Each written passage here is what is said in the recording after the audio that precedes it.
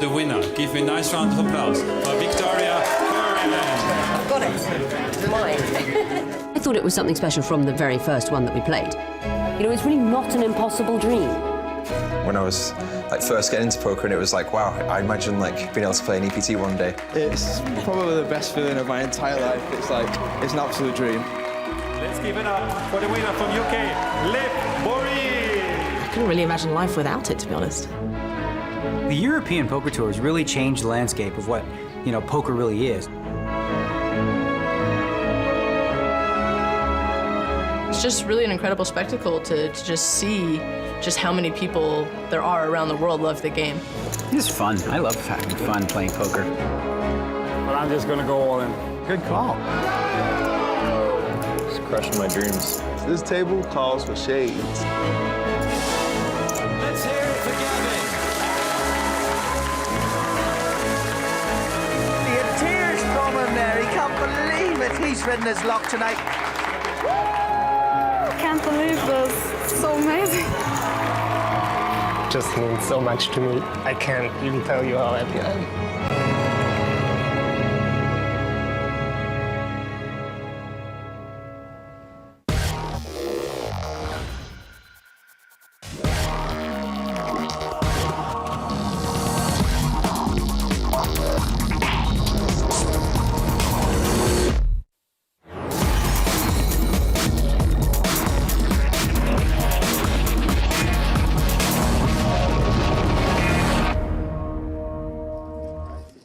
Hello everyone, welcome to Prague and the PokerStars European Poker Tour. It is day 4 of the EPT 13 Prague main event. We could be in for a long one today as we try to get down from 65 to the final 16. I am James Hartigan, I am back in the hot seat, and I'm alongside Joe Stapleton. Hello, my babies. Get with the program. Let's do this. Last day 4 on the EPT Tour. Yes, this is the last European Poker Tour main event of all time before we become the PokerStars Championship in the new year. We have got today, tomorrow, and Monday to go. Cards down coverage of the 2 penultimate days, and then cards up action from the final table on Monday as we crown a champion here in the Czech Republic. The last EPT champion. You can join the conversation. You can hashtag EPT Live on Twitter. You can, of course, join the live chat at twitch.tv/PokerStars. We're also available to watch on YouTube and at Facebook Live. And, of course, we have our Snapchat and Instagram accounts as well. James, I hope you enjoyed our coverage of the main event so far. Jeff Gross is asking, is D. Peters still leading? He is indeed. Well, let's talk about what happened yesterday, Joe, because we've got some people who may have missed day 3. With the bubble bursting on day 2, we had the post-bubble bust-out bonanza. And Vanessa Selbst was one of the first players to go. 6s cracked by Ace-Jack. Andy Black and Anton Wigg headlined a host of KOs. We lost more than 50 players in the first level. And then Phil Gruesome clashed with Martin Cabral. I asked him politely if he can put the volume down, and he thinks I'm joking, or I don't know.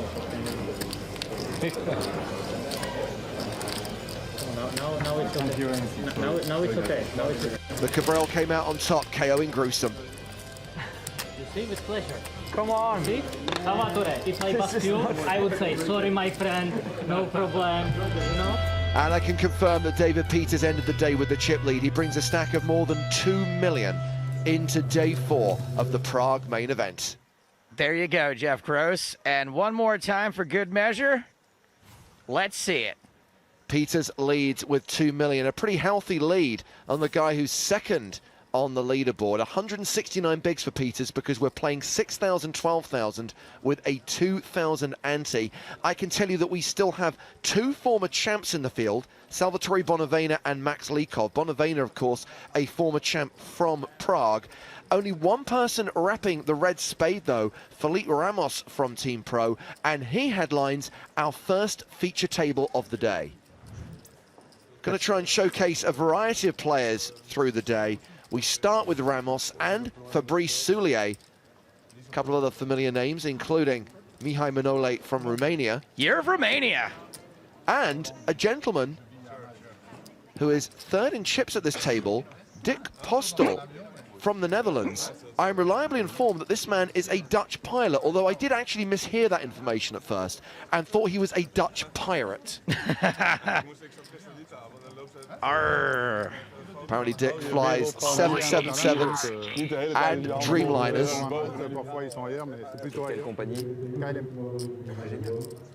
Look at that Dick. There's the trophy that will be awarded at the conclusion of day 6. After the final table has been played, we still have quite a journey to go. And just to remind you, the plan today is to play not 5 but 6 full levels or get to 16. So there's the chance you could have 12 hours of action here on EPT Live on Saturday, the 17th of December, 2016. Yikes. I'd like to say hello to my babies on Twitch. Hello, Twitter. Hello, wherever you're watching from. It's an interactive show. Holler at your boys. PokerStars.tv/Twitch and the hashtag. That's not right, is it? Twitch. Hold on. Nope. Twitch.tv/PokerStars. Hey! And the hashtag. For now, we're still using EPT Live. Enrique, hopefully you have now seen on your screen the baseball cap of Felipe Ramos. Yes, he is still in here on day 4. That's Felipe Mojave Ramos to you, James. And we have got cards in the air. We have got Dick Postel raising under the gun to 32,000. And we've got Mikhail Brodsky on the button with the decision.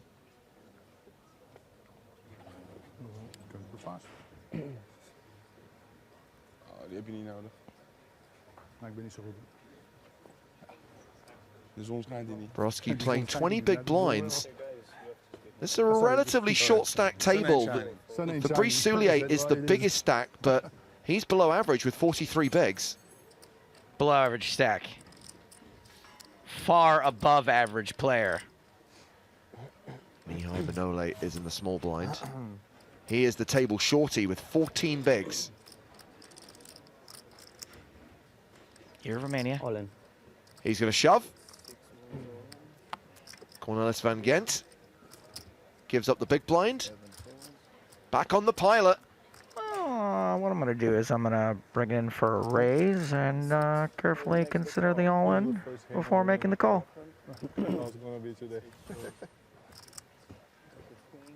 Queens the hand for Manole, jacks the hand for Postel. Looking good for the Romanian. Ladies, but not this time. You never see this in the real world, huh? Ladies outranking men.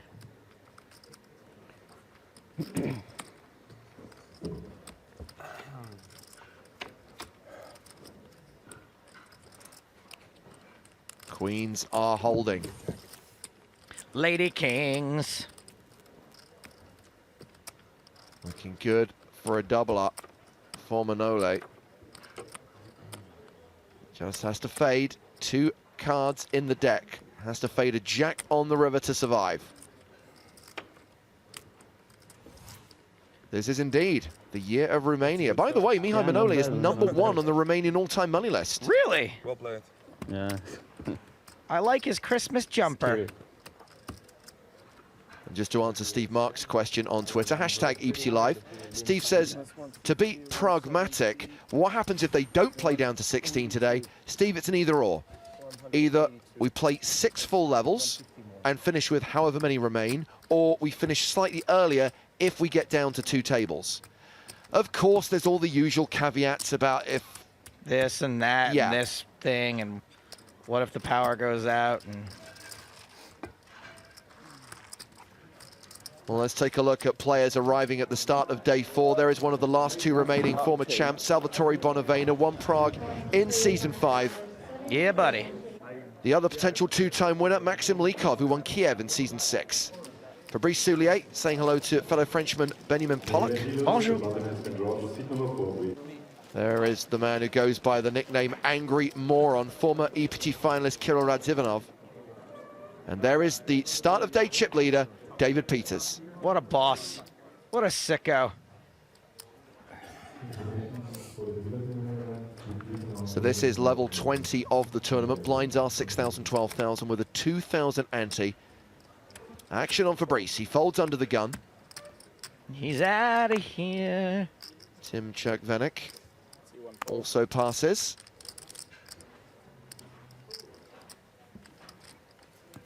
Ramos will get out of the way.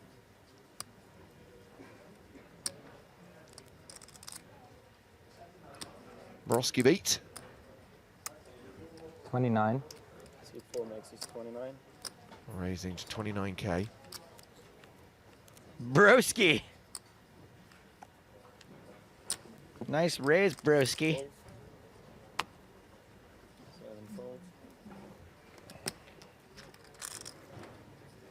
Just me, or is there a touch of the Hector Salamancas about Dick Postel? Ding!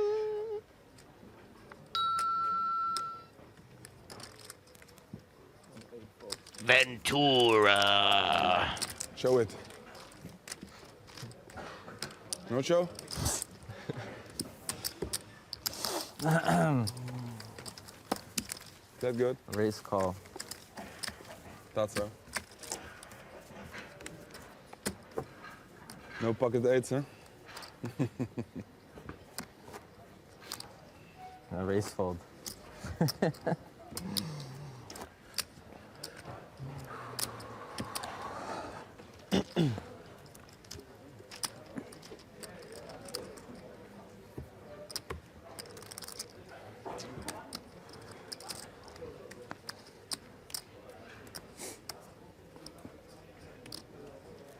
So yeah, the current payouts are on the screen. Total prize pool here in Prague, 5.78 million euros. We started paying players at the start of day 3 with the bubble bursting on the very final hand of day 2. The min cash was worth around 7,500 euros. Everyone is now guaranteed 17,200. First prize, 774,600 euros, plus the final EPT main event trophy.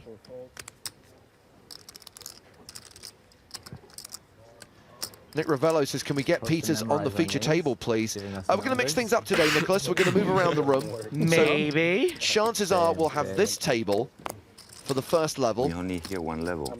Bring you a different table for the second level.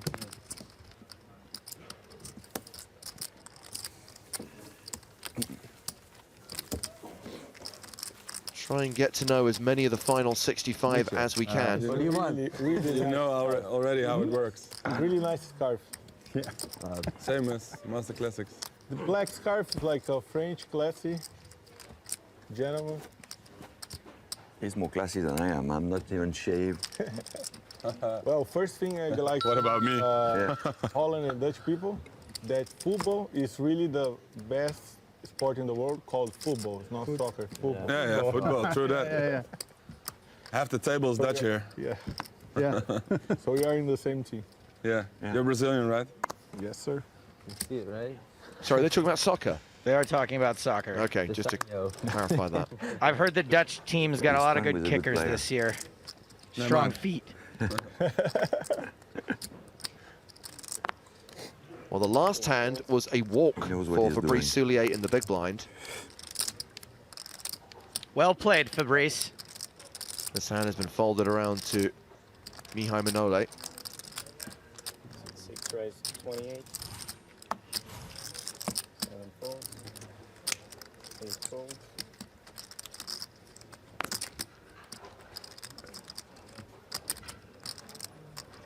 To raise to 28,000. Fabrice in the small blind. He is the table chip leader, but as previously mentioned, he is not that deep stacked. 44 bigs. Like, Tournament average right now is 550,000, just shy of the 50 big blind mark. Close to 4.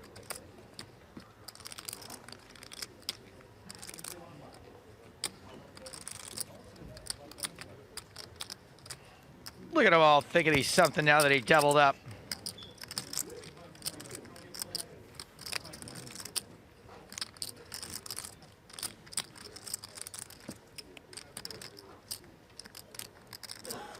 This is unbelievable, James. I had a whole beer with this kid. You meet him for 5 seconds. Who does he tag in his tweet? You. Sat with him for 20 minutes. Unbelievable. How are you doing? Can I have American coffee and This is a 3-bet from Fabrice. He has re-raised to 89,000. Nobody 3-bets Mihai Manole. Nobody. Not in the year of Romania, I tell you that much. Okay, maybe this one time. Thank you for all the kind messages of support yesterday and today. It is good to be back, and that means I will also be back in the EPT Live bounty bonus. There will be an additional $150 bounty today. That's so nice. I've registered, and you can too, because the tournament is now open. Remember, you access the bounty bonus by claiming your free ticket from Poker School Online or your local IntelliPoker site. We got nearly 11,000 runners yesterday. Let's see if we can beat that today. Beat that. 800 players have signed up so far, and registration's only been open for 15 minutes.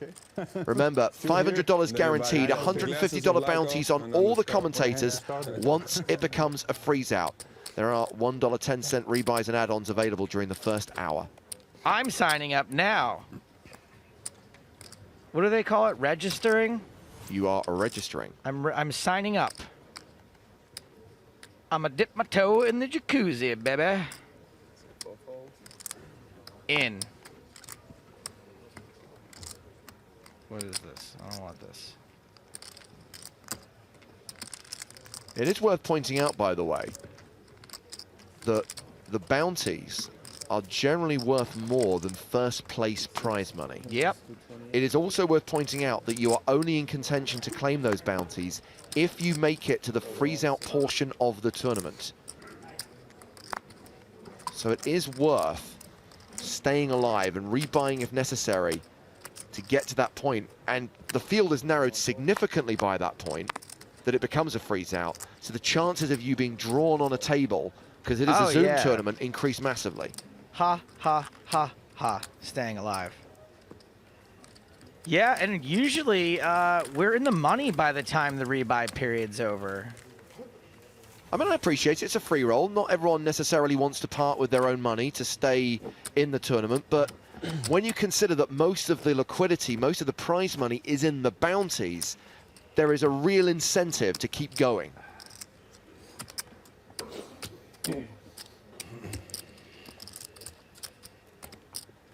Few people asking about what happened with the podcast. Unfortunately, we had to delay recording. We were meant to put that one to tape yesterday. It got moved to today. I thought it went well this morning. The only niggle was that sadly we lost Luca Pagano. He had to leave Prague first thing this morning, so sadly we didn't have Luca as a guest. It's too bad he's handsome. Well, if you want handsome, we did have a member of our Crack Graphics team. He was pretty handsome also, you're right. Taking part in the Superfan versus Stapes segment of the show. And by the way, when James says Crack Graphics team, he means that their pants are way down low and you can see their butt cracks. You. Let's do this. Let's do this, Chirkvinik. I always forget because we lose track of time when we're at an event, Joe. It is a Saturday, and as the Undersea Monkey points out, it's the weekend. He's got EPT Live on his TV rather than just his tablet. He says, I know how to live. Yeah, so that's the thing about today potentially being a long day. You've got nothing else to do, so kick back and enjoy the action. I like this tale of two tweets. Trade Paperback says, good to hear you back, James. The place goes to hell when you're not steering the ship. Kai says, glad you're back. Joe and Matt did great work yesterday. You would have been proud. I Who's tuned right? in. I tuned in from time to time. I thought you both did great work. I particularly enjoyed you subbing for me on Lee's Lowdown. A bit less. I wish I could do Lee's Lowdown all the time. oh, first good joke of the day. Woo! A button raise here from Tim Chirkvenik.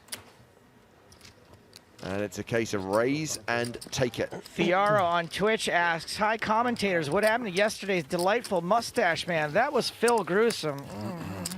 Phil Gruesome did not survive day 3. He was eliminated by Martin Cabral.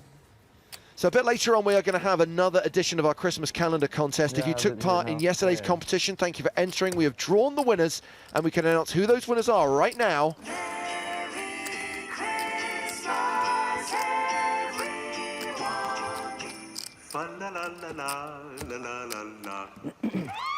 Congratulations to Izzy2742, who gets the $215 Monday Million ticket. And congratulations to B Pointum and Flop My Nuts 29. Those guys will get $22 satellite tickets for said tournament. I wonder what Flop My Nuts 29 is going to think about that name when he's like 70. Can you imagine him giving that name out? I mean, I assume that the nuts that they're based on will be of a distinctly different shape at that age. It's like a tattoo, right? Like, how do you explain a butterfly on your back when you're like an 85-year-old grandma? More chances to win later today. So a Christmas calendar contest, the Eve July bounty bonus, free roll later this evening. There's a chance that we might be able to play the free roll today, Joe, if we're still on air at 9:15. Sounds terrible.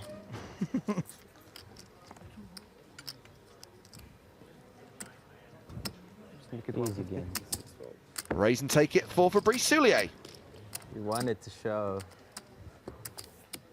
Ah, you were close to. You want to handle this one for the first time? We'll do it maybe once every hour. Atlantic asks, how come we can't see what their cards are? Is it for anti-cheat or something? Because I remember watching poker tournaments with knowing what the people had so you could follow the game better. Pepe. Okay. What? Dealer picks up whenever someone folds. Well, very quickly, I want to tell you about a couple of bust-outs with tables. Yang Zhang has just been eliminated.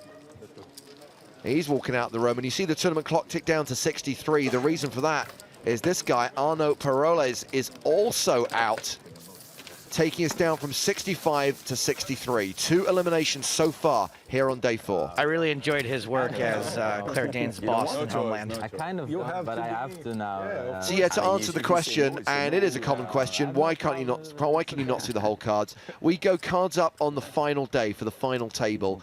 Obviously, we are live, there is no delay, there are several tournaments in play, and we don't want to disadvantage the players. We did experiment with it once. It was a mixed bag of success. That's for everyone. That's for everyone. I'm gonna bring it in for an all-in under the gun. I'm gonna show anyhow. There's a easterly wind about 14 miles per hour. Temperature currently 22 degrees Celsius. Postal the pilot has shoved. I know I'm gonna show some. And he says he's going to show his cards regardless of what happens.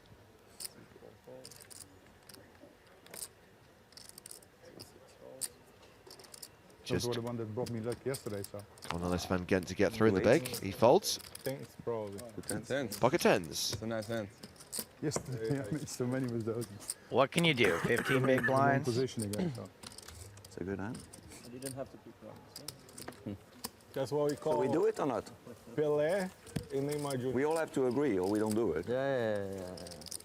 You feel the pressure? Everybody agrees or not? Yeah, everyone is Another Dutchman. Oh, no. We're playing. Four Dutchman here.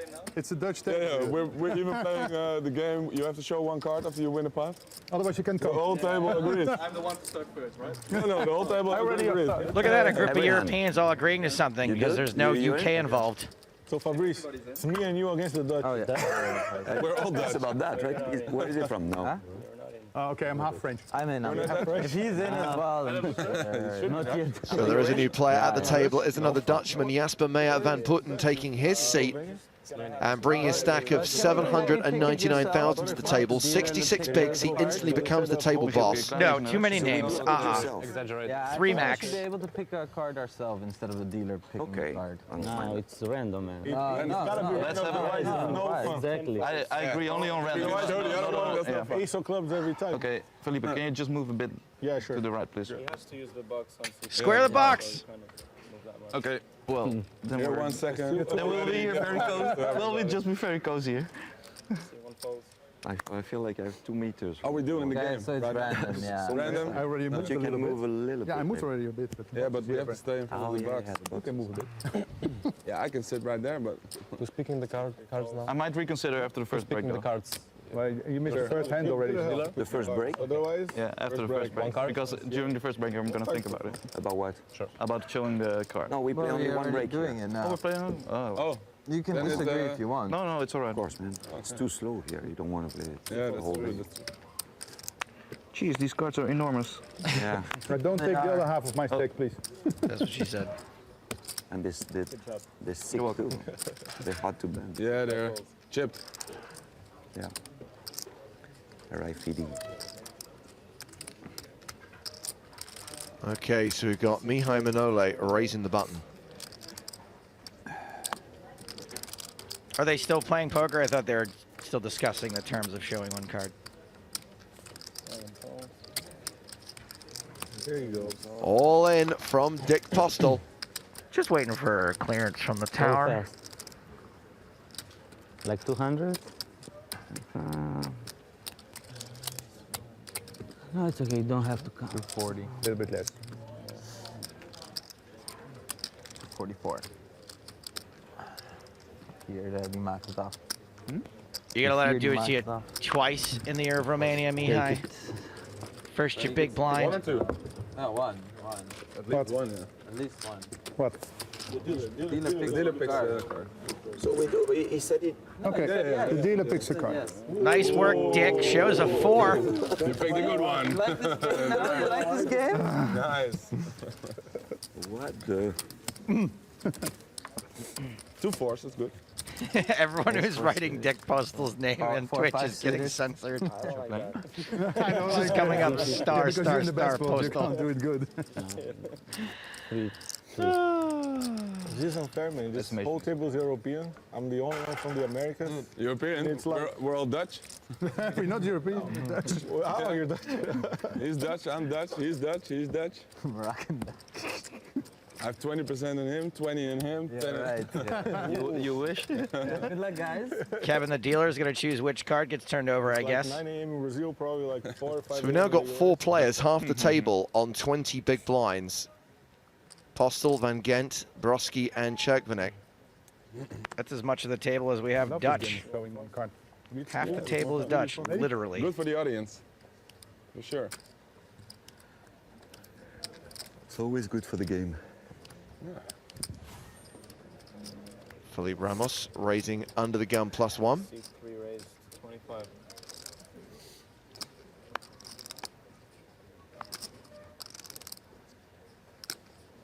Broski folds.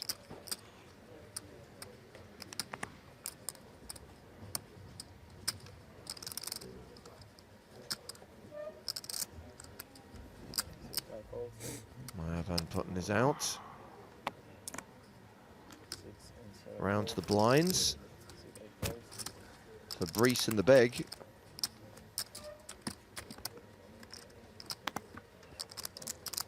You know we're gonna have to see one card, right? Yeah. Them's the rules that you've created. Make it a good one, dealer. Let's redecide every break if we continue. On a different table then, so. But they're going to make that noise every time a card is shown. One level, I change the table. I don't know. Yeah, we don't have to do it after the... This table plays half the hands you're playing on that table. He's really slow and he's only on the... No. Well, it depends. Yesterday we had some slow hands. It was a different tables, but... Yeah, but... The day before we had some slow hands. We when the bubble was. Remember yesterday? Remember? Yeah. He talks too much. Oh, he was next to me. He's so slow. No, he was next to me. The guy he's talking all the time or not? Yeah. And he's slow too. He was complaining if somebody next Martin to him... Cabral is the player they're referring to, from the Czech Republic. Like, you should shut up, you're talking all the time. Yeah. I don't know his name. Yeah, the guy's crazy, man. He's really crazy.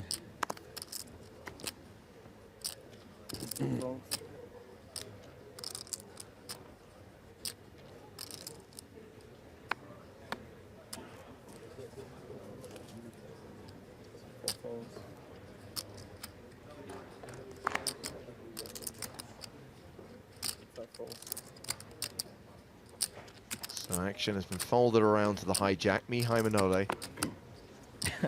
Hijack Mihai sounds funny. Now the button. Dick Postel. as well as flying planes, also drives fast cars. He drives a Porsche supercar, we're told, and I guess the rumors aren't true because he is not a small dick.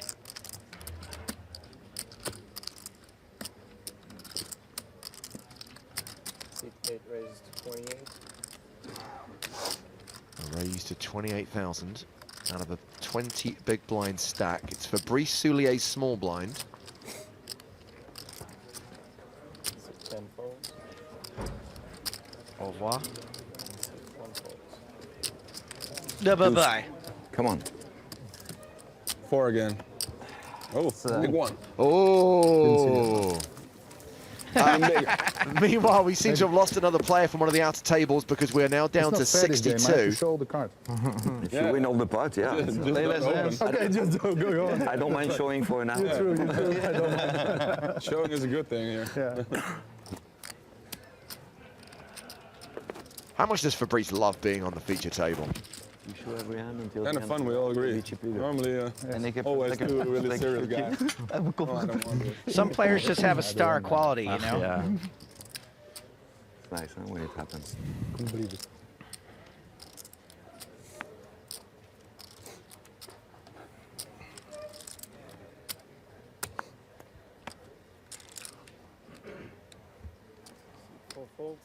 Good form on the fold. 5 folds. 6 folds.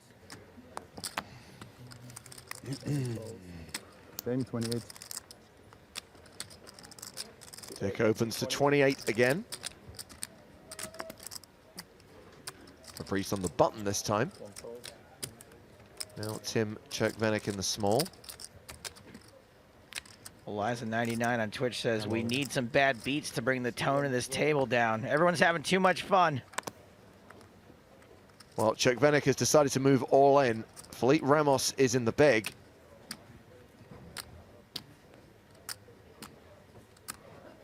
Felipe Ramos thinking about a Felipe Jamos. Sure.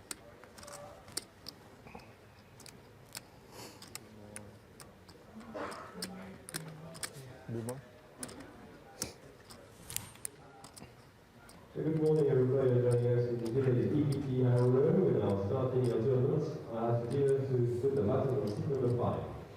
This is a 3-day event.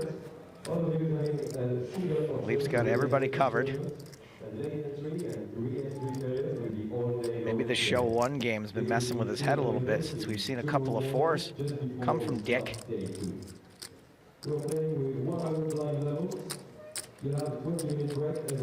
By the way, the announcement you can hear in the background is the start of the 10K High Roller, a 3-day event that will run alongside the last 3 days of the main event. Huge field expected for that one, and live updates are available on the PokerStars blog. There weren't enough high rollers already. There's been a 50K, 3 25Ks. Yep.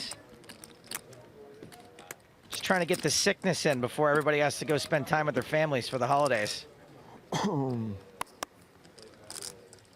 I like Felipe, but I think he ends up folding in this spot a lot.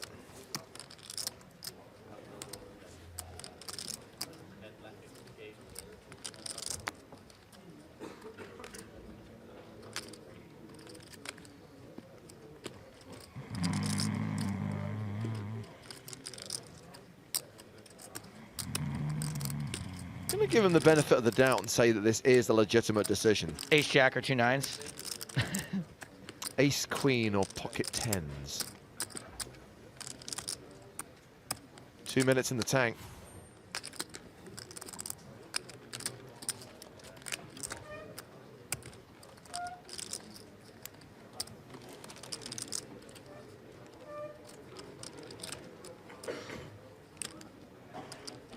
It's a reminder that the original raise came from Dick Postel in the cutoff. He made it 28,000. Tim Cherkvenik in the small has moved all in for 218,000.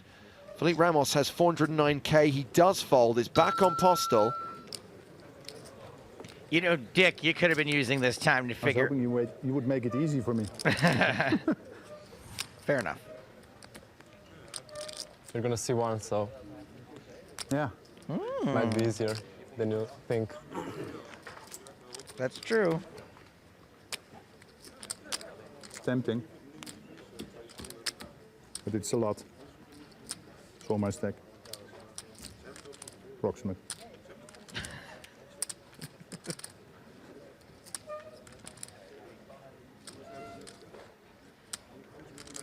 So what I'm going to do is raise, and when the guy in front of me is going to take 2.5 minutes to make his decision, I'm then going to go into the tank for a while, cruise around an altitude about 30,000 feet. If you look out the right side of the plane there, you'll see I'm still in the tank. They're discussing the tactics, the Dutchmen. Despite the fact that I've had plenty of time to think about this hand. It is for my tournament life. Sit back, relax, You saw my and cards until now, so enjoy the tank. You know what I play. I'm sorry? You saw my cards until now, so you have an idea.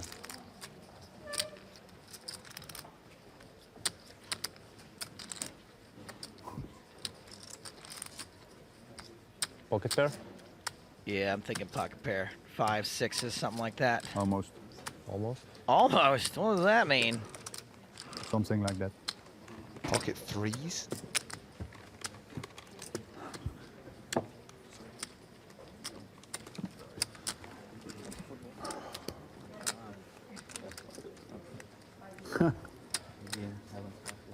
Definitely no. Bye-bye.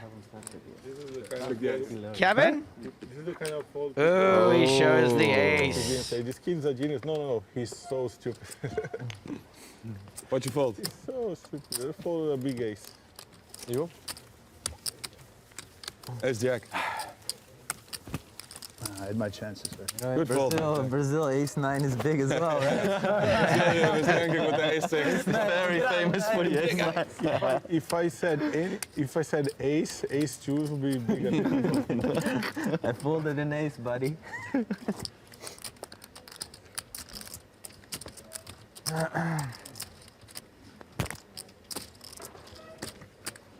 Nice answer. So expensive. Depends on the cards. Suited connectors. Yeah. Then it's too expensive. So half an hour into the level, half an hour into the day, we've lost 3 players so far. Average stack still slightly below the 50 big blind mark. Action on Dan Swill's area, and he folds. Here comes Dick Postel. Dickie. These Dutchmen are fearless, man. Stoppable.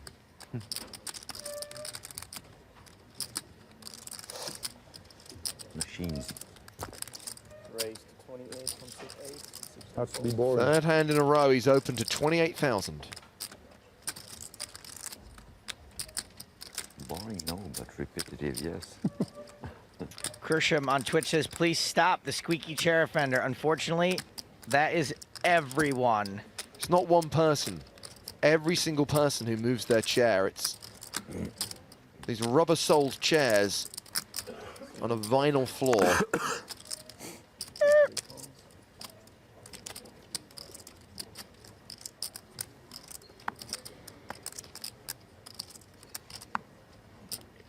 Broski.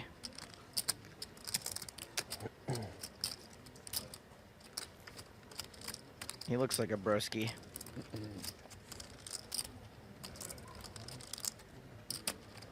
What time's the kegger?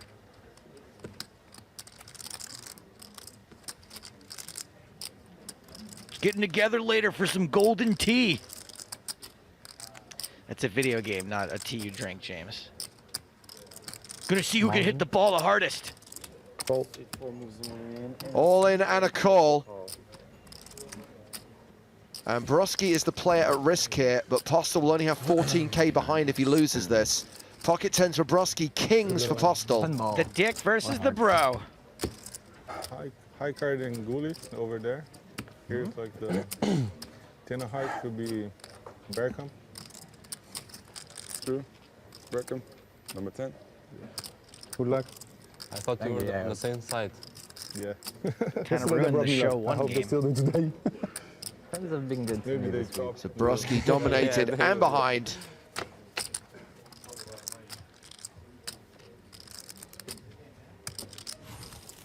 And at risk, rather. Down to 8%.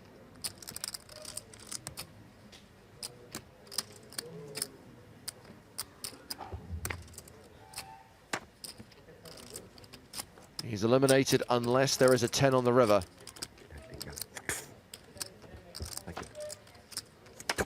It's a deuce. Yeah, me covered. Yeah, for sure. I like Kevin's style. No drama to that flip. But he has. Bennett still he has me covered. Double check, that's what I mean. Okay. Well, Dick Postel now up to 41 big blinds as we lose Michał Borowski. He cashes for 17,200 euros. Eliminated in 62nd place. See you later, Broski. You still come over to watch Wolf of Wall Street, right? Yeah, you are. Yeah, you can have me covered by like 5. He has you covered. GG. Good luck. Bye, guys. Oké, man. Nou, dan moet jij het voor mij doen met die... Ik check je later. Ik ga die 10k maar redden. Die is van mij. Sorry hoor. Ja, maar ja, je kan niet doen. Natuurlijk niet. Zo ziek. Fucking man. Come take a flight sometime. I'll give you a tour of the cockpit. Well, just before we lost Michał Borowski from the feature table, we lost Wojtek Harut from the outer tables. He went out in 63rd place.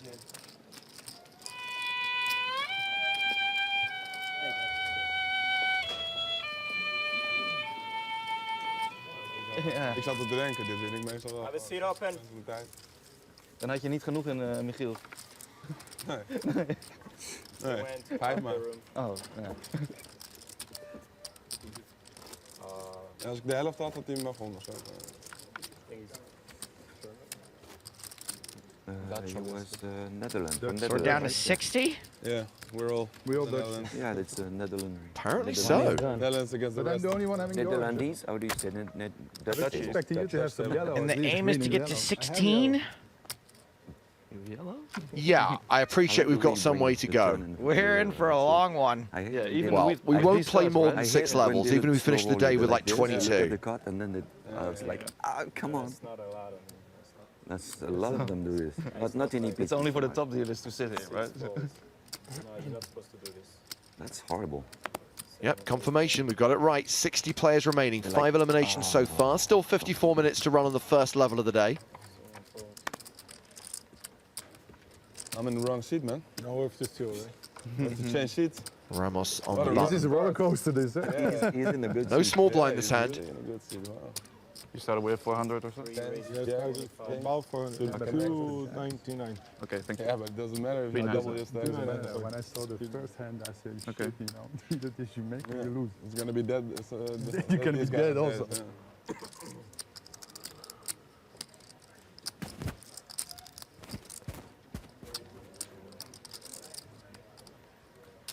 So the raise is to 25,000. It's Jasper Meyer's big blind.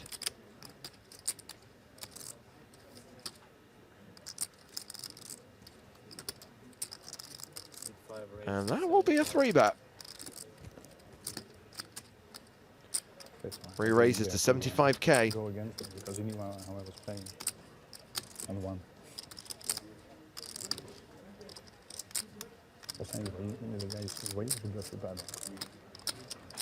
It was all fun until this guy showed up at the table with his gigantic 60 big blind stack.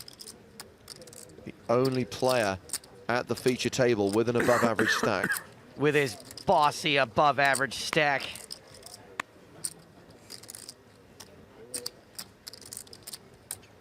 It's all fun. People were showing one card. No one was going into the tank.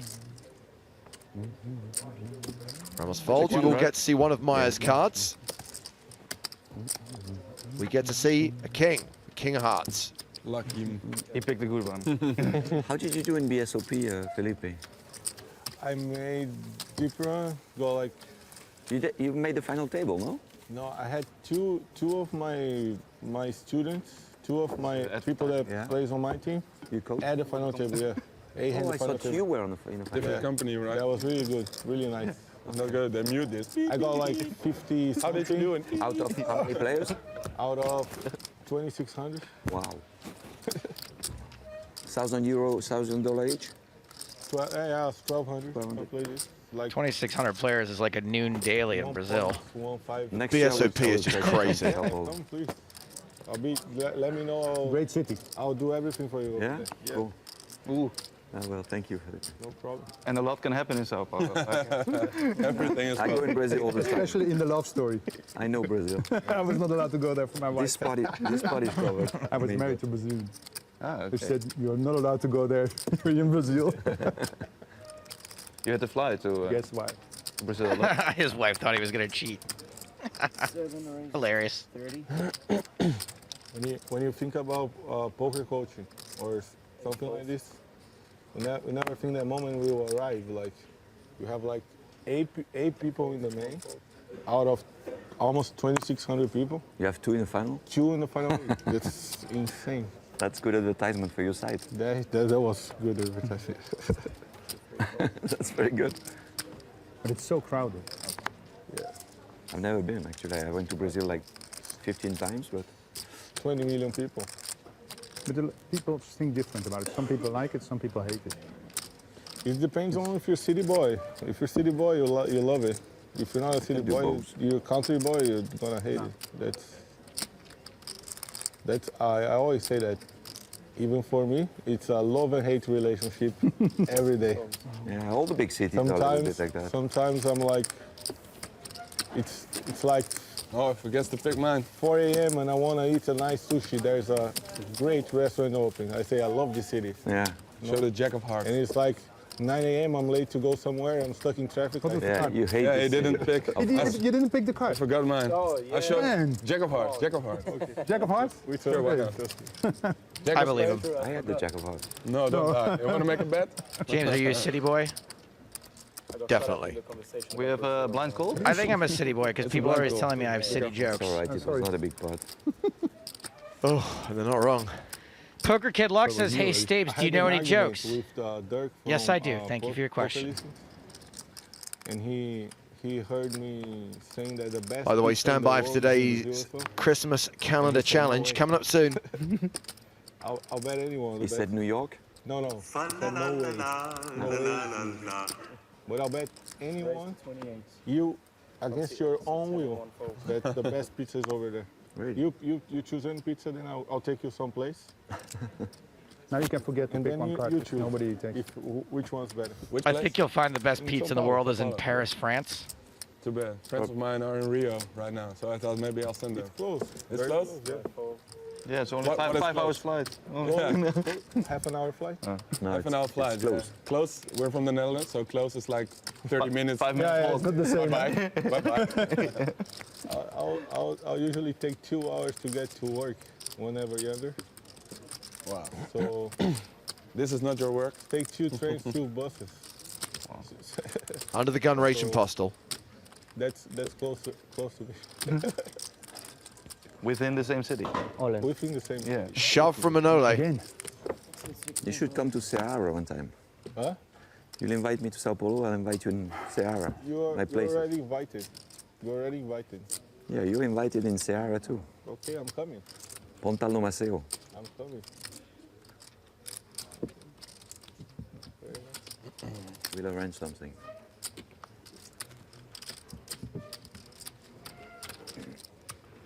You like it too. Actually doing hoops and W hoops.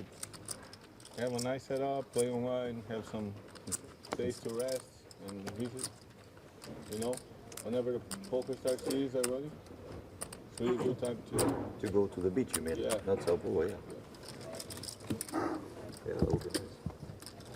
We should organize something, we'll do it.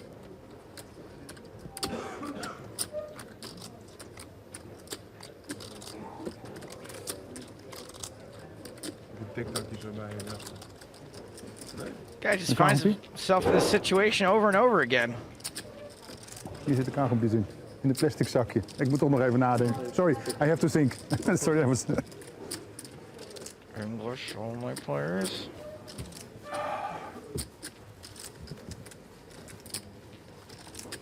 To answer Peter's question on Twitter, there is a break after every level today. So the first break of the day will be in around 45 minutes time. The pot didn't fit in there. You gotta fly high. It's dangerous. I'm used to it. I play better. What is it with Dutch people? What is wrong with them? I give it to you. He folds. What did he show? Ace Queen. Wow. The right one. No, not the, no. Every time he picks the right one. Take the left one. I don't think every time the right one. Yeah. It's just random. Every time. Last hand. I don't think I'm good enough to fold Ace Queen. We'll never know. No. Every time the right one, they put the ace or the king. I'm the big one now. Yeah. You're not a poker player. We know which you use. Yes, it's time for today's Christmas calendar challenge, which links directly to whatever the challenge is in today's advent calendar window, giving you the chance to win a $215 Monday Million ticket or one of 2 satellite tickets worth $22 each. A very simple challenge for you today. You simply have to win 2 real money spin and goes. The buy-in has to be $1 or more. And just to be clear, it doesn't have to be 2 consecutive spin and goes, just have to win 2. At some point today, and you've got between now and the end of the day, midnight tonight. Tweet screenshots or boom links along with a hand ID, hashtag EPT win. So basically we need a screenshot of the winning hand, a boom link to the winning hand, 2 hand IDs, and hashtag EPT win. Remember, we need evidence of both. So 2 screenshots, 2 boom links, along with 2 hand IDs, hashtag EPT win. Sounds like a lot to go through. I'm not really sure it's worth it for a $215 Monday Million ticket. What, to win 2 spin and goes? Yeah. No, I mean, not the winning part. Oh, I see, the submission. All the clicking and the post and the blah and the blah. I wouldn't even bother. Not when Bill Perkins is giving away entire Bahamas packages. I think they've all gone. Really? He gave away all 57 of them? I asked him, by the way, he was hanging around the GPL, obviously playing in it.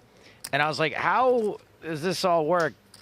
Do you have, like, who's, like, booking their travel and stuff? And he's like, oh, my assistants, at which point I think it was Brian Rast or Antonio chimed in saying that Bill's got, like, 7 assistants, and they're all working on this, like, round the clock. Are you going to see both? Because I don't want she picks ones. And I don't think, wow, is he ready? No, for sure it did. Raise and take it for Fabrice, who shows pocket 4s. Playing 6. Okay, thank you. 630. Okay. And by the way, we're down to 59 players now, hearing that Dejan Postolesnak has been eliminated in 60th place. No, not Dan Postolesnak. Man. Halfway through the first level of day 4 of the EPT Prague main event.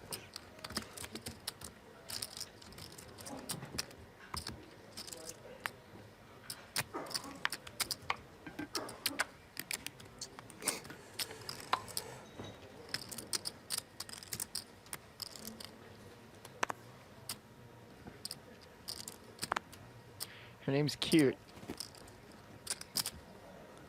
Misnomer. Felipe Ramos opens to 25K.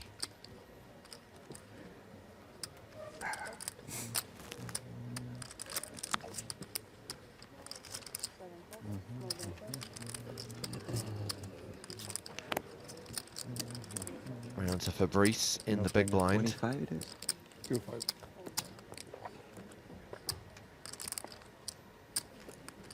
And he folds. I like tweets like this from Matt, No, who says, not a poker player, but love watching the show. Cheers, fellas. No, it's two. It's those two. Yeah, this one. Yeah. Pick one, pick one. Where you choose? The queen. Don't forget this. That is important. It's the one you really wanted. You don't have to be a poker player to be entertained. That's all. Sure, but equally, why not give the game a go? Remember, you can play for free. We've got our free roll tonight. We've got the EPT Live bounty bonus. That doesn't cost anything if you don't take the rebuys or add-ons. That game is starting just after 4 o'clock this afternoon, roughly 3 hours from now. $500 guaranteed, plus $150 bounties on myself, Joe, and Matt Broughton. 2,000 players have signed up. To get in the game, you need to claim your tickets. Remember, you'll get tickets for tomorrow and Monday's game as well at Poker School Online or your local IntelliPoker site. The first one's always free. Have a little taste, huh? Have a little taste.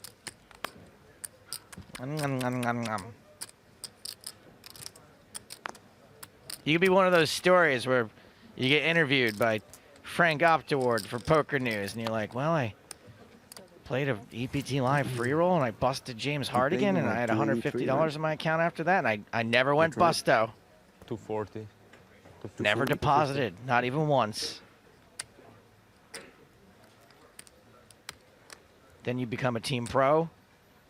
You get caught up in a sex tape scandal and eventually leave the industry in utter disgrace. You see, ironically, that actually sounded like a plausible narrative until the sex tape scandal bit got thrown in. Well, that's my fantasy. Oh, I see. Joe Stapleton, at the age of 43, still dreams of becoming a member of Team Pro and then losing his contract via a sex tape scandal.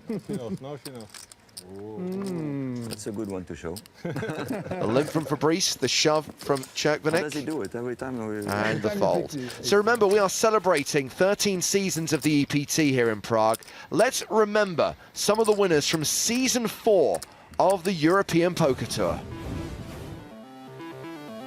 Season 4 was the first time the PCA was added to the European Tour, and Elke took down the main event for $2 million. Shortly after, the youngest ever winner in the history of the EPT, 18-year-old Mike McDonald in Dortmund. And this guy also made his debut on the tour, Jason Mercier, winning 869,000 euros. What a season! It's okay to make fun of Mike McDonald's teeth because they're fixed now, right? Yeah, there's not. Yes. Yeah, okay. That's good. That was one weird tooth he had there.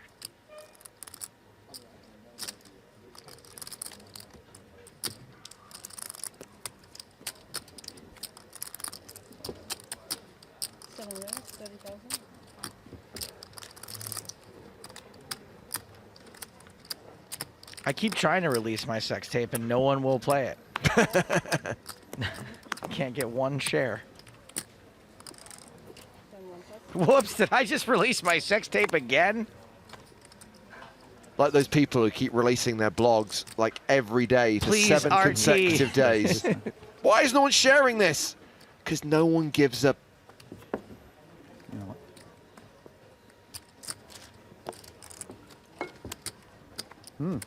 Queen? Queens. That's right, Bia. 58 remaining. Just on an aside, if there is one thing that guarantees I will never share a piece of content, it is the inclusion of the words "please RT" in the body text. I like a please RT if we're talking about like someone's missing dog or like an Ebola scare.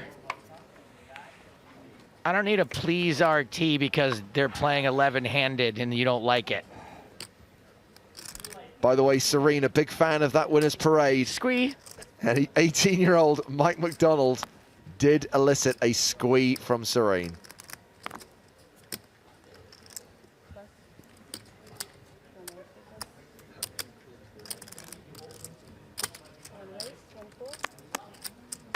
I wonder if I have a squee anywhere on here.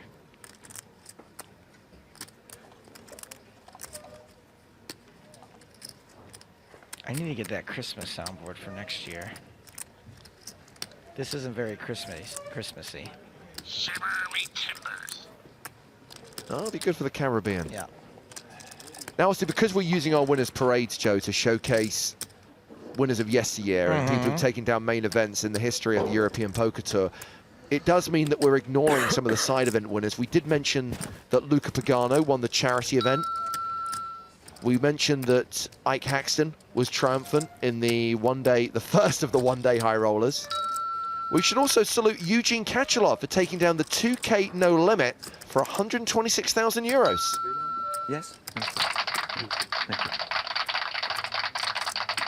And a reminder, there is side event coverage on the PokerStarsblog.com, including updates and reports on the 10K high roller, which kicked off today. I'm actually quite happy about Eugene winning a side event. He's such a nice dude. I love that guy.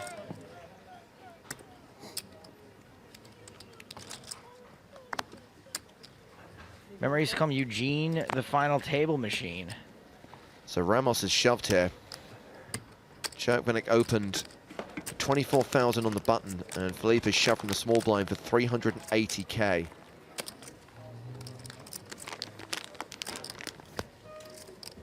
And the shove gets a fold. Let's see one card. Big one, big one.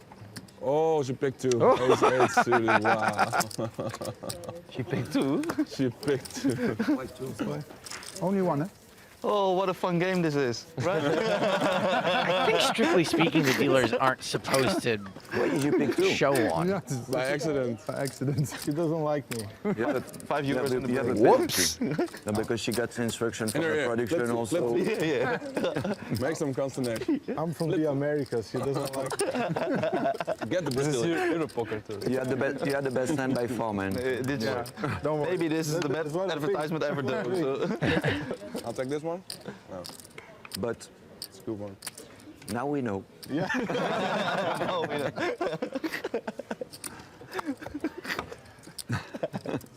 But does it help?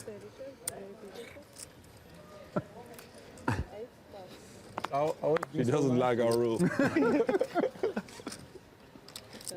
Yola. You can only go wrong with it. That's what I said in the beginning. The dealer can only make the mistakes. Yeah, Okay, now I'm gonna raise the button. Too bad. Now I had to fold the bottle. Nice Brazilian image. Her name was Yola. She flipped over 2 cards. We're Brazilian, red is red. They're all suited, double suited. Yes. Wow, pussy. Just going back to what you were saying, Joe, about Eugene being the final table machine. Of course, Eugene has a third and a second in EPT main events, but he will be ending the European Poker Tour with no main event win. You gotta walk, I don't know. Man, if he wasn't sick in Barcelona that time, who knows? Bucharest. True. Ah, you know each other. And what was the other one? Deauville, he was super close, right? Beaten heads up by the island of Soterios Koutupas. No, the dealer. She doesn't take your card. No, she's from Poland, she said. Bucharest is Romania? No, it's different. Yeah. A little bit different. A little bit. Just trying to confuse you a bit.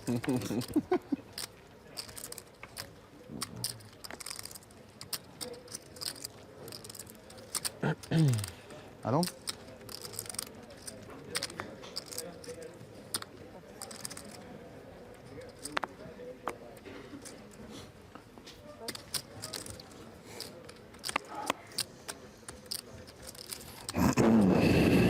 Tight emotional.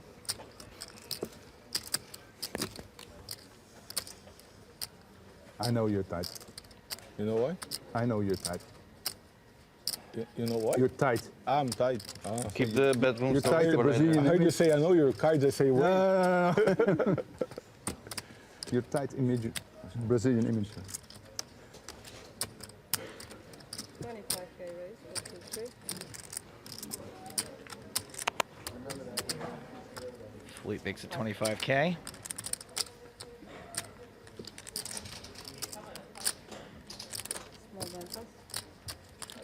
John Martillo asks, so who's our next guest? Well, are you in for a treat? Our next guest is James Hardigan. Hello. No, I think you'll find that our next guest is Miss Olivia Barry, who will be joining us shortly. Oh, man. Is this the first flop you play?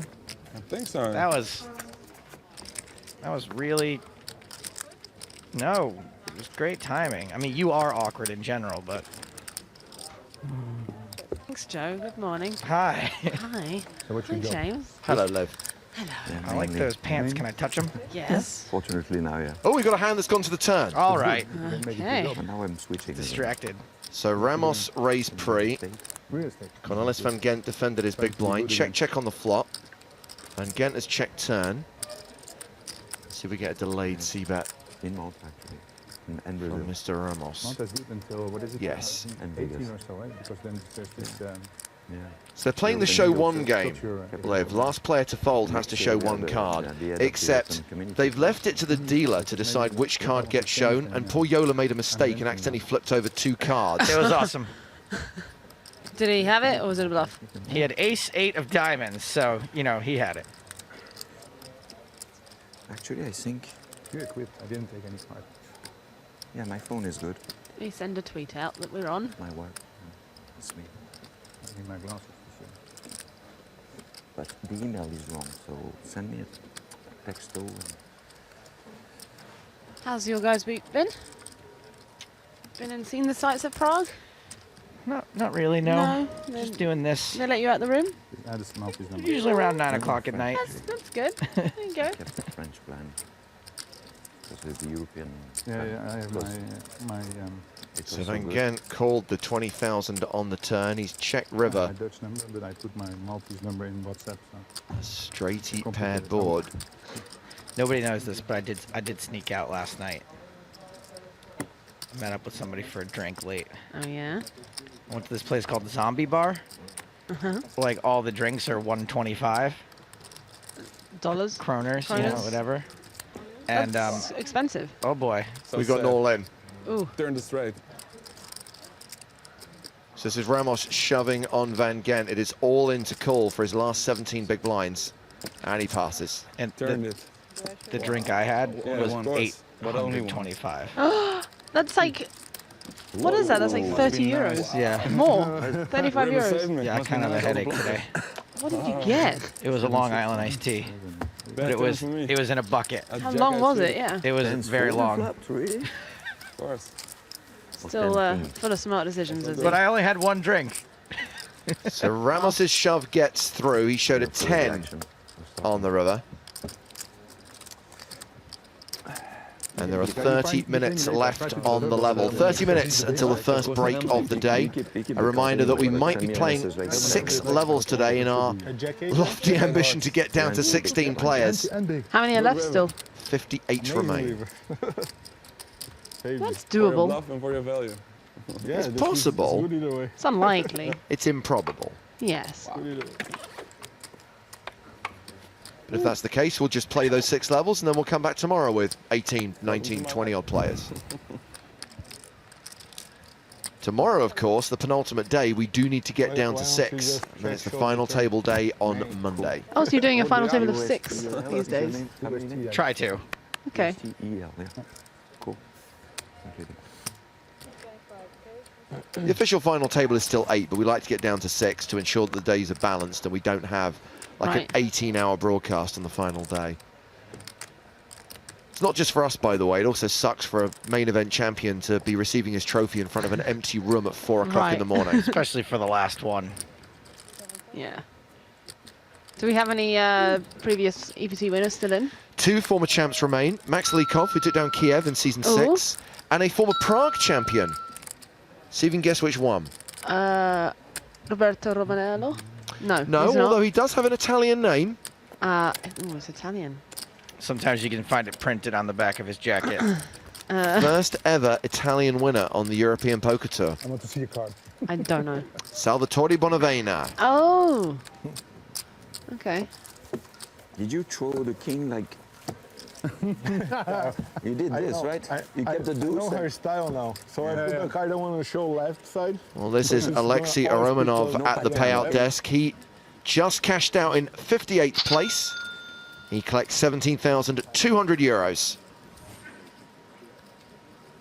So there we go. 57 remaining now from the 1,192 who started. One of the biggest EPTs in history, certainly the biggest main event we've ever seen in Prague. Yeah, huge.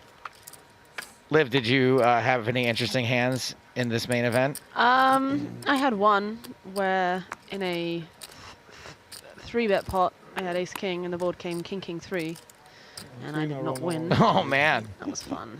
Even 2 in a row, we didn't believe you. I still had the best hand. They had king queen. Turn was a queen though. Oh. Bye bye. I just want to point out, Joe has a total of 6 sound machine little box things. Well, you're not counting my mouth, which this one, my helicopter. Pretty good, right? You thought that was a real helicopter. What else do you want to hear? Yeah, they're not all very intuitive, the buttons. It could be pleasure, it could be pain.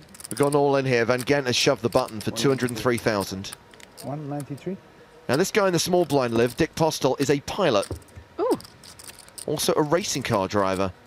So he's James Bond, basically. Well, like Sean Connery, he's bald. The guy with the orange scarf thing. Yes. I like him. No, then it's no. Too much. Was it a tell? Yeah. Fabrice Soulier, still directing First movies. one's not gonna make it. Okay, you got it. Does, he looks like a movie director. Pick the good one, yeah. Oh, you didn't see Yeah, this. If the movie is just a drop of water falling into a bucket in slow motion for 2.5 hours, then yes. Pick the good one. Pick the good one. Pick the good one. Okay. Pick the ace. That's not a good one. Thank you. She was like, I'm not doing that again. Just take him. Liv, last night when I booty called you, you said you're in your room watching YouTube videos. What were you watching? Correct. I can't say. Oh, wow. I love the show one. Can't be that bad on No. YouTube, but... What was I watching? I don't know. It's on those YouTube spirals. You start off on like something reasonable, like Coke's Gazette or something like that, and too seriously. end up on Yeah. This game is fun. Yeah. It should be fun. psychedelic art. Especially TV table. So look, I saw you playing the charity event the other night, and then last night, or was it the day before, I saw you saying that you had a 9-handed table with 9 different nationalities and 9 different languages. It was awesome, including the dealer. It was actually an 8-handed table, but the dealer as well. Just everybody. Cool. In this one. When I fly the iPad, I always And it was a really chatty table. Everyone was just yabbering on at each other, and but in the same language, fortunately. We didn't hear anything. I don't want to hear Yeah, that. that's what I like. Absolutely. A melting pot. They don't even allow us to use the internet in the cockpit. Yeah. Well, it will be easy because there's some updates. You're a pilot? No. I thought I know you from somewhere. From a flight? Yeah, maybe. Could be. Could be. You know one of my Which company you fly? One of my favorite poker players. You know my His stepbrother. nickname is the Flying Dutch. The Flying Dutch, yeah. I think we met in Marcel private then. You know Jack van Scheld? Jack from? Scheld? Help now. No? No, but I have a brother who looks like me. Yeah? Actually, Also not, flying KLM? Yeah, but it's not my brother. It's so funny. Oh. I will show you. You don't know Jack van Scheld? He's training captains for really big planes for the KLM. Probably the 7-4, no? Because I only Yeah, do the what triple and the... But I think he's retired now. Like 2-3 years ago? 787? I think so. Yeah, I did the 787. He did the 747. We are 1000, so it's so many people. At the other tour. In April. Yeah.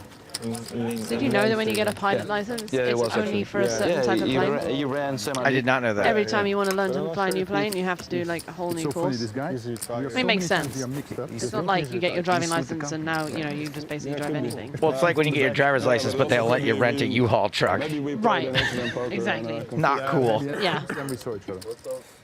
We bumped into each other. Yeah, this guy flies 777s and Dreamliners. Really? Yes. Oh wow. On that flight, and I was like, okay, shit, what did I do? I forget. Usually it's him. One time at the PCA, we final table 2 tournaments together, and he won both tournaments. Who? Got 3rd place in both tournaments. Who? He's a legend. He is a legend. Yeah. He is the Dutch legend. Who is that? Lusk. Marcel Lusk. Oh, Marcel. Yeah, the singer who started playing poker. Give a little bit. The singer who started playing poker, yeah. I have a whole case of Marcel's CDs at home. So we've got 3 Dutch players at this table, and one of them, Jasper Meyer, is opened under the gun. It depends. I don't follow it that much. But... No. Oh, it's a Ramos in the bag. Kind of represents party poker right now. No. No? No. No. Let's see what card she's gonna pick from you, and I'll show mine later. Okay. So. No! That would be a nice starting in. Wow. He folds an ace. The Brazilian folds an ace. Yeah. He's building his image. He's also rebuilding his image. Who was the instigator of the one card He game? got the virus also. Fabrice, I believe. Really? We only saw the right card every time. Yeah. Every time. That's why I did like this before the. I think Yola should just keep exposing both of them. No, maybe. No, it's random. She got the. Yeah, that's a good answer. That's a good answer. Even when I raised with 8 deuce, she showed an 8. So always the right card. It's ridiculous. I forgot about Mihai Manole at the table. He's been the quietest verbally of the players. He had that double up when he sat down. The Dutch, I Has fold not an much ace. sense. Bang.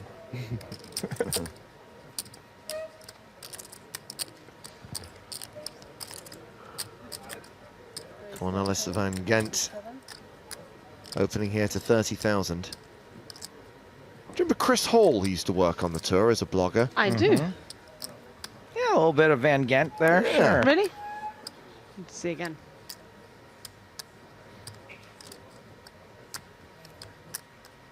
What did you start with? 220, something like that? 229.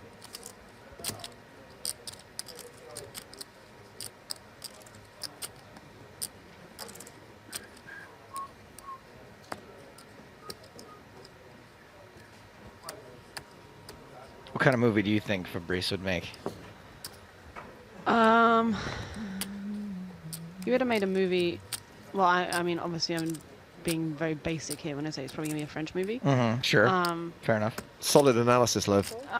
It's gonna definitely. He's not making like some blockbuster action movie. I can tell you that. It's gonna be some kind of. I think fairly dark.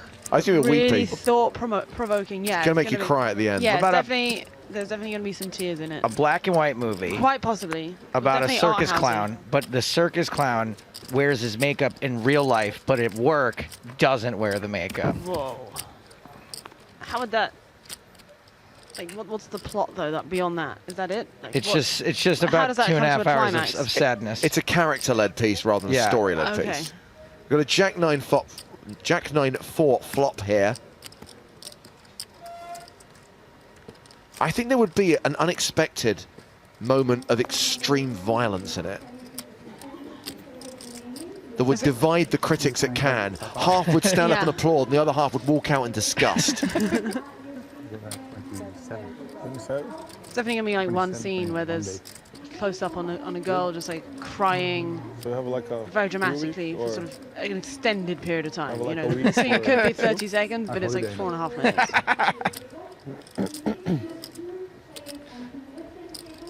So no C-bet from Van Gent. Fabrice takes over the betting, 32,000. Van Gent calls. Oh, it's too much. I will score. Score? The blue chips are the Oh, warmest 52, color. sorry. 10 Ooh, spades. Action.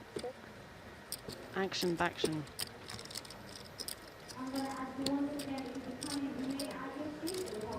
Well, Fabrice has more king queens in his range than Van Gent, because you would expect Van Gent to see bet king queen every turn. Neither of them have king queen because it went check.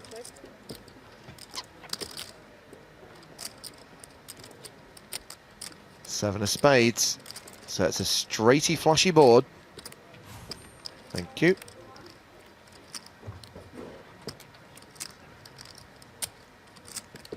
Fabrice bets river.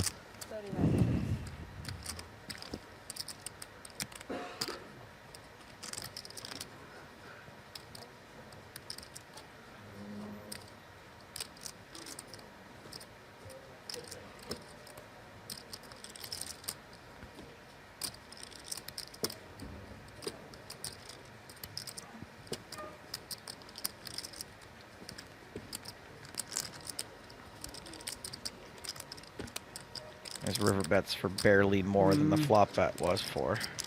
Granted, there was no action on the turn. Pretty strange bet. What was it, 39 into 156? Yeah. Wow, very small. I mean, Van Gent's more likely got a hand like ace-9, so on, that he would check call, which he would then, getting that price, expect him to pay off as well.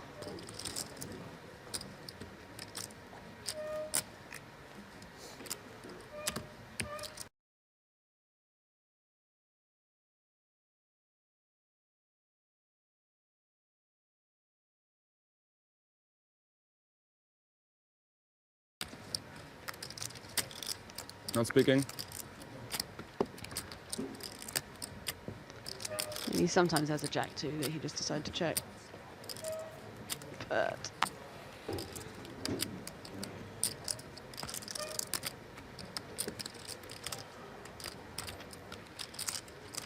you'd expect him if he had like 9-10, something like that, he would have. What air balls snapped does this he by have, now. though? I mean, I think that that's What, a distinct Sulio? possibility also. Yeah.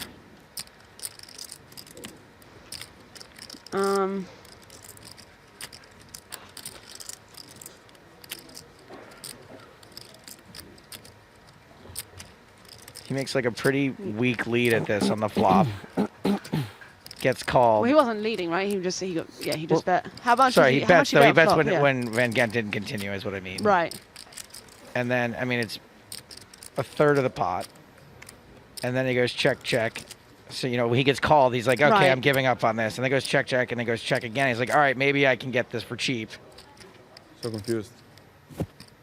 I think he's definitely. Seems like it's just such a small bet to do as a bluff. I think he's got some air balls here. Yeah, because if he does have eights, that you would expect him to go for more value than this. Because Van Gent does have a bunch of, you know, 2 pairs. He still has some jacks as well. At least I got to see one. That's a good thing right now. You probably see the ace. The ace. Not value betting ace jack, I hope. I mean, not total air balls, but I think he's got like 5s and 6s sometimes. Mm-hmm. You shouldn't.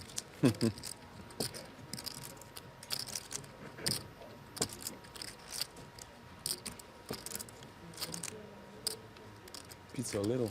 Only beat ace queen, but. Don't pick the queen, okay? What? I do not believe him. No king queen. Only eights. Why bet ace queen on the flop? Would be strange. So Van Gent's basically saying he has ace king. Saying the only hand he can beat is ace queen. Right. I don't see him calling off ace king here. Maybe he's got ace king of spades and he's just slow rolling him. That'd be beautiful. I see you smiling. You're hiding it.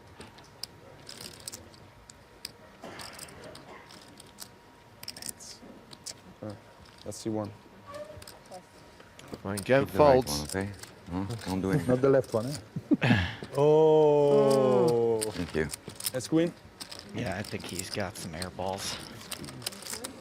I told you would see the ace. Yeah. Value betting aces. No, he didn't have aces. Couple of questions for Liv Barry. Kai says, Liv, did you play in the quickly organised 25k event yesterday? I did not. No. You I only was have playing one. the 2K yesterday. And Jane Windsor wants to know if you will be at the London Festival in late January 2017. Most likely. Not 100%, but most Strange likely. hand. Yes. We'll be talking about the London Festival with Lee Jones later on in today's edition Oh, of cool. Lee's Lowdown. 22nd to the 29th of January at the Hippodrome in Leicester Square. We've got a bunch of good events there, right? It's going to be pretty... It sounds like it's going to be Pretty fun. sexy.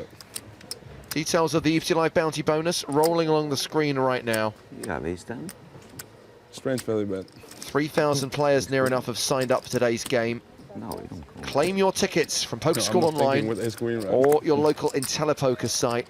Register, and remember, not only is there said you had an ace too, $500 so if I guaranteed in believe prize you money, had but ace there are 10? $150 bounties on the 3 English commentators. Liv, did you tell me that you not were calling maybe going to do ace like 10 on one of the those flop. mini TED Talks? Ace TED 9? Junior, what do they call them? Ted Junior. Ted in beginners.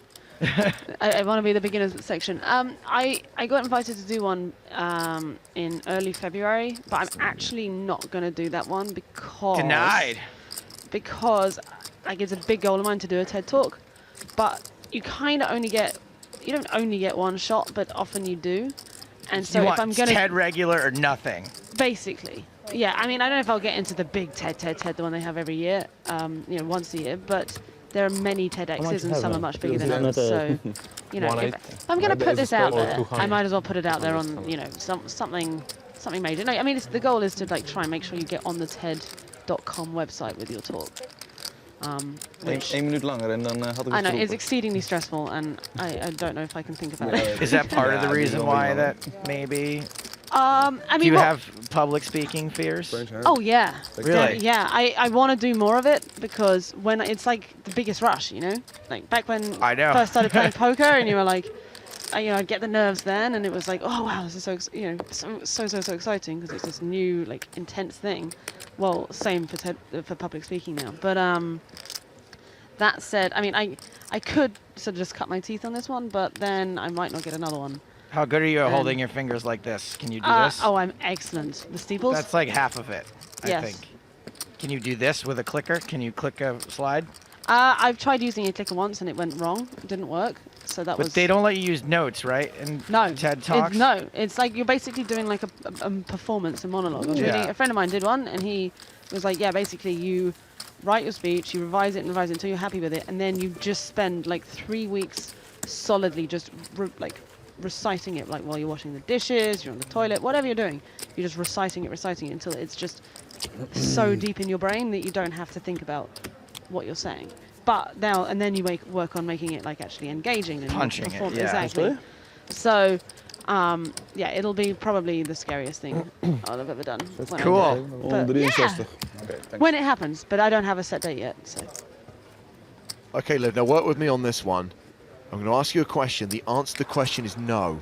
Okay. Joe Glenn says, Liv Barry, are you going to the PCA?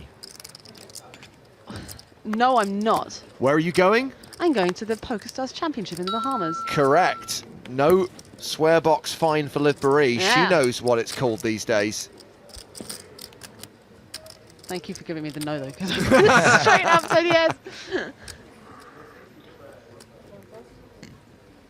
The event formerly known as the PCA kicks off 2017 in the Bahamas. It's possible Liv's going to the Police Captain's Academy.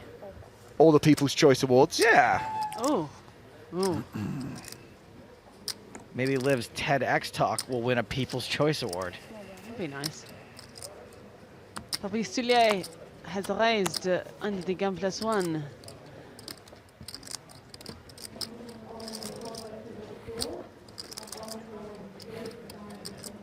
What are damn blinds in it? What are the blinds they're playing? The blinds are 6,000, 12,000. Oh, so Van Gen's short. Yeah, only for another 10 minutes, by the way. Van Gent, yeah, is playing, he's got 11 bigs behind. Blinds will go up in 10 minutes' time. I believe the next level is 816.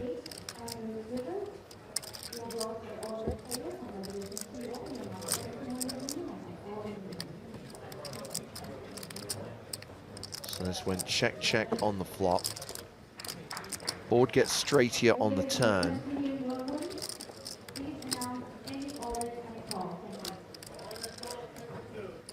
It's interesting to think about what Van Gent defends with on his stack size. I mean, I guess it's fair to say it's sort of like middle range hands that he doesn't want to fold, but he doesn't want to jam either. So actually, that board hits him a fair bit.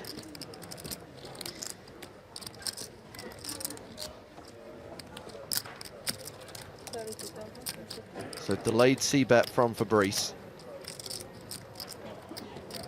32,000.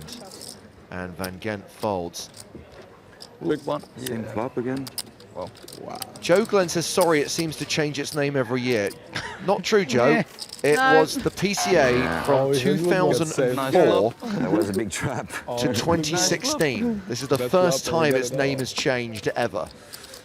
Granted, it's been on a number of tours over the years, but the event itself has always had the same name. Correct.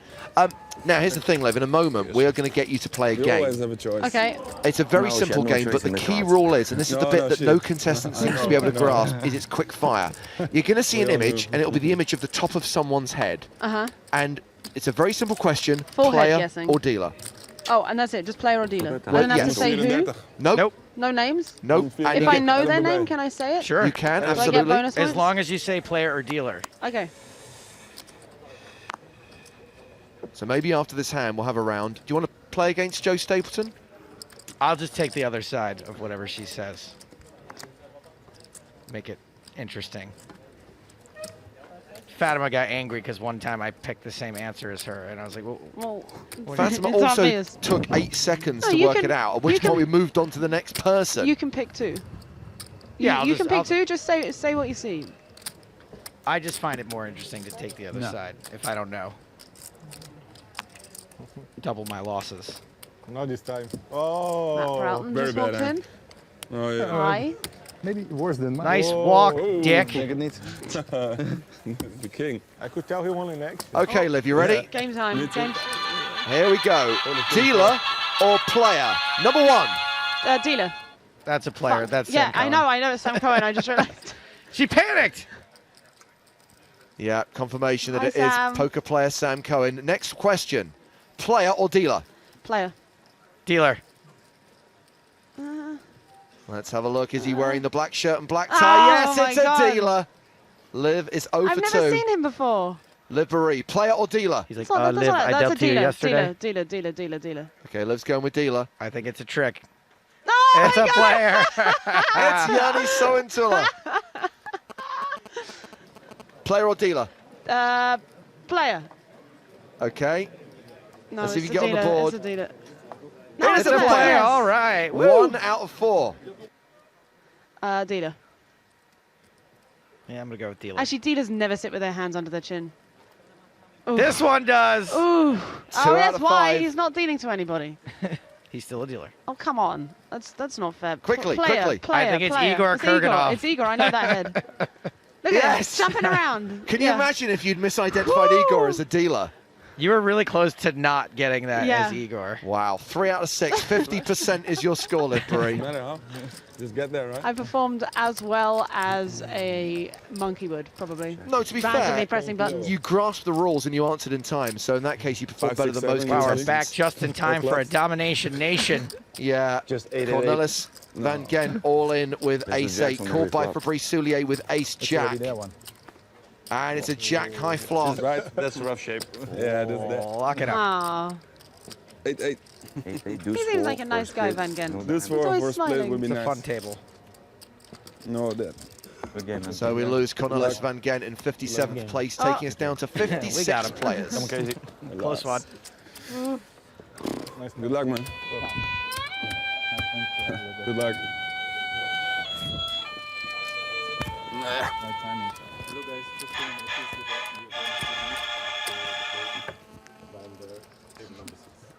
Yeah, it doesn't work when you have your phone on the table. I am sorry. I put it away. I put it on airplane mode as well. God. Just kidding. There we go. And Fabrice Soulier chips up to 822,000, 68 big blinds. He is the biggest stack at this table. So we came into play today with 65 players, and David Peters was the chip leader. And just checking the leaderboard, it seems Peters is still tournament boss. I think Peters still has more than 2 million. Question here from Twitch for Liv. Skewed Dopa asks, hey, I'm a poker enthusiast. Can you tell me what's the best poker game to put time in learning for maximizing profit and not going on big losing streaks? I know it's a tough question to answer, That but is a just, really just tough for a one. beginner. What, sit and goes? As in, yeah, like format or actual game.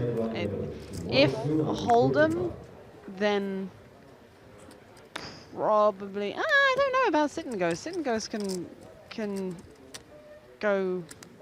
I guess actually probably heads up. You think heads up poker for someone to learn how to play it goes Well, so fast? I guess, yeah. If they're complete beginners. I know, just play micro stakes, 9 max. $1 sit Figure and out- goes. Yeah, or $1 sit and goes. Yeah. Just play small. That's the important thing. Play really, really small Really, really, yeah, forever. Like micros. for way longer than you think Exactly. you should be. Yeah. Keep doing it until you actually are turning a solid profit in them, and then consider moving up. Raise and take it. Oh, there I for want to Maya. play this game again. I really Yes, like it. here we go. Round 2 of dealer or player. Yeah, I was next to him yesterday. 2 seats away. Liv Marie, dealer or player? Dealer. Okay, let's go with dealer. It's a player. Wrong. When they're looking. Oh, dealer. Okay, we're going with dealer for this one. Serious face Dealer, yeah. for a I know serious him. dealer. Recognize him. Player. Okay, we're going with player. Yes. 2 out of 3 correct so far. Dealer, yes. Oh, I'm just going to give you that one. Yeah, no, I was going to say dealer. Player. That one's, I'm not sure about that one. He might be dealing. Well, by my calculations, that was a player, and that means you got 4 out of 5 correct. Thank you. So there you go. You were 50% in the first game, 80% in the second game. What an improvement, Wade. By the way, one of the reasons why I was checking on whether David Peters is still the chip leader is he is going to be coming to the feature table after the first break of the day. A new lineup as we move David's table onto the main stage. Simon Charette's at that table. That's the guy we were hanging out with in Toronto, right? Yeah, he's awesome. Simon Charette's very cool. Maybe 1, maybe 2, maybe 3, maybe 7. Is that 28? Finally, Liv. Wow, Liv is so pleased with herself. God, if you could see the smile on Liv's face right now, unbelievable. It's the little things, isn't it, Liv? It's the little things. She's got like a vein popping out of her head. She's laughing so hard. I want to take that home. So Postel goes to the flop against Ramos. I'm sure you do fine on your own making that noise. I was the connoisseur of whoopee cushions in my day. Dick raised from the cutoff, and Philippe defended his big blind. Do you remember when that electronic remote-controlled whoopee cushion came out? No. Yeah, they have one that you can just stick to the bottom of a chair and What? just hit the button. Oh. I'm sure, John, your wife had one of those. I'm sure it was a whoopee cushion. That's what I would have said also. So Postel continues flop for 33,000. Ace Jack 7 with 2 clubs on the board.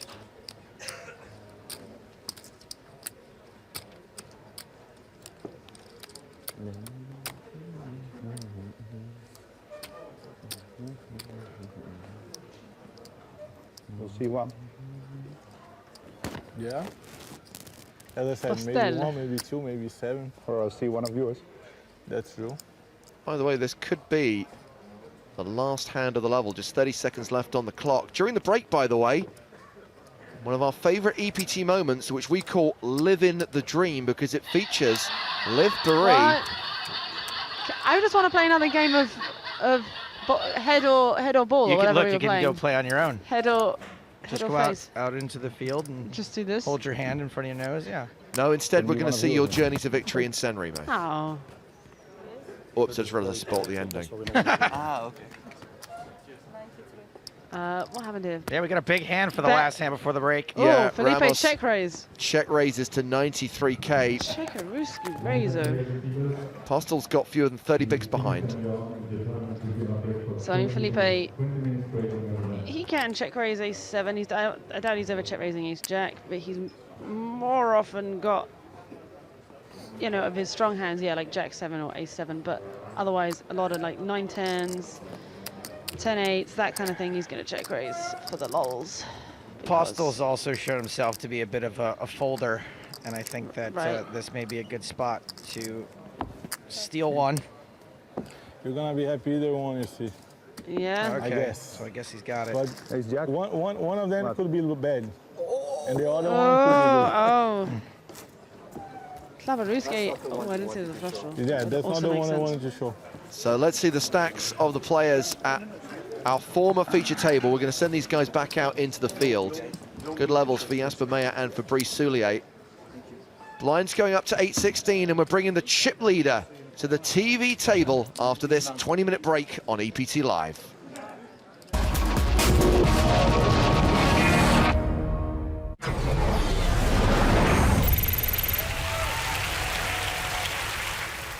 Liv, the last remaining Brit now that Michael Piper's hit the rail.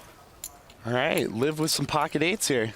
Yeah, the blinds have gone up, by the way. We're playing 100-200 now. Liv starts the hand with 6 million in chips. She is the short stack three-handed.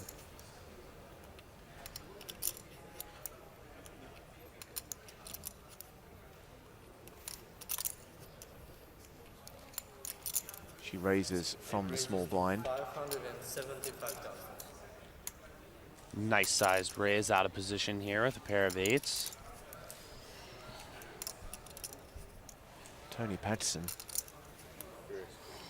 Looks like he's going to very quickly re-raise with King-Queen. Very quick all-in and a very quick call. And here we go, off to the races again. Queen.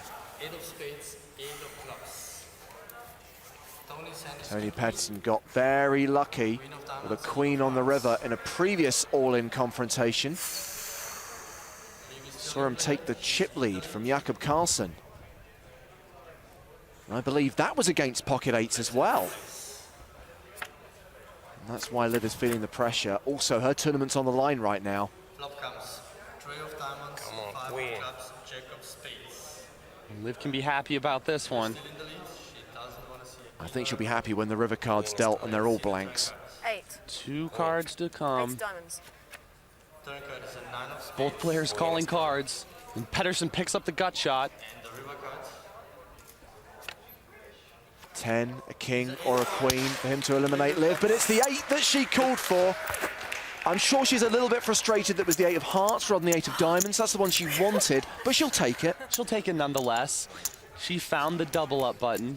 Karlsson's folded the button. Liv with the decision with 7s in the small blind. Looks like she's going to raise it up again while the deck's going her way. Well, I thought she was going to do the same, William, but she's just called. Limped. She's mixing it up. Petterson elects to see a free flop. So she raises with 8s, but calls with 7s. Trying to trap. Oh! She's fallen into her trap because Petterson has flopped a house. A house built by 6-4 suited. And if you're looking at that board and you've got pocket 7s, you're thinking, I'm happy. Pretty comfy with an overpair here. She's going to go ahead and lead out. Liv bets 275,000. And let's see if Petterson just gets sneaky and calls, or he might decide to juice the pot with a raise.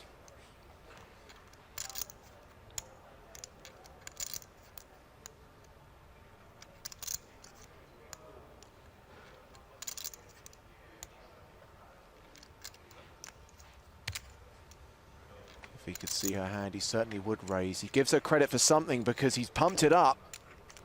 He is putting Liv on a hand at this point. Now Liv's thinking, why did I just limp pre-flop?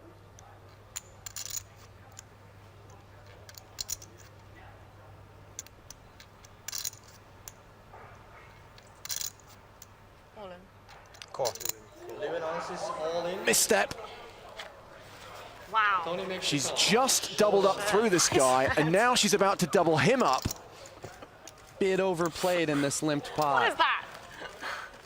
Tony shows 4 of clubs, 6. That's a full house. Rigged. He flop full house, 4s and 6s. 7. Liv's hand is pocket 7. 7 of hearts, 7 7 will of do. clubs. Maybe overplayed there, James.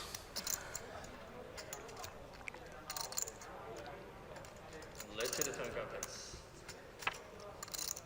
She knows she needs a 7. Turn card is an ace of hearts. 7. And The the river only card that would see her make a bigger full house and eliminate Tony Petterson.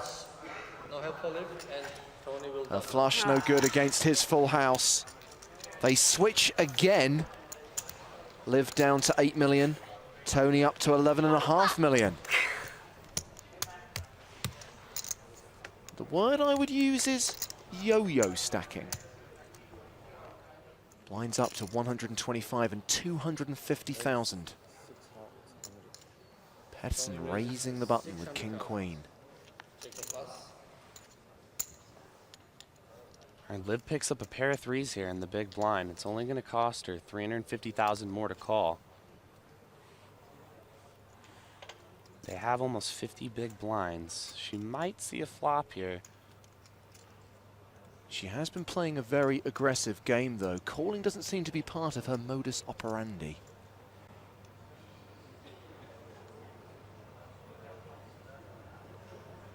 Well, she's thinking about a 3-bet. Trying to take it down. What do you have, about 9? 9? Sometimes the best defense is a good offense. Liv taking the aggressive approach. Reaching for chips.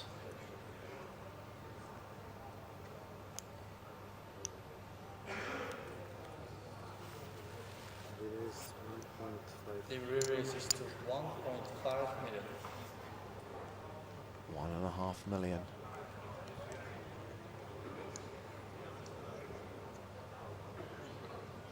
I'm not quite sure whether this is a poker game or a stare-out duel.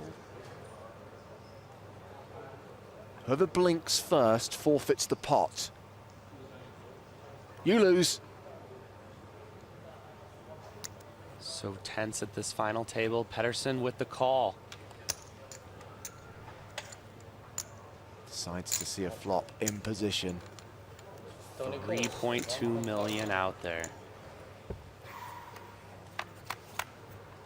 Oh, dream flop for Liv Boeree. A set of threes, top pair for Pettersson. Pettersson in bad shape, picking up top pair with a good kicker in a 3-bet pot. She had the betting lead pre-flop. She is going to continue. What price Pettersson comes over the top? Looks like no slow playing here.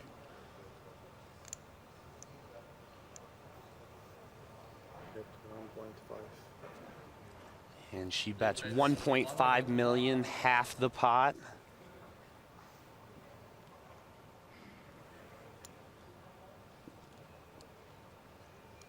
And there's no question all the money's going in. Is it going to be on the flop or the turn?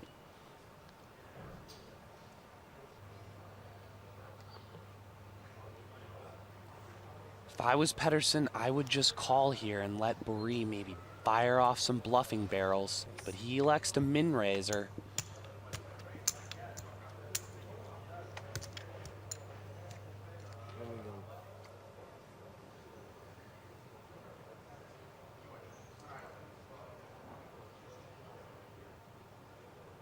Faced with that raise, what should she do? Pettersson's committed almost half of his stack at this point. I think she is going to move all in, thinking Pettersson's going to call.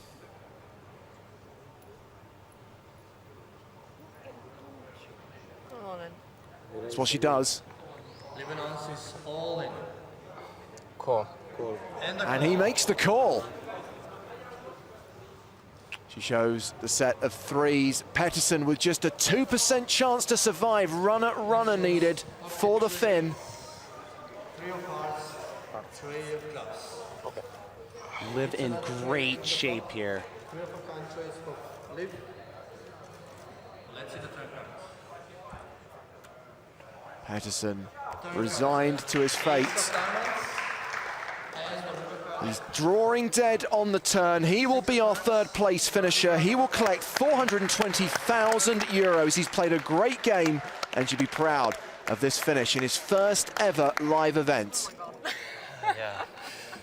Pretty good flop. That was a dream flop, yeah. Now the blinds have just bumped up again, 150, 300,000.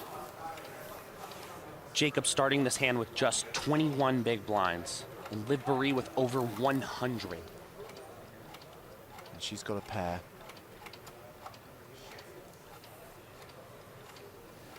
And we shouldn't see any more limped pairs from her pre-flop. I think she learned her lesson with the pocket sevens. There's the raise, a total of 700,000. Ace-6 for Carlsen. And he moves all in. Re-raise all in. How much more, please? And Liv getting an exact chip count to make sure it's not a little out of her calling range. When you take the stack sizes into consideration, William, is it a automatic call with the fives? With 20 big blinds, Jacob could be value shoving worse hands. He's going to be shoving any pair, a lot of ace X's, and pocket fives have more than enough equity versus that range. Oh, cool. She's reached the same conclusion. And it's actually pretty much a coin flip, the 2 over cards against the pocket fives. Now remember, the winner gets 1.25 million, the runner-up 750,000. They're flipping a coin for €500,000. And more importantly, the largest ever EPT tournament on European soil. That title, that trophy, it means so much to both of these players. Liv Boeree is on the verge of being crowned champion. If those pocket fives hold up, there are 5 cards to come. 5, please. She doesn't need to see a 5, she just needs to avoid the ace or the 6. And here it is. 8 of hearts, king of spades, 10 of diamonds. No ace on this desk. Liv is in the lead. She is now a 70-30 favourite. Carlsen needs that ace or that 6 on the turn or river, or we have a champion here on the Italian Riviera. It's a 7. And Carlsen picking up a gut shot now. 4 more outs. And 9. Any 9, any ace, any 6. Any other card. Those are his outs. Let's see the river card. The river is a blank. Liv Boeree has done it. Jakob Carlsen's the runner-up. Liv Boeree is the champion of EPT San Remo. Really well played. €1.25 million.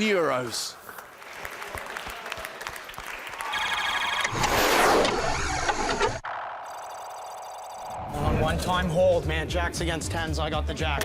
I knew he had a pair in the small blind. That's why I jammed. But there's a 10 in the door! Sham Srinivasan eliminated in 6th place. Just can't believe it. Off. Son. Real, man.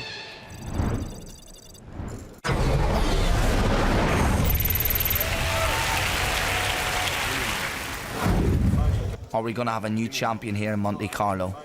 We are also going to have a winner who's never even won a heat on the EPT. Big blinds up to 10,000, small blinds 5,000, everyone putting in a nominal ante. In other words, every hand costs. So the pot is actually 15,600 before a card gets dealt. Marcel Lusk pre-flop raising. We've been here before. Many, many times. Queen 8 raises 15,000. 25 in total, that's correct, boys. Okay, he's found a hand behind him in the shape of Ace-Jack with Fraser Dunphy. In this situation against other players, he may look at a raise, but I think against Marcel Lusk, you call. No, I'd do the opposite. I would actually re-raise. That's what I'm saying, you would. That's what logic says, but against Marcel Lusk, it's a different situation. He naturally intimidates everyone around the table. Yeah. In the nicest possible way, he does. No, he does. He's a very strong, very aggressive player. But, let's see, Ben Grundy seems to be considering. He's like, the thing that's going through Ben's mind here is, okay, Marcel could be stealing here. That's interesting, you see. That's a risky call.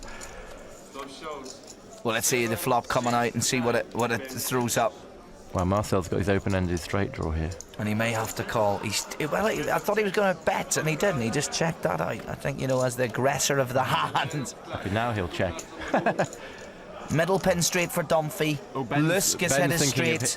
Ben's thinking of betting with his flush draw. Well, this hand's going to go right to the river. Marcel needs to be careful here because Ben Grundy's actually got a hand that can improve. Okay, he's tripling his bet, which is good. 40,000 more. Grundy bets first on the turn. 20,000 was the bet. Lusk triples that. Fraser gets out of the way. Obviously, he's only got Ace-Jack, and now it's between these two, who had a bit of a dig at each other earlier on, remember. There's a bit of history here. Marcel Lusk said to the Milky Bar kid, "Why are you getting in my way?" Yeah. Well, if he hits a club on the river, he'll be doing more than that. Well, Ben's trying to work out his pot odds here. He's thinking, okay, if I call 40, I've got to call 40,000 here to win 160,000. Okay, so he's getting 3.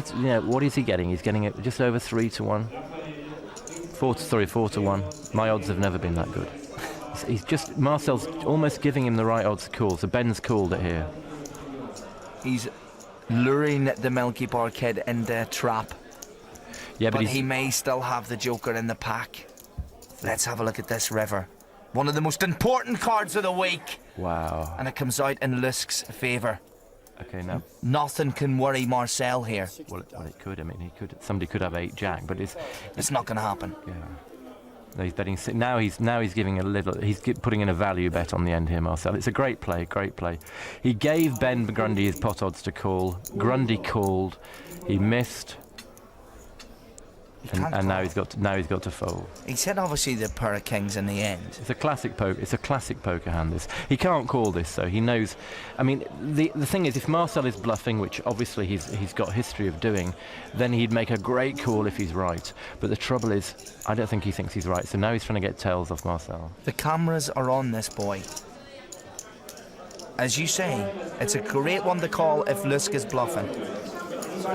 I've got such hardly anything here. I can beat the sickest bluff.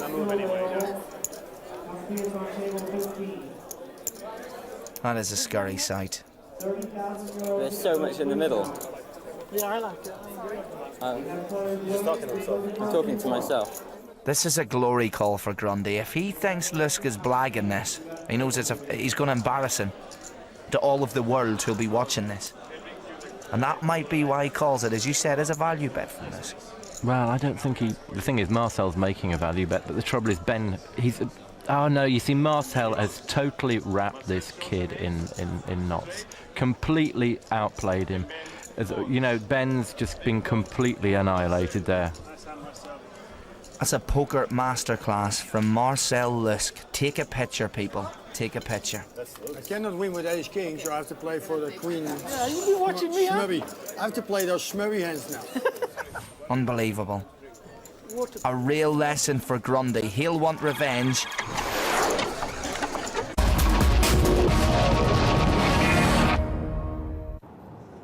Hello everybody and welcome back to the PokerStars.net EPT Prague. It is main event, it is day 4, and it is Matt and Joe with you. Hello, my babies. And we are back in the room having, that actually is as close to the outside world as I've got in 3 days. That shot right there? That shot, just that shot. We've got a brand new feature table for you boys and girls. Let's take a look at it. It is Mr. Chips himself, over 2 million for David Peters. Friedrich Mayer we watched yesterday.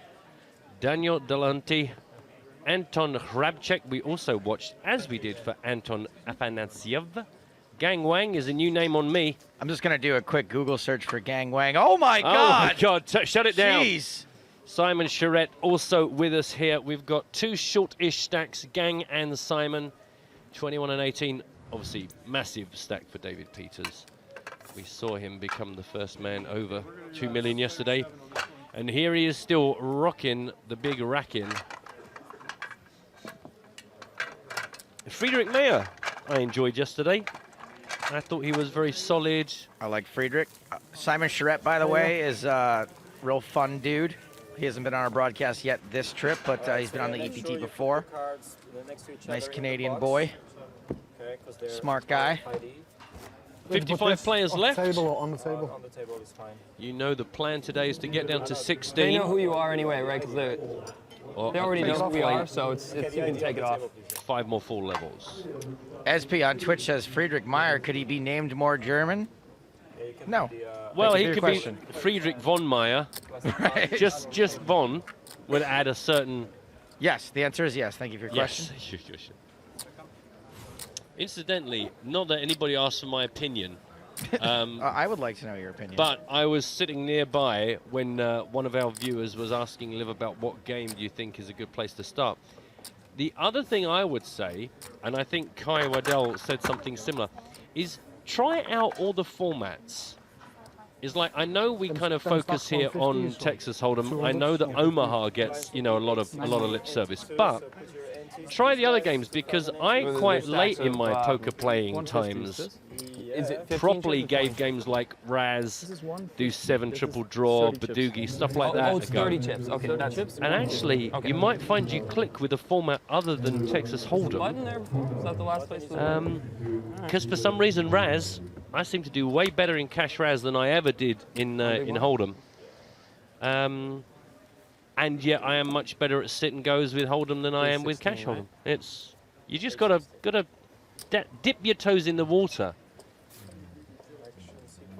I like the exposed cards. I like the kind of the stud-looking games, the Deuce 7 and the Raz, because there are like two stories. There's the story of the hands you know, and then there's the story of the hands that you know everyone else can see.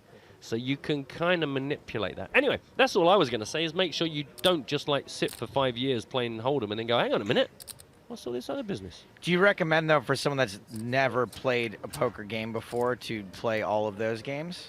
Not necessarily at the same time. I'm just saying as you dabble and you find your feet, because in the same way, you know, once you got the basics down, when you're in learning mode, it doesn't really matter how much you're learning, is my suggestion, because you're not going to become an expert immediately at any of the formats, any of the you know, sit and goes or beat the clocks or Raz or whatever. So I just say make sure you sample widely before you start specializing. We also have another player here at our table that we didn't have on our original chip lineup, Sergei Petrushevsky. That completes our table, not an empty seat. It don't matter. It's all about David Peters at this table. Well, right now it certainly would be hard to imagine him finding himself in any particularly tricky spots. An awesome player, super skilled, huge stack, 2.1 million now. Endless Summer on Twitch asks, where is James Hardigan? He is in Prague. Thank you for your question. I don't know if he likes you giving out personal information. Sorry, I probably should have checked with him first. Arthur DSG says, Felipe Mojave busted. No, he didn't. We changed feature tables. And I believe he's the last pro, is he not? The last team pro? Oh, yeah. Oh, yeah. Oh, yeah. Budget cuts. He is the last team pro. No, I know, just in the tournament, Joe, just in the tournament. Man, that's some ink. That's some ink there for Darren. Brits love a bit of ink. You never been, you've got no tattoos, have you, Joe? No tattoos. There's nothing in my life that I love enough to have put on my body forever. I should let the audience know there's a almost to scale picture of Joe's own face on his back. I was going to say, I have considered getting my own name on my back. The only problem is every time he goes into a tattoo parlor, they shave his back so that they can work, and then by the time the guys turn around and put the scissors down, he turns back and Joe has already regrown a full pelt.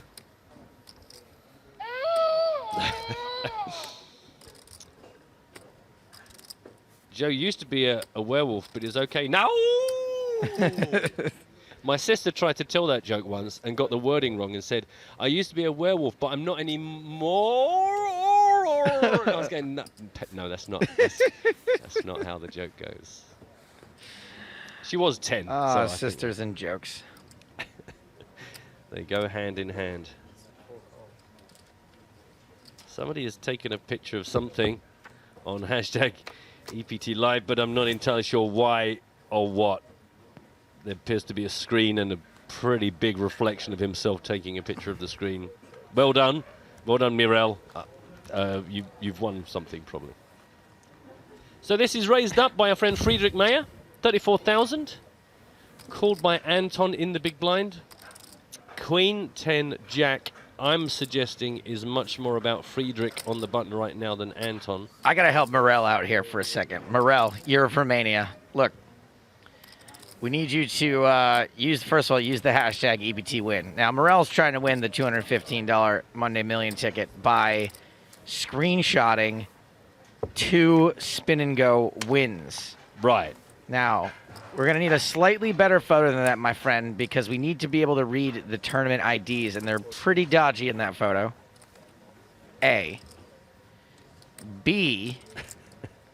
You got to use the hashtag EPT win or they won't find it when they go looking for it. Also, there's a button on your laptop probably marked print screen.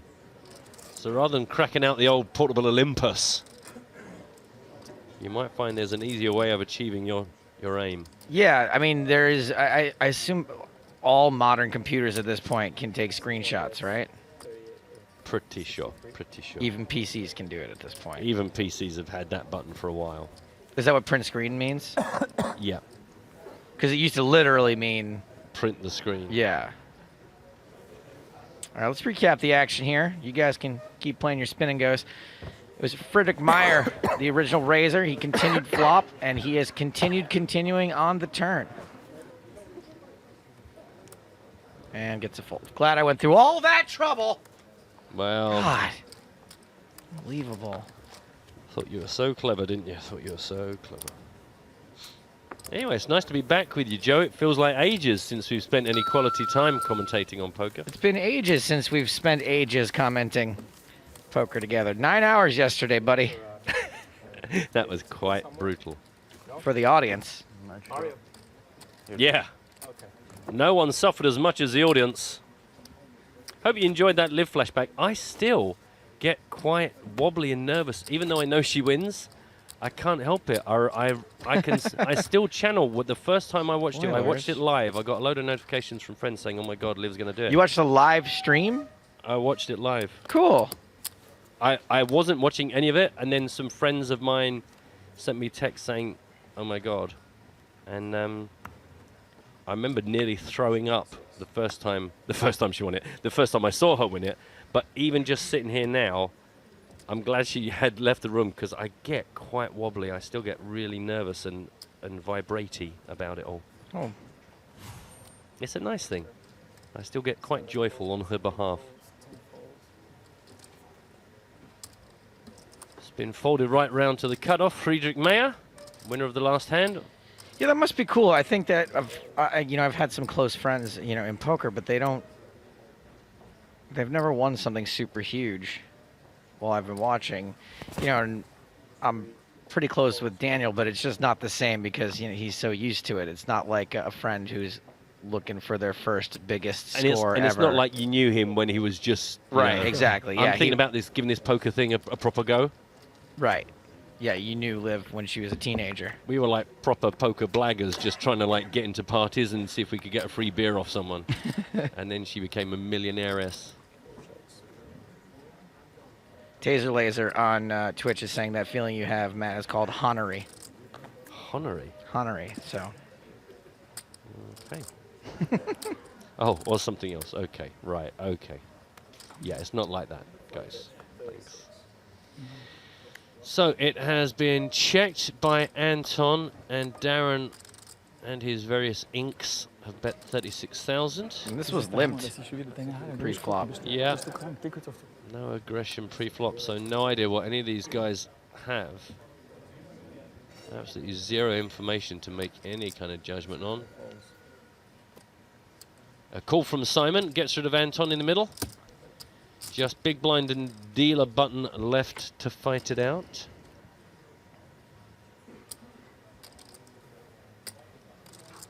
So it's a fairly dry board. When Charette calls, he's going to have a lot of 10s. He's going to have some 7s. I don't imagine he's limping with too many deuces. Agreed. But he could easily be limping a lot of hands that have a 10 in them. Delahunty makes a pretty small bet here on the turn.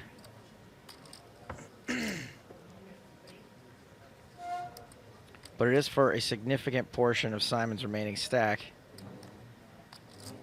Yeah, he's not putting more chips in the middle here with garbage. Charette has a smaller than pot size stack left behind.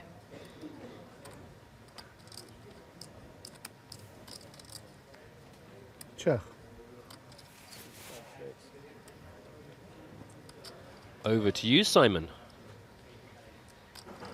I think sometimes, I don't even think very often. I think Simon could limp the button with a hand like 8-9, but I'm not sure he can really afford the call twice, so I think he's just going to have a 10 here pretty much always.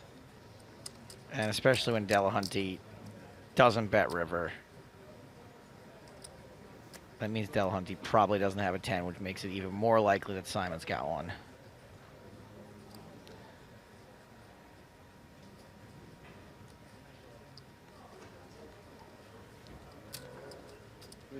Does a smaller pocket pair still call for? Got to keep him honest, Joe. Got to keep him honest. Got to keep you honest. I mean, the guy just bet half his stack. Yeah, I think. But that's exactly what someone who was lying would do. Yeah, no, they wouldn't. They would just check well, and keep their chips. How do you know? Hey, hey. Well, that's good news for Simon. Gets himself out of the immediate danger zone. Danger zone. 24 big blinds, so by a long way from comfortable, but an improvement to be sure. Joe Glenn, who thinks the PCA changes its name every year, even though it just changed the name for the first time ever, says at PCA that's not the PCA, not anymore. Is there going to be another competition with Santa's sack? First of all, my name's Stapes. Stapes' sack. And yes, I will be bringing all of my ungrateful Christmas re-gifts to the Bahamas to give away on the stream. I remember last year when you left it under the careful watch of the security guard, The sleeping security who then guard. immediately just fell asleep for a good 9 hours solid. That's some of the most secure security. They had to put security guard on the security guard, so they had to have one to fall asleep and one to watch the other one fall asleep. I just visions if we were there for more than a week, there'd just be this whole long chain of security guards in every single spot, all watching each other. This is Sergey.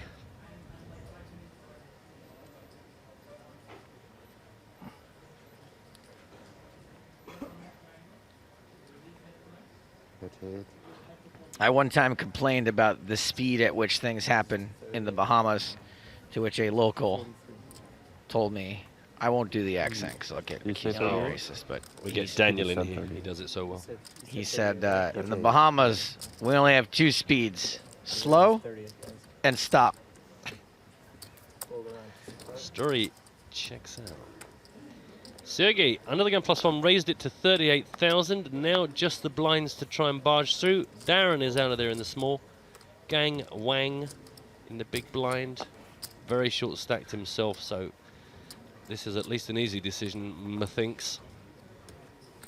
Ear for your money, doing a great job with your language, Matt, asking you, was you friends with Liv when she stole the money off that poor bloke on Golden Balls? No. Thank you for your question. Well, we've talked about the Bahamas. Why don't we make ourselves feel sick by looking at gorgeous pictures of it?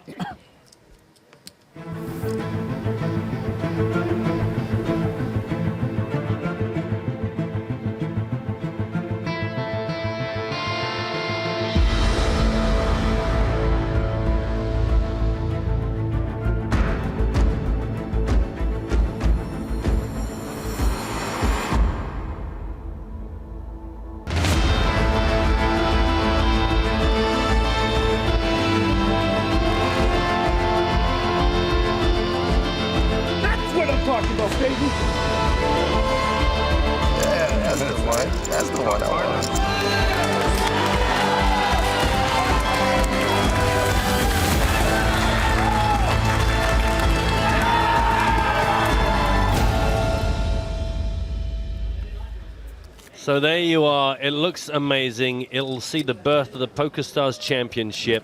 Get yourselves out there. It's worth letting you know that on Sunday, the 18th of December, it's your last chance to win a package to the Bahamas. It's at 2:30 p.m. Eastern Time. Package. It's a $530 satellite, 5 packages guaranteed. You can qualify for this tournament now for just $4.40. So get yourselves into the PokerStars lobby. Search for Bahamas. Don't forget, those of you guys looking for PCA stuff, that's no longer going to get you any kind of result ever.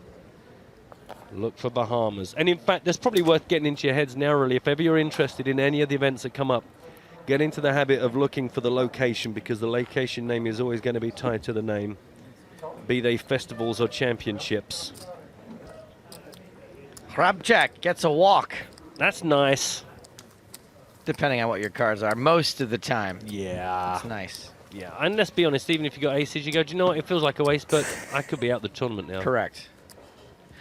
I do love that feeling when you have aces in the big and you're like, I'm last to act. There's going to be so much action in front of me. It's probably going to go raise, re-raise. I can look like I'm squeezing here. It's going to be so sick. And then you get a walk and you're like, yeah. Dang it. Dang darn. By the way, I will thank our viewers on behalf of our colleague James Hartigan. Lots of people have been popping up saying, how's Hartigan? He used the phrase, I'm feeling much better, when asked by myself, Matt Broughton. So, yeah, thanks everyone. I believe he's feeling better for it. He said, I'm feeling much better, a.k.a. I finished all 3 seasons of Black Mirror. Yeah. Well, you remember the day before yesterday, James had the enormous sausage for lunch? I had that today because I'm pretty sure that means I get tomorrow off. I don't know if you got the memo about the day off sausage. So glad you ended that sentence with, for lunch. Ooh. 35. 35. 35 next 35. Darren in the cutoff. You what, mate? You what?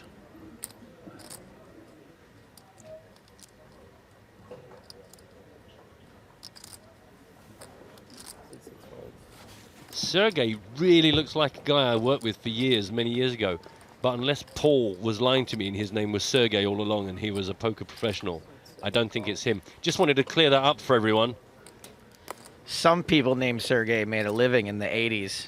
Of pretending to be called Paul. Yeah. So, this was... Hi, I'm Paul. Hello. Hello.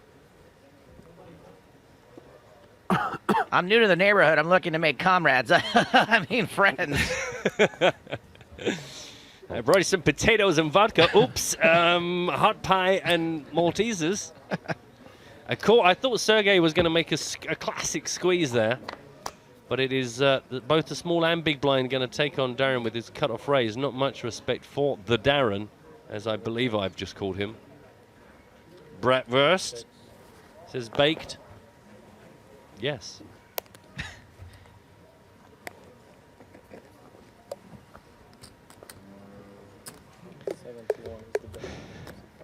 Man, it's only when you see the reaction on Twitch to using the word sausage you realize once again how our demographic has changed over the years. I was thinking the next Stars Fund should just be like a bouncy castle because I think the kids would go wild for that. Never mind all this ping pong and jet skis and laser tag. We'll be offering driver's education courses and SAT prep. With ice cream and jelly afterwards. I forget what's... Oh, Jello, isn't it? Jelly's Jello for you.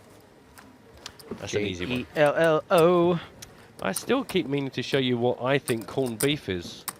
Recently, audience, I've found out that America doesn't have what a British person would call corned beef. Chipped beef, that's what we call it. Oh, okay. On the table? No. Oh, well, no, I actually thought that I had Everybody on TV put the glasses on. No, I actually forgot I saw these in my bag.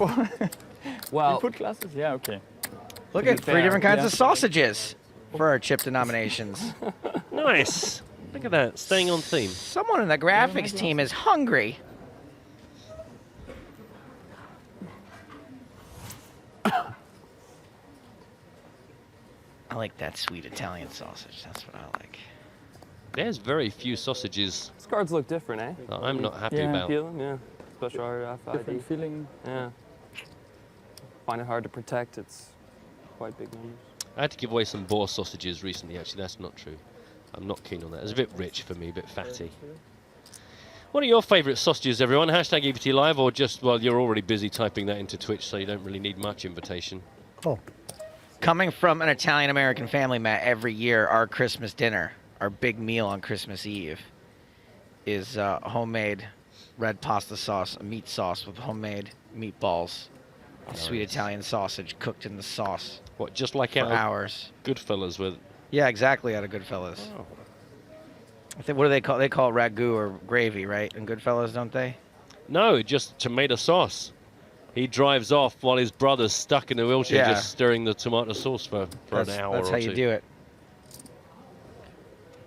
And the way my grandma used to do it, now my mom refuses to take the recipe over it, but you fry up the meatballs in the frying pan and then you pour the whole thing, grease and all, fat and all, yeah, into the sauce. Don't you then have those great big kind of fat bubbles sitting on top of the sauce, though? For a while, but eventually, Just if you get a do it right, yeah, that's why you stir it forever. That sounds like a health food to me. My mom bakes the meatballs. Hippie. Yeah. Like a filthy, like a health nut. Out of control. Right, let's pick this one up. Anton Afanasiev has raised it to 32,000. It got just the call from Darren Delahunty, and now Anton Hrabček has buffed it up to 115.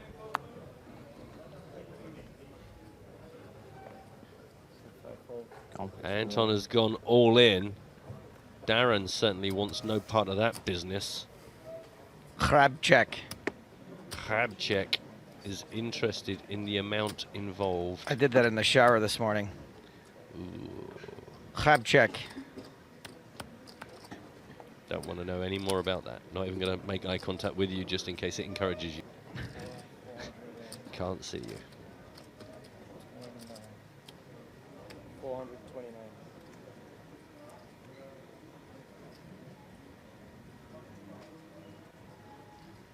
Good night, bipolar bears. TTFN. Come back soon. Foldsies.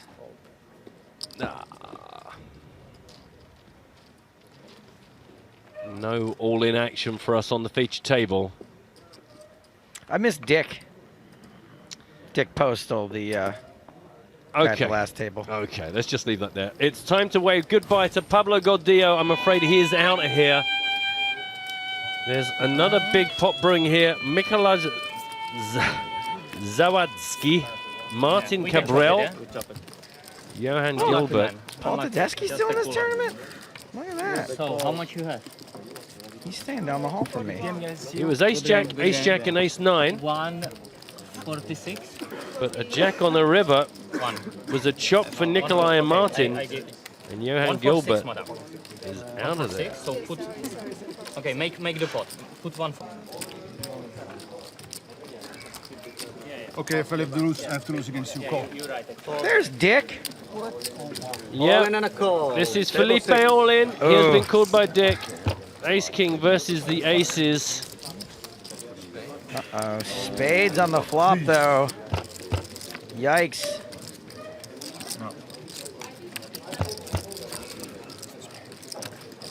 Somehow he fades the spades. How do you do that? There was a switch. And Felipe pounds Dick.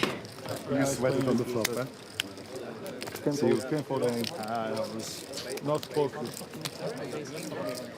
Good news for our team pro. Phew! What about his flat cap? Does that wind you up as much as the British I think boys? he can pull it off. I don't know why. It's because you respect him. I do. Mojave. You got to be good to fade those spades in that spot. He made it look easy, didn't he? But you've got to know what you're doing. I don't think I've ever faded the spade there. I could fade him on one of the streets.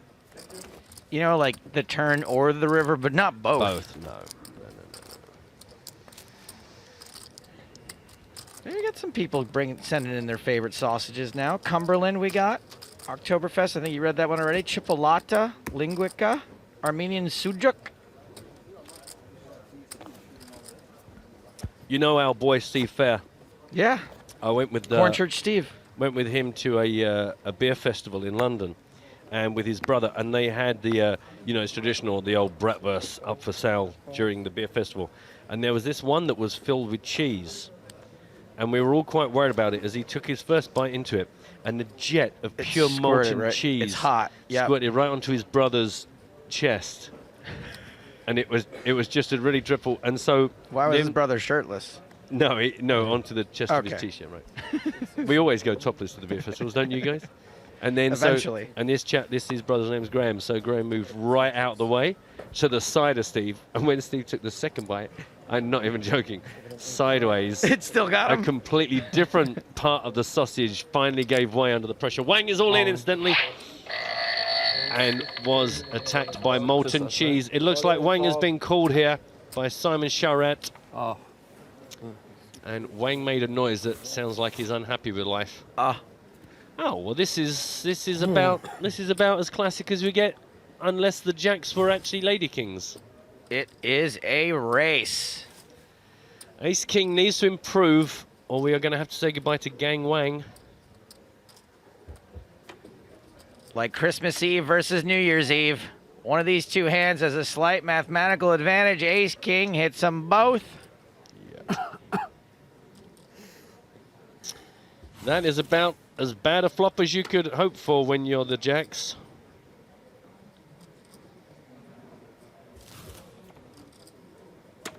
Simon Charette is going to get doubled through. He'll be left with 4 big blinds. You got a little bit left. You just got gang wanged. Yeah.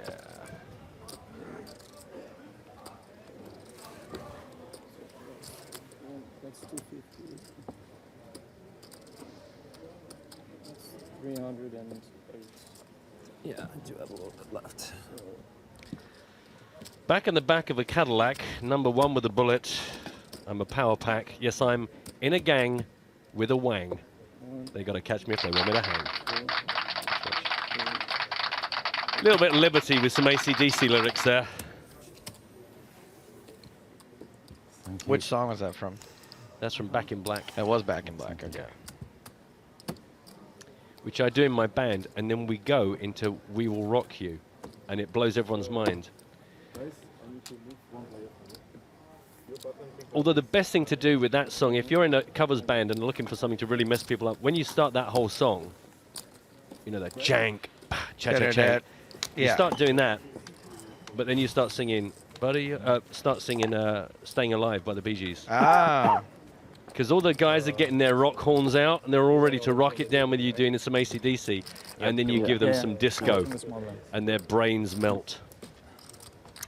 You were like, you thought you were getting leather, but you're getting bell bottoms. Exactly. But then you go into it, and then you bring Queen into the mix, and everyone's happy. Everyone forgives you for the Bee Gees. It is party time when I get home with the band, so you know a lot of the party stuff's coming out. Get ready to have a lot of fun. Do you have a New Year's Eve gig this year? Yep. Where at? I suppose I can say it's not like anyone's going to come. We'll be at the Fatlin and Firkin in Hornchurch. It's the local gig. I've done it. It's the 5th year running where I get to do the gig that is literally 10 minutes from where I live, so all my friends and family get to come. It sounds super fun. I would go if I were in the country. It's awesome. It's like one of these enormous old boozers that's been there since before the town, and it's just huge and gets rammed. £10 a ticket. £10 a ticket. Chill Monkey on Twitch says jank, jank to jank, jank to jank, jank, jank, jank, jank, jank, jank, jank. Do you know what? I've always wondered what that song would look like as text, and now I know. Here we go. I can't believe that all that storytelling, there was not a single hand in all of that storytelling. We never forget anyone. Oh, sorry, we never forgive anyone for Bee Gees, says Souls. Sorry. I'm sorry, do you know what? Sometimes people are quite happy to hear the Bee Gees.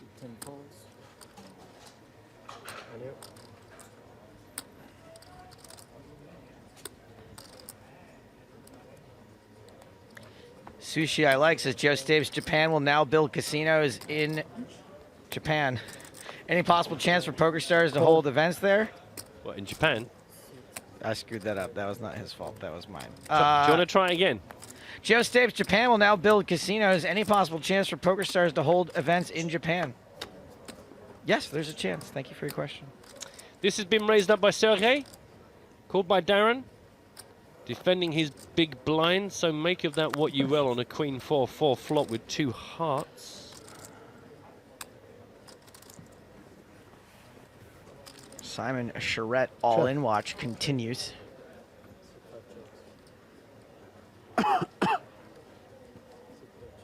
Petrushevsky, if that is in fact his real name, could very easily be Dave. Could easily be Dave.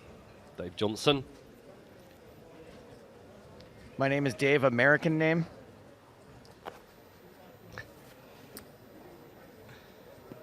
Very good disguise indeed. Check brings the ace of clubs on the turn.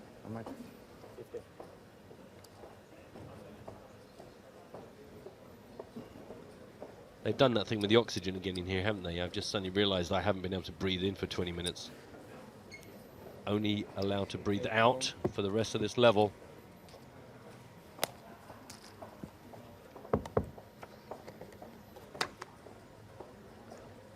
Deuce of diamonds after Darren bet 50,000 and got the call from Sergey.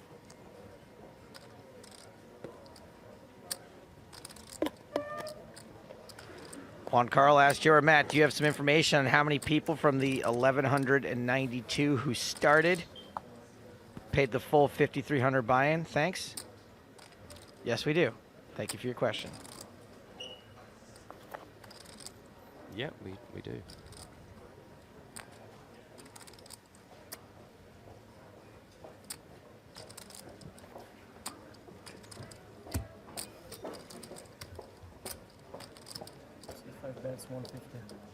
Okay, so the two are diamonds, and Darren is continuing to try and steal this pot away from Sergey. 150,000.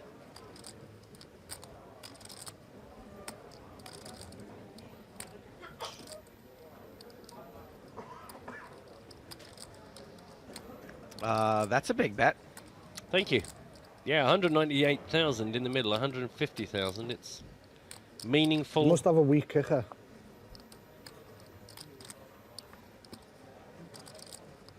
Speech play. Speech play. Some classic UK speech play. Classic. Any Sergeys are out? Do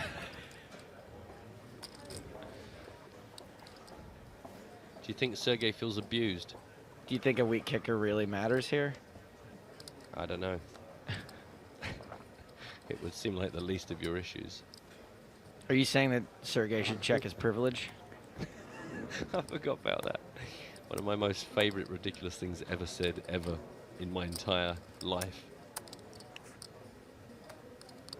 Simon Charette actually is close friends with Griffin Benter. Ah. One of the gang. Check your privilege.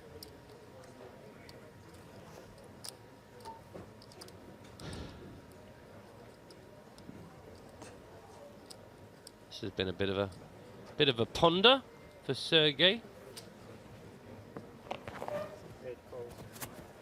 That's a call. Speech play. Let's get to see. Whoa. Pow. Talk him into calling with his weak kicker. Classic UK chat. When you've got the absolute coconuts. Okay, not exactly the coconuts, but still close enough. Nice gun.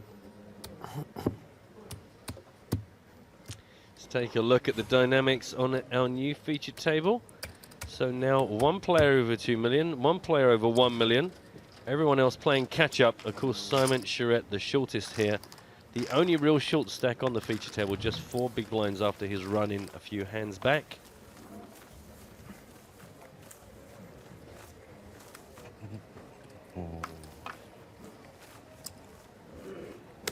Must have a weak kicker. Classic line, we've all used it.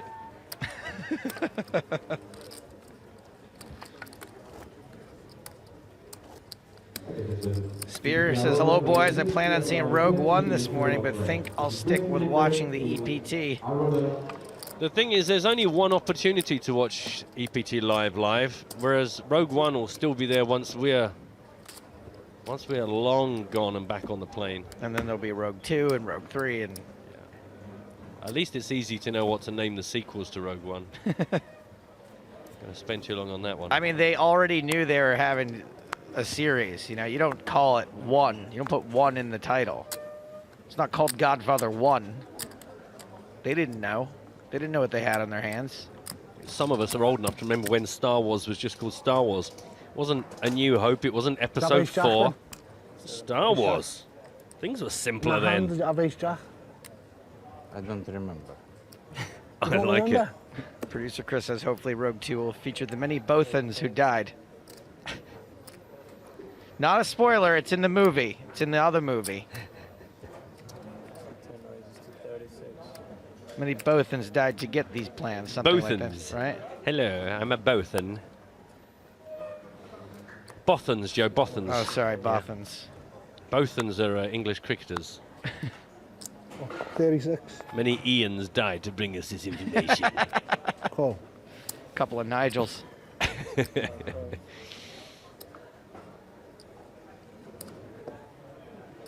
David Peters raises to 36,000 in this instance. Gets the call from Darren.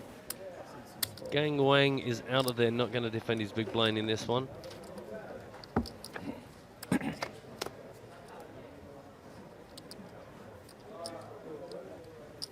King 7 deuce, 2 spades on your flop.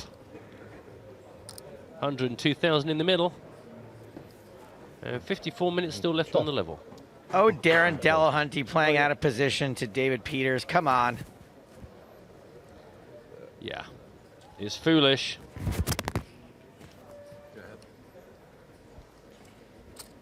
David Peters always looks like he's ready for a basketball game to break out at any point. Like he could just unzip that thing. Spent his whole life hoping somebody goes, listen, we're a guy short over here. Yep. And he goes, yep, I'm there. I got it. Immediately just becomes ready to play at a moment's notice. So the 43,000 called.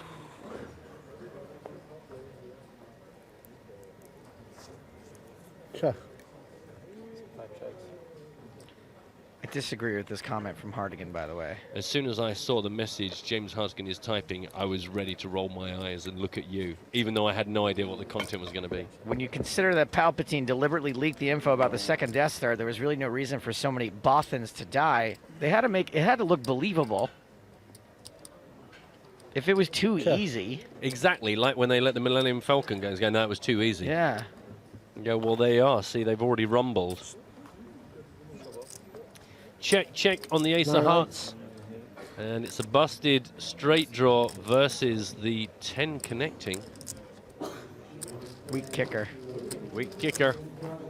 Weak kicker, I guess.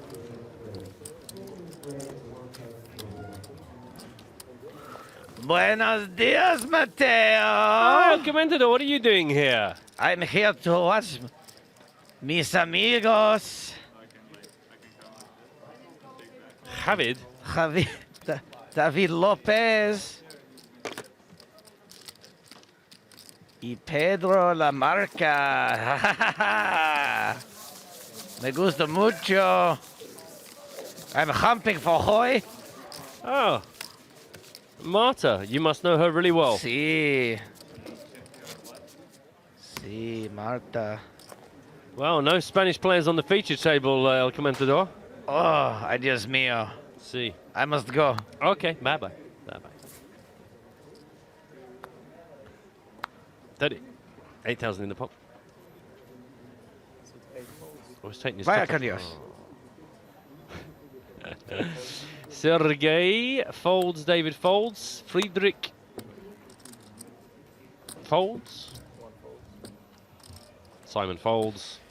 I might be reading out too much of the action. Darren folds. Polarizing figure, El Comentador. Yeah, a lot of people hate him. Actions on Darren.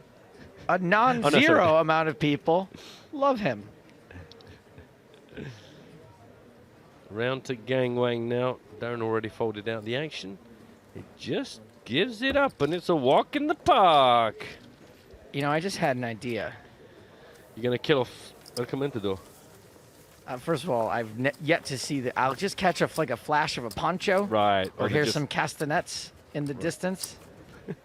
I'll give you my idea in a second. Okay, let's pick up this first. an opportunity for you boys and girls at home to play along with us, because it's time for today's Christmas calendar promotion. Remember that we are giving away a $215 Monday Million ticket, as well as 2 satellite tickets worth $22 each. Today's specific challenge is to win 2 real money spin and goes with a buy-in of $1 or more. So you've got to win 2 real money Spinner goes dollar or more. You need to get us. Oh, that's nice. We need a screenshot of your win or boom us the link, I guess, of the final winning hand, along with your hand ID. Now listen to this, along with the hand ID and using the hashtag EPT win. Those are the two key bits that people tend to get wrong. They'll get the screenshots right, they'll get the boom bit right, but make sure you include the hand ID and also hashtag EPT win. Get yourself into the Monday Million, or at least get yourself a satellite ticket to do thus. Simon Charette, all in. Last 60,000 in the middle of the table, waiting to see if he can get a customer. Anton is not interested. Sergey is going to look him up. And Simon is going to be at risk. Did I call? Like a dry cleaners in a nudist colony, he had no fold equity. Oh. Oh, man. Huh? Be careful. What are the chances? No, I was just so excited to get dealt such a big hand on so short stack. Well, you can be excited to 97% of the time not go broke. Spades are all right. Diamonds. You can't really root for diamonds, can you? You can't begrudge this guy his 4 big blind chop pot.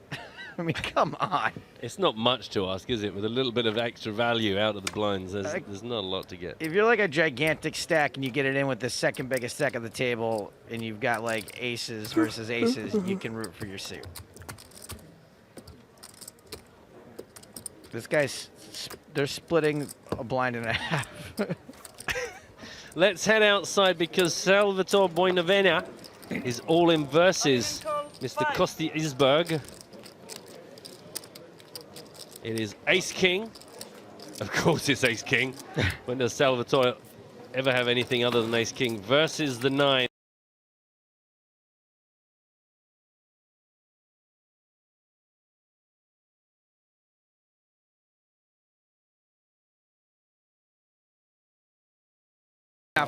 Okay, so it's a double up for Salvatore. Beautiful stuff. A little bit on the turn. Quite happy to still have him in the field. He is a lovely man. Previous champ. Good guy. So my idea, Matt. Yes, Joe Stapleton. Since this is the last EPT, do you think that I could just absolutely lose my on air? What, and it'll get reset? 25. Yes. Yes. Right, okay. Now, give me a second. Because, like, I could get fired from the EPT, but, like, whoops, no more EPT. PokerStars Championship. Back on board. Clean slate. I'm probably the worst person to ask because I'm going to encourage you to do anything that potentially hinders your career that potentially improves mine. So I would say, yeah. Yeah. I would just blow all your onions as soon as you feel like the time is right. It's like the end of the football season when all the red cards and the yellow cards, that's it, they're gone. They just disappear. No lasting damage. Yeah, so like in the last game of the season, you just start throwing bows. Just start kicking everyone who gets anywhere near you. Darren raised this up pre-flop incidentally. 45,000. Got the call from David Peters defending his big blind. 7, 10, Jack, 2 diamonds. And Darren looks ready to carry on. Guy's got big arms. No wonder they drawn him. It's like they're going, oh, look what I've got. Look at the real estate I've got to work with here. Job done.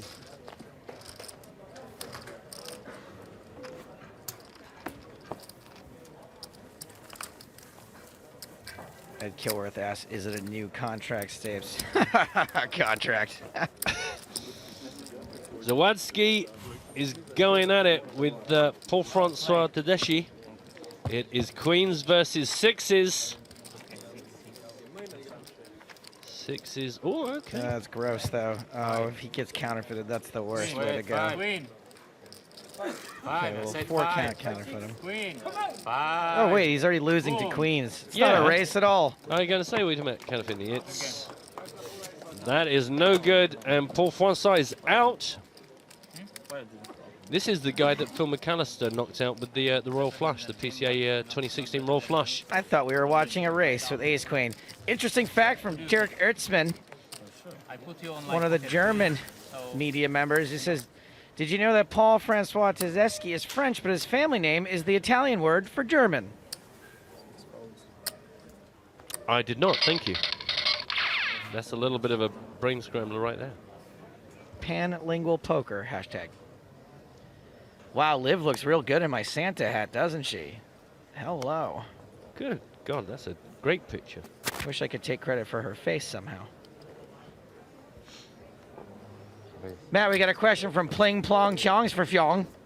It's a great name. What's the question? Hello, when are the final? When are the final? Probably Monday. But it depends, really. I'm hoping you're talking about the final table of the main event at the EPT Prague. I'm going to say that's your question, and I'm going to say the answer is Monday. Cards up coverage as we wave goodbye with a tear in our eye to the European Poker Tour. I mean, it wasn't really working out, was it? It's probably better to just abandon it. Yeah, it's just, you know, it's this 13-year-long experiment that just sort of never really got off its feet. I mean, sure, we keep breaking the numbers, records, you know, sure, billions of people love watching it, but I think probably we're better off to change the name. Let's just start fresh. New challenges. Sergey from the button raises it to 38,000. Friedrich has defended from the big blind. You got a jack, you got an 8, you got a 7, you got a club, you got a heart, you got a diamond. And now you got another 8 after a check. Fused on Twitch asks Matt, but who was phone? Ah. But who was phone? I'm guessing Liv. It's just a guess. I know there's a phone on one of these.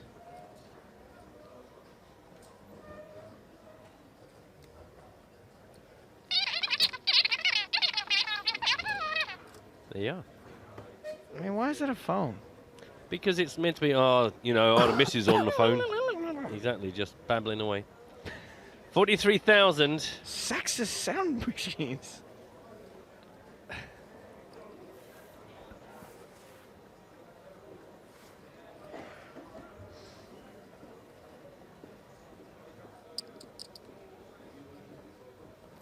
I've realized I'm not ill.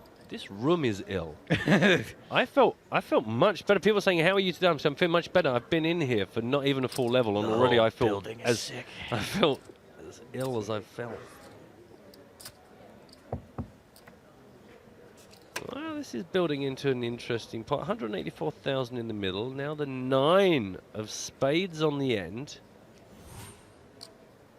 If you got a 10, you got a straight. If you got an 8, you got 3 of a kind. You got 9, 7. You got 9s and 8s, and the 7's been counterfeit. I mean, I'll stop there because I mean I could go on.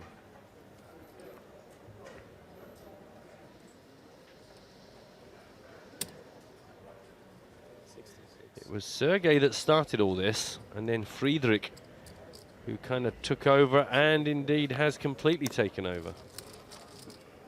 Free Willy, Friedrich. Good work, Kevin. Thank you. Time to welcome Yola back to the table.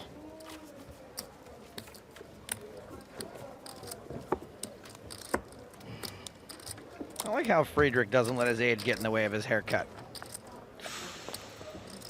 Ouch. Here comes Hirokazu Kobayashi, otherwise known as the Kobayashi Maru. The no-win scenario here at our featured table. Looks like he's got a stack. You just have to break into him and change the code. Thank you. Hello. Kobayashi is also the guy who slaughters that hot dog eating contest every year. Yeah. I remember interviewing a professional eater called Crazy Legs something. Jesse. Oh, Crazy Legs is my ex's friend. Really? Yeah, I hung out with him a few times. Jesse, his specialty is barbecue. Jesse May was a big no choice. investor, shall I say, in the book behind the competitive eating business.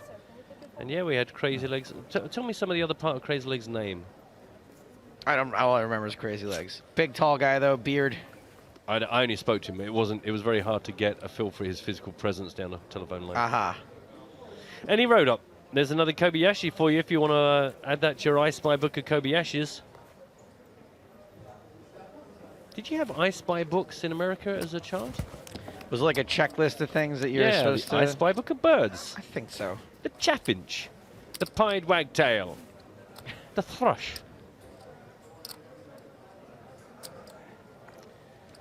It's amazing, since PlayStations and the internet, books like that, pretty sure not a big thing for kids. I was a fan of the Magic Pen books. Did you have those? It was like a white marker, and you could...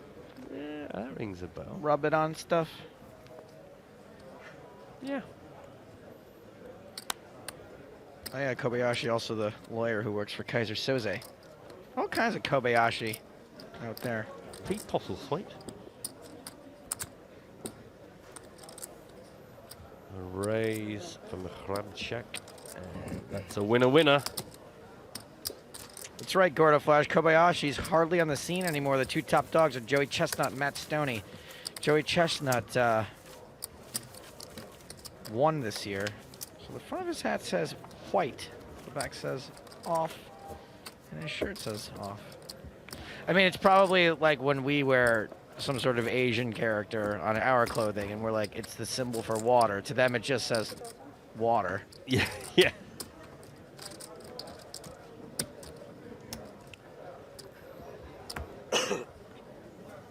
Mario saying, I only got to see the I Spy books when I went to the hospital. Okay. Yeah, I guess that's the thing is... I Spy mumps.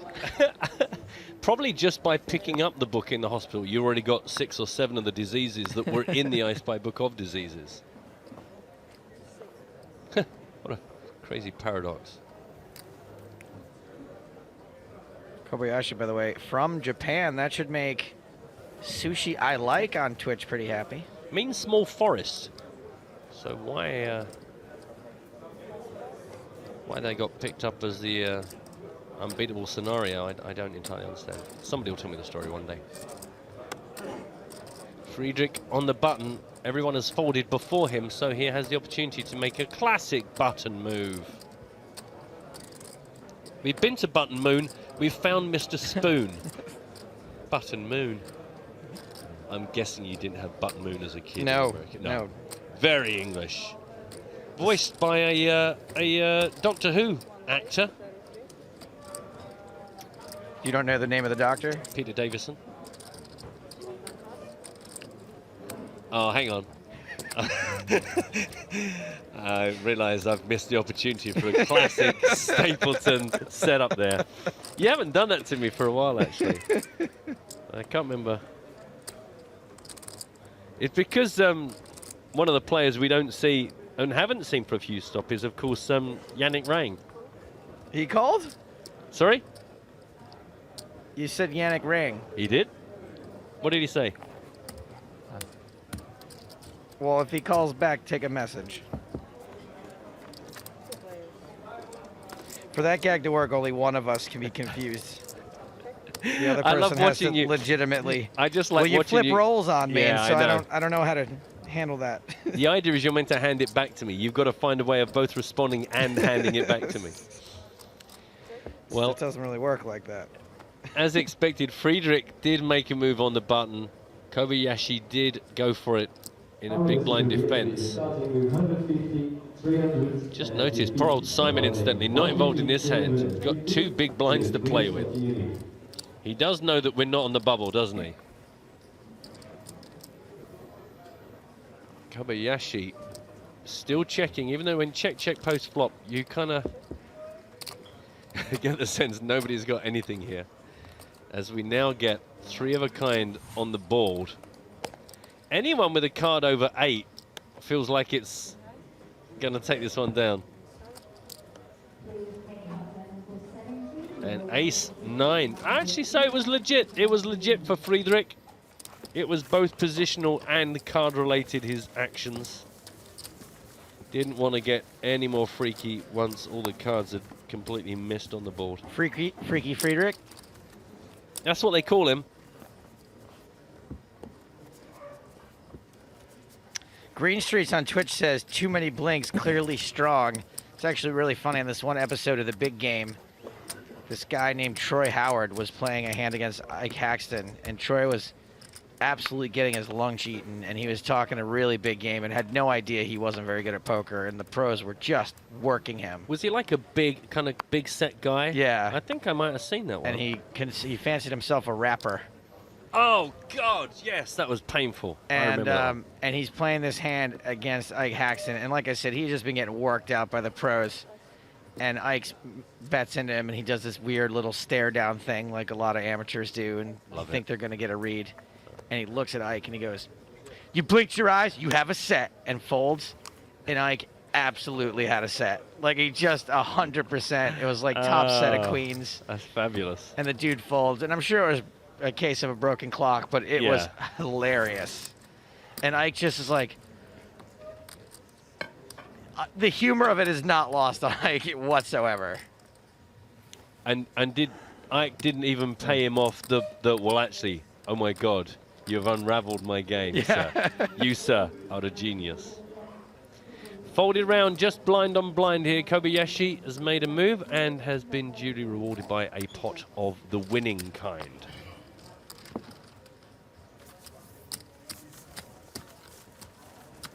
I'm just looking at the sequence and wondering how long we've got before Simon Charette just runs out of chips.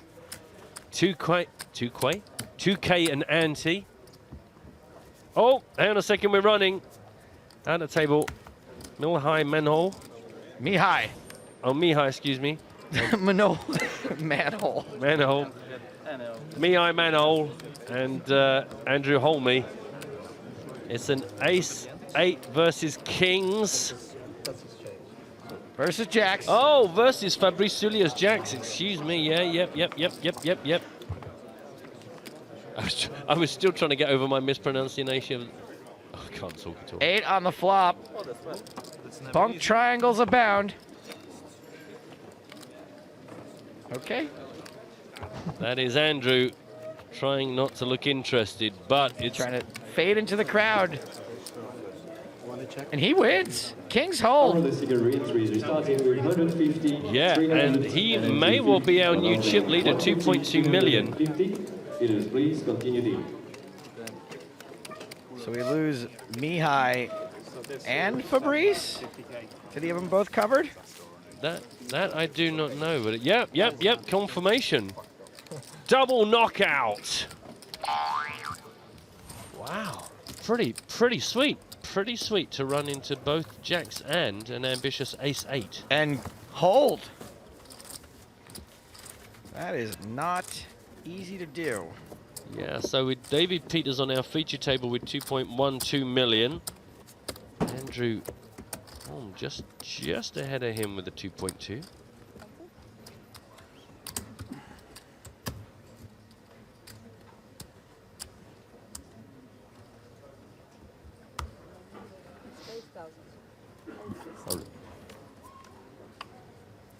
Double kill.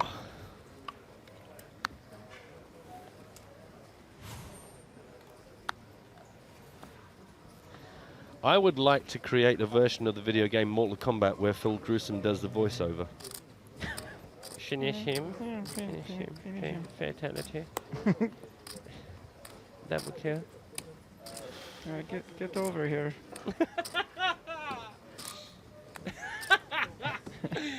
Sub Phil 0. Get out of here.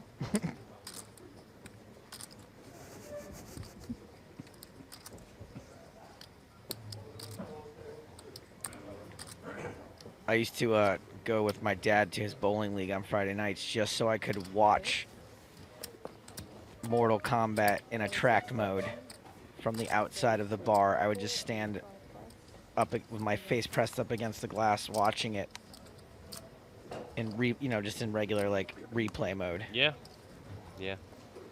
And then it would haunt my dreams. Goro would nightmares about Goro.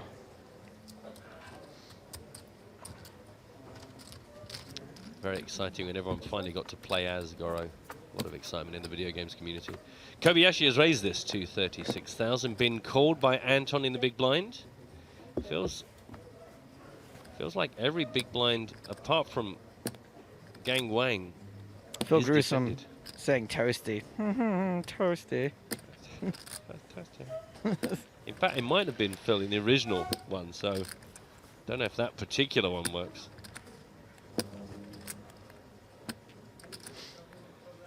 So we've got a King Jack 9-8 double diamond board.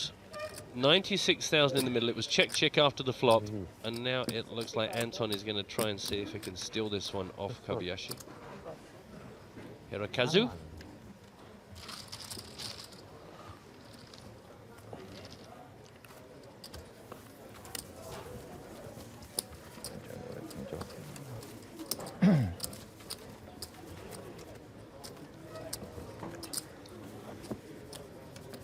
Oh, do you know what, Joe? Have the VO sessions begun? Be careful what you wish for, because you might just get what you never thought you'd hear. I'm the best bingo player in the world. That's it. That's it. He's just practicing, just warming up. That was one of the happiest moments of yesterday. I love Phil Gruesome so much. I'm really gutted. We've got to be honest. I'm just gutted he's out. It's just such an interesting guy. I just loved how he dealt with Martin, our chit-chat hero yesterday. Just teasing him so passively aggressively, just letting the guy go absolutely crazy. I think there's no better way to deal with a crazy person than just look at them with no emotion whatsoever. You can't let him get to you, unlike me. I had a guy shouting at me in a petrol station once. I have no idea why, so I just kept looking at him. You can't stare at them. I did. I just stared at him. That's a good way to get exactly what I'm stabbed. doing right now. I just stared at him. I want to stab you, and I'm relatively mentally stable. Relatively. Hey, Simon Charette, look at you, buddy, hanging on for one big blind. Did he really just fold down to one big blind? Man, I mean, there's waiting, and then there's ICM considerations. Is he going to ladder up? How many spots is he? We've just ticked over to be playing. He did ladder up. Yeah, I guess that's why then. Yeah.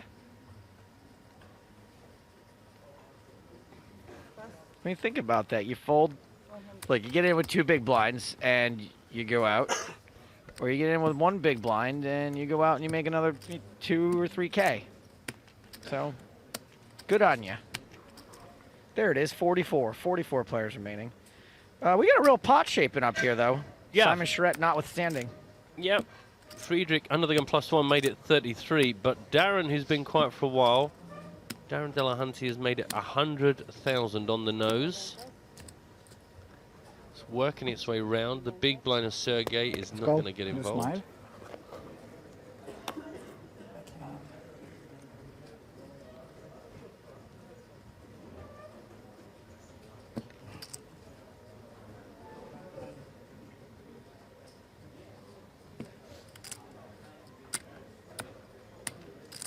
Must have a bad kicker. I like it. Shows One a more card. I quick guess it's an ace. It is indeed. Quick. One more quick pick. Yeah. Who's behind? Ace king again?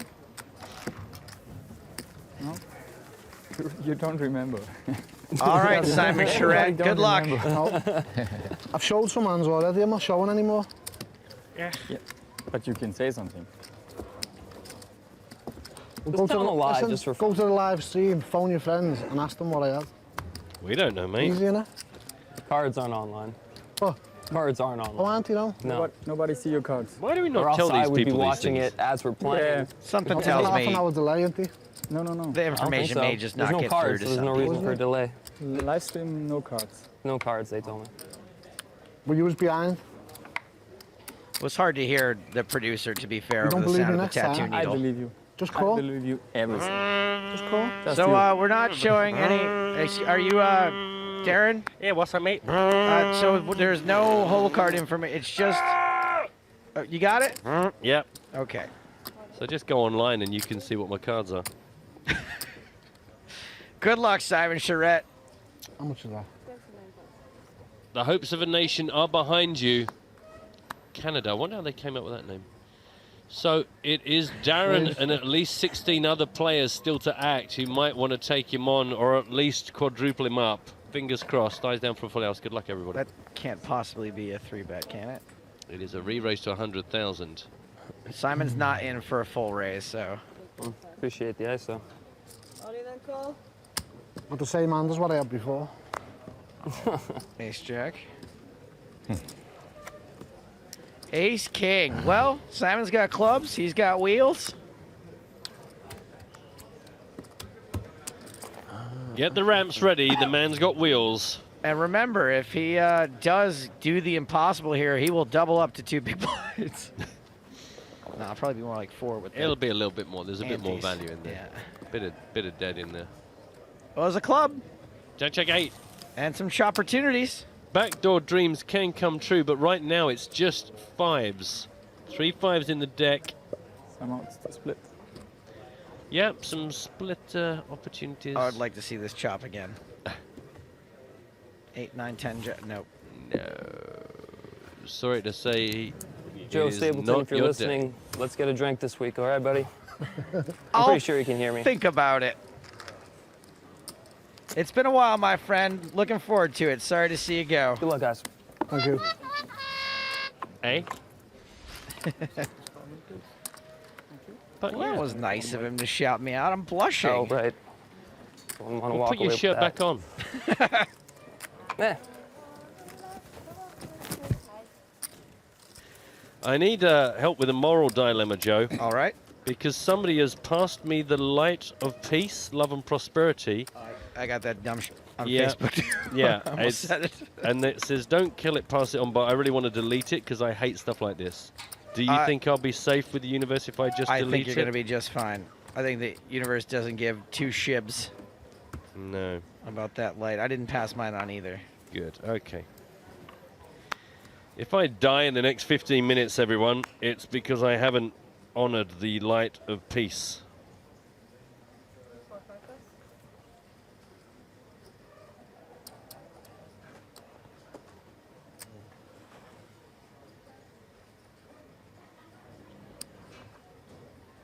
Truth on Twitch says, even Joe snubbed Desespate people. What a monster.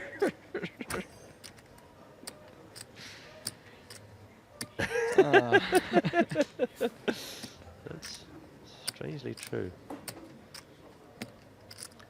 Oh, I've got a legit question that I don't know the answer to. That we'll put a question out to, being asked if there'll be an app similar to the EPT app for the new PokerStars Championship that gives the tournament info and dates. I wouldn't be surprised if you already have the existing app. I would be very surprised if it simply doesn't just update. Something like that, To yeah. incorporate everything else. So certainly don't be deleting the existing app. I'll actually ask somebody who might know. But I would imagine that app would just continue to do what it does. Oh boy. What's wrong? Have you killed the light of love Yeah, and peace? YU on Twitch says, OMG, those things are 100% legit. You should have passed it. Oh, man. You blew it. I was just kidding. I actually did pass mine. Oh, Joe. I was trying to trick you. Banash 3 says, are there any famous players left in the field? Matt, why don't you handle this one? Yes. Thank you for your question. Where are you from? Japan. Japan? Yeah. Wow. Wow. You qualify online? No. No? Cash? Cash. You know, in Japan, they sell everything in vending machines. I've even heard you can buy other vending machines. Yeah, those machines are big, aren't they? Big ones, yeah. Where do you buy the machines that sell vending machines? A bigger vending machine, I guess.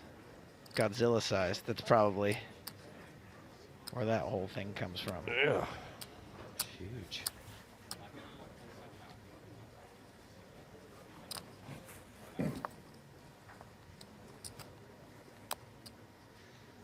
I'm the best bingo player in the world. Toasty.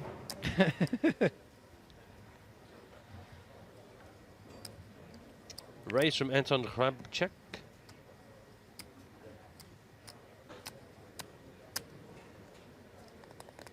David Peter's been pretty snug for most of this level. Just a couple of times he's come out of the back cave to give someone a thwack in the face.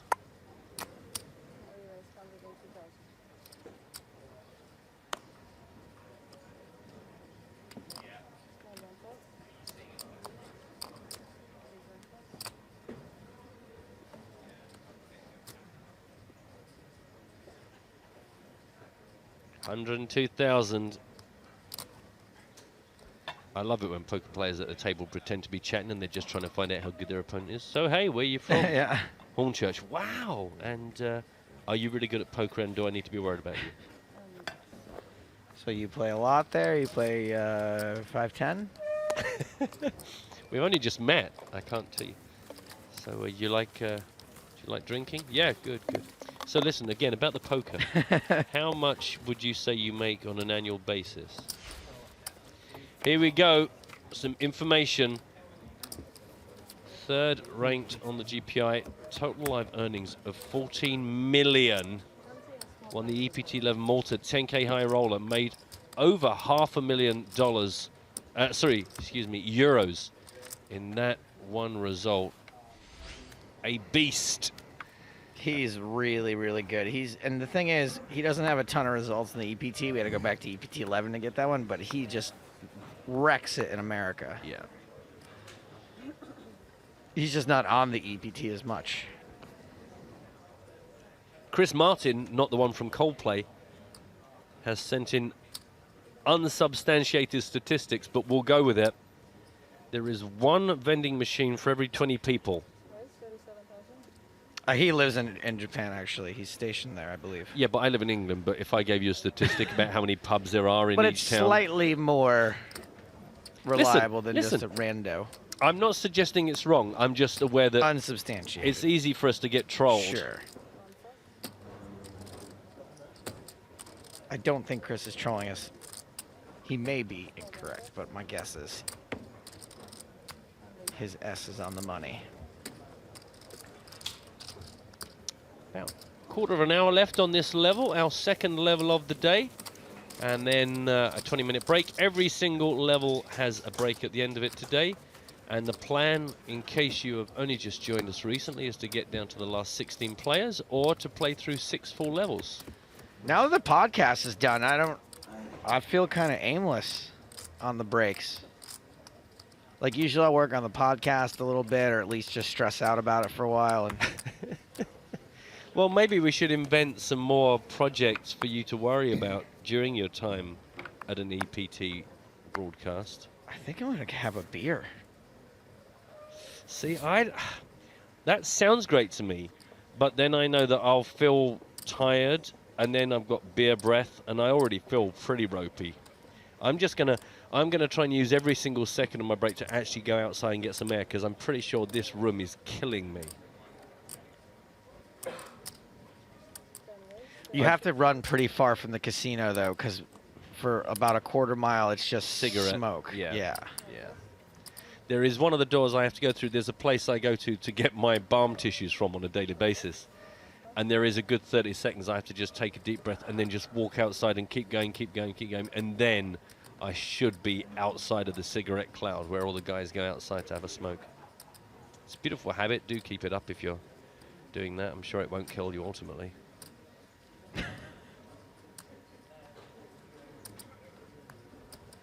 Is this Petrushevsk the second? Do you think like his Petrushevsk number 2? Yeah. Something's being offered to us. Oh yeah. Oh yeah. Chocolates in a box. Joe, chocolates in a box. Thank you.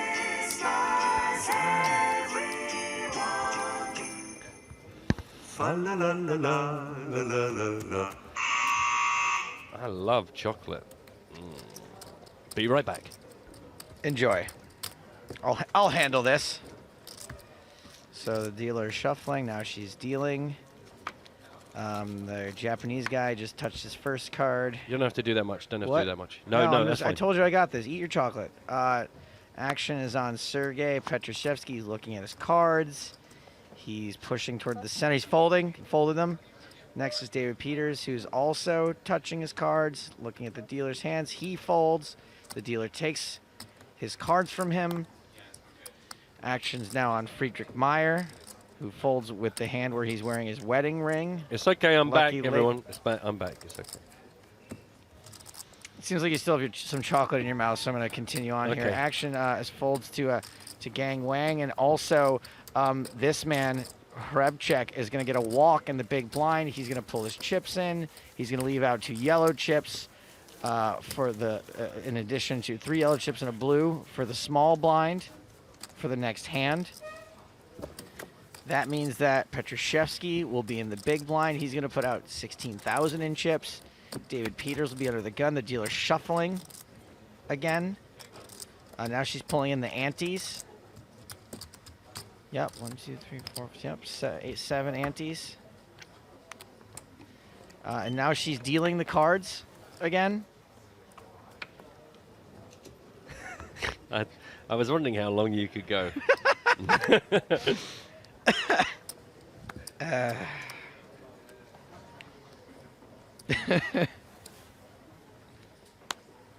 La la la la la la la la.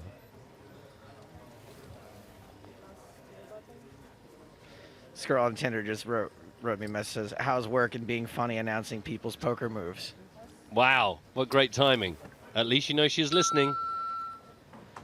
This must be just a golden time for you on Tinder. Well, actually, if you go to PokerStars.tv, you can hear what I do for a living. Yeah, it is, but also I don't do that because just in case they hate it. No, because they could just find me really irritating, like most of the audience. Oh, what a, yeah. The idea of what I do is much better than what I actually do. Especially by the time you described it in a way that makes it sound way better than it is also. Right.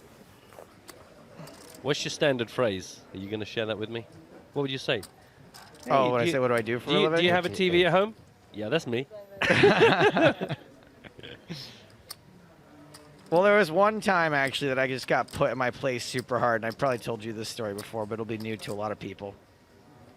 And I was at this bar in London, and this girl asked me what I did for a living. I was like, oh, I present this TV show, and I was like, and I knew perfectly well that Channel 4 was like a big channel, but I decided to be like a real douche about it. And I was like, yeah, it's on Channel 4, which I think is it's like a big channel here, right? And this girl like kind of narrows her eyes at me, and she's like, what's the name of the show? I go, oh, it's called the European Poker Tour. And she goes, it's on quite late, isn't it? I was just like, that's the absolute last time I ever do that. Just put it in my place.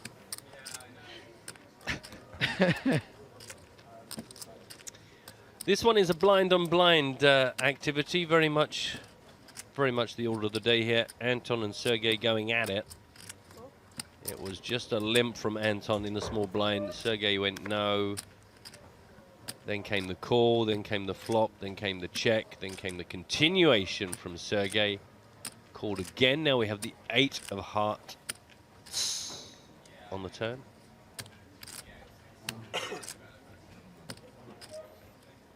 If you ever settle down, we've got no show, really. No, I know. Don't think I haven't thought of that. Like, I've met some people over the last few years I've really liked, and they've sort of liked me. But I'm like, man, if I am happy, there goes my whole shtick. I got nothing after that. I mean, I can go for like 3 months without anything anecdotally worthwhile happening to me. I have to just start making up problems. Or just go up to people in airports. Like, I start panicking. If I get to, like, the hotel where we're recording and nothing's happened to me, I just go up to people in the lobby and go, what? Just in case I can say, well, you won't believe what happened to me in the lobby. There's a guy punched me and then stole my hat. Matt went 2 trips without any good anecdotes, so he decided to bring a replica gun to Heathrow with him. Boys and girls, it's time for another one of our EPT Winners Parades, and today it's the turn of Season 5. One of the best seasons, I think we can all agree. Let's head here to Prague, to Salvatore Benevena. PCA 2009 in Season 5. Priya Nazari. More like Richia Nazari. It's Sandar Noyux. Sandar Noyux. And of course, Peter de Korver. That feels like a really long time ago, and that's because it was 8 years ago? Yeah. Subtracting 5 from 13. I couldn't stay in the same room as Sandra Noyux because I found her eyes, it's like they were draining my soul. I would look at her and just go, oh. I will admit, she friend requested me on Facebook at one point, and I was like, what? What? She was probably under the misunderstanding that you were going to be a key person in the poker industry. What? That's the one. Surprise panda. Under the gun raise from Friedrich Meyer.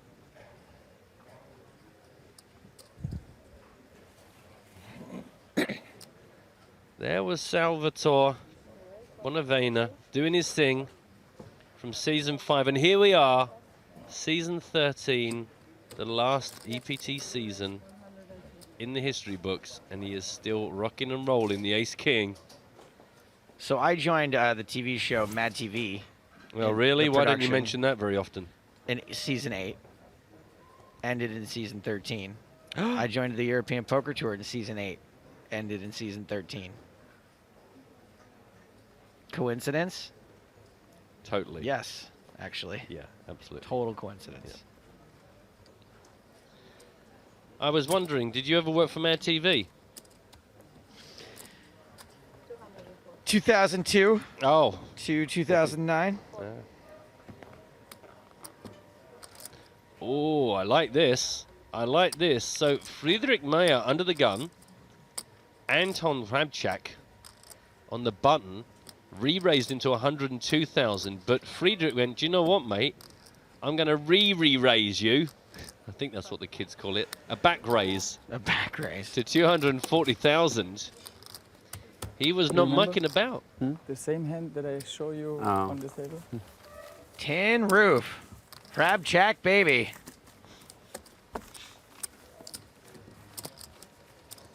Same position, same hand. Well, it makes poker easier.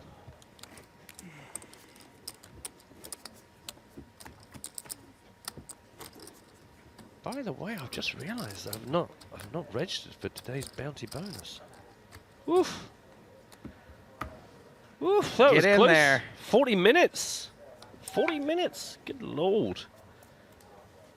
Completely forgot. I'll do my daily struggle with the antivirus software. Fear the Donut says these casters are brutally poor quality. Do you want? Should we show them how much worse it can get? No.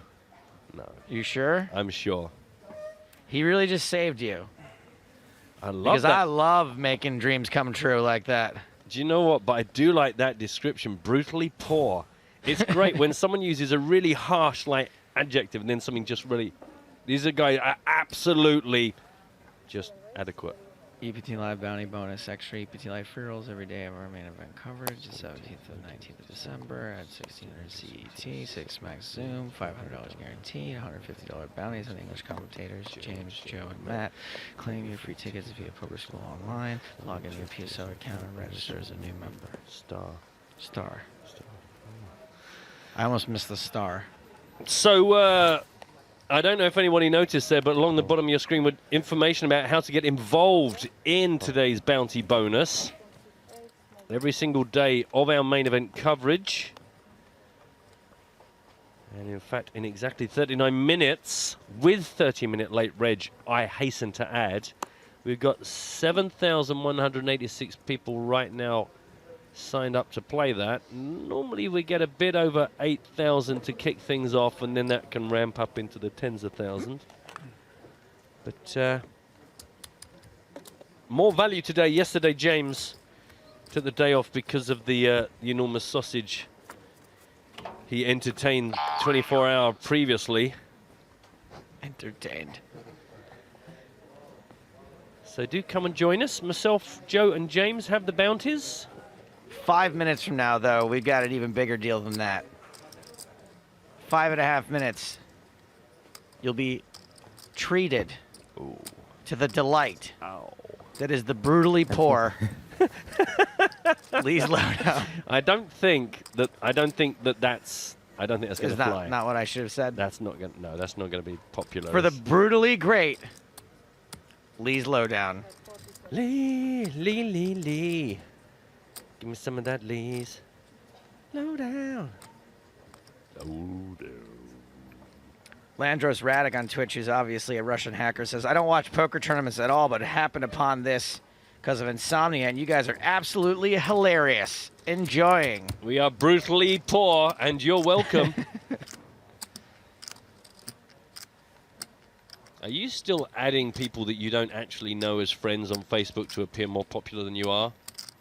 It's not to appear more popular than I am. I like to be accessible. Right. I like to, look, who am I to deny someone's friend request on Facebook? Not their friend? There's lots of people I'm not friends with on Facebook that I'm friends with. Well, that's the point I'm making. No, but I mean even people that I know that I'm not friends with. Matt Broughton. An acquaintance of sorts. This is Anton raising it up pre-flop, getting the call from Sergey. Anton c-bet post-flop, got the call. Now Anton has slowed down some such. It is a 3-heart board, king, queen, 6, with the 4 of diamonds just dangling its way in the middle of the flop. 206,000 up for grabs. And I got to be honest, I'm quite happily impressed with Sergey. He has been very quietly, methodically going about his business. He has hardly punched anyone or shouted at anyone. He is brutally, slowly playing his poker quite nicely.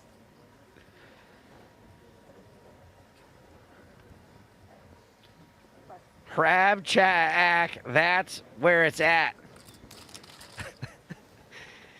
Crab Jack, baby. If you see a poker player registering, his name's probably Anton. Crab Jack!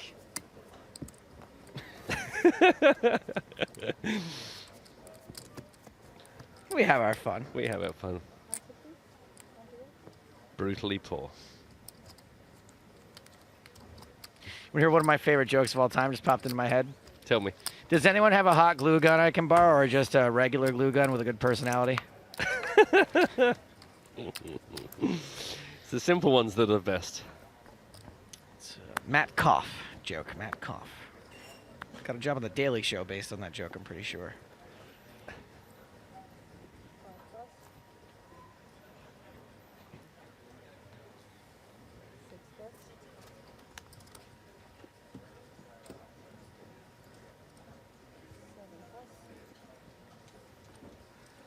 I can tell you boys and girls at home, just to give you a small insight into the showbiz world that we live in, that in readiness for Lee's lowdown, 16 members of staff have just turned up and put their iPhone torches on, pointed at us in readiness for said broadcast.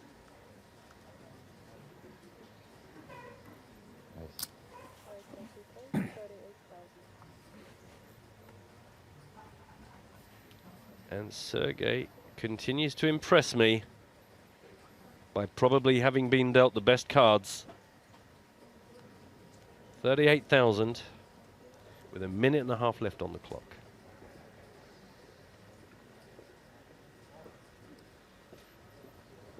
David Peters in position. D. Peters, that's perfect. Look at that. That's his Facebook right there. His background photo, D. Peters. It writes itself, doesn't it? Raise it up to 103,000. Gets rid of everybody apart from Sergey. And he lets it go. And there's still a minute on the clock, so we get another hand in before things wrap up and we get ready to receive Lee. Man, Dave Peters doesn't really have to do very much, does he? Just once every orbit, he re-raises someone and they fold. And he just keeps ticking over with his 2 million plus stack. That's what you do when you're an end boss. You just cheat. I mean, not that he's cheating, but, you know, in video games they do. I probably shouldn't have said that. I just mean it's unfair. how good the boss is.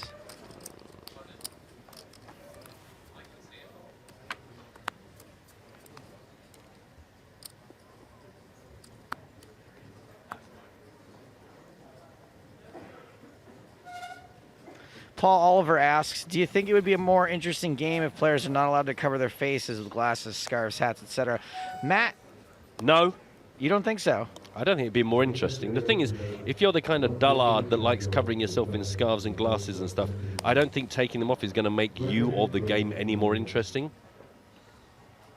I don't think suddenly loads of people are going to burst into song and conversation just because they've been forced to take their glasses and scarves off. I think we should not allow people to even wear prescription glasses like Petra Shevsky here. Take them off. That would make it much more interesting. Can't see the board? Too bad. You can't cover your face. Get to showdown and they go, two pair, and they go, excuse me, sir. That's like you've got like some sort of biscuit wafer. This is really embarrassing, but can you tell me what I have? Let I finish? Okay, we're going to head out because we've got one other table running. Zawodowski, Afanasiev are at it. It's an ace-9 versus pocket threes race. Classic race. Afanasiev is the ace-9 holder. Zawodowski is the pocket threes. Well, good day to have overcards. Yeah. And that's a pretty solid connection right there. It's a shake of the hands and an exit from the tournament. And already it's just Sergey, just waiting, just really enjoying life. And we can see that he is middle of the pack. Shortest stack Kobayashi with 22 bigs, but pretty safe. We're going to stick with this featured table. The guy's got a name-minute break. We're going to do the same, but come back very soon because we're going to pick up James Hartigan and Lee Slowdown. Don't go too far.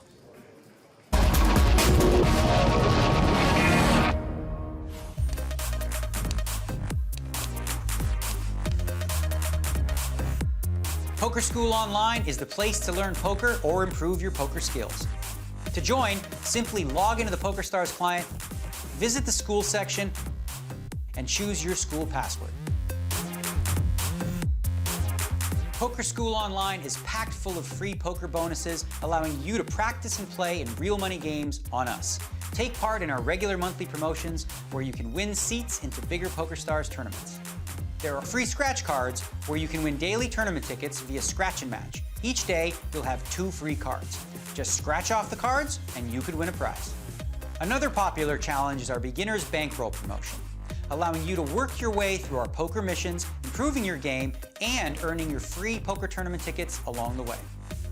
And if that's not enough promotions for you, there are unlimited tournament tickets and $5,000 free roll tickets you can earn via our Refer a Friend promotion. Simply refer a friend and you'll both receive prizes. Once you've built your confidence, it's time to compete in the Poker School Online. Skill leagues with $44,000 in prize money up for grabs every month, with up to $5,000 going to the winner. And if improving your game is what you're looking for, we have poker courses from Hold'em to Omaha, cash, sit and goes and tournaments, along with quizzes to test your newfound knowledge. There's live poker training where you can watch pros play poker in real time, view their hole cards and ask questions directly. See the live training schedule for the next session. Our poker forums are always buzzing with questions, advice, and tips. You'll find all types of players from beginners to pros discussing all areas of poker. Now you've heard what's available, it's time to get involved. Simply join Poker School Online. You may even be eligible for our welcome bonuses full of tickets and cash. Welcome to Poker School Online.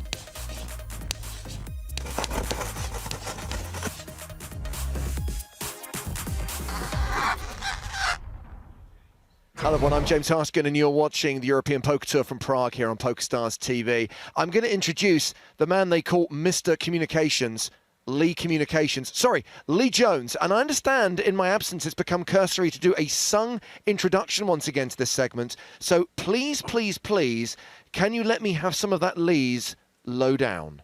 Low down. Good morning, James. Good afternoon in your world. Good to catch up with you, Lee. Now, obviously, I appreciate there are a lot of benefits to working from home, but be honest, as someone who was around the EPT during the early years, who worked directly on the tour for a couple of seasons, is there a little bit of you that wishes you were here in Prague right now? Oh, actually, there's a huge piece of me that wishes I was in Prague right now. I miss those events more than anything else. I mean, going into an office is fine, and I had wonderful coworkers, but man, being at the EPT events was like, I couldn't believe they were paying me to do it. So yeah. I mean, over the course of the last few events, we've been playing out our EPT moments, classic hands from seasons of yesteryear. Many of those hands, especially from seasons 3 and 4, feature your dulcet tones on commentary. And when we don't hear from you, we often see you because you were often stood at the table calling the action for the crowd. Just remind us, Lee, what was your role during those early seasons of the tour? I actually remember the first time, and it was in Dublin, where Francine, wearing her official black uniform to not flash the cameras, basically put headphones on me and said, go up there and stand and say what's happening, and if I whisper in your ear to move, do so. And that was my introductory training to card calling. And I would basically call the cards, and I can remember you and me occasionally in that tiny little studio down in Mayfair somewhere doing some of the EPT TV shows. And yeah, I was basically jack of all trades, master of none, and it was the most amazing gig of my life. And obviously, Lee, it's a weird one because on the one hand, we are kind of putting a full stop to the end of the EPT story and we're closing that book. But of course, a new book starts with the launch of the PokerStars Championship in the new year. It does feel more like a transition than an ending, but at the same time... Well, go ahead. I was going to say, at the same time, it is the end of an era. It's the end of the European Poker Tour as we know it. And I know it's hard to isolate single moments in history, but for you personally, what is your own favorite memory of the 13 seasons of the EPT? And I'm not talking about an accomplishment by a player. I'm talking about something that actually affected you personally. When I can remember sort of at one point where it was one of those, I don't even remember what city we were in or anything, but what I specifically remember was that we had wrapped up for the day and everybody said, right, we're going back to this person's room and we're going to have 10-pound sit and goes all night until we pass out or the booze runs out, whichever comes first, right? Are you coming or not? And I just remember thinking, wow, I'm part of the circus now. I mean, they've invited me to the after party, right? And just thinking, yes, of course I'm coming because this is going to be the coolest time ever, and it really was. Getting drunk and playing poker, those sound like good times for sure. So I say, Lee, that it's the start of a new era. I know that you talked to Joe extensively yesterday about the PokerStars Championship Bahamas event. Of course, there are kind of the PCA. That's £1 in the swear box from Lee Jones. But of course, we don't just launch the championships in 2017. We also launched the festivals. We had the first of the new style festivals in New Jersey, but really things kick off in the new year. And PokerStars is returning to the Hippodrome in London, where there's 24-hour tube service. We might mention. On certain lines, I have to issue that caveat. Don't try getting 24-hour service on the District Line, Edgware Road branch. Ain't gonna happen. What line is the Leicester Square station on, James? Leicester Square is on the Piccadilly line and the Northern line, and I know for sure the Piccadilly line does have 24/7 now. There you go. And people may not be aware that the Hippodrome is directly above the Leicester Square station. And we are going from January 22 to 29. We are putting on, I guess it's the first, it's not the first, it's the first European festival in the PokerStars Festival series. And I want to check the numbers here to make sure I'm right. The main event has a 400,000 pound guarantee. And there are 22 events. They're over 7 days, and there's a huge party in Lola's Underground Casino. I don't even know what Lola's Underground Casino is, but I like the sound of it for sure. Anything called Lola's has got to be cool. It's got to be great. It's a kink song. It's an underground casino. What else could you want? But yeah, I mean, you and I both know the Hippodrome well. If you haven't been to the Hippodrome, it's right in the middle of everything London, and So you just go crashing across Leicester Square, and there's this beautiful casino with amazing history behind it. And it's going to be I mean, we all remember the UK IPT tournaments and parties that go with it. So this should be an amazing event. And yeah, there's, Sunday at 10 p.m. UK time, there is a satellite for the main event with 5 guaranteed seats. So there's your way to win your seat. And yeah, there's a super deep stack. I want to check again. Monday the 23rd, you get 50,000 tips for 270 quid buy-in. So there's going to be lots of yeah, exactly. So there's going to be lots of opportunity there. It's a great place to play the Hippodrome. I remember in the mid-2000s there was very much a desire in the United Kingdom to open what they called Las Vegas-style resorts and have casinos in London that had that kind of Vegas vibe. And to be honest with you, most of the ones they opened didn't. The Hippodrome does. It was really the first London, probably the first UK casino that I ever walked into where there weren't just people in there who wanted to gamble. People go in there because it's a late night spot. It's a good place to get a drink. As you say, it's in the heart of the West End, and it has quite a young crowd as well. And it's always jammed, especially at the weekend, and that's a good thing because you want a casino like that to really have really be buzzing, have a really strong vibe whenever you're in there. So you don't think the Vic has that same buzz, huh? Let's be honest, the Vic is the place you go to work. It's the place you go to grind if you're playing the cash games, whereas the Hippodrome is somewhere I would go to have fun. The only problem, and Lee, we share the same issue, first world problems. As PokerStars employees, we are not allowed to play there, which is so frustrating because it's the worst. It's far and away the best place to play poker in London. I strongly recommend that. The restaurant is extremely good, and it's open super late. And if you need food and you're anywhere near Leicester Square late at night, the Hippodrome is the place to go. And just to allay the fears of all the people who kind of are concerned about the relaunch and concerned about the loss of the local tours, this should feel just like a UK IPT at the Hippodrome felt. It will have the same usual suspects that you expect to see. It will have the same vibe. It will have the same dealers, the same floor staff, the same quality. And I think that's really important to emphasize, James. I mean, there's been so much of this branding message of, the end of the EPT and the end of the UK IPT. But the fact is that the train is going down the track like it's been doing for the last years. It's just got it just says Virgin Trains or whatever on the side now. I really hope it performs better than Virgin Trains, for sure. Let's talk about online poker, Lee. You mentioned the fact there's a satellite to the London Festival in January, this coming Sunday, with 5 seats guaranteed to the main event. Let's talk about a game which has polarized opinion. And I have nailed my ship to the mast, or my mast to the ship, whatever the expression is. I am a big fan. Set out your stall. I am a big fan of the Beat the Clock format. I understand that people might not like it and may not choose to play it, but I cannot understand the amount of vitriol that some people have voiced about this game. It's a lot of fun, and if you don't want to play it, don't play it. Exactly. I mean, if you don't like Brussels sprouts, don't order the Brussels sprouts. I mean, it's pretty much that simple. We're not putting a gun to anybody's head to play a game. And I will tell you, I've been playing it.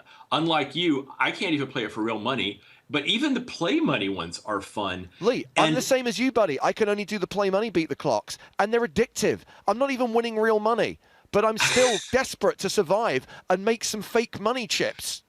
It's totally true. And the thing is that we have become, for better or worse, we have become a society that is time driven, right? And you never know how much time you're going to have, or for a fact you don't have much time until the 23 bus comes to pick you up at Leicester Square, or your plane is going to leave the gate, or whatever it is. And you say, you know what, I've got 5 minutes. I'd love to play some poker, but I can't get into a sit and go, can't start a cash game, blah, blah, blah. Oh, look, here is a tournament that guarantees me at the end of 5 minutes, we're done, win or lose. And, and the players seem to think that that's a really cool option. And just to be clear, I mean, this is not exactly a reinvention of the wheel. This is really a tweak on a format that's been around for years, the so-called timed tournament. The tournament starts at a certain point. In 5 minutes, it ends. And at the end of that 5 minutes, if you still have chips, those chips convert to a percentage of the prize pool. I guess the fact that it's 4 max, it's Zoom, and it's a hyper turbo, I suppose those are new elements to the format. Sure. I mean, It's definitely some new elements, but as you say, there's nothing fundamentally groundbreaking or disruptive about this. And again, if PokerStars isn't trying new and different things, then, you know, we're going to stagnate and die. I mean, that's virtually guaranteed. Yeah, and I've always maintained this, and I said the same about Spin and Go when they arrived, and they became fiercely addictive and incredibly popular, that as long as we still run the, for want of a better word, traditional games, as long as we still have the W-Coop, the Scoop, as long as we still have, you know, what many people consider to be proper poker, alongside these new variants, these fun games, which are perfect for someone like me who never has any time, then what's the problem? Right. I totally agree. And I should point out, James, that the definition of proper poker or traditional poker or anything else is going to change as the days go on. For years, 7 Stud was the official poker game. And I still have old guys come up to me and say, hey, it's not real poker unless it's 7-card stud. So, you know, real poker is what the poker players of today decide it is. And if they decide that beat the clock is the best thing since sliced bread, that's what they're going to go play. Now, Lee, I remember that Spin and Go very quickly, after it launched in the autumn of 2014, became the most popular game on PokerStars. Have you seen any additional, any recent stats which give any kind of inkling as to how Beat the Clock is performing? I haven't seen specific stats, but I have heard anecdotally that it is very popular and people are really digging it. I think it's too early to tell how it's going to affect. I mean, I think Spin and Go has created a real seismic shift in the games that people chose to play.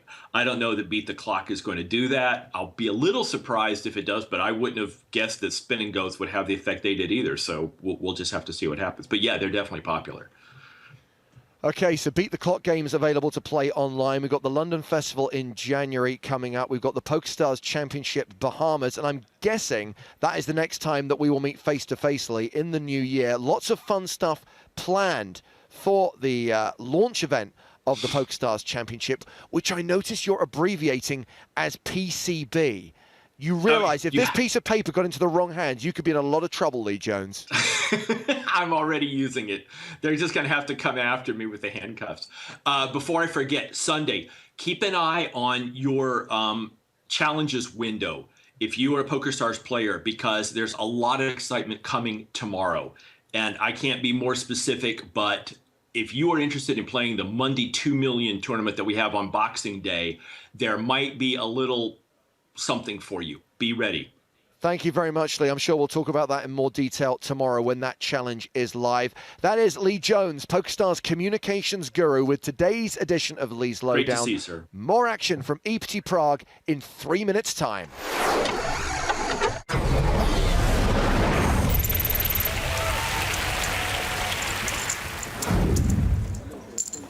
Just 15 left. It's like the WWE Royal Rumble. 7 more people, and then we're down to our final table, Colin. And the money is deep at this point. Yeah. Our 16th player busted out, winning 39,000 euros, and it only goes up from here. It's amazing if you think about it, 15 places from 39,000 euros to over 1.8 million. This is what tournament players call the steep part of the curve, Colin. Whoa, look. Now, this is where, when Andy Black gets these hands, he's vicious, because he raises with anything. Exactly. Who at this table, in the positions left, are going to put him on ace-ace? Nobody.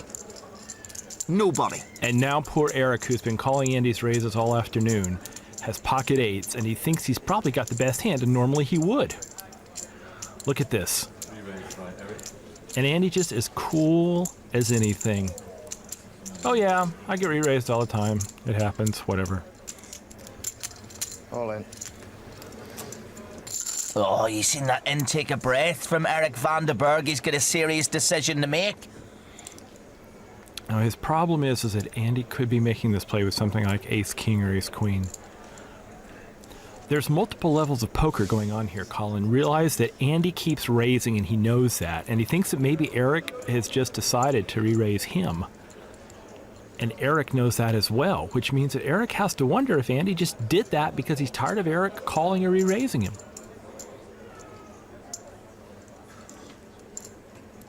Eric, of course, has him covered. But this would cripple the Dutchman. Not only would it cripple Eric, but it would make Andy an incredibly powerful force at the table. It's only chips, thank God. Yeah, you're right about that. That comment, they're only chips, thank God, sounds like a comment made by someone who doesn't want to get called. He's hoping Eric thinks, oh, he's called it! Van den Berg's been tussling with Andy Black all day. They know each other's game. They've met before on many occasions on TV and off. But this could be the most costliest hand they've ever played together. No, Andy played that beautifully. He doesn't want to see an 8 or he's going home. And those odds have been significantly reduced. But tell Andy Black this hand's over. He's still feeling it. He knows there could still be 2 8s in the pack. Oh, that seals it for us. Yes! Goal! It's only chips. Makes absolutely no difference whatsoever, that river, and it's a double up for Andy Black. And as Lee said rightly, it puts him in a very domineering position at this featured table. As long as you give them back half of it. I had enough left, you know.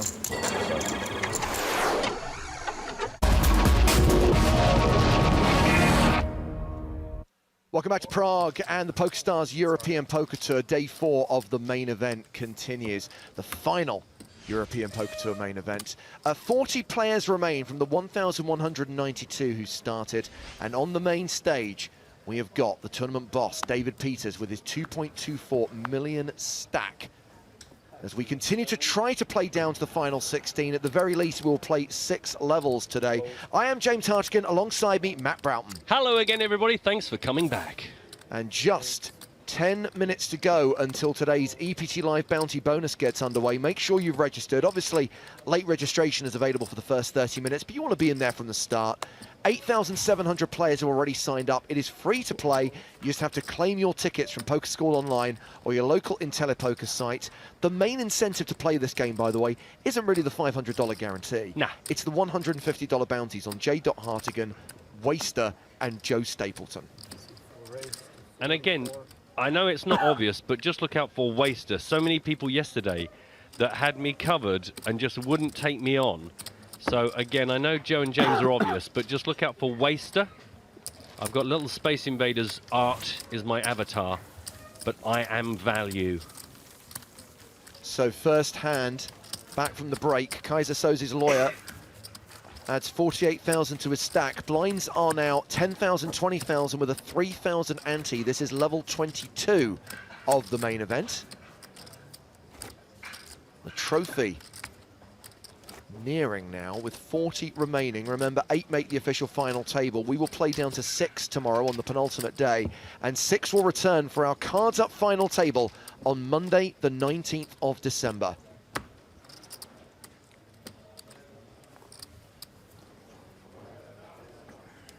Action here is on Sergei Petrozhevsky.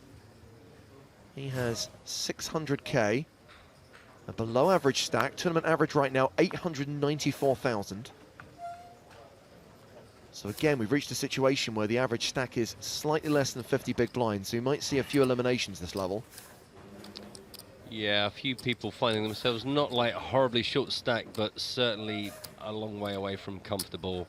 Lots of very precarious sub 30 big blind stacks out there. 8 makes it 44. Petrozhevsky has raised from under the gun to 44,000. Folded to Friedrich Meyer, and he passes. Hirokazu Kobayashi is out. Darren Delahunty gives up the button. It's Gang Wang small blind. And Anton Harabchek is in the big blind. He passes as well, so raise and take it for the Russian. Easy job, easy job. Alex has spotted. Well done, Alex. Stapes disappears again without us noticing. So I'm guessing there must be a winner. Oh yeah, of course, we had to send Stapes down to the floor because 45 minutes from now there's going to be a champion. It's basically a 40-way all-in. Well, it looks like we're gaining a player. Looks like Jasper Meyer, who was on our feature table earlier, is going to take the empty seat between You have starting stake yesterday. Meyer and Kobayashi. So we've got Friedrich Meyer and Jasper Meyer. So first names are going to be very important. 30K on day 3. 1.5 million on day 4. The story is actually a little bit weirder. Yeah? Why? I doubled the first level. Yeah, on my table? No, on day 1. Half Then the I got table food poisoning. have above average stacks, half the table are below Went straight to average. bed, blind it off. Interesting mix. Now we're down to 40. Everyone's guaranteed at least 21,500 euros. Next money jump will be when we are down to 31. Interesting to see Dave Peters here raised under the gun. Mostly his game in the last level was about just sitting like And a then I had spider 22 left. and looking On for day good 2. opportunities to And re-raise I forced players myself to off play and it, just but keep himself I still above had that fever. 2.2 million, just in And by blinds the and day, antes it's every now getting and then. better, We play on day 1 together. Well, Marius Gierse is threatening No, Peters 44? for the chip lead. Day Gierse with 44? a stack of 2.1 million at the moment. Oh, maybe we play. I'm sitting on seat A 4. reminder that you can There was a follow Dutch- updates from the outer No, tables then on the we played on day 2. PokerStarsblog.com. They're also providing live coverage of the 10K high roller. Live updates, just to be clear, no stream of that event, as we focus our attention on the main event. So the under the gun raise has got folds from every player bar Petruszewski in the big blind. That's like a lot. Yeah, I enjoyed Sergei's play before in that last level. He's kind of very quietly in lots and lots of the hands, getting the job done. Middle of the field right now. He's defended his big blind, and we have a 10-10-4-2 diamond flop.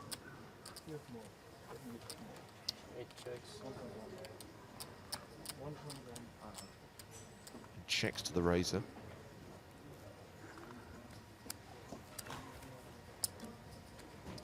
Seems like a very fun table. No, it's a quiet table. Yeah. We're missing Cabral. Missing? No, not me. Not really. Continuation bet of 30,000. So Petruszewski has 30 bigs behind.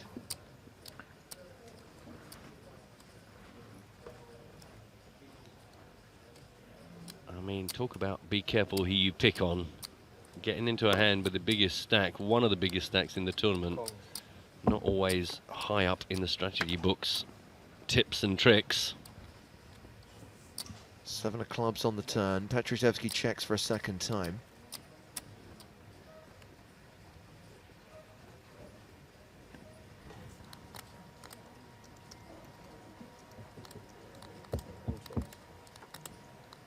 David Peters checks behind, and we get the deuce of clubs on the river.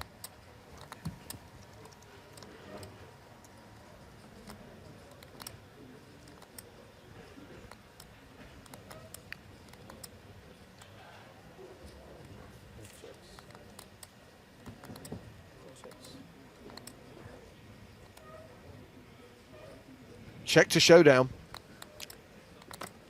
Ace queen. Against ace jack. So Peters adds an additional 100k to his stack and moves up over the 2.3 million mark. Petruszewski now below 30 bigs. Pretty much has the same size stack as Wang and Hrabček. The lowest stack at the table is the 490k of Hiro Kobayashi.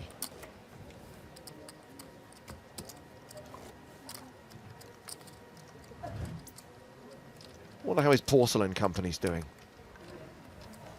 Huh.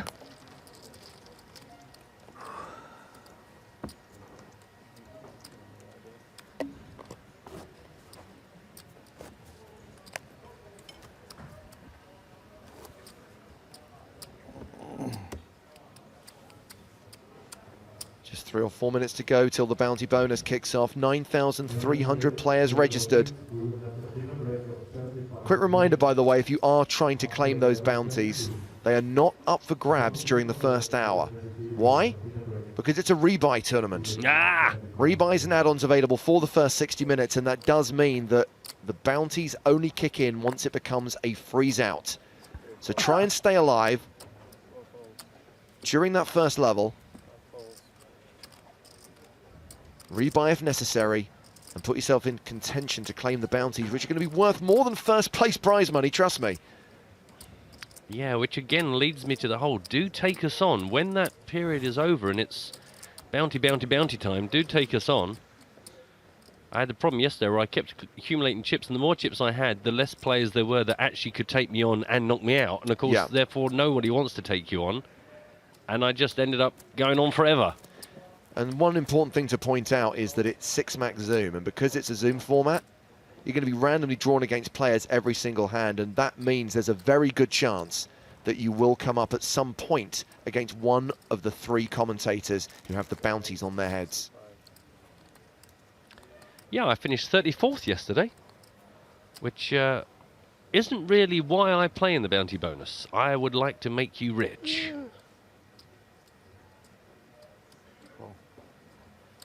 Sergey is at it again, blind on blind here.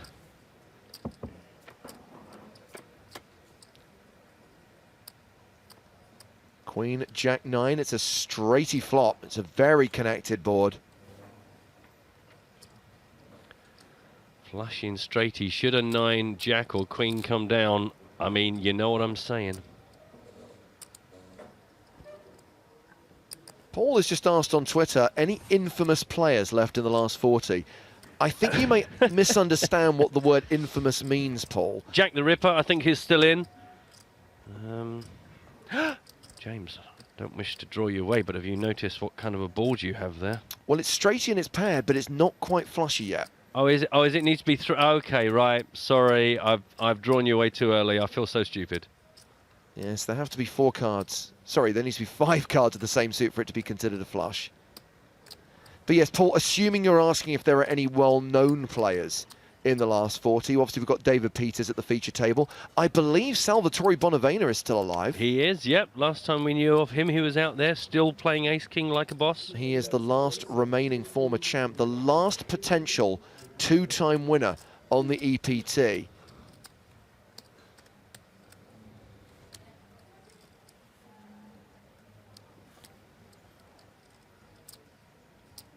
So with no continuation bet from David Peters on the flop, Petrzyszewski leads the turn for 46,000. Peters calls. Now it's flushy. Now, Matt, we have a straighty flushy paired board. Now we can activate the graphic. Excellent, excellent. Okay, sorry. Do you know what? It's a learning process for me every time, and I'm getting there. It shows you how I play poker. As soon as I see 2 of any suit, that's it. I'm pretty much convinced everyone is drawing. One of my favourite games is the Finnish variant Sukka, which is also played as Canadian Stud, which is a 5-card stud game where 4 to a flush or 4 to a straight beats a single pair. Which I think is fair. And considering it's virtually impossible to make any kind of hand in 5-card stud, trust me, it's worth implementing that rule.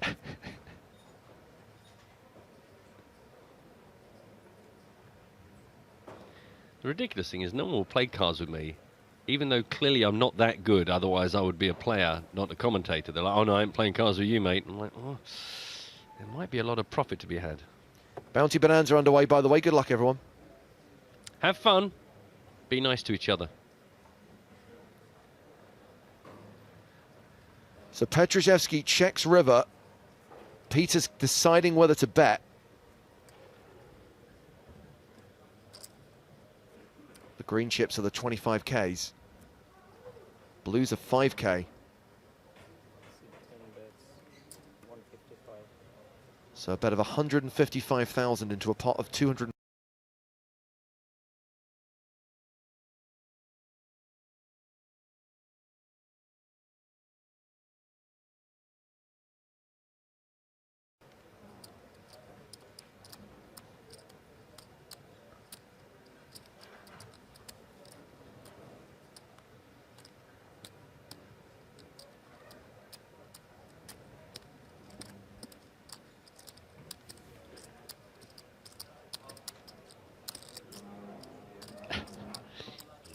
David Peters, not looking at you, but looking at you, right out the corner of his face.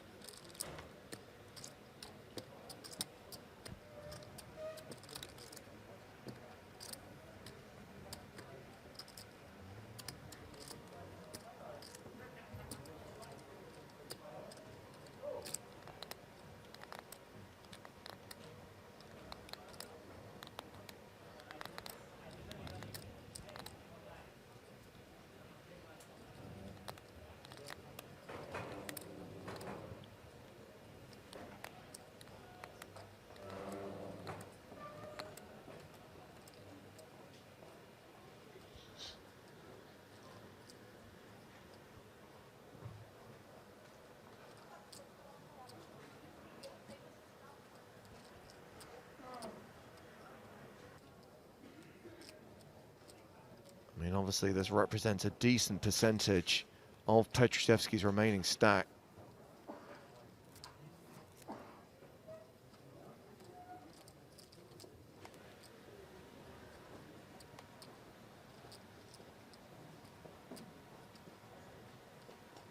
And thinking about this for the better part of 2 minutes.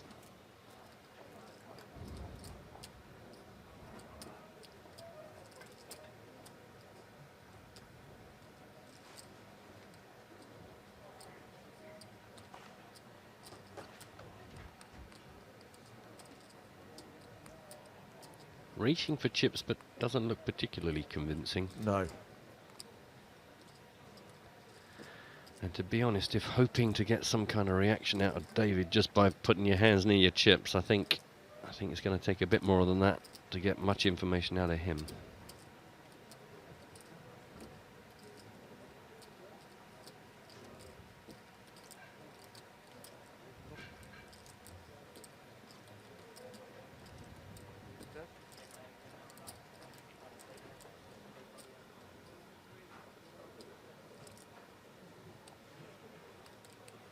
Just while we tick over into 3 minutes, quick reminder, don't forget, you got to use the hashtag EPTWin. You can see a few people in our Twitter timeline trying to enter today's Christmas calendar competition. Do remember to get the old hashtag EPTWin in there, or we can't accept your entry. And just to answer Kai's question, yes, we need screenshots from both, or boom links to both final hands in both spin and goes. Remember, your challenge today is to win 2 real money spin and goes.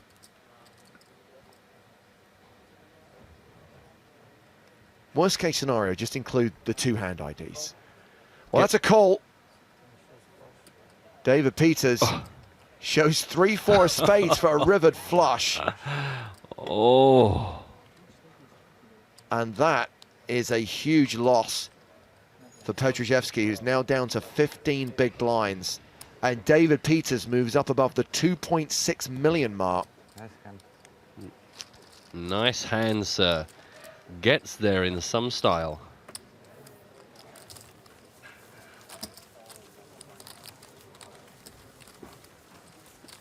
$2,614,000.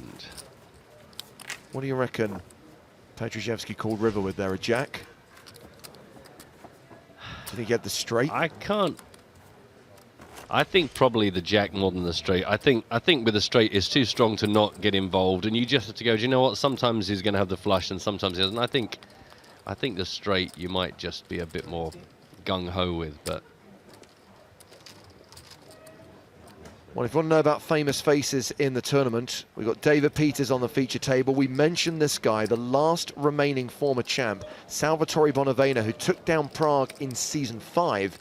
And the last player left, repping the red spade, the last remaining member of Team Pro, Felipe Ramos. Now, during Lee's lowdown, one thing that I didn't get a chance to talk about with Lee is this huge milestone that's been hit here in Prague during this festival. Someone's been working out the numbers, and as of yesterday, they estimate that the total prize pool, actually not estimate, they know for sure, the total prize pool, the total prize money paid out across the 13 seasons of the EPT comes to more than €1 billion. That's pretty ridiculous. That is quite the impressive number. So there are still 3 more days left, dozens more tournaments on the schedule, so that number's going to increase. Here at EPT Prague, the prize money throughout this festival has already topped 24 million.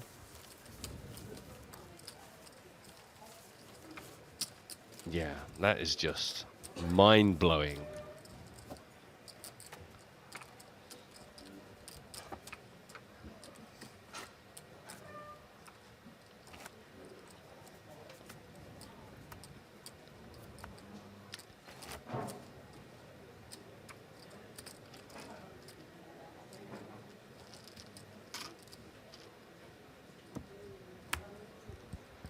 This one's going to start with Kobayashi under the gun.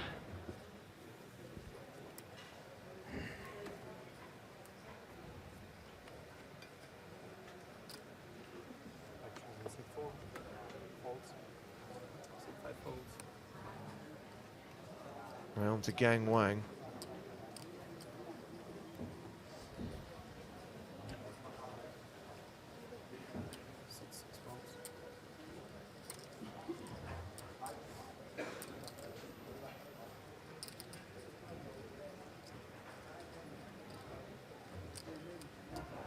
Rabchak gonna be the first to get things going in this one.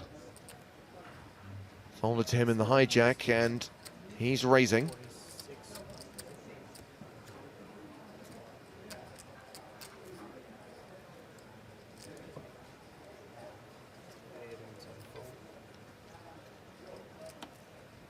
$46,000 he's made it.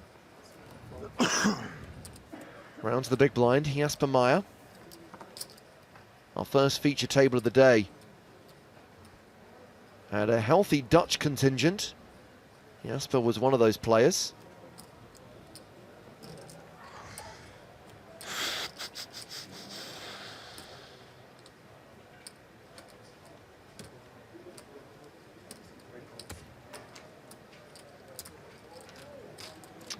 Gonna come along for the ride, get to see a flop. Heads up, 126,000 in the middle.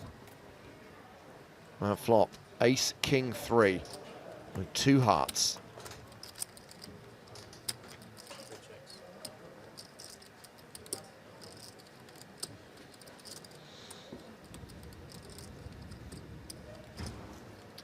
Check to the pre-flop raiser.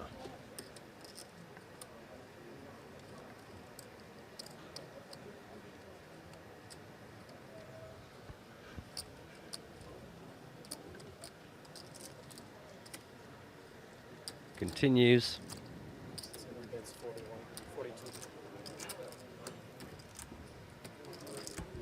C-bet is 42,000. Job done. And the fold from Meyer. Well, let's take some action from one of the outer tables, actually over to Salvatore Bonavena's table, where Kiosti Isberg is all in with 10s against Salvatore Bonavena's queens. It's Domination Nation. Do people not realize that Salvatore has just always got it? Queens holding. Isberg is going to need a 10 on the river. It's another king.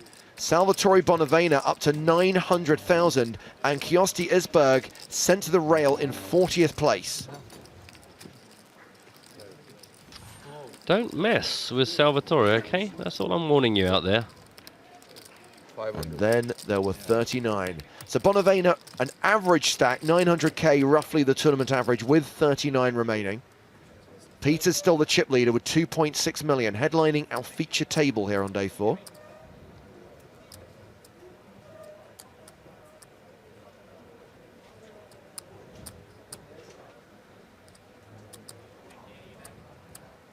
Well, this is Darren Delahunty from the UK.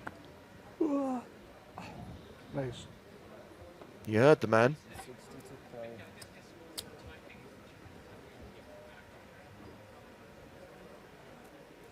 He's made it 60,000. Old school, 3x. It's the way to go. The old ways, so often the better ways.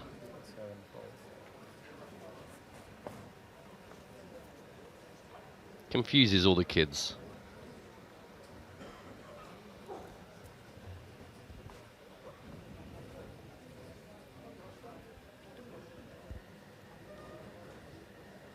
Sergey deciding what to do with his last 14 bigs, lets this one go.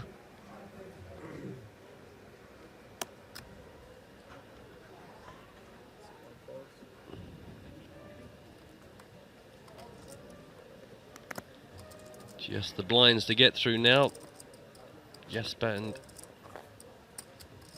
Hirakazu not up for the fight, and Darren takes it down. Meh. With the ace king.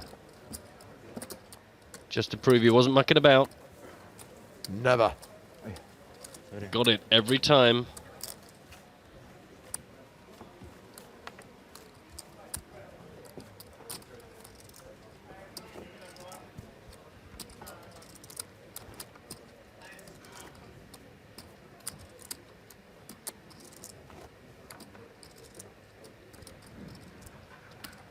How is the bounty bonus going for you today? Are you repeating your sensational performance of yesterday? Do you know what? Yesterday I hardly played much to start with because it was just multitasking beyond my abilities. And then once we got into the add-ons and then the serious business, then I came alive. Like Frampton. I did. Wap wap wap wap. Very quiet down here. I'm a bit scared to talk too much because it feels like it'll break the spell. Whatever happened to the chairs? I kind of miss the chairs. Well, with fewer players in the tournament, there are fewer players in seats.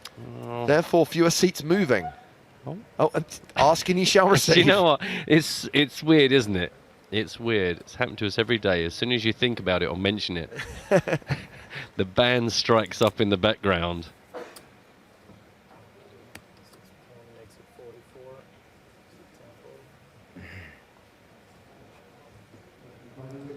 Well, here comes the shortest player at the table. Sergey is going to have a go at this one.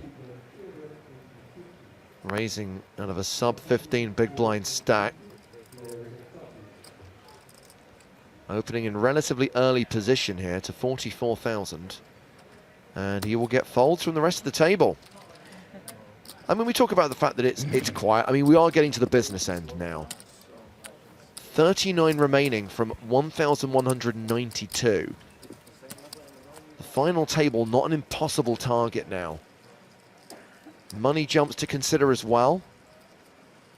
As in any poker tournament, the big money up top. Remember, you need to get into the top 7 to secure yourself a 6-figure score.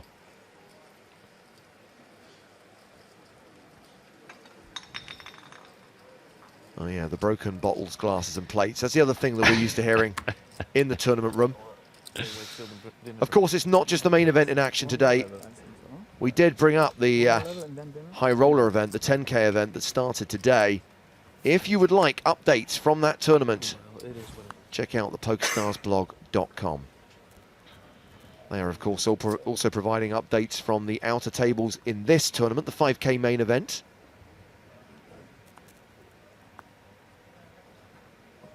How's your bounty bonus going, by the way? You all right? Yeah, 4.5K on my first bullet. Nice, nice, nice.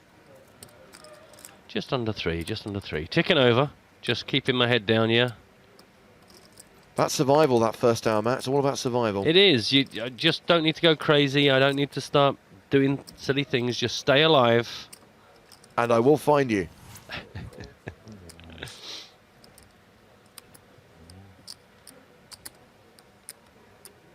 Nice.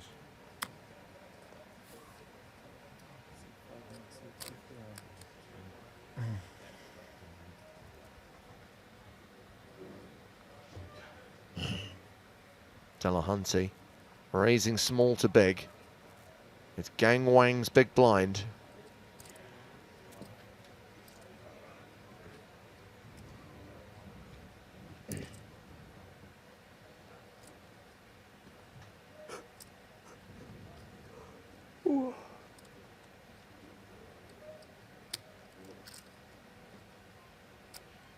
Who at the table's got the yawns? I don't know, but it's quite infectious. I'm already struggling to get enough air into my body on an hourly basis. I don't need people yawning down my ears.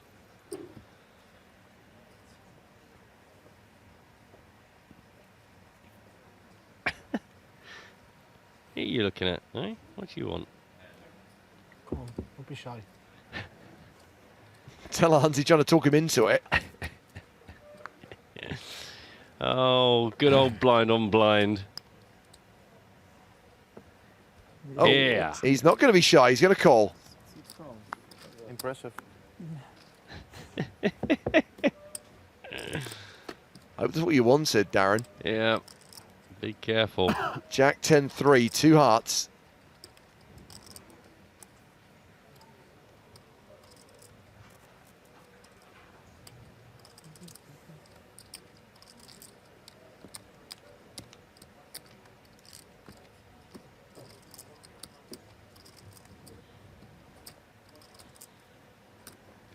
Very confrontational, isn't he? Bets looking at you. Come get some. So Delahunty, when he opened under the gun, he made it 60k. His raise small to big was 51k. His C-bet 50k. We get the deuce of spades on the turn. Gradually get smaller and smaller. It should be about 48. He literally puts the bet in front of Wang to say, here, call this. While staring at him from a foot away. 60,000. Oh, okay, well that's funny. Finally gets the job done. I like the ladies on the bicycle. Wang folds. And we're heading away from the feature table because there is action over on Martin Cabral's table. Alexander Nemkov is shoved here. He's the player in seat 1. Cabral has been in the tank for over 4 minutes and clock has been called. Not for the first time in the last few days. Time, please. Table 2. I was going to do that 30. I wanna hear it from Russia. Are you from Russia? Thank you very much.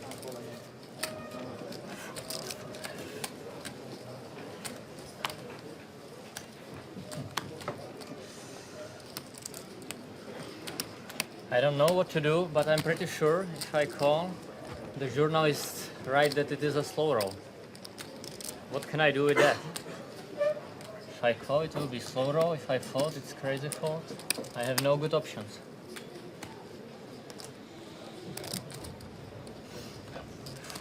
We can't help you, Martin. You're on your own, son.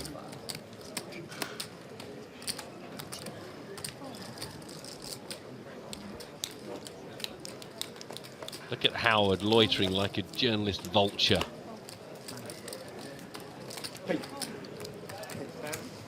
9, 8, 7, 6, 5, 4, 3, 2, 1, 0. And dead. 1 minute left. If you have 2 more players, no, queens, no. Same hand like before. So do you want to see what happened a few minutes before that, Matt? I do. So while Cabral was in the tank, Felipe Ramos was filming him on Snapchat. It's not a slow roll, Russia, sorry. And added bunny ears! That's good. Good work there, Felipe. Like 2 minutes good ago. work.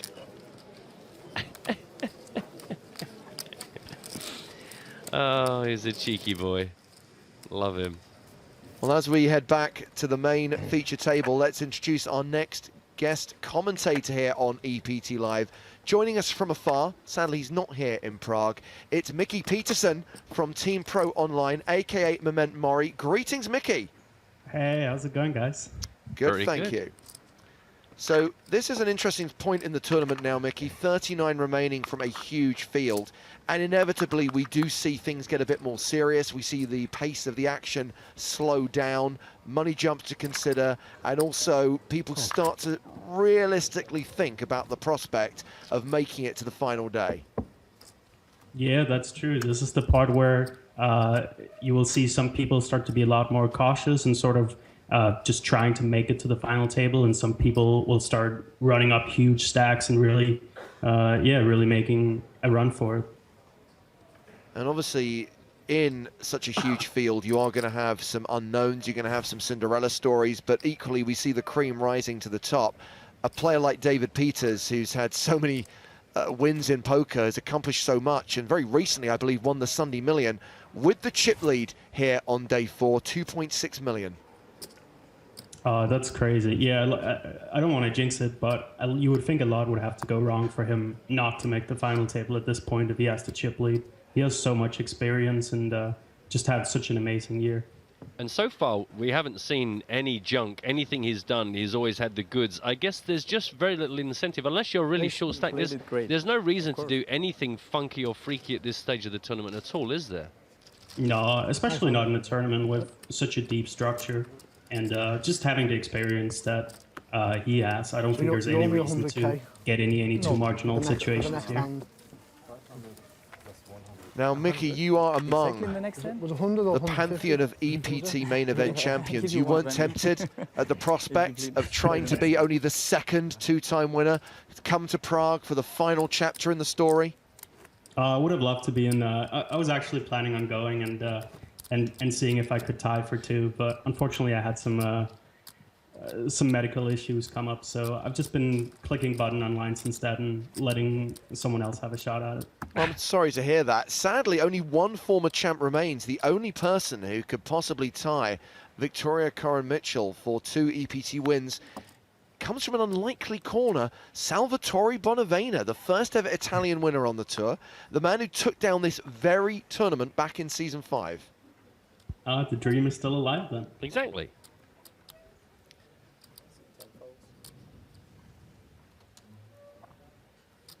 So this hand has seen a fold from Peters, a fold from Friedrich Meyer. Action now on Jasper Meyer. Kobayashi's out, Delahunty passes, Gangwang's on the button. Rounds the blinds. And Son Harabchak eyeing the 15 big blind stack of Sergei Petrevsky.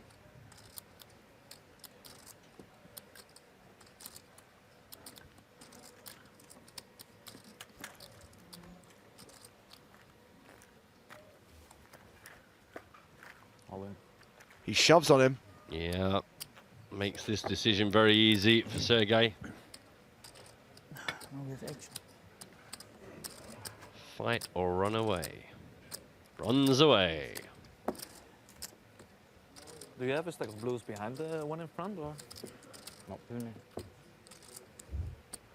Yes, only 2 here. Only 2. Okay, thank you. About 300. Thank you.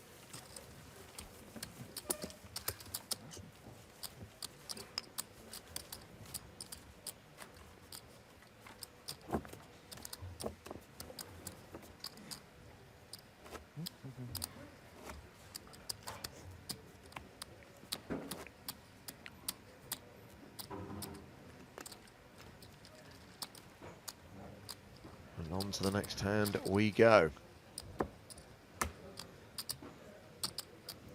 Come on now, let's make this a good one.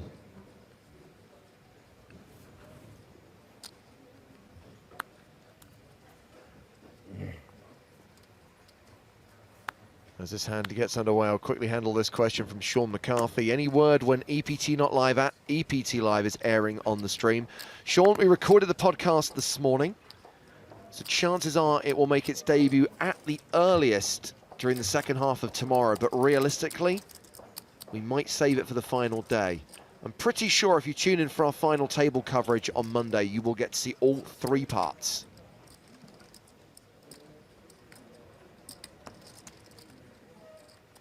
I know a lot of people are quite keen to learn what we're going to be calling the podcast in 2017 in the new era, the post-EPT era. It's an all-in blind on blind. Around 300. Yeah, Petrushevsky all in. Just over 300,000. Gets the call. Peters puts the Russian at risk.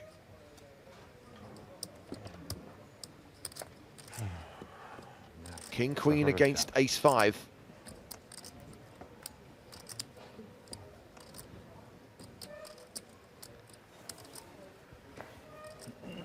Petrushevsky's going to need to improve here, or we're going to wave bye-bye. It's a shame. He's been very solid, been very pleasant to watch, but has not got the chips to stick around. Oh, hello. King in the door. Mickey, just very quickly, is it a pretty standard call for that stack size with Ace 5 in the big blind? Oh yeah, I don't think any of them can do anything differently, and I'm sure they both feel pretty comfortable about going with their hands there. And obviously putting on the jacket with King Queen is the clear play. It's the way to go. So King Queen gets that, and that will see Petrushevsky double up to 30 big blinds. David Peters, not too much of a hit to his stack, still playing 2.27 million. Yeah, I don't feel too bad for David Peters at all. 313. I'm sure he'll bounce back from this quite quickly with his 2.2 million.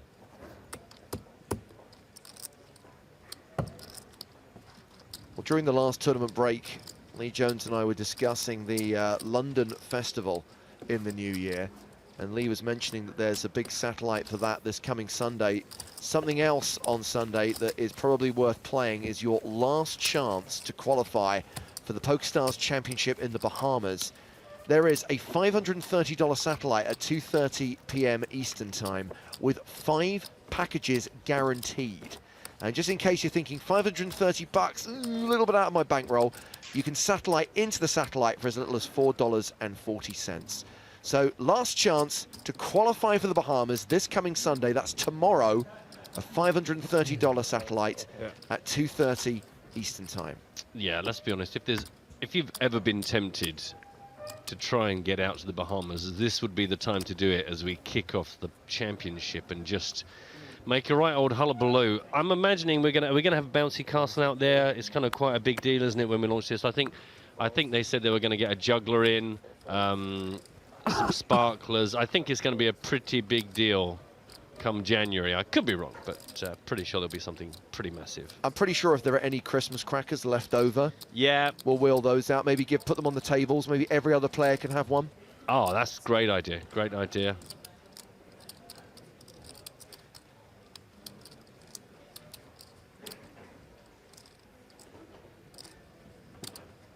I love the fact that he's left his jacket on. Just in case at some point, he's going to be sitting there going, do you know what, I'm much hotter than oh, that's right, I forgot to take the jacket back off again. It's getting really warm here on the feature table.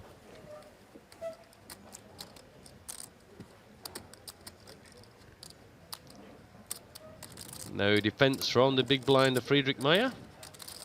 He's been pretty solid too. Seen a lot of him in the last couple of days. Does get to that point where we've got a small enough field that we start to actually see the same players rotate back and around the feature table, so it's quite nice for us. We get to know these guys a bit better, get a bit more familiar with their style. Yeah, so we've got David Peters, the chip leader, on this table. We've also got Jasper Meyer, Friedrich Meyer, and Darren Delahunty, who all have 7-figure stacks. They're all above the tournament average. The 4 players with below average stacks: Petrushevsky, Hrabček, Kobayashi, and Wang. Wang playing 20 bigs. He is the shortest stack at this table. Average chips right now 900,000, with 39 remaining, roughly halfway through the level.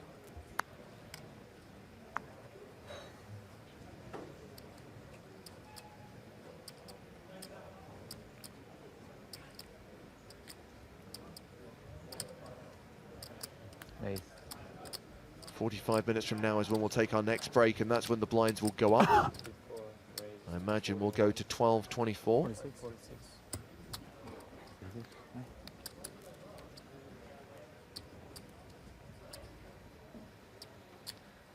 A raise from Kobayashi under the gun. I'm going to suggest that's going to be pretty legit, a large percentage of the time. Again, there's just this stage. I think if we could see the cards, we would not be surprised to find that most of the play at this stage is pretty legit, pretty straightforward. Pretty much everyone just playing their cards.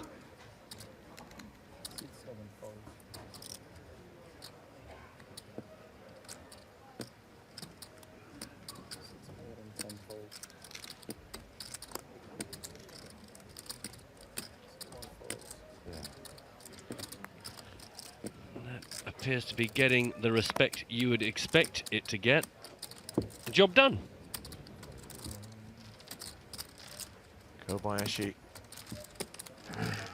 takes it down. So we have winners parades here on EPT Live as we celebrate former main event champions through the years. Let's focus on season 6 of the EPT and remember some of the champions in that season. Jake Cody took down Deauville, his first EPT, a big win. Our first time in Berlin, Kevin McPhee shipped the first prize of €1 million. And a month later, Liv Marie won EPT 6 San Remo for €1.25 million. Good time to be a winner. So, in 2 more seasons' time, we'll be at season 8. Question is, will Mikkels be in that winners parade? I mean, we make no guarantees. I bet it's a very exciting time for you, Mickey, just hoping to make one of our trademark presentations. That's all you can dream of. Yeah, some of the later seasons are better for sure.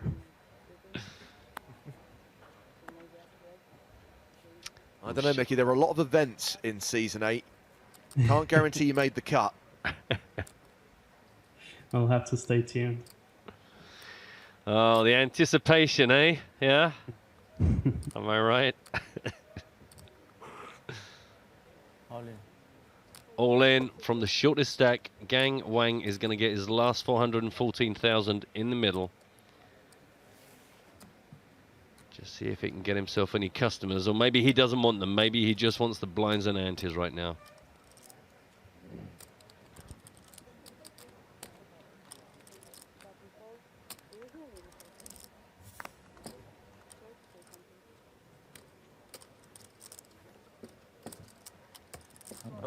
Well, Kobayashi does want to know exactly what it's going to cost him. We'll get that stack verified, but we believe it's just over 400,000.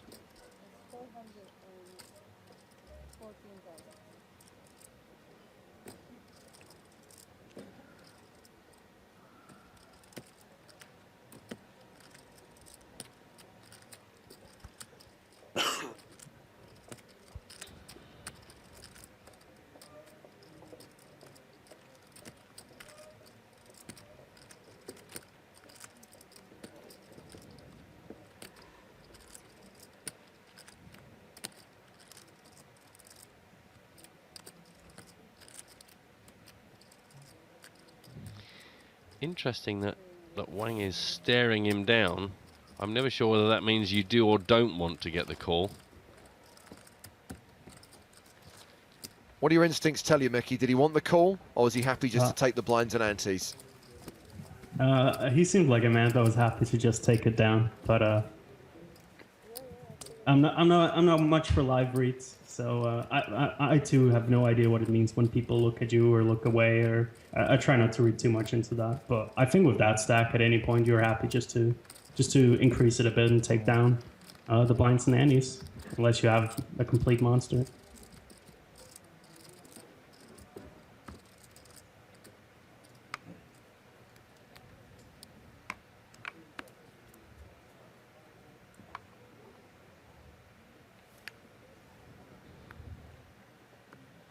Has there been any flops on this table at all? They are few and far between. Afraid so. Yeah, you've joined us, Mickey, at perhaps the most interesting point. Pretty action-packed, yeah. I mean, the thing is, joking aside, when we're saying, you know, at this stage, you got a lot of relatively decent stacks. The dream is starting to feel real because you can smell that you're down in the last 50 players. Is this a tricky time as a player to stay focused? Because I guess there's not a lot of tricky poker to be played. You're just kind of waiting for the cards and then trying to maximize each opportunity. How do you stay awake here? Yeah, I mean, I think one thing a lot of people do is at this point they start to daydream a bit about the final table and what could be and what not. And that's probably one of the easiest ways to start playing too passively or setting yourself up for disappointment. It's weird in tournaments how on the first day people play really loose, then on the second day everyone comes back and is sort of tight, and you know, right when you hit the money, everyone starts flying out, and then at this stage people seem to be a lot tighter in my experience. It kind of comes and goes in cycles a bit. And it's also surprising to me that there isn't like one or two players like trying to optimize, you know, like make the most of that. The fact you go, do you know what, everyone here is just absolutely snug. It's just surprising to not see one person trying to take advantage of it. But I guess ICM-wise, there's maybe just no point in exposing yourself. I don't really know. What's the score? Yeah, I would guess a player like David Peters here with all his experience and especially hauling a big stack. I mean, the only concern with opening a lot is if there's just too many short stacks behind you that can sort of come over the top for 20 big blinds or so you can't open, you know, like any two or anything like that. But other than that, I would be surprised if he's not going to be opening maybe even as much as twice as much as whoever's opening the next at the table. Right. Well, it very much is a case of everyone just quietly getting the job done without really any fireworks, but by hook or by crook, we've got to get down from 39 players. Yeah, we would like, if possible, to get down to the last 2 tables today. I realise that's a tall order, but we will play 6 full levels if we don't get to 16. So this is the 3rd level of the day. So 3 more after this. There will be a dinner break after level 4.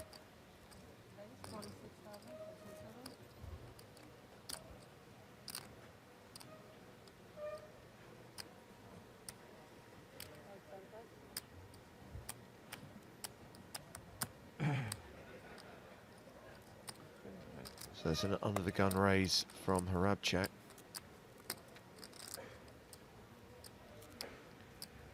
And again, no reason to think this isn't anything other than entirely legit. Exactly what you define as entirely legit in this spot, I don't know, but I don't think the 7-9 suited is going to be here often. Pretty sure the 3-4. How much did you start with? About 6. Sorry? 600. 600? Yes, but Maya's interested.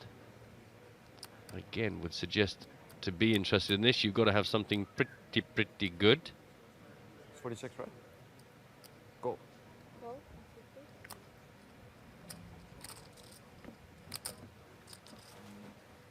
We might get a flop. Everyone on flop alert. We might get a flop.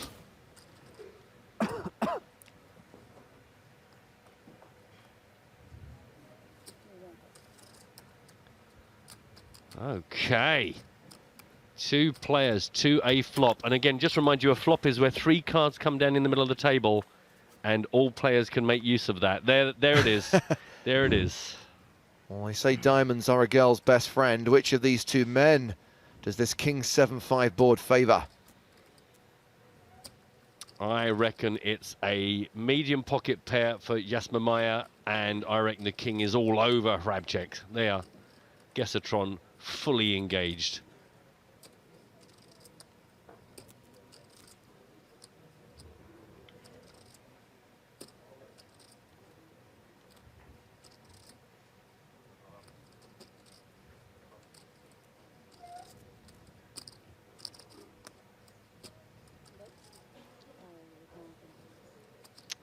String bet, classic. Just that one little chip, didn't quite make it over the line. Sorry, mate, you know the rules. There, pocket 6 is missed, king, boom. And you can never prove me wrong, because we'll never know. See, people go, don't you guys hate cards? Now, no, not at all, because we can just make up whatever we want, and no one can say we're right or wrong.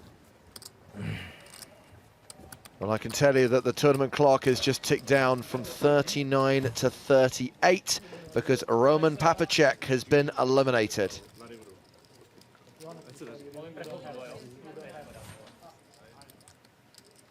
So, Mickey, we are playing an average stack of 941,000 at the 10,000, 20,000 blind level, slightly less than a 50 big blind average, which is where we'd expect an EPT main event to be at this stage. Yeah, this is a great structure. I mean, I honestly, with these stacks, you would expect there to be more flops, be more, I mean, I know I just tuned in, but more aggressive free betting pre-flop, like that kind of thing, because people aren't really, you know, in a completely desperate mode or anything.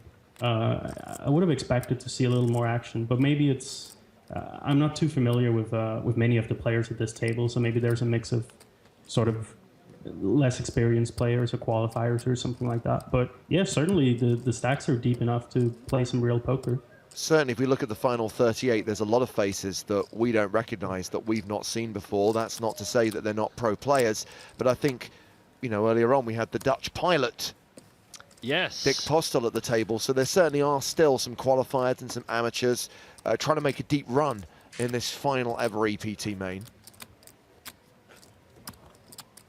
Yeah, I would expect a few more eliminations this level to get that average stack back up to the 50 big blind mark.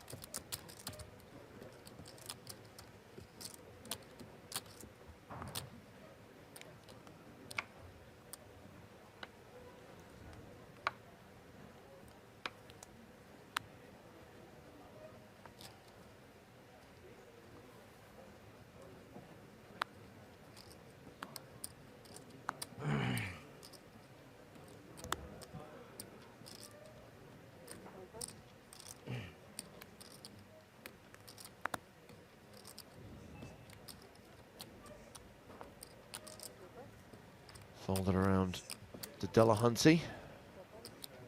Is there a tattoo on his arm, or is it bleeding? No, that is a tattoo. Just checking.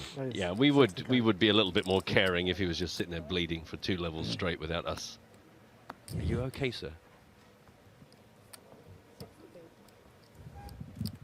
I've seen that happen at an EPT before, actually, where someone got a paper cut from a card, and the other players wanted him obviously to go get a Band-Aid or something, and he just refused to leave the table. The floor had to come over and everything. Wow.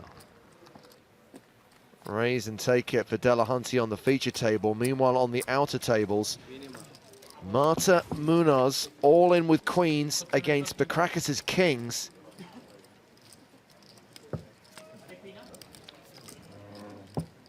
And kings will not be becracked. Therefore, Marta Munoz exits in 38th place, taking us down to 37. And with Marta eliminated, that leaves one lady in the field. Samantha Cohen is the last remaining female player in the final 37.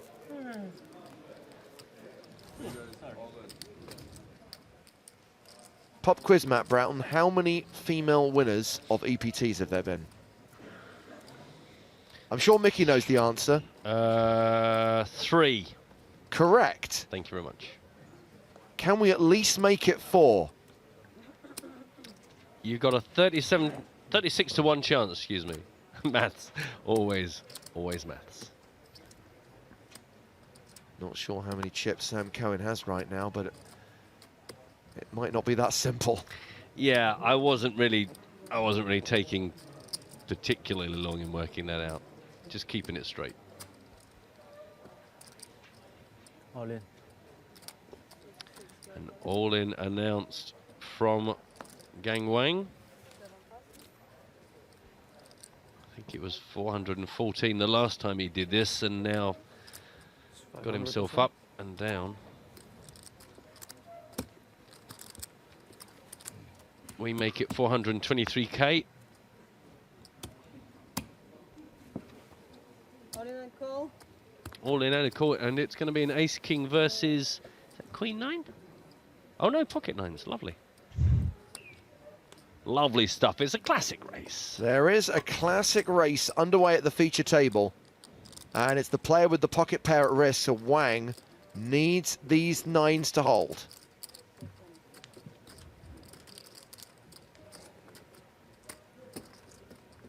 Again, unsurprisingly straightforward stuff.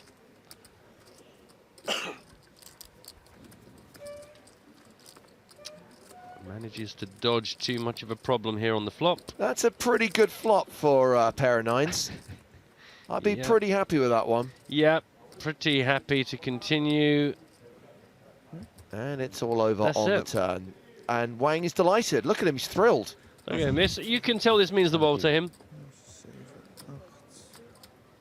Definitely going to be checking out his video blog later on. Hear him take us through the raw emotion of that hand. Oh, did you see that? He was like, give me the chips, give me the chips, give me the chips. Oh, man down. There is Konstantin Uspensky You open race, you shot? out in 37th place, taking us down to 36. See, I was right. There would be a few more eliminations, and now we're back up at a 50 big blind average. Boom. Still 30 minutes to play at this level. Everything where it should be. A place for everything, and everything in its place. Exactly.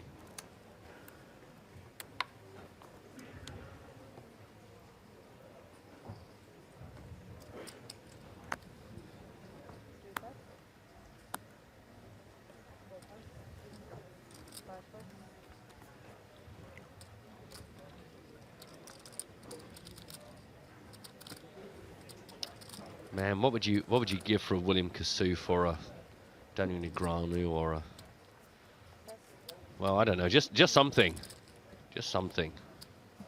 A Marty McCormick.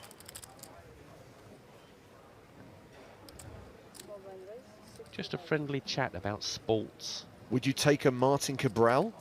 I would take a Martin Cabral. Okay, Yeah, well, yeah. shall we see if it's possible to get the Ramos Cabral table up here after the break? Well, the only thing is I'm not on after the break, so to be honest, that doesn't help me right now. Okay, so you don't actually care about the audience, it's all about you. Correct. Are you sure you're not Joe Stapleton in disguise? Hello, my babies! No, I'm definitely not.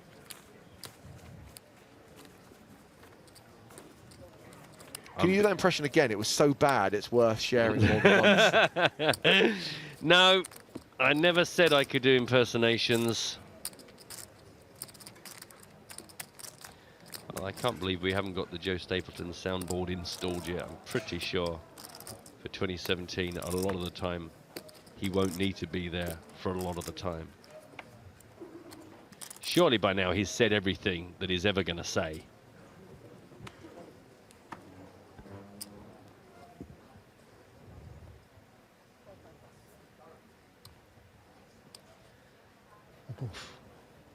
Bish bosh.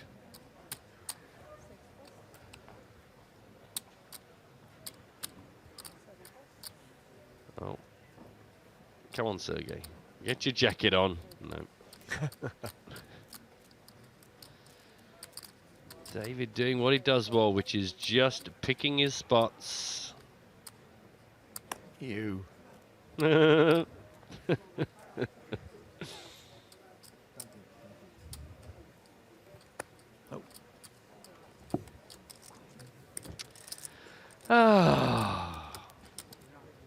I like to keep one eye on the live updates just to get an overview of the tournament as a whole and check that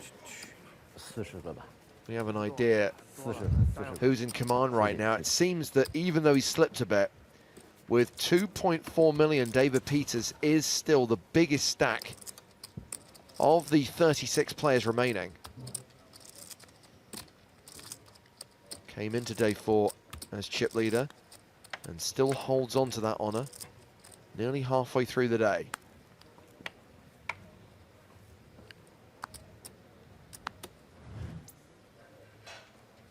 How is your bounty bonus going, James? Involved in a key pot at the moment, actually, Matt. Good, good. Okay, I'll leave you to it.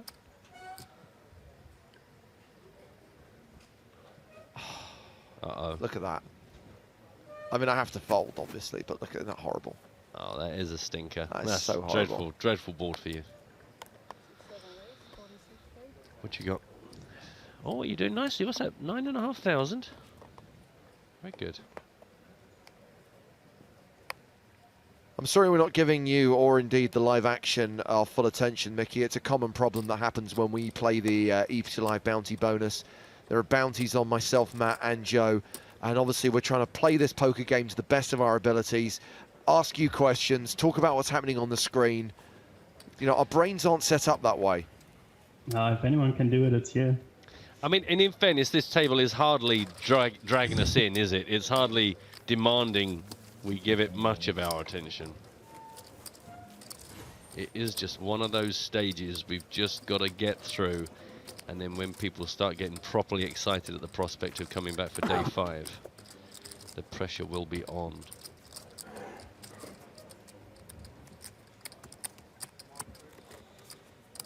I mean, we haven't even had a tweet in 15 minutes. That's how slow things are today. you know, you're in trouble. I'll tell you what, the day that the Twitch conversation completely stops, then we know it's time to pull out the plugs and go home. Hashtag EPT Live. What about Twitch? Twitch is, well, I'll give it 5 seconds between each comment. So I'm God bless you, Twitch. You're still having a nice time, aren't you? You're still chatting away. And Jeb does say there's a lot of personality at this table, and I think he's being sarcastic, and sometimes you just end up with a bunch of poker players. Not every poker player is kind of like top hat and tails. It's sometimes just about sitting down and getting the job done.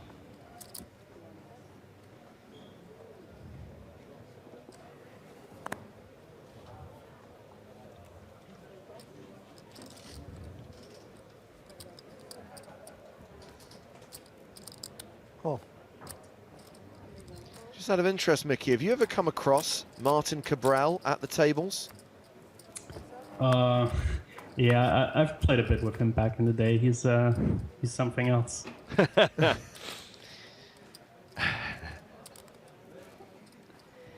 Yeah, I think that's a pretty decent description.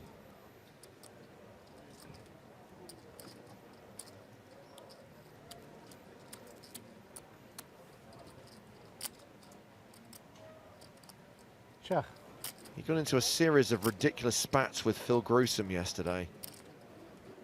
Took issue with the fact that Phil was listening to music on his headphones, claimed that it was too loud and he could hear it. And I think my favourite moment of day 3 was Mario, one of the senior floor staff, leaning over to see if there was any audio bleed through from Phil Gruesome's headphones, and he just looked up and went, I can't hear it. And it was a bit frosty when Phil departed. Cabral busted him from the tournament, and there was no handshake, no pleasantries.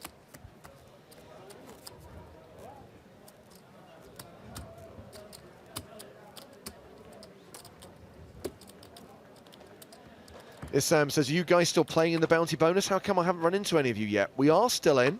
The field is narrowing, so there's every chance you will run into us. Remember, it is a Zoom tournament. New table lineup every hand.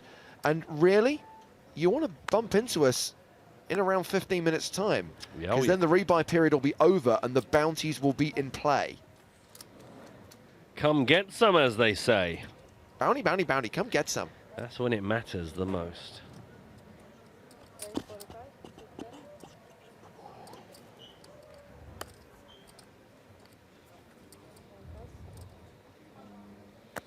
I would love to say to you, James, well, now we're on a 5-minute break. Now we can really get stuck into this live action. But I've got a feeling that actually we've not missed a huge amount. I think we're going to see a flop. What? Celebrate good times. Come on. Wow. Don't ruin it, gang.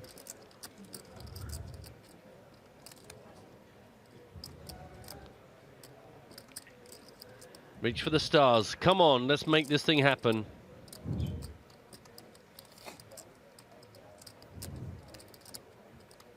Darren must have lived a really unusual life. He's got a fox on one arm, Brazilian flag on the other, lots of names up this and that. And well, there's good stories behind those tattoos. Yeah, well, most people with serious tattoos do have a story to tell. So maybe he went to Brazil and met a fox, just as a start. So Gang Wang folded the big blind. It's a Jack 8-5 2-heart flop. Delahunty checks. Who do you reckon's hit this flop harder, Mickey? Peters or Delahunty? I think it's a pretty close one. It's a flop that kind of hits both of them. Okay. Well, no C-bet from Peters on the flop. Board pairs on the turn with the 8 of clubs, and Delahunty's going to lead very deliberately. I think Delahunty might have the best hand here. Betting with confidence, are you saying? Yeah, he seems like he's all right with his hand.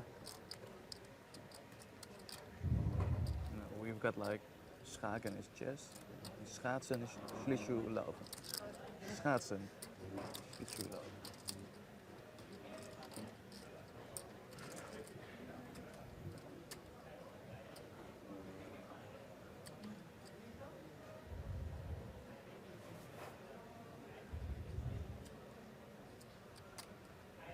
Peters lets it go. Oh, poor David Peters after that huge hand, down to 2.4 million. Ooh. Delahunty's still an above average stack with 52 big blinds. Well, for your entertainment, Mickey, we're going to relive one of the key moments from yesterday and the confrontation between Cabral and Gruesome. I asked him politely if he can put the volume down, and he thinks I'm joking, or I don't know. Can you... Oh, now it's okay. I can't hear anything. Now it's okay. Now it's okay. I didn't change it. Yeah, that's for yeah. sure. That's for sure. Thank you. Come on, man, play. So we keep on playing, please. Thank you.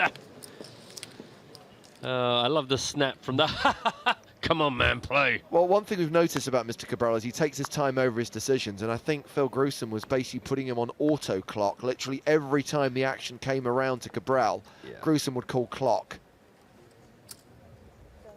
And I don't think many people could really take issue with it. It was like, do you know what? Some people just need the clock called on them all the time. 20 minutes on this level, still at 36 players. Do you think I can or should read this tweet from Lars? Do you know what? I think you should. I've liked it personally, just to acknowledge it. Just to be clear, Lars is expressing his opinion here. It's not necessarily shared by the EPT or PokerStars. Lars says, I've been unfortunate to play with Cabral once, and having watched the footage on the stream, it's safe to say he is an absolute knobhead. Just to hear James say knobhead is pleasant enough for me. Mickey, is it fair to put him in the same category as William Kassouf, that some people are going to love him, some people are going to hate him, but as far as viewing a poker stream is concerned, he's entertaining? I mean, all I'll say is I would probably favorite that tweet if I'd seen it. But, okay. Yeah. I mean, the thing is, there's a difference between wanting it on your screen because you're a commentator and you wish there was something to talk about, and being a player stuck next to someone doing it for 9 hours a day. I think we know that we're probably slightly biased towards the characters, whereas the players who are stuck with some knobhead, quote unquote, it makes the day, I guess, longer than it needs to be. Oh, we got a 3-bet. What? Peters has opened to 45,000, and it's Jasper Meyer who's got position on Peters, who's re-raised to 140k. Oh, and Peters folded. And now in the danger zone with only 2.37 million. Not in the danger zone. Oh, we're back in the game. We're not bounties yet, are we? No, that was just the synchronized break. Oh, that was the top of the hour, wasn't it? Of course. 5 to the hour. Oh, 5 to the hour. 5 to the hour. Excuse me. So yeah, confirmation that 18 minutes are left on this level. We are going to take a break, and during the break we're going to mix things up, and we're going to bring Martin Cabral and Felipe Ramos and their cohorts to the main stage. New feature table for level 23. Can we bring Philip Gruesome back as well? Or is Sadly, Philip Gruesome is no longer in the tournament. I'm as sad about that as anyone. I like Phil Gruesome. He's a good player and he's got an excellent moustache.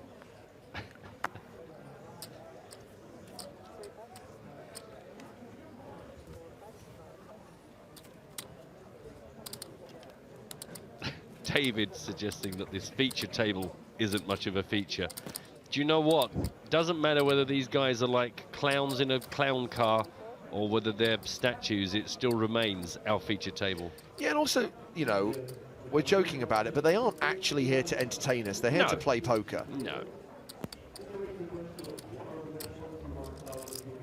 Yeah, I guess that's the truth of it, is no one signed up to be a small entertainer. They just said, I'd really like to win this last main event, if that's all right with you.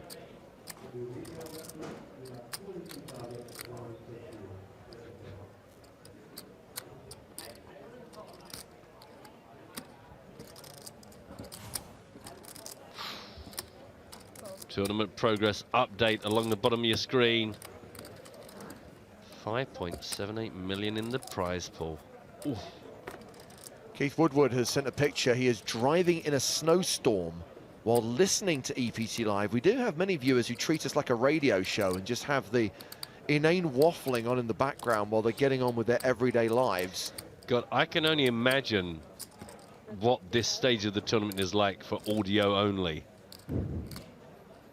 Maybe we could describe the action that we'd like to be seeing.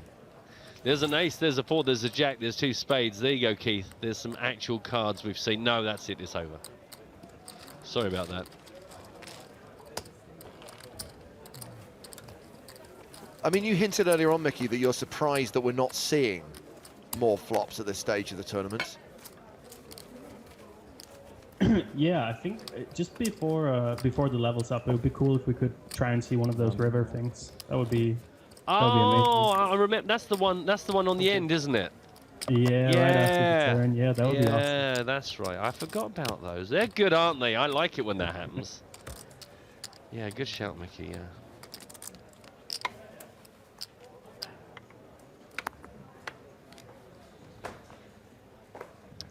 Yeah, I bet when they said, Mickey, would you come on as a guest? And you said, well, only if you put me on at that really awkward day 4 stage where there's almost no poker and nothing to say about anything. Because that's where you, I think, come alive.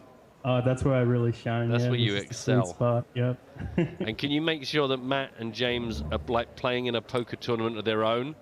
Because again, that's where the interaction, I think, goes through the roof. Good times. Well, Enrique on Twitter is very happy because Philippe is coming back to the TV table and he thinks that is awesome. And that's going to happen in 15 minutes time. Well, actually, it's going to happen in 15 plus 20, 35 minutes time because we have got a break coming up. Man, you did 15 plus 20 like that. That's unbelievable. That's why you are who you are. Thank you.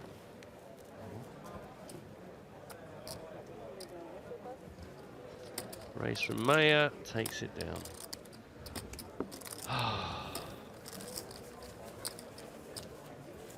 We might have to go and install the aces versus kings versus queens deck. Don't even joke about that. I know, it doesn't exist, doesn't exist. It's just a joke, it's just a joke.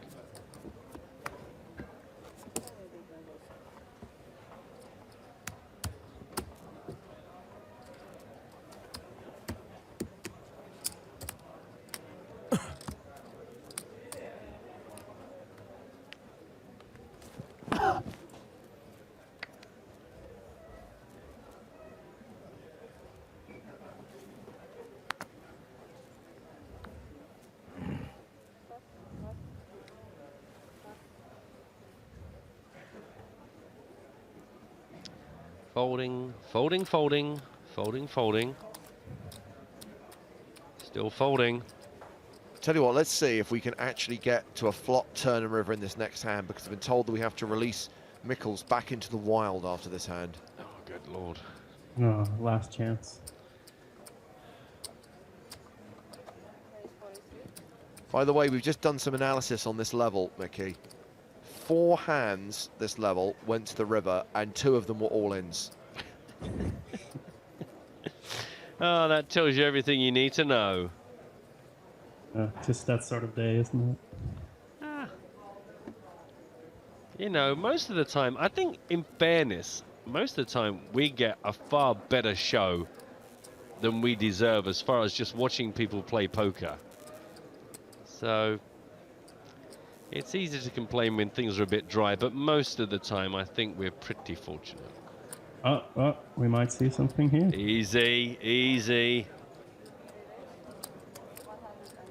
Oh my God! See, this is more of what we saw David Peters doing earlier on, which was just sitting like a spider, and then every now and then just making a well-timed re-raise, getting a 3-bet in there, and picking up more than his fair share of chips.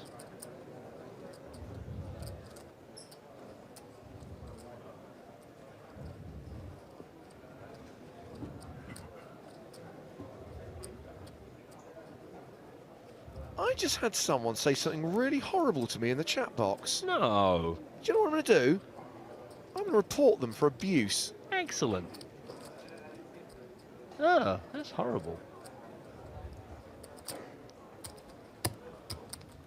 How do you do that? I don't know. Probably ideas at PokerStars.com. I could be wrong. It's not at all. That's definitely not the place to. I don't know. There's probably some place, some email. Why on earth would you be nasty? To be honest, be nasty to Joe, because he mostly deserves it. Be nasty to me because I don't care. But don't be nasty to James. Report chat. I found it. Report chat. What an absolute what not? Oh, we're into the 2-minute break in the add-on period. Oh, look, this hand is still going on, just really, really slowly. Check on that flop. Now a 5, the board is paired. Ace, 5-5 deuce, 290,000 in the middle. Remind you, it was Anton that raised, David that re-raised him. 10 minutes on the level. I've reported him. Good. I'd like to think that because the complaints come from me, it's Gets going to a be little dealt with quite quickly and quite severely. I would imagine all of the funds are being removed from that chap's account. His car has been seized, his mortgage has been pulled. Yeah, I think that guy's life is about to get way more difficult than it should have been. It's like in Goodfellas when Henry's school send a letter home and they make such a fuss that he never gets any mail ever again. I think that's the level of discipline we're looking at here. Oh, hang on, a moderator's come to the table, but that's a bit pointless because it's Zoom. Everyone in the Zoom tournament, you're all suspended. Look, James, we've got to the river. I can't believe you've missed it. You're getting into your own... I'm talking to Sherry, the moderator. Oh, hi. Say hi to Sherry for me. I haven't spoken to her in ages.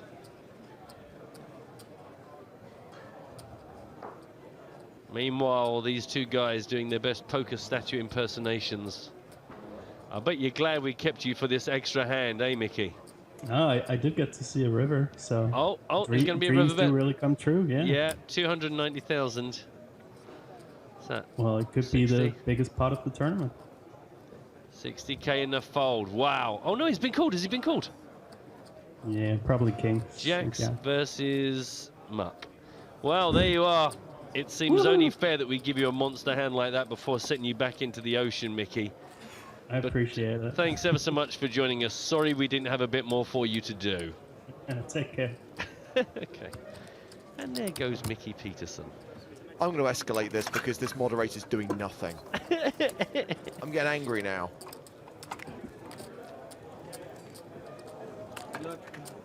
I guess it's pretty tricky for a moderator. Say, I was on a table 16 tables ago. Somebody was rude to me. They're like, yeah, what? In the break, down back to your original table. Thank you. So I'll be probably moved back. That's nice. One now and the others after the break. Yeah. Please go back. So Jesper is being moved off the table. Thank you very much. Thank you. I guess just as part of the balancing, but everyone else is being told that in 8 minutes' time, they'll also... Is this the last level of the day? Three more levels. 2 more. 3 more. 2 more. 3 more. 16 players or 6 Oh, players this is today? frustrating. What? Say that again? Just because I'm interested in what the actual process is. So actually, tell us what the process is. They've come up and just said, what's your problem? Well, the problem is that you report chat abuse, so a moderator then comes to the table and reviews the chat of that particular table. The Right. problem is, it's a Zoom tournament, so I'm now at a different table, Right. so this moderator is looking at the chat of this particular table where nothing's been said. But and have you had the opportunity to say, right, look. Yeah, but they're not replying to me, and I'm getting angry now. Sorry. You need some action on you. Yeah. I need aces, you need kings. 4 and 2 more So I can get messy. 7 minutes on the level. Oh, look, and James has got to multitask because now we're back in the game. Are we the bounties yet?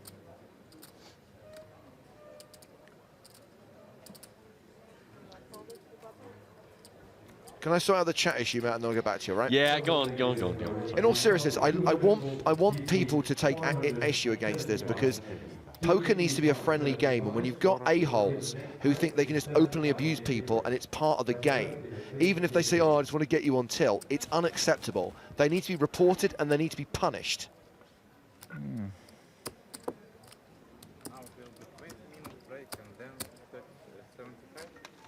gonna have a 75-minute dinner break, and we have 3 more levels to play. Come on, Joel, I want some good hands. Oh, I've just been knocked out. While I was trying to help Joe collect something. No. That's your excuse, is it? Well, I don't actually know what my actions were. Okay.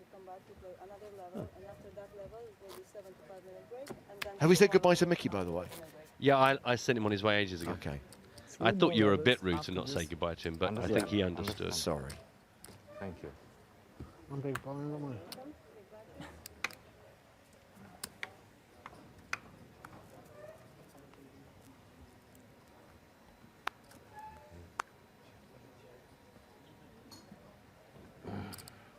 am Quite a few people saying they're currently listening to the audio only of the stream. Yeah. Tony Turner Alvarez says, I listen while doing chores around the house. Nice. The action matters less than hearing your familiar voices.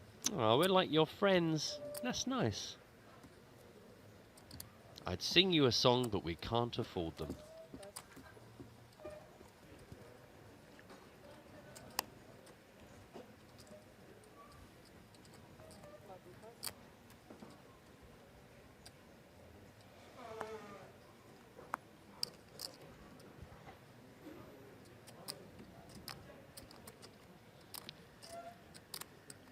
Blind on blind, not much to tell here. Kobayashi and Darren Delahanty. Nice. And a raise from Kobayashi.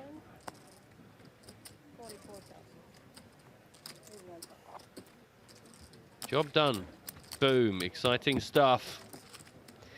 But we've got something more exciting elsewhere. Yeah. Lamarca, Palanimi and Pesta at it.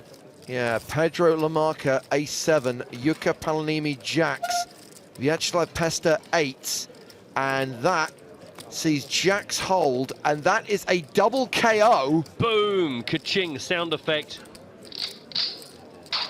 Palanimi takes out 2 players, Lamarca and Pesta, both gone, taking us down to 33. See, you wait for an elimination for an hour and a half, and then 2 come along at once.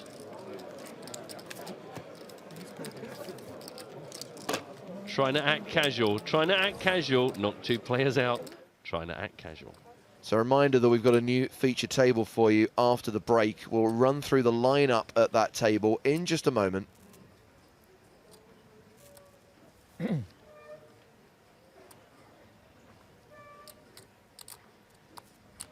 We're due to have a redraw when we get down to 24, of course, and we're now 9 players away from that redraw occurring.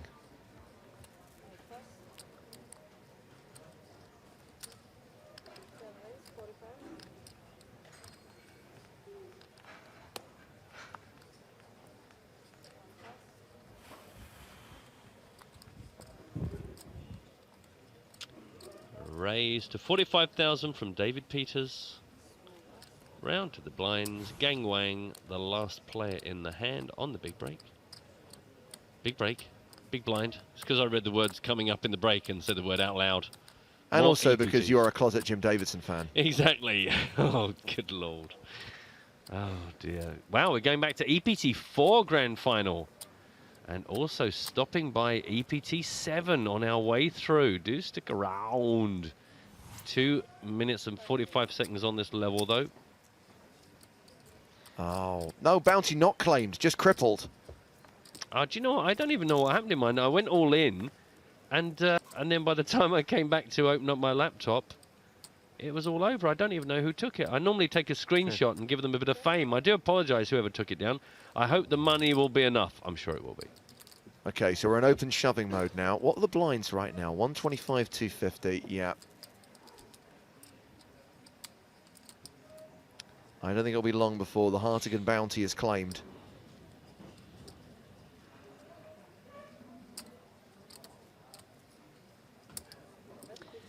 Lots and lots of people asking for the password. We haven't given out the password for the free roll yet.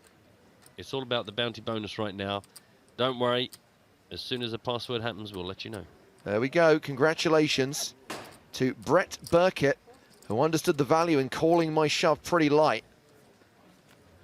And he got there on the turn. Nice. So well done, Brett. You claim the $150 bounty. See you in tomorrow's game.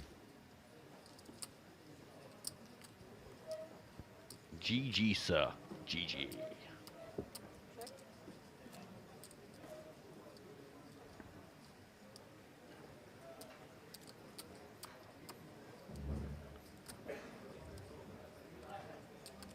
I like the fact that Baz accused me of grassing.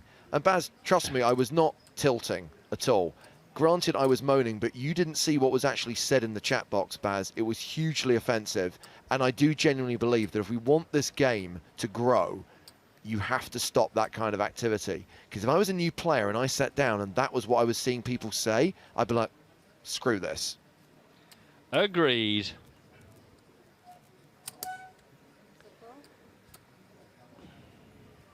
I've got a feeling And that... Baz, your tweet's been read now, so you can shut up. So we're getting a bit argy-bargy here on EPT Live. Wow, and David Peters up to nearly 3 million, James. Nearly 3 million. 145 bigs. Ridiculous. He must be good at poker. No, one more. 15 seconds. One more. If you can get those cards out in the next 12 seconds, you're golden. One more chance for double up, innit? The thing is, the blinds will go up and then suddenly it won't be 145 big blinds anymore. Well, looks like they're not going to play another hand at the feature table. So let's have a look at what we've got coming up for you after the break. Looking at the lineup, we've got Alexander Nemkov, George Chahade, Martin Cabral, Felipe Ramos, Josip Vidovic, the last remaining lady in the tournament, Sam Cohen, and Andrew Hume. So that will be the new feature table after the break. But one more hand to play. It seems the shuffle had started. Good. So let's get this hand done. Then we'll go on a 20-minute break. Then we'll come back with Ramos, Cabral et al. Yeah, and Andrew Hume, he was another one of the 2 million men, wasn't he, when we last checked in? Probably a good hour ago, for sure. But, so a nice dynamic. A bit of argy-bargy, a bit of big stack, a bit of superstar action. And the last lady, a good featured table. Tom does say, welcome to the internet, Mr. Hardigan. Yeah, but this is where I started to come around to Joe's way of thinking, which is if we take that attitude and accept that it's the internet so people can say what they want, then we just give up. Yeah. We have to start fighting. And also, the internet is not our domain. PokerStars, let's be honest, the PokerStars tables, that's where we keep inviting people to come and sit and have a good time. If we do nothing to stop the bad people, that's down to us. 3-bet pot here. Peters open to 45k. Kobayashi made it 100k. Peters is going to play this out of position without the betting lead. Jack 7-4 on the flop. He has gone crazy. Look at him. He has lost the plot. He is just going absolutely off.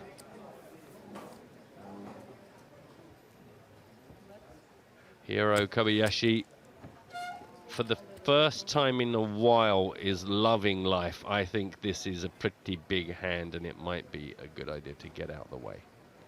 A re-raise to 100,000, and then a C-bet to 118,000.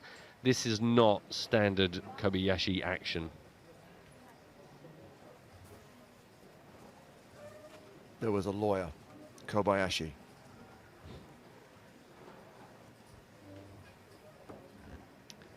Too bad she won't live. Oh, man alive. I don't know what's going on here. 9 of diamonds on the turn. The board gets a little bit flush here, a little bit straightier. And there it is. It's a straighty, flushy board with the 8 of diamonds hitting the river. Oh, man. If David can bet Hero off this.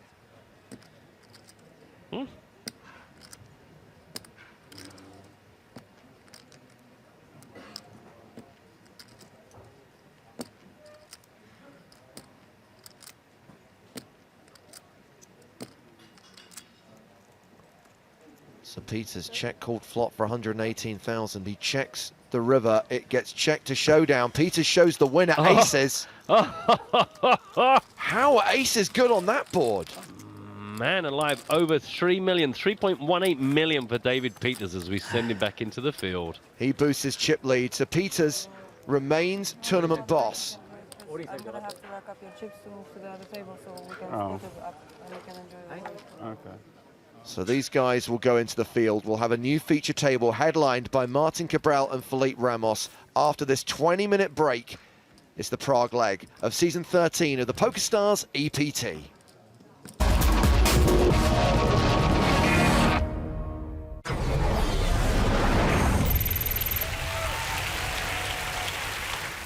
Just 12 players left in the tournament. We are getting ever closer to our final table, and the action is on Antonio Esfandiari, the magician. King Jack offsuit. He is playing a great game, Esfandiari. He's making very few mistakes. Antonio raised to 60,000. Maxime pass. 3 times the big blind, 60.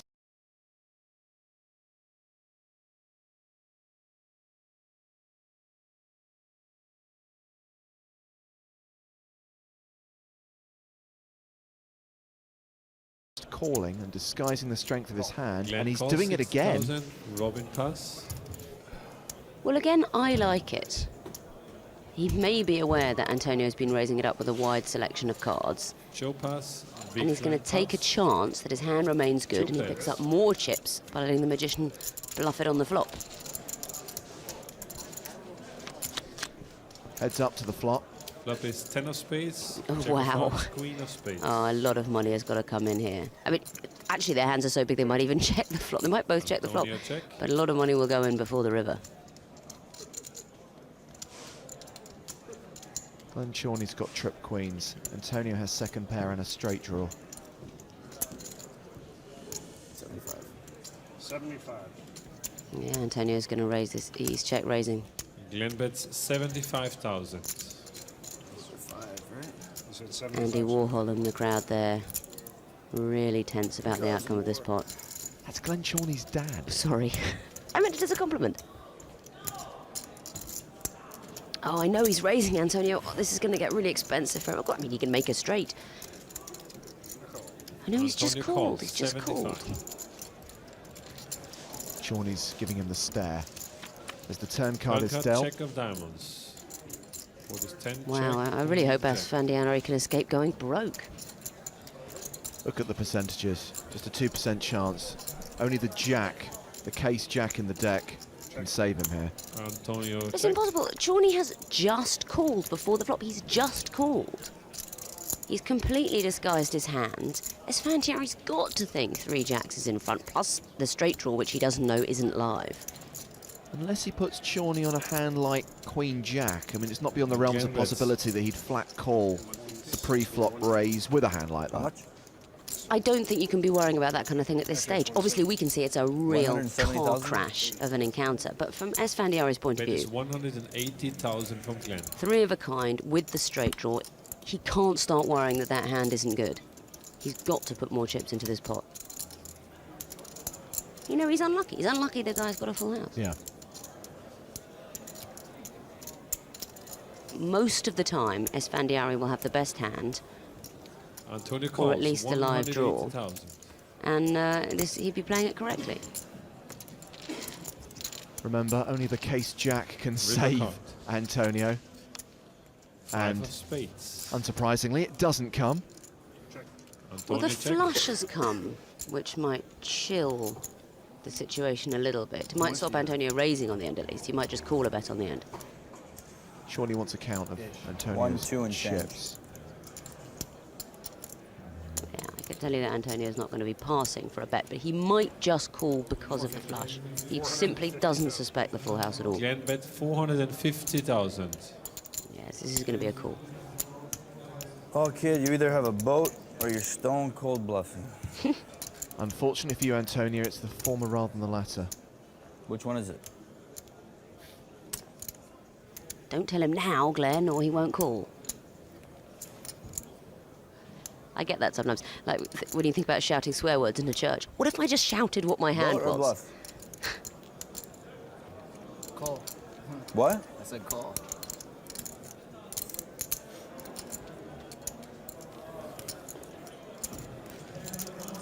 So sick.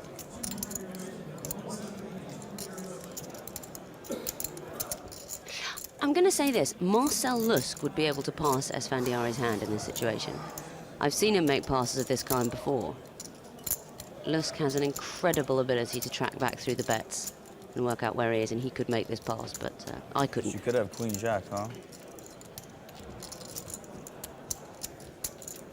I think he's got to consider Queen Jack and dismiss it. I think he's got to. I'm too nitty to have Queen Jack.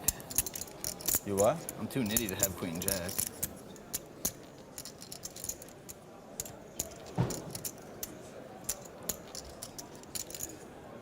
Any other options?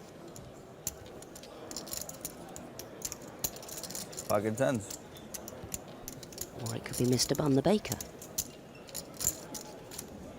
But Marcel Lusk, honestly, the information that is coming across from Glenn Chorney, Marcel could have this conversation, think through the action, and know he's behind. Clock. Glenn Chorney's called for the clock. Antonio got 1 minute. That's revealing that he's got a big hand. Antonio could pass simply because Chorney's called for the clock. Why would he call for the clock and hurry the man into calling if he had no hand? Why would he do that? It means that Antonio's given 60 seconds to make a decision. If he fails to call when the clock runs out, his hand's dead. Yeah, now he can pass. This call of the clock, I think, is a sure sign. It's already on. What? It's already on you. Nice.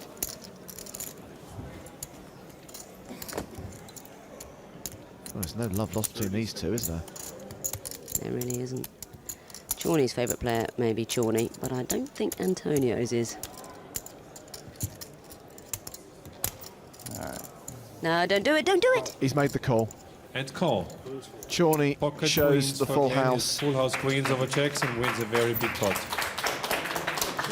Antonio now fantasising about shooting the guy in the car park. That's a huge pot for Glenn Chorney. Not that he needed it. No, I mean, this is going to be a terrifying chip lead.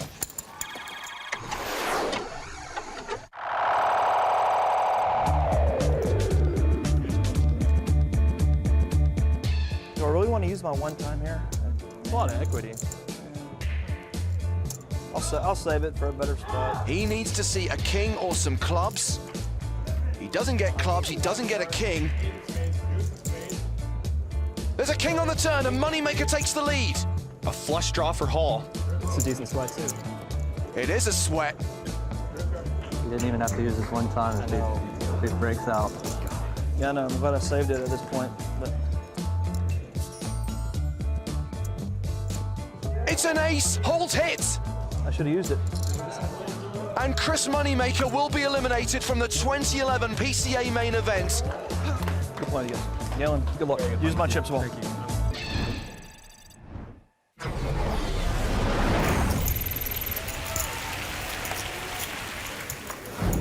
And Levine's open things up here with the pocket deuces, and Chow's gonna look him up with the K-Jack.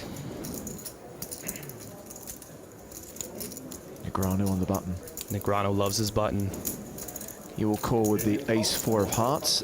Dario Minieri will look down at ace-jack in the big blind. We might see a re-raise here. No, he's just going to call. Dario decided it was fine to just complete this and take a flop.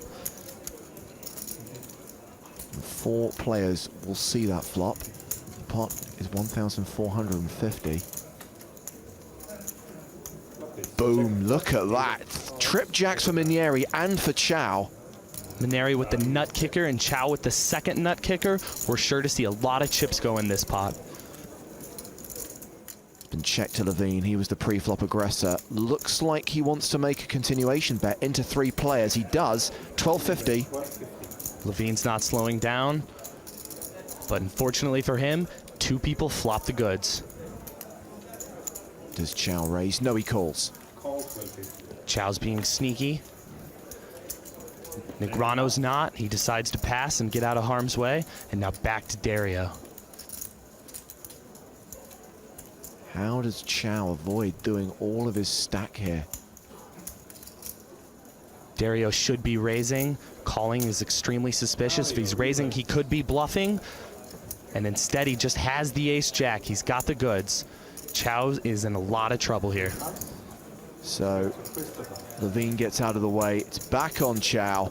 There's 8,000 chips in this pot already, and it's only 26, 25 more to call.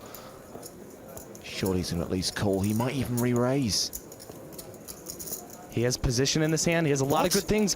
What? He's just folded. He just mucked the king-jack. Dario is going to be in dismal distress after he sees what Chow's folded. Back at our feature table. It's been raised in early position by Christopher Chow. Playing pocket 9s. Chow has another real hand. And this time Minieri has a real hand with ace-king of clubs. He's going to isolate Chow with a nice 3-bet. The blinds fold, so it comes back to Chow. He started the hand with 22,500. Would you expect a re-raise here, William, or do you think he'll just flat and play a flop? Chow's been getting bossed around by Maneri. I think he's going to take the conservative route and just call. And he does just that. We're going to see a flop with 26.75 in the pot already.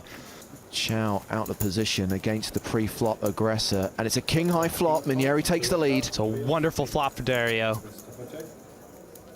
Dario's got top here with 26.75 in the pot. Chow's checked it over to him. Let's see what happens. 15.75, just the one overcard. Do you reckon Chow calls here and sees a turn? Chow can't be overly concerned about this board. I'd expect him to peel one and see what happens. Another big laydown, and again he's behind, but again you have to question the amount of respect he's giving Dario Maneri. He made the right fold again. Maneri could have won a lot more, but instead he just gets to pick up that small pot. Blinds are up to 75-150. Let's get back to our featured table. Negreanu with pocket threes is going to raise it to 400. Negreanu's going to get the action started the best way he knows how, and that's raise. Kings for Maneri. Finally, Dario has a respectable hand to make a re-raise with, and he 3-bets Daniels under the gun open.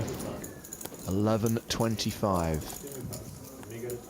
Action is now on Jerome Guermer. He's got ace-queen.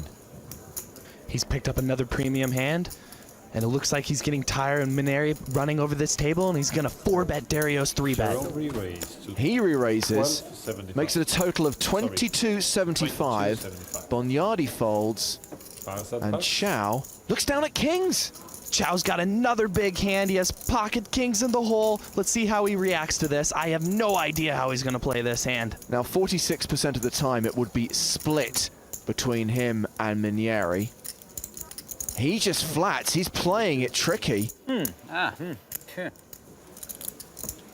Daniel seems to be as confused as I am. I imagine we will see a 5-bet from Dario. There's 6,000 chips in the pot, and Dario finally has the hand he's been looking for. Pocket Cowboys. Representing real strength now, 8,400. Where does Guermer go with his ace-queen? It looks like the jig is up for Jerome. He's going to have to put in his entire stack if he wants to play this hand. He gets out the way, and surely Chow now shoves. It's back to Chow. His hand is under-repped. He just called pre-flop. No one will put him on a hand as strong as pocket kings. He's against the aggressive Italian. Let's see if he puts these chips in the pot. Both players with the same exact hand. Chow started the hand with 21,000. There's 13.5 in the middle.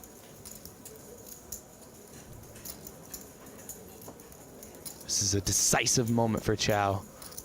I'm assuming this is Hollywooding. I mean, I'm assuming he's going to put the rest across the line.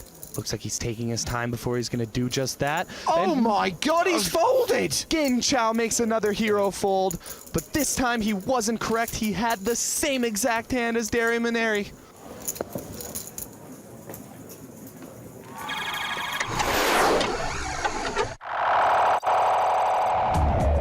Welcome to the final table from the European Poker Tour here at the Concord Card Casino in Vienna, Austria. My name is Pascal Perrault. I live in Paris, and I'm a pharmacist there. He raises the 60,000 straight away. He's all in, of course, and Harnemo calls this, but he doesn't get it. It's a 7. He needs that king on the river, or it's all over, and we'll have our French winner here in Austria. Is this the last card? It is. And fans alike stand up to applaud some of the most tigerish heads-up play we've seen in the European Poker Tour. Remember the name and our winner here in Austria, Pascal Perrault. 184,500. Give you a nice round of applause for Pascal.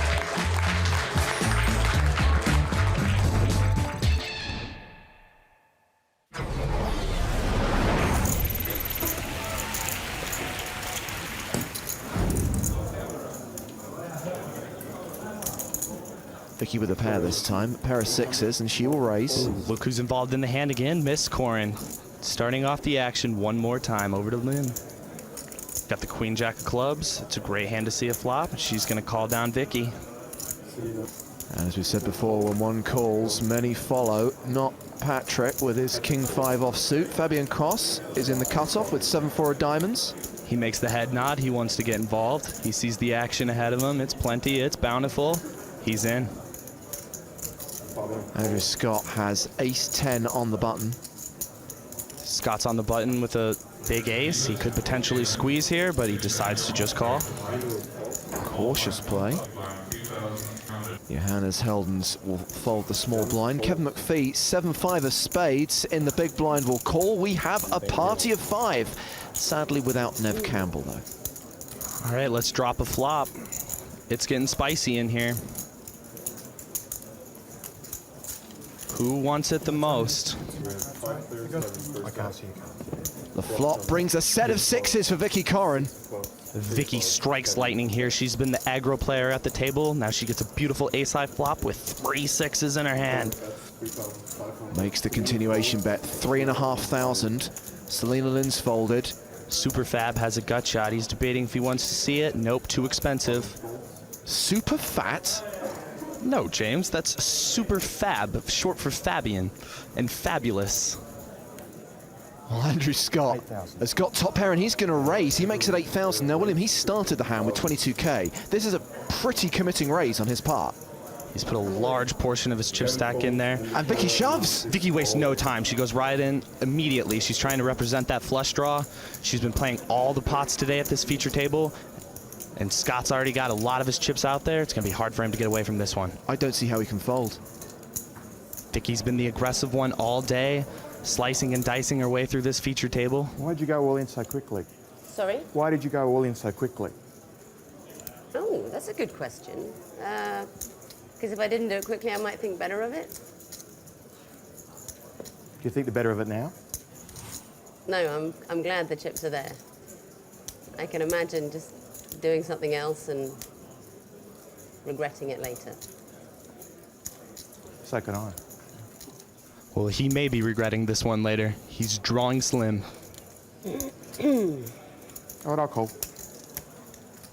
His chips go in, he sees the bad news. Yeah, well done.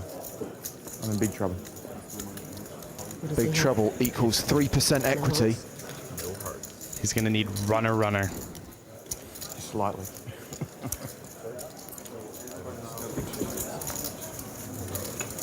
Well, that gives him out. And now he's going to need to teleport an ace from space on this river. 2 outs in the deck, but it's a 5. Unlucky. And so Andrew Scott is eliminated by Vicky Corrin. I guess he put her on the flush draw on the flop. Vicky's aggro image has really paid off for her. She's picked up heaps and loads of chips.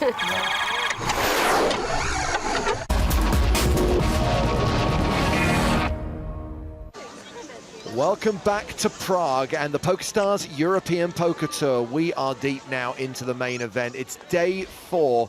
32 players remain. That means we're down to the final 4 tables, and we have a new feature table under the EPT Live lights, headlined by Felipe Ramos, the last remaining member of Team PokerStars Pro, plus Sam Cohen, the last remaining lady, and this guy, Martin Cabral, who's been having verbals with a few players over the last 48 hours, had a run-in with Philip Gruesome yesterday, and earlier had a run-in with Felipe Ramos. Hey, how can I bluff there? How can I bluff there? I play only nuts. All day long I play only nuts. Always. Only against Felipe. He bluffs me like a crazy guy, so I have to play even queens against him. Every time you get in a hand against me, I'm gonna crush your life. If you free bet me now, that would be awesome spot actually. For some review they make it.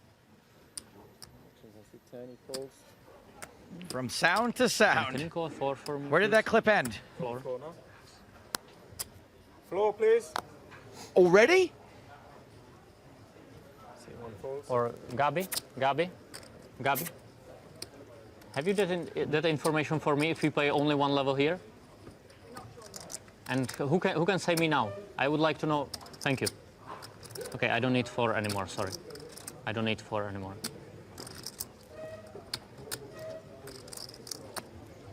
You'll sit there for as long as we want you there. C3 makes it 66.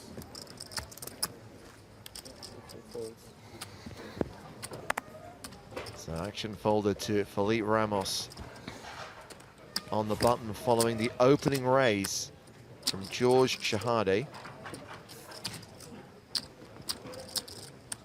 Josip Vidovic is in the small blind, Sam Cohen's in the big blind. Well, Andrew Hume is the only big stack at this table. He's got 1.6 million. Everyone else is really short. No one with more than 30 bigs. Does Andrew Hume usually listen to this show? Put your cards in the box, please. That seems really familiar. In the box. You have the box for the cards. Yeah. Okay. You cannot touch other players' cards. Okay. For next Sorry, time. I try to help. Sorry.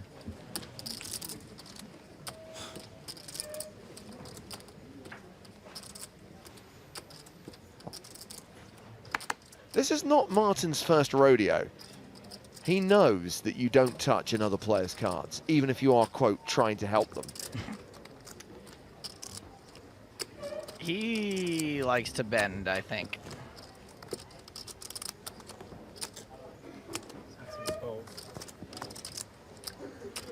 Folded around to the blinds.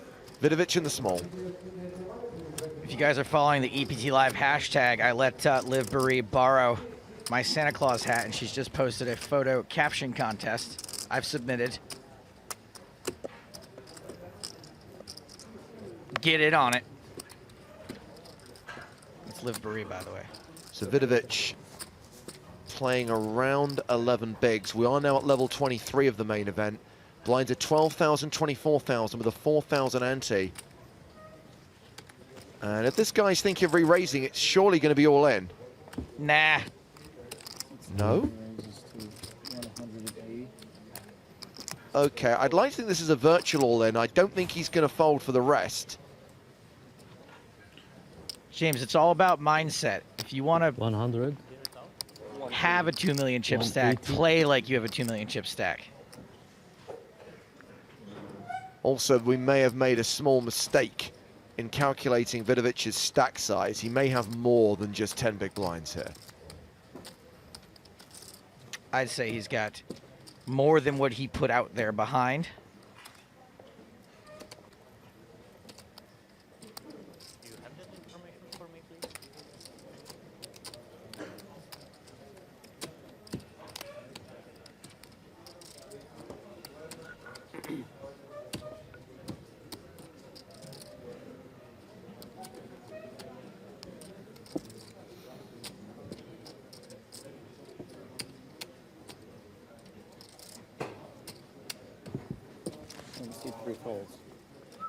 See? Play like you got a 2 million chip stack, which, by the way, he doesn't, but he does probably have more than what it says there.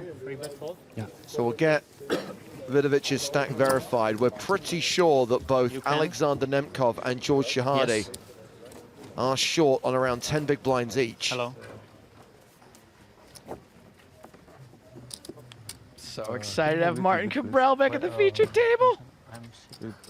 Yes. Thank you. Because no, but no, right?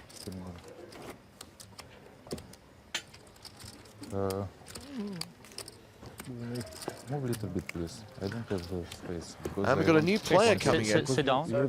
No, I need to take this, you know. Sorry, you're Philip, right. can you move your chips on the other side, please? Yeah. Yes? I am Yeah, number 4. 1 second. 1, It's 2, correct. 3, 4. This, yeah, believe me. No, Please, if I can ask you, move your chips to here if it is possible. Okay, Thank you very much. Thank you. It's always something, though. Otherwise, it doesn't work. With this guy, huh? Thanks. It's king.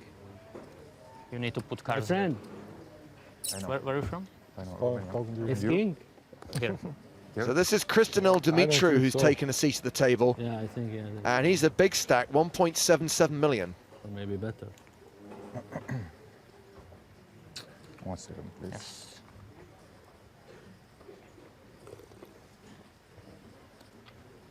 One moves all in. Well, Nemkov, one of the table shorties, has moved all in from under the gun. It sounds like an insult. You Nemkov. It's good now? Yeah. Folded around to Dimitri, who's just arrived at the table. Tonio. He's all in. Yeah. Welcome to the table. You're Romania. It's too big. Too big, is that what he said? The box next to each other for like a couple of seconds, yeah. Round to Felipe Ramos. Like 300? That's Felipe Mojave Ramos to you. 6 Just under 40 bigs for him. Awkward stack. I hate the 40 big blind stack. It's just enough you can get in trouble. Call once or twice. Next thing you know, you're on 19 big blinds.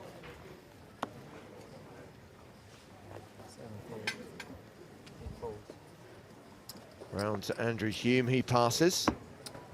Hey guys, just to notice, because there was a request on the table, how long are you going to be here?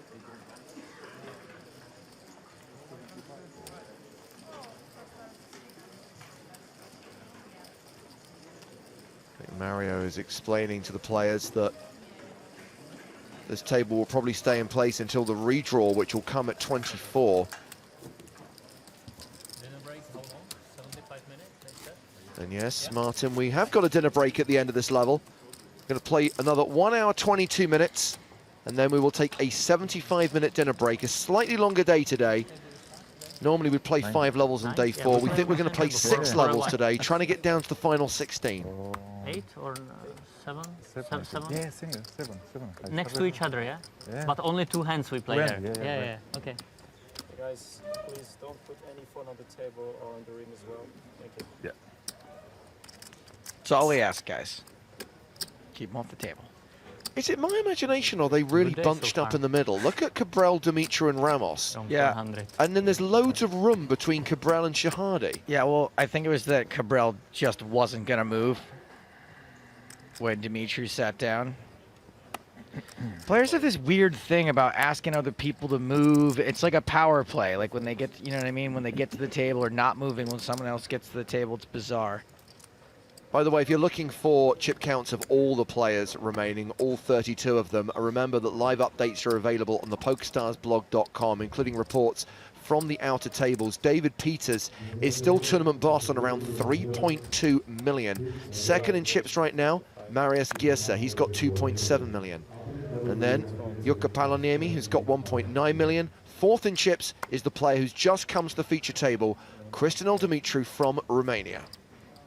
You're of Romania. Speaking of which, Silvio on Twitch asks, is a Romanian guy on the future table? I can't say whether there will be a Romanian in the future, but right now, yes. And he is in action right now, not in the future. Raise Well, and take it for Dumitru. Now he's in action in the past. Okay, so you had your chance to play the EPT Live Bounty Bonus. Now's your chance to play today's EPT Live Free Roll. Oh, so much stuff. It's starting at 9:15 Central European Time. I'm going to register for today because I reckon there's a chance we'll be around. $2,000 in the prize pool. You'll find it in the EPT section of the tournament lobby. Alternatively, just search EPT Live. Here's the password. You need to register. So you understand English. Coren, C-O-R-E-N. In honor of the EPT's only ever 2-time champion, Coren, C-O-R-E-N. Ja myślę, że ty powiesz, ja nie понимаю po-angielsky. I'm Only in. English. Big blind, sir. I don't know, I kind of feel like Mr. Queens. we shouldn't count it as 2 because Vicky Coren won the first one So and it's me, Victoria Coren Mitchell won the second one. No, it's not Different names. Just think about it.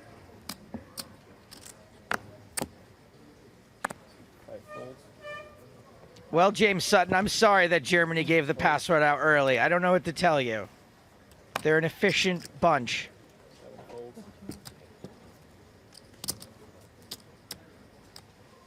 Surrender.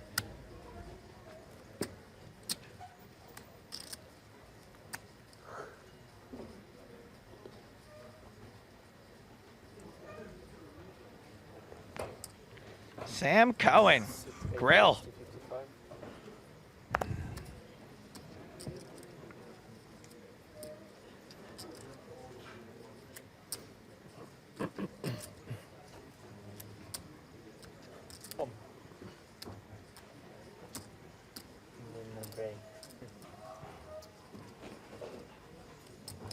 In 1 hour, 8 minutes. 10 calls. Hungry. I'm hungry. You Thank too? very much. Yeah. Where do you go for dinner? I don't know. No respect. I get no respect. You're not good. A raise from the cutoff from Sam Cohen, flattered by Andrew Hume on the button. Choo-choo! Nemkov shoving from the small. Shahadi in the big.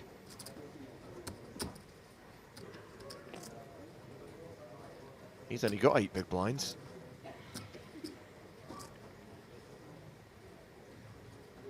You see this as being behind George. I see it as an opportunity to triple up.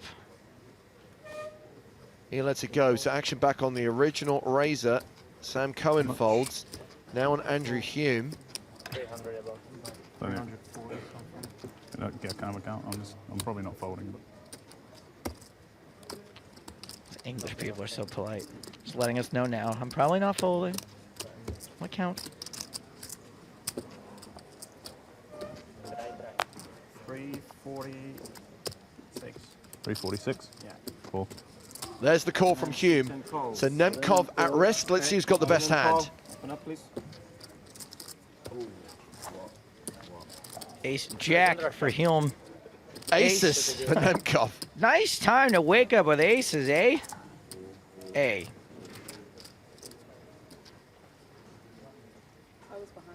You were behind? Oh, Me what too. a surprise. Had you, did you have ace? No. Okay, still you can hit your set. It's okay. He's blocking your set, but still good. Not a terrible flop for Flash ace draw, jack. flash draw.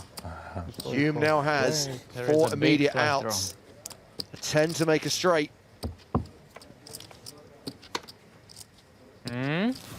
Flash draw. I think that's a bad card. Swaps 4 outs What for do you 2. Yeah, that's a good one. I mean, you need a jack. You take 10 Yeah. even, yeah? No. Aces hold. You had to say 2, didn't you, James? Well played. Had to say it. You doinked him. Nothing is easy, even with aces.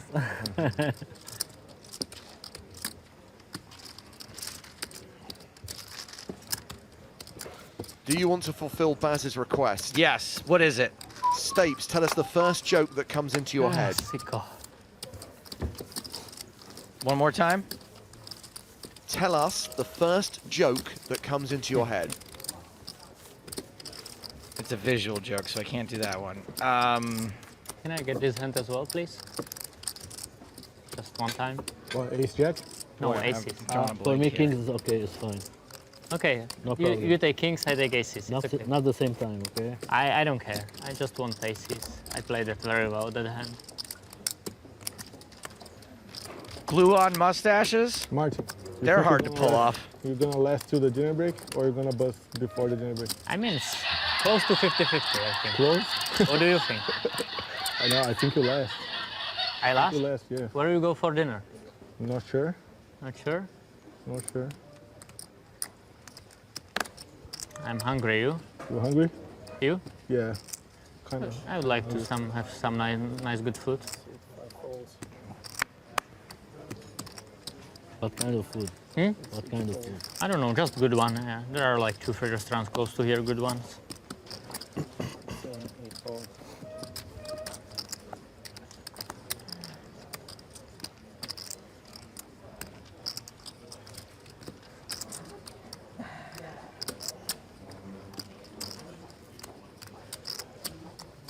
Makes it 52. I wish I had read that request first. I like Eddie, but I don't like the whole tell me a joke thing.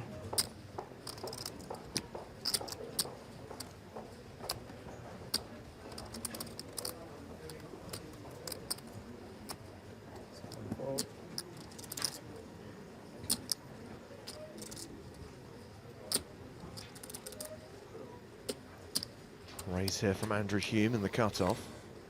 Shahadi in the small.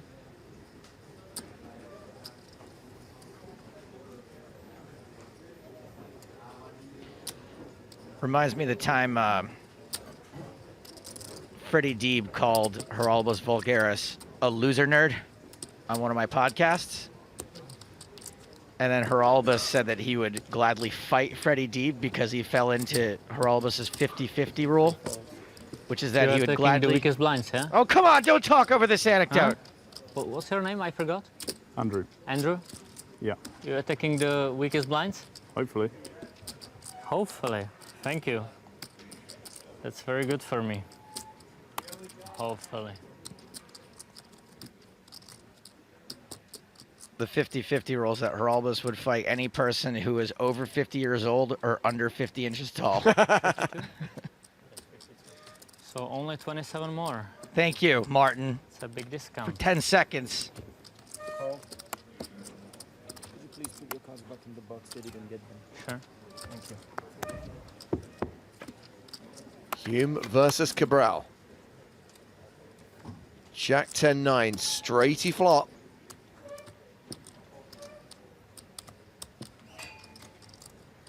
Cabral starts the hand with around 25 big blinds.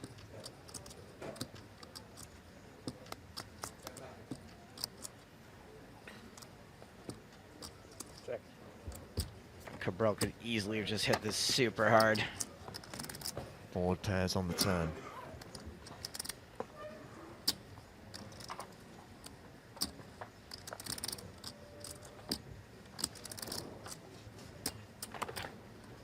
Your aces came at the right moment.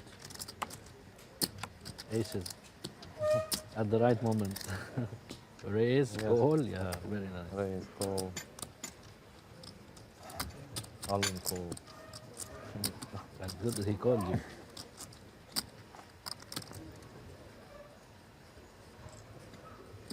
Check. Cabral checks for a second time. How do you bet this if you're Hume? How do you bet it? Yeah, you can't. Check, check. Check it out, James. It's a straighty flushy bad board. Oh yeah. Oh yeah.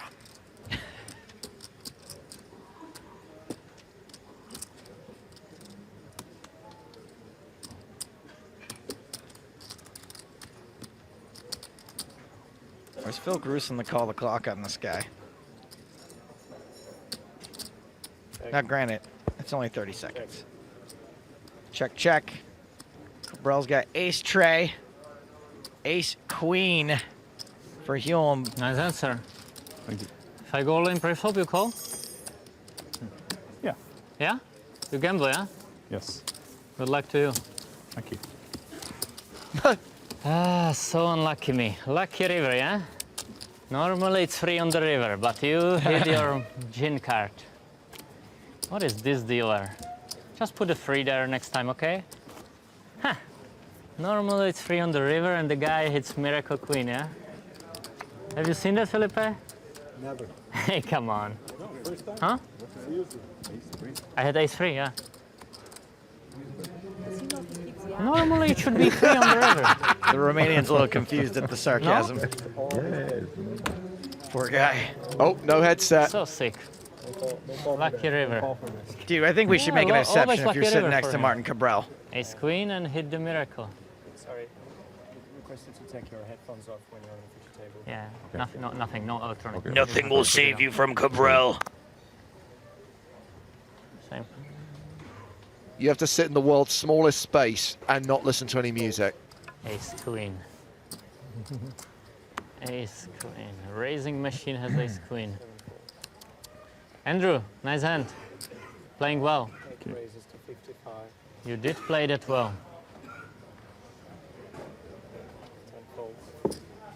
55 is the raise? Yes.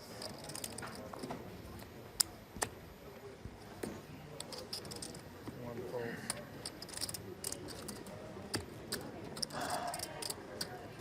Oh, poor George on the button. He looks absolutely pained. What's he down to now? 8 bigs?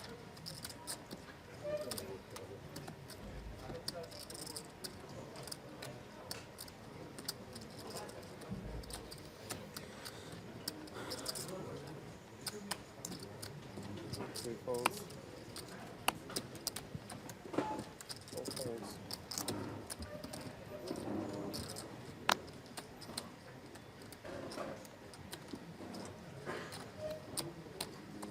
Button right. 5 folds. Okay.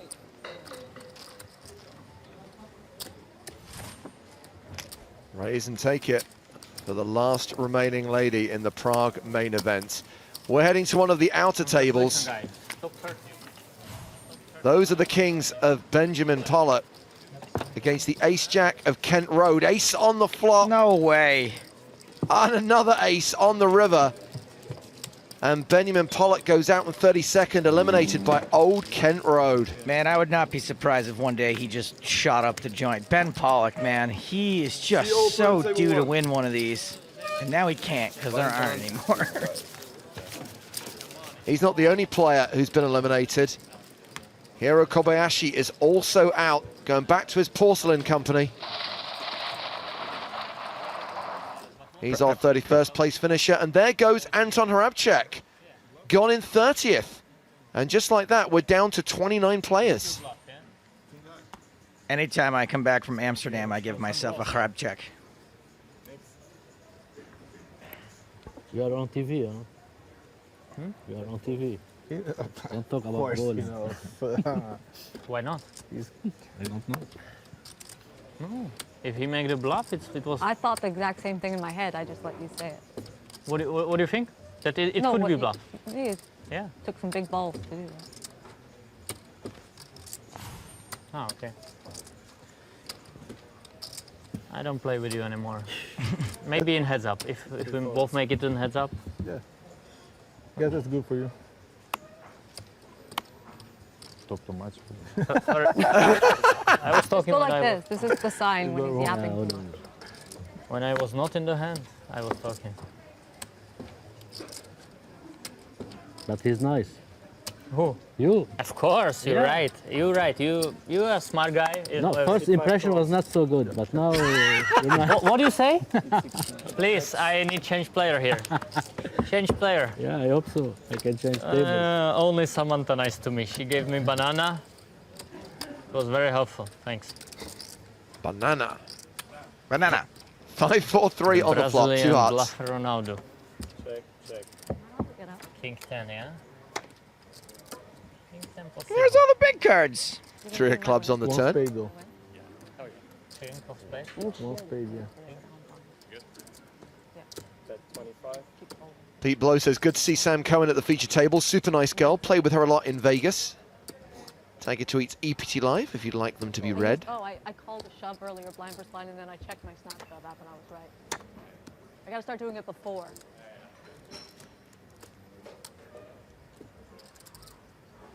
Ten of clubs on the river. So blind on blind, unraised pre-flop. Check, check on the flop. A bet of 25,000 from Dimitru on the turn. Is he going to bet river? No. I mean, Ramos is not going to call river. 60,000 from Dimitru. And yes, Ramos has folded. Yep.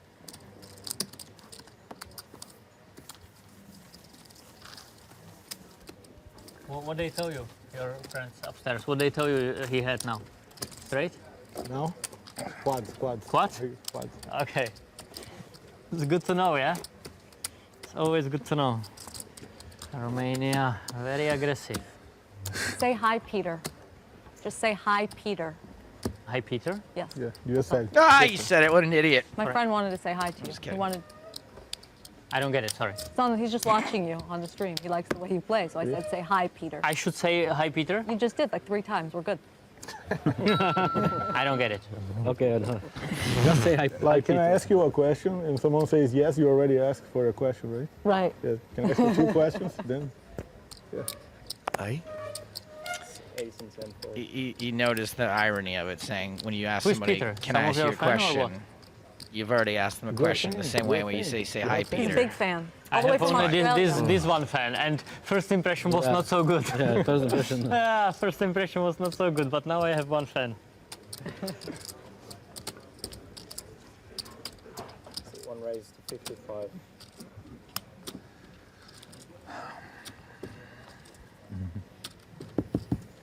Imagine Kasuf and Cabral on the same table. Kasuf Brel. Cabreloof. Kaspoof. Very serious. I like this guy. Yeah, it's a good guy. It's a good guy. It's a very good guy. Yeah, I folded to him ace king when he had queens. I didn't want to buzz him. Yeah, I didn't want to buzz him. He's so nice. I don't want to buzz him. You, my fan, and Philippa, and Sam. Sorry. 8-7-5 on the flop. The raise from Nemkov, called by Vidovic in the big blind. Yeah, correct. Yeah, not him, not him, not him, not him, not her. Okay. Okay, have yourself. I mean, if I say And I can't Vidovic play. leads. 7 bets 35. That's out for 35,000.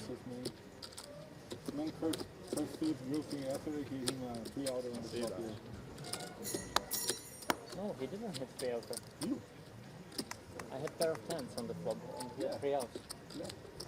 Three flop? Yeah, but I was sure it's 10 on the flop, so he had 3 outs at turn. No one should ever play a hand if you don't know what's coming on the flop. That's No, very but true. I told him he has 3 outs after flop and he didn't hit it. He can hit it, of course. What makes the call? He wanted to put headphones. Nemkov calls. Stop calling him. Oh no, that's his name. We all do. He's between you both. We all do. Don't worry. The highlight of the day was when you guys were in the hand and he started talking and you told him he had to stop talking. Yeah, that's. No, because they put me time. It was ridiculous to put me time there. Really. I'm just kidding. I had a huge hand, and I would normally call, but he just bet so huge, yeah. So you could fold. Big bet, big balls. I think he had enough. So you could fold. He's bluffing you again. He's not telling you the truth. No? Thank you, my friend. I'm sure he had flush, nuts flush. Vidovic bets again. George. George? Ace king of spades, yeah. You? Martin. Martin. Nice to meet you. 140k. Come on, you have nuts flush. Come on. Ace king of spades. Not ace king. Oh, you said king 10. Of course, he's saying I had that flush. not I'm ace saying, king. I'm agreeing Ace with three. you. Okay, if you want to join our nice club, you have to tell the truth every time, okay? You want to join? Eventually, you guys are gonna see it. So I can't lie about him. No, but on that table. Yeah, I already told you.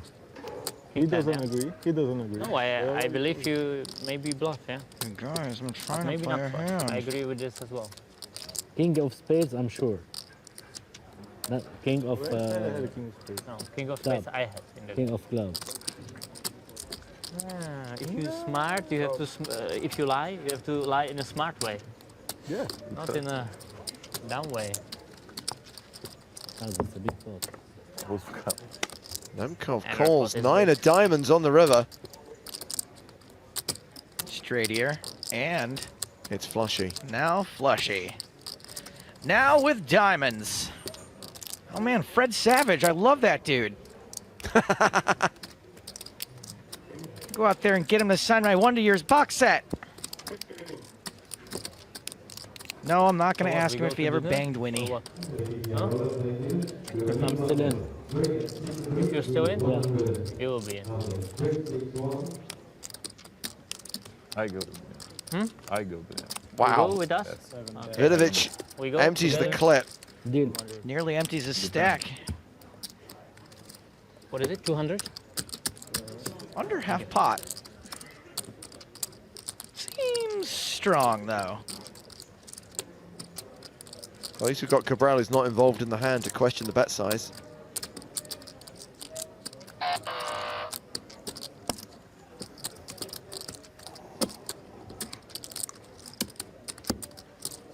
Jane Windsor says, do you think if I tweet Sam Cohen that she would ask Felipe Ramos to say hi to me? Give it a go, Jane. What's the worst that could happen? You gotta say hi to Jane Windsor. I don't know who that is, but she wants you to say hi. Hi to Jane. Yeah, look. Hi, Jane. All right, what have we started here? Where do you get this information, Sam? She tweeted at me. I don't know who she is. I don't know why she didn't tweet at you. Oh, you use this social media. Aha.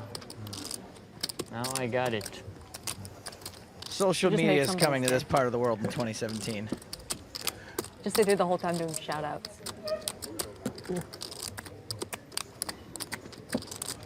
Big controversy here at the moment as Betamax is being phased out in favor of VHS. What? That's good because I just invested in a head cleaning company. Remember that? You had to buy those head cleaners? Biggest ripoff on the planet. Everyone would buy these $20 head cleaners so they wouldn't have to buy a new VCR, and then they would go buy a new VCR. Well, the bet got called. Time to see it. That is a straight, and that is also a straight. So this will be a chop pot. And you know what they say? Everyone loves a chop pot. 389. Nice hand. You know what that's about? Make sure you listen to this week's EPT Not Live, 610. or watch EPT Not Live at EPT Live. Flop Street? If we don't air it tomorrow, we'll air it on Monday. Yeah. He was lucky a little bit. And of course, after the video version has been shown on the live stream, you'll be able to download the audio version from your favorite podcast portal. Jordan, bet. You bet or him? No. Him or him? Bet. He Call. Yes, normal. He just If call I and call- then he bet. Because he had straight. It's okay. And balls. And the boss. I didn't expect that. I call 8. Hmm? 8, 2. Sorry? 8, 2 diamonds. You now? Okay. That's good hand. Yeah. Nice call, Russia. But it was easy one, no? It was easy one, actually, right? Pretty easy. I would call as well. It makes that easy call. Slow roll. No, I'm not saying that. But it was kind of, you have to call, right? At the end. It's a good thing Martin Impossible to Cabral's fault. here to teach everybody how to play poker. Free lessons, everybody. Normally, lessons are extra. Usually it's just the first one that's free, but first one, second one, there are lots of free lessons here.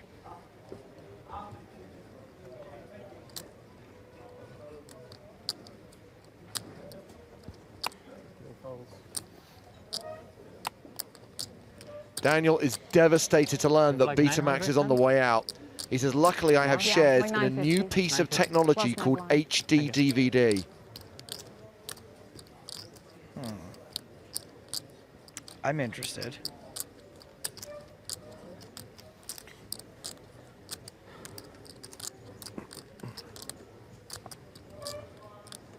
Oh, apparently, according to our producer John, Martin Cabral does actually host poker lessons at the King's Casino in Rosvedov and charges for them. What a racket that is, right? You hold poker lessons, teach people to play, charge them for them, and then beat them in poker when they play at King's Casino. It always cracks me up, like when you're staying in Vegas and they have like the craps lesson every day at 11 a.m. It's like, Actually now 650 about. Always bet on the big 6, big 8. let me teach you how to smoke this crack.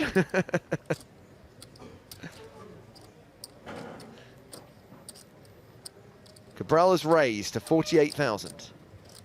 We're at the 12-24 blind level and we'll be for another 54 minutes.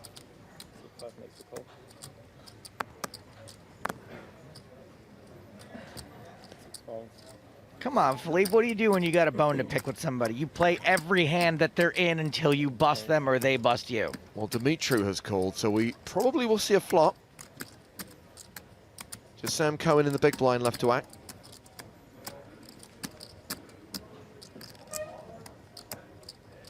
Hi, Peter. 2 back, okay? 2 back.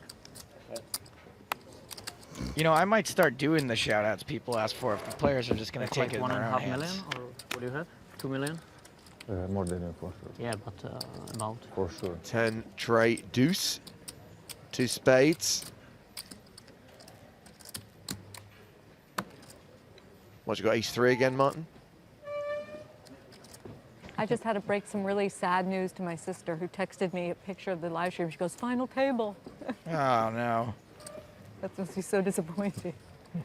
Oh, Sam's sister, if this was the final table, you'd be able to see the whole cards. Not just the flop, turn, and river, but the whole cards. Jane didn't even thank me. Oh, wow. Jane. She has me doing her bidding. She didn't even thank me. Thanks, Samantha. 45,000 is the bet. C bet from Cabral of 45,000. Don't worry, James. I'm just saying hi to people.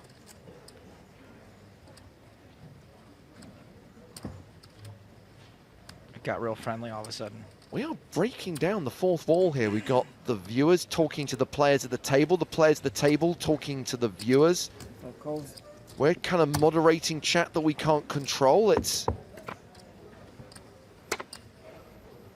a beautiful thing. Board pairs on the turn after Dimitru called the bet of 45k.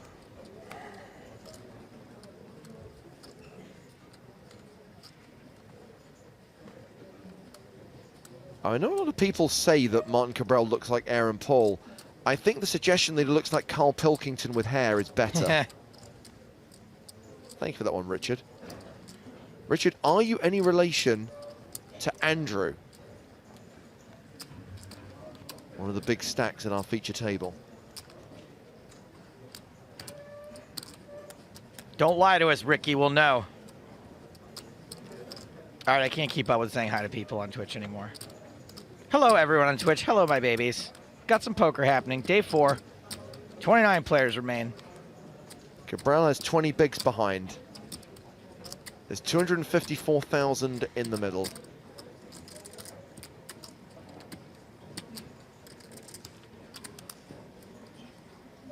I guess he's firing again.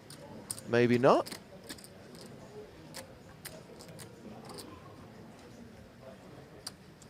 Well, the bet's in now. How much?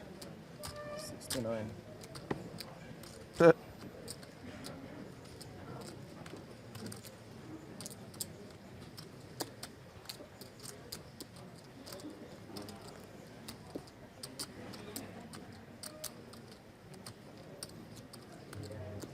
wonder where he bought that baseball cap.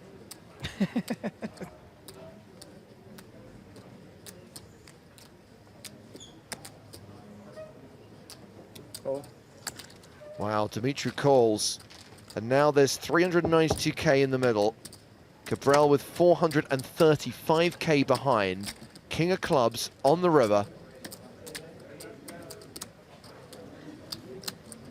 Dimitru didn't look super happy just then.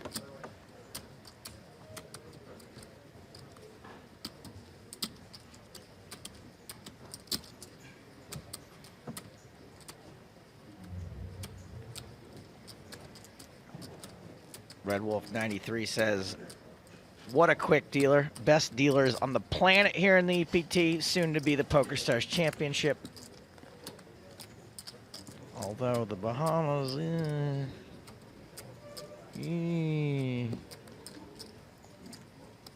some of those dealers,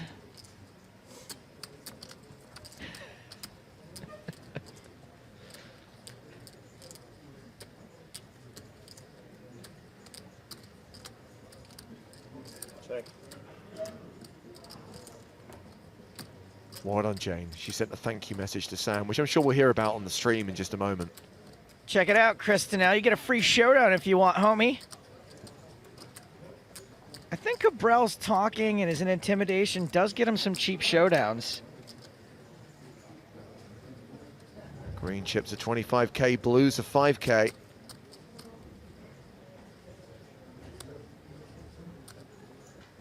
That's 163. 163.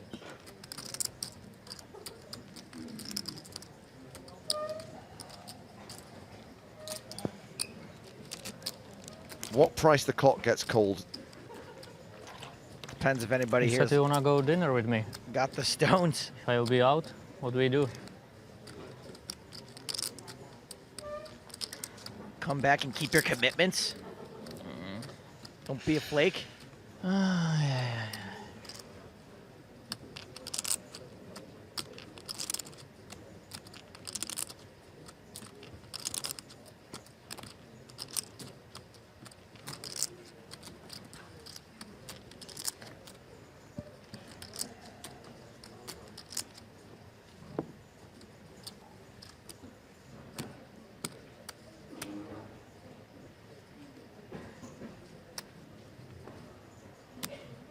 163. Yes.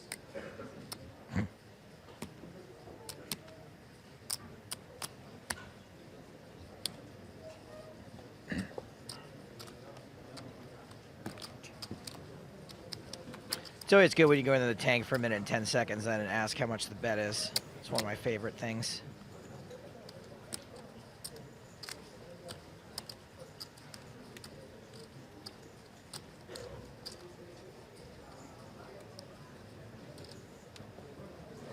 I mean, what do you have to tank this long with? Ace high? 6s, 7s, 8s? Romania, what do you have? Yeah, I was You have a thinking 10, that yeah? Dimitri was more likely to have a hand like 7s or 8s. You have a 10, you have a 10.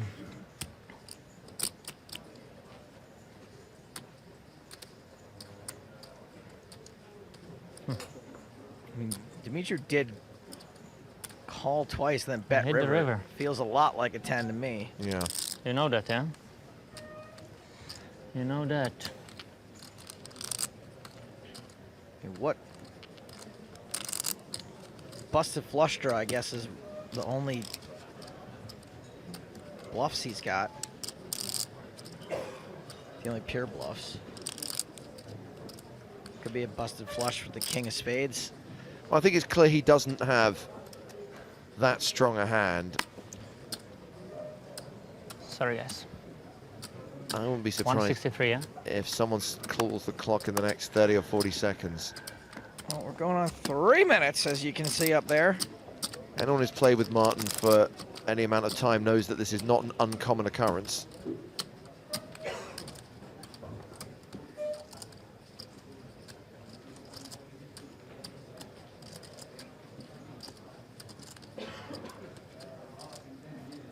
He folds. Show? What do you have? Never. You had good hand? I don't know. Bad hand. So bad you have to bet. I tell you before, if you show me, I show you. When you show me... Okay, I show. I tell you the I didn't truth. see. Okay, I tell you the okay, truth. I tell you the truth. Okay? No, don't just tell him. No, not now. I tell you the truth. When I say that, it's... No, next time. Next time if I show, you show, yeah? Yes. Okay. Yeah. Fair. Thank you. Well, Dimitri moves over the 2 million mark. Cabral drops down to 17 bigs. Made a huge showdown. But why would you bet on the river? That doesn't make any sense without 10.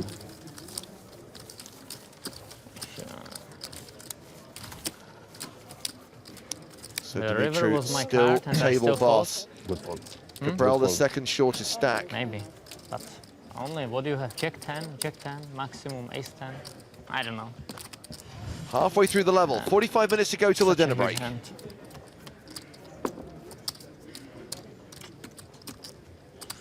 It's okay. I think you did the best fold. Bet fold? Yeah. I don't know. I didn't play with him a lot. I think so. You would call with king? Put him You on would call? tilt. No? He's gonna put you on tilt. You ready to fold that hand while I was bluffing? You will see it Now on you got TV. bluffed again. What's You going will on? see it on stream. We'll see. Yeah. We'll see who's right. You tell me during dinner, okay? During dinner you tell me, okay? It's fine? You're getting pushed away. What's going on? I just don't feel he is bluffing like this. I just don't feel it. I had like the best bluff catcher possible, but it's still bluff catcher, right? Sure. If he had pocket jacks, he check behind, for sure. Yes, sorry, madam. You just sit down? Welcome. So basically you're saying you folded ace king there? No, no ace king, but king. I had strong hand. Doesn't matter ace king or king queen, doesn't matter, same hand. He never has ace king. I fold king. I fold king. I don't believe it. No, I fold king. With king. Queen. But doesn't matter. You had king or what? What are you saying? Doesn't matter what I had with king. You have 10 or nothing. I don't think that's necessarily true. Doesn't matter why they're dressed You as a hit king tiger. or Have what? they got my leg? I think you check behind king. Good fold, I tell you. 50. Good fold? Yeah. Thanks. Ramos has raised. Actions on I Andrew don't Hume feel in the you big bluff blind. Like this, with so many chips, it's no point in. No sense. He defends. Yeah, no He sense. has very few kings, I agree. It's a 10 I could have almost 10 there. always. I could have 10 even. I would check the 10 on the river. Queen 8-7. Because I put you like on 2 jacks, 2 nines. You know what I mean? And I don't think you call the river switch.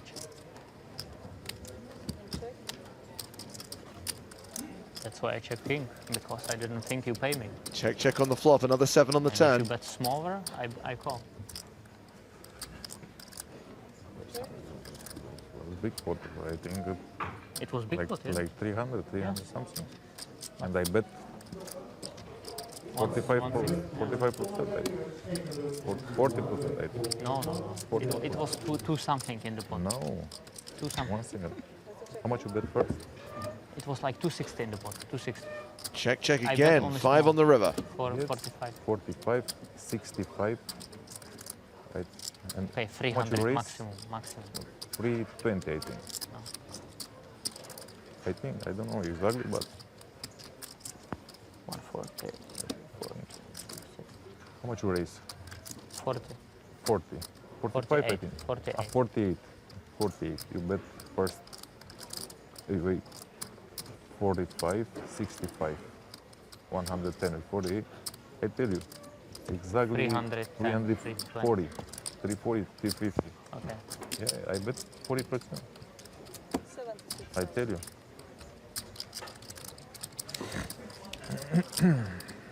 But good fold. Isn't. Thank you. Believe me. I believe it. Bet does not get called on the river. Richard Brother wins this one. Yeah, that music means we're going to celebrate more winners of yesteryear as we showcase EPT champions from Season 7 in our winners parade. Joe's favorite ever EPT champ, Kent Lundmark. He took down Barcelona that season. And at the end of 2010, Roberto Romanello was the winner in Prague. Come the new year, Lucien Cohen and his lucky rat, Luki, took down Deauville. Aptly named. And Ben Wilanowski finally got a result on his Hindenburg page, taking down Berlin, not the grand final. So glad these get checked before they go out on air. You idiot!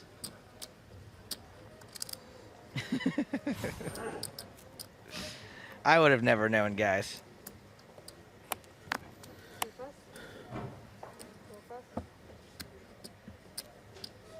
I usually just use that time to check my email. Anything interesting from your mum or dad? Yes, actually. What's her name, by the way? Joe. My Joe? mom's so weird. Joe? And you? Joe. Martin. My high school best friend's gonna come over on Christmas Eve morning. I haven't seen him in like 10 years. Yeah. Joe or Joe? And she asked me, Joe. is his wife coming? And I was like, well, no, he keeps saying I'll Like be Joseph over, or so I what? don't think so. And she wrote, no. just asking because I had gotten them a special 10th anniversary ornament that I will not Common give him if they are Romanian no longer together. It is common Romanian name? Or It's like a lot of Romanian, people no, of it's Romanian. Romania has that name? Yeah? No, my name is Dimitri Christian, but everybody calls me Joe. Okay. Yeah. Then I And will your call you name Joe. is Martin or? Martin. And everybody call me Joe. No. I like that name. How much is possible? Joe. So your name is Dimitri? Yeah.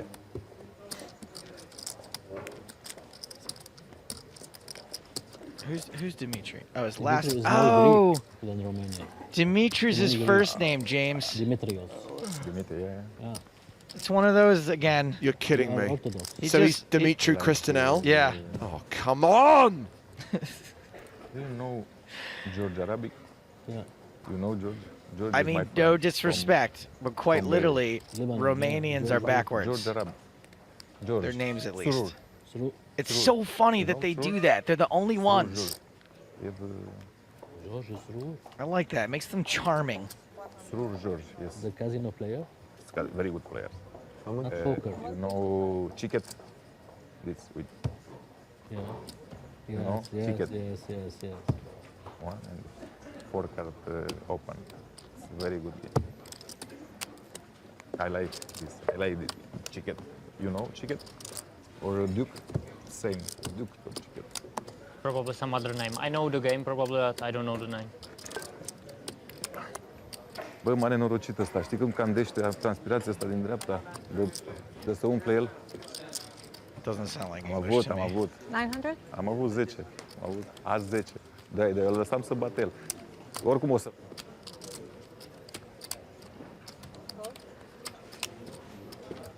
Vidovic calls the 3-bet. What's happening to us? No cards, you know. At least he's in position. I had a good hand, but I lost. 10-8 deuce. King queen suited. Maybe if you check the turn, he will check. Not sure. I think he had back.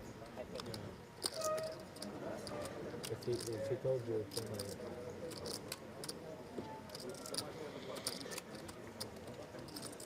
either 10 or nothing. Nemkov set to continue.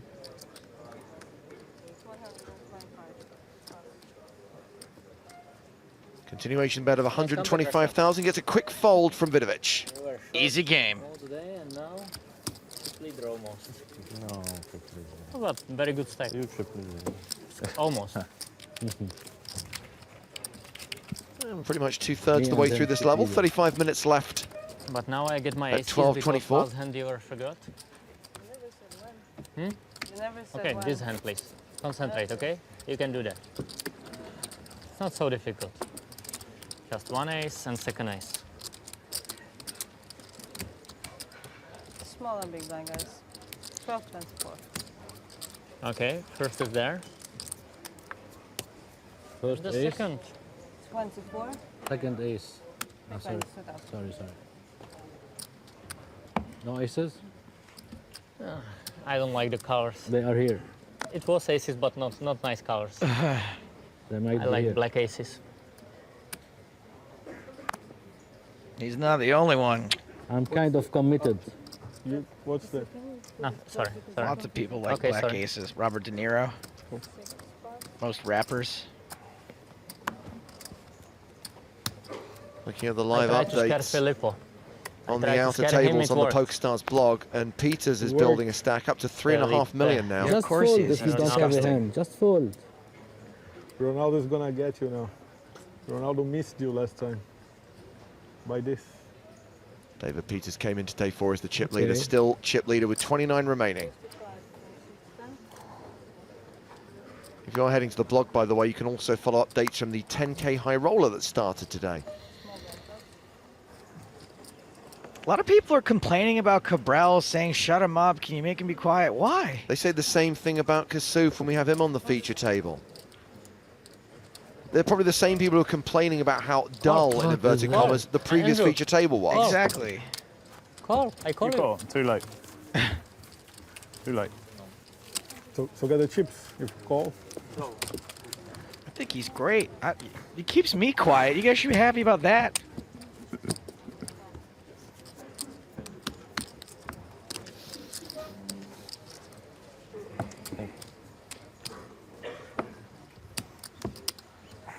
Martin's blind, guys. So juicy. This should be easy. I'm looking forward to Not pre-flop, but on the river. Sorry? I did not play, sorry. New table, please. I want a new table. Just to wait for this hand and they pick me out of the big blind, I would be so happy. Even Samantha makes fun of me. It's not nice. We want to hear, we want to hear. Yeah, We want to hear. I see.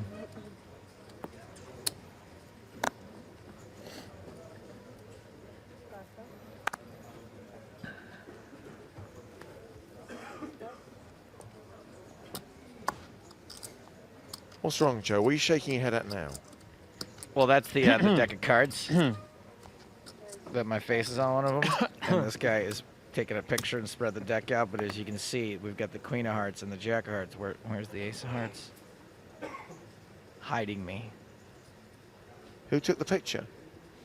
Well, it's the guy that's on the jack. Oh, I see. He's Well, just tweeted the... yeah, well, if it's his tweet, then he's going to showcase himself. He probably doesn't give a monkeys about you. Right, that's my whole point. Oh, okay. I should be in every photo. Yes. I'm so glad that you couldn't keep a straight face while saying that.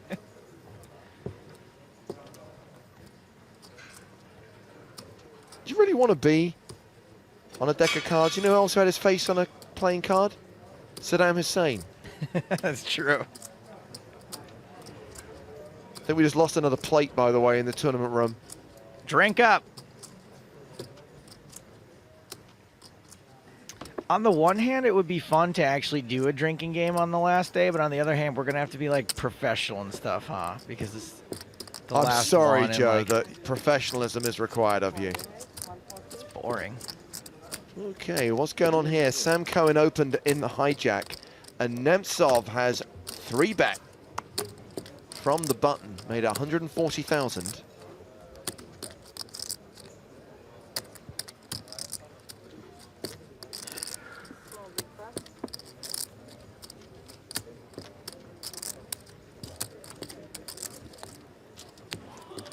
Folded back around to Sam.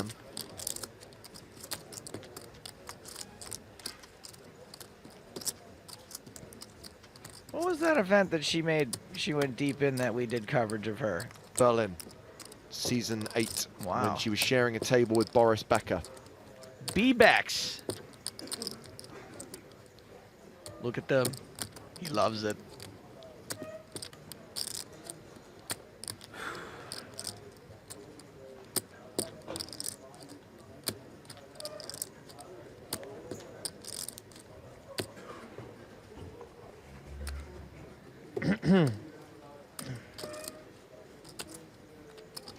Thank you, Russia. That's what happened when you try to steal my big blind. That thing wasn't going like crazy last time. He was bluffing me, so I can't. Thanks for protection, my big blind, Russia. Thank you. Yeah, stealing my big blind, yeah, because Felipe, I had a good hand. Felipe gave you advice, yeah? I had a good hand. I would go all in. If he folds, I would go all in. You would call me? How much do you have? 450. What are you doing in half an hour? Do me too. So let's just check in on the chip leader right now. David Peters, as we mentioned, is up over 3.5 million. Got some other big stacks in the room.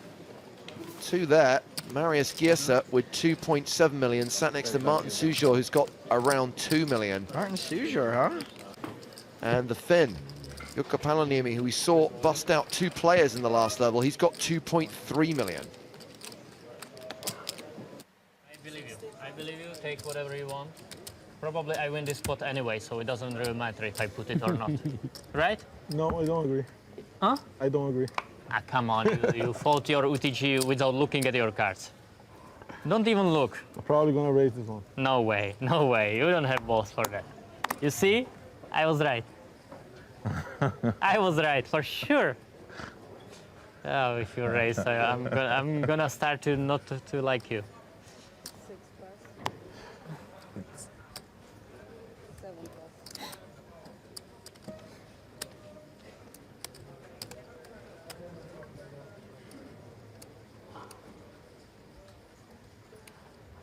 Look, James, he's flawed, but that's what I like about him. 55 plus 8. Yeah. He's unprecedented.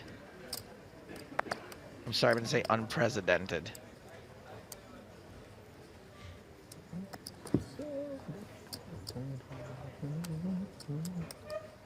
Second hand in a row that Sam Cohen has started the action. He's raised here to 55,000. It's on Andrew Hume. The Brit has 60 big blinds. A stack of 1.45 million. What is happening here on this table? You're happening, buddy. Here? Showtime. Everybody wants to be TV star, yeah? Well. And only Felipe's. At least one of you does. Your name is Felipe? Or how, do I pronounce it good? Yeah. So Hume has re-raised to 147k. So second hand in a row that Sam Cohen has been 3-bet. I forget that George is still around. He's only got 5 big blinds now. First card was good. Literally getting blinded out of the tournament. Georgie.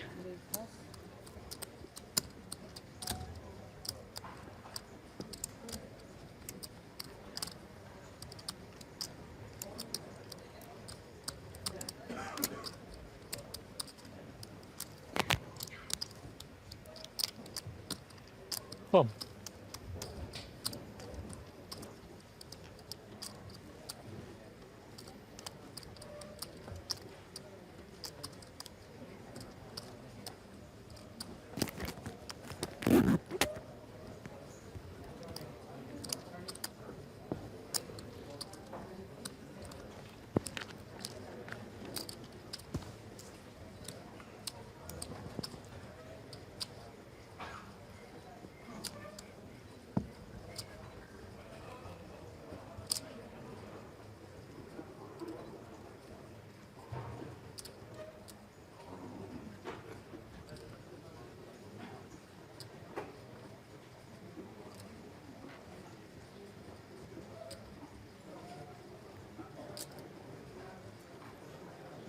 It's good at least everyone's quiet.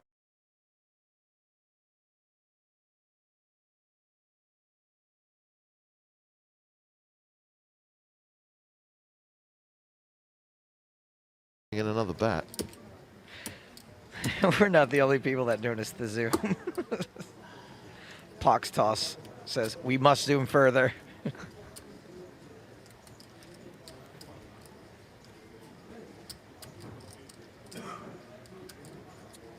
I want to see pores.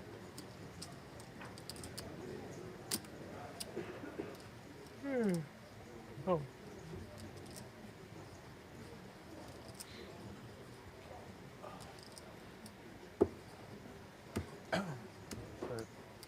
Your turn. You play also in turn. Yeah.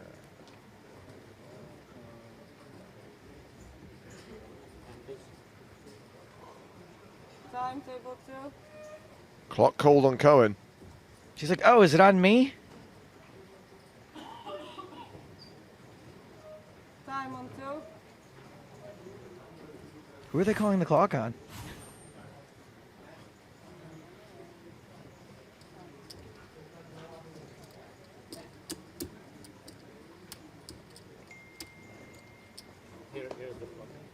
It's okay, I pulled. It's okay. Just Button right. Good fold. Thanks. I don't know. I just this will make you feel better. Good fold, Sam. He has it for sure. I have a read on him. He has it for sure. Andrew. Your read and my read are different. Hmm? I said your read and my read are different. Really? No, you did I fold. was just either jamming or folding. I understand. But I think he had it. That's what I'm saying. Thank God you're here. It's very like big surprise, big exception with Andrew, but now he has it. Normally he doesn't have it. I don't know. It's one of the guy which never has it, but if he play with me or you, he has it always. That guy. All right? Yeah. That's a pretty strong read.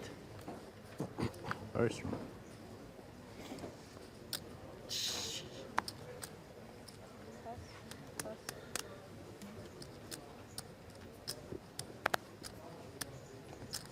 I don't have it. Hmm? I don't have it. No good hand or what? No Yeah. good.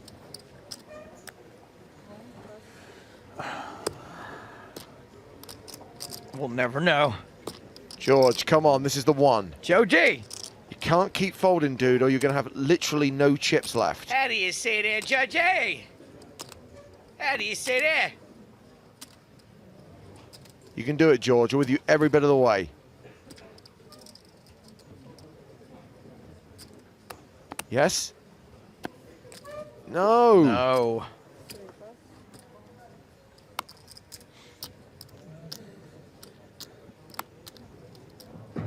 Mulling.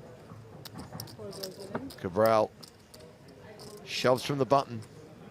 Damn, Gina. About 15 big blinds.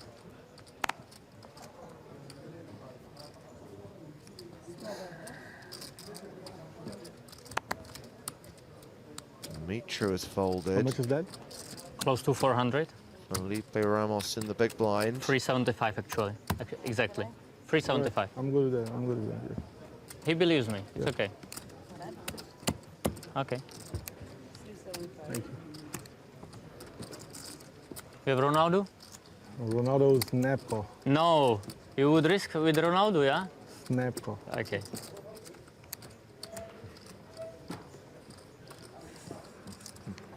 It's a good sign. Next time you did that, King 7? you lost. Next time what? Last time you did that, you lost. You lost the hand. I lost? Which Yeah. which hand was it? The hand I bluffed you. Yeah. Ah, the hand with nut flush. Aha, yeah, because you hit your nut flush. Sounds like there's a couple versions of this story going around. No. Has Ramos picked up on a Not hip this time? hotel? No, just. Take it. I mean, it's so hot here today, huh? So hot. Nice hand. Nice hand. I didn't see anything. I didn't show Nice hand. And the second one? Okay.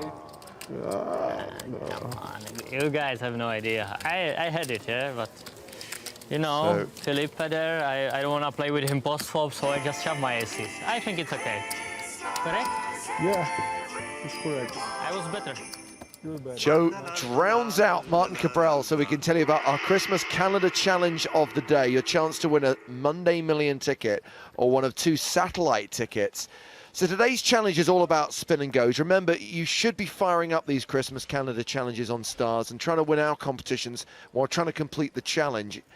Basically, you have to win 2 real money spin and goes. And crucially, they have to cost $1 or more to enter. So just simply win 2 real money spin and goes, don't have to be consecutive wins, and then tweet a screenshot or a boom link of the winning hands in both of those spin and goes. Send the hand IDs as well. Use the hashtag EPTWin. And you've got until the end of the day, midnight tonight, to complete the challenge and get your entry in. Just to answer John Fergus's tweet, he says, he said the 5 big blind guy is slowly climbing up the money table. I'm very lucky, so well, even if not I don't really, have the because hand, I 29th through 24th pays the same. I folded because you're lucky. Mister? You always hit. Mister, you have there. Come on, 425? Georgie. All I can see. He's all in. Nothing more. Yep, that's it. Ah, okay, 420, yeah. Yeah. Thanks. I don't understand the all-in glasses move at all. 115. What are they going to get a read on you in your 5 big blind shove? It's not so much. Yeah. But still a lot. You still have more than starting. That's No. pretty irrelevant at this I point. want to keep you to dinner. You pay for my dinner, it's okay.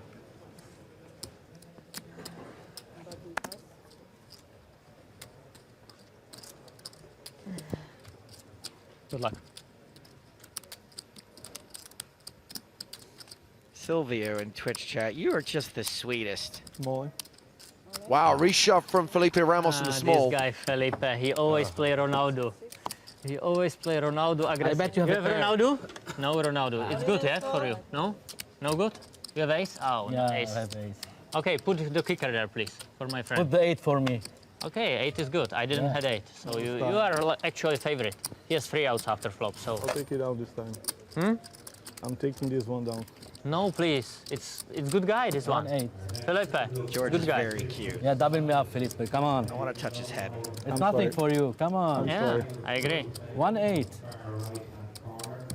George Shahadi, He commonly can still known as the hit his Lebanese kings Lee after flop, Jones. so it's never easy. 3 Lebanese outs, 2 Jones. cards. Come on, dealer. 1-8. Yeah, but no king, please.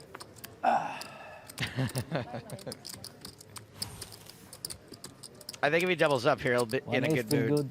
and he'll let me touch his head. And 10. 5 is good. Yeah, let's 10 chop is it up. better. Yeah, 10, 5, 8. 10, 5, 8. Good game. Au revoir, George. Nice all in, Felipe. You played that well. Very well. Good game, guys. Thank you. Good game. Unlucky. We're down to 28.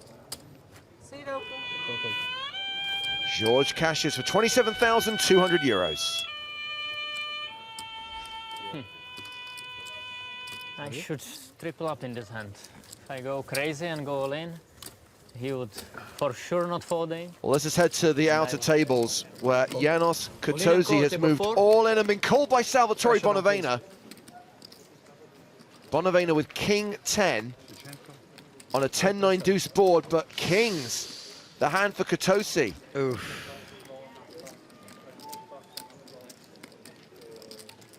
Well, Bonavena is drawing thin. Has picked up a straight draw for a chop. No, it's a deuce on the river. So Kings hold and Janos Katosi doubles up through the last remaining former EPT champ.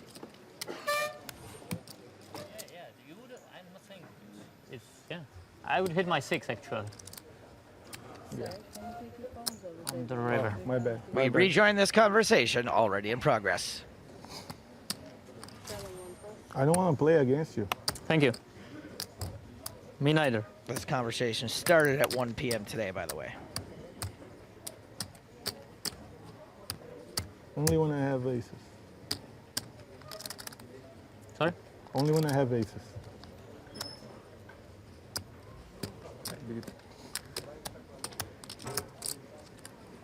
About 15 minutes left on the level, and action is on Martin Cabral, who has around 20 bigs now, just shy of a 20 big blind stack. He is raising to 48,000.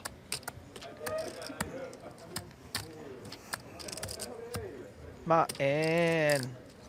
So Kristin Dimitri is among the chip leaders. He is the table captain with more than 2 million. He's folded here. So I think Ramos still has a below average stack, 872k. Only for you. But he does have L button. He is in position.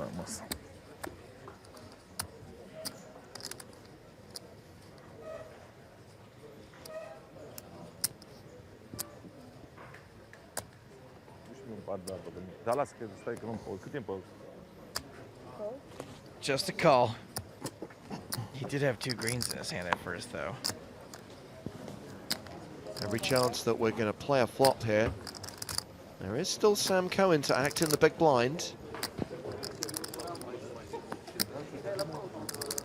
She's out. Nah. So Cabral versus Ramos. You said you don't want to play with me. Only when I have aces. You have aces? Maybe. Good luck to you. Good luck. King 5-4.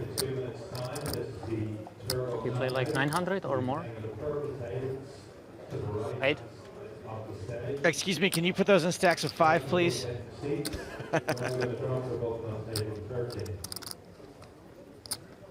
Why don't you intimidate him with the hippo again?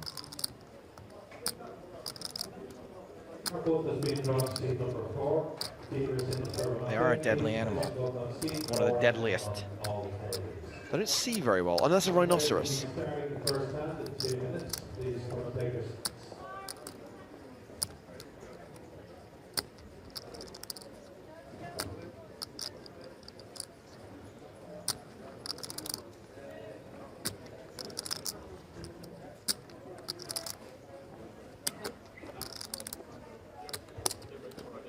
Yeah.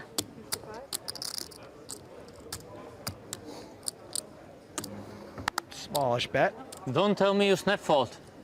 He snap folded. Don't tell me that. He snap folded. I mean, it's this is so cruel game. Show the bluff. Show the bluff. I never bluff you, you know. Give me, please, blues. 50k. Can I have some blues, please? Wow, Not give snap me fold. blues. I expect everything in this hand, He's but got not the plenty of snap blues. fold on What's the his flop. deal? Believe me or not, I didn't expect this. How can you snap fold there? My readers are on. You read me like a book? You read me like a book, yeah? Ah, so lucky.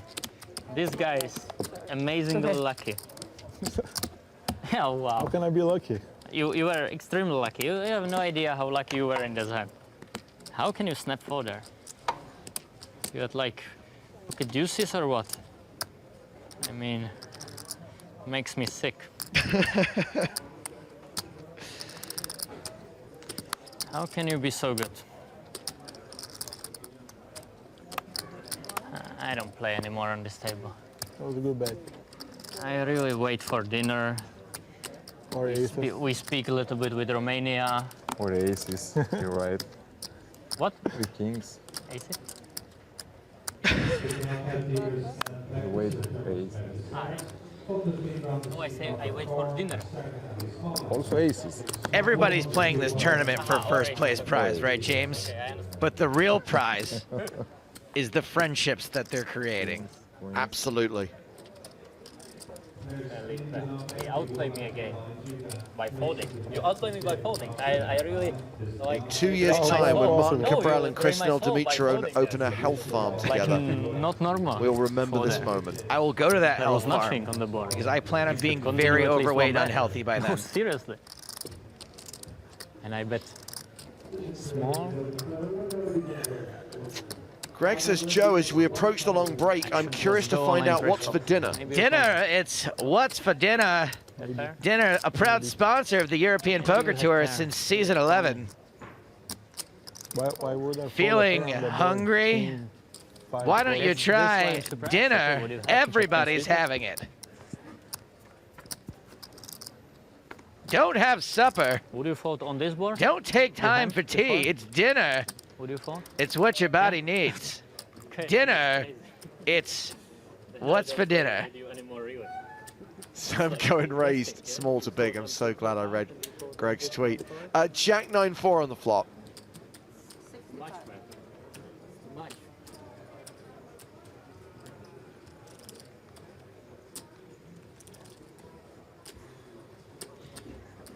Sam continues flop for 65,000.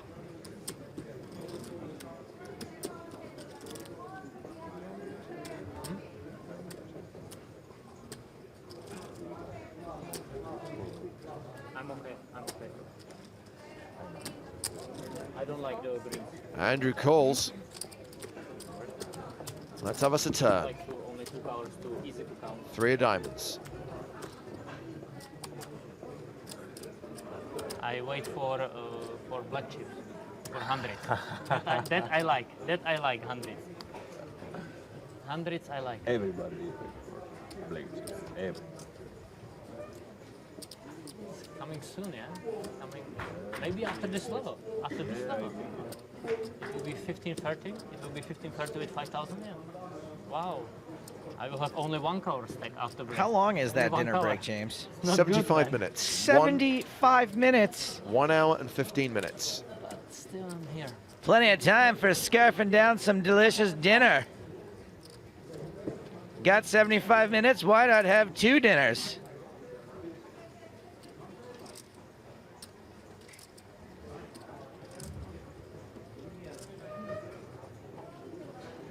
Mario?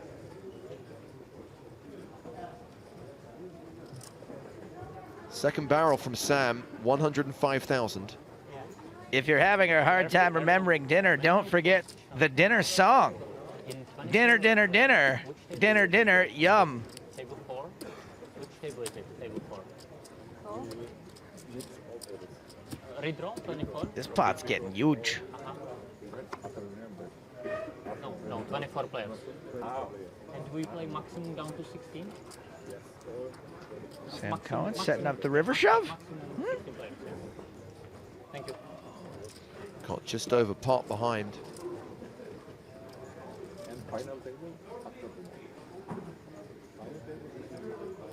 No, 6 players. 6 players.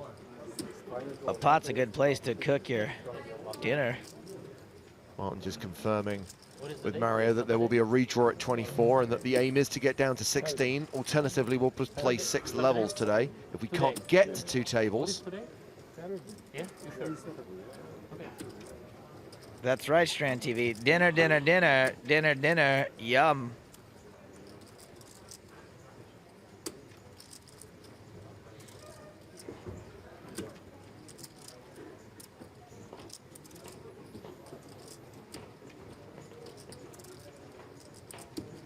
This Philippa makes me sick.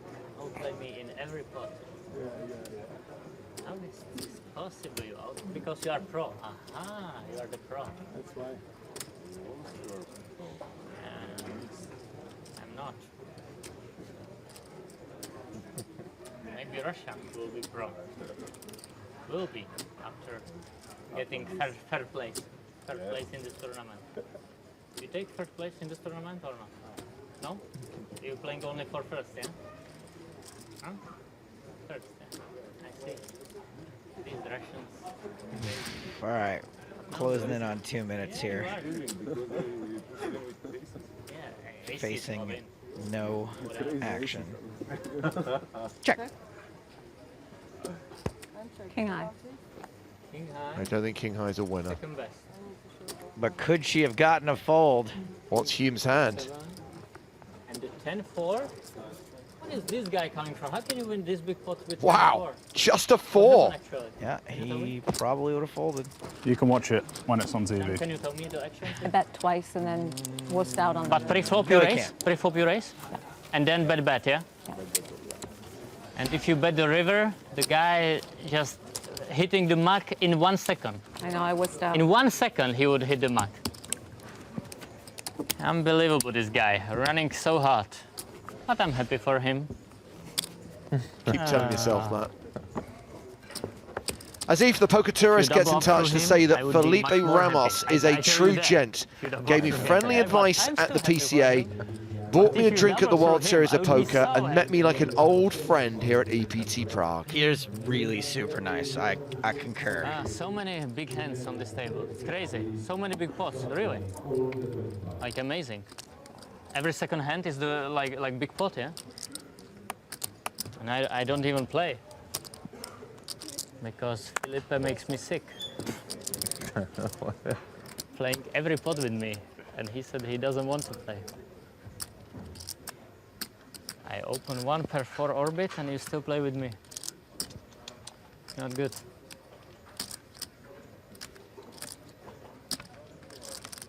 Okay guys, 1 quick hand.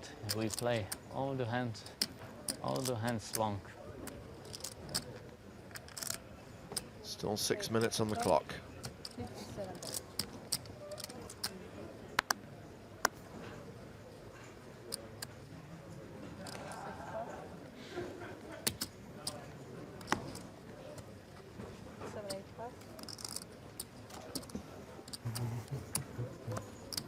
Dimitra is open to 57,000. Hume is in the small blind. Now round to Nemtsov in the big blind.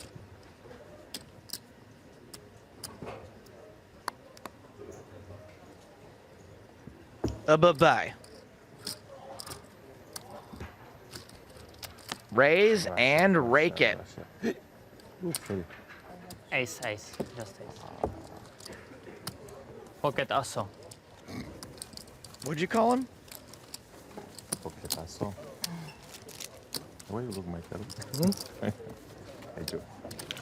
I like it. Where are you from? Brazil. These guys are definitely going on this strip club together later. Rio. Thank you.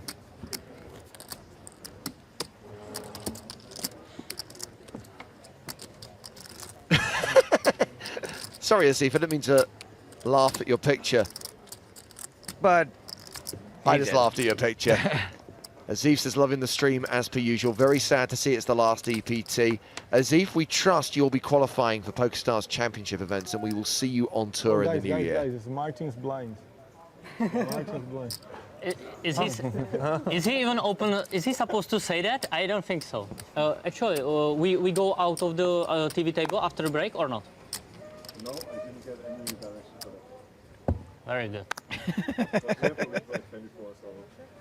Oh, final. Okay, so it will be not taking long. Okay. Yes, baby. I don't care what the redraw says. I think just to torture this guy, we should ensure that whatever table he's on after the redraw is the feature table. Normal, this guy. Every time he wanna try steal my big blind, and if not, then he. I mean, that's the thing. If he gets drawn with like Ramos, David Peters, Salvatore Bonavena, it's a slam dunk. Sorry. Yeah. It's different, yeah. When he said he starts not so good, then he likes me. I start with you, very like you. Now it's 50-50. Wow, during careful, dinner you okay? can relive the You wanna be my EPT friend, no? 5 Prague final so. table. Spoiler alert, Yeah, Salvatore Bonavena wins. Hey, but this guy, he doesn't want to be my friend. It's 7th time when he raised my big blind, and he won all the pots. Every time he tries to steal my big blind, he follow your advice precisely. 55, yeah?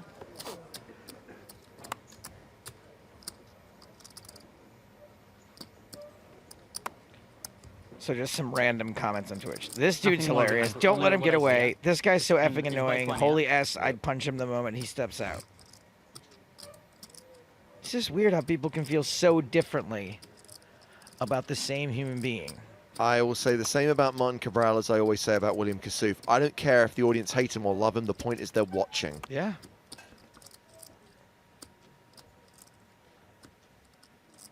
I have so nice hand, so disgusting, but I'm just like folding to you every time.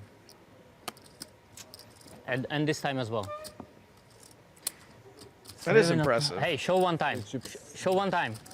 Free chips. Free chips. Oh, free chips. Oh, Got man. him. Now you are in same position like Andrew. Chip raise and dinner break after the level, okay? Would you please start by One game. Chip raise, yeah. Hey, Mario. Yeah, one more hand for sure. Maybe two more. Okay, thanks. Thank you. Kevin11 on Twitch says, the feature table seems to play slower than the rest. Good way to stay in. I don't know how you would know that, because we're only showing one table. You have 10,000? 10? The guy in the background found that very funny, Joe. Classic internetism. I'm just going to say something, even though I have no evidence whatsoever. You have one, yeah. It feels, James, it feels like it plays slower. Oh, feelings are not on the same level as facts. I mean, I was thinking it's like... How you feel about it? It's your mistake, No, because of you course tell not. him it's free chips. Of course not. Felipe gave you advice, yeah? Croatia. Well, this is likely to be the last He hand of gave the you level. advice, 1 minute I left on know. the clock. We're ticking into the dinner break now. It's Croatia. I said Croatia. Ah, Croatia. Hey, Philip. Please. You should say now it's Martin Small Blind, huh? Hey, please, if you say it one more time, I call the 4, okay? I'm just saying. I didn't have to. You said yourself. No, you are not supposed to say that, yeah? You said yourself this time. No. Yeah, before I'm saying. Oh, it's all suddenly taken a turn for the worse. Can I put it now to the gentleman? Now I made it. 95, please. Give me blue chips, thank you. Sure. Less of the give me, please. Well, what's up with him collecting all the blue chips? One player at the table has to buy up the blue chips because they're Oh, being he's doing it coloured on up. purpose this Please, time. can you Okay. check the antes if it Got is it. correct? It is? All blue chips. Yeah, blue chips, thanks. 28? Okay, You check it. thank you. It's good? Actually, it's the 1K chips that will actually be taken out of play, but they'll also colour up a significant quantity of the 5Ks and probably bring out some 100K chips. Sick, I love those. Yeah, sure. We've only got half hour. The clock is wrong. It's a 75-minute dinner break. The clock is wrong and James is right. Just remember that, everybody.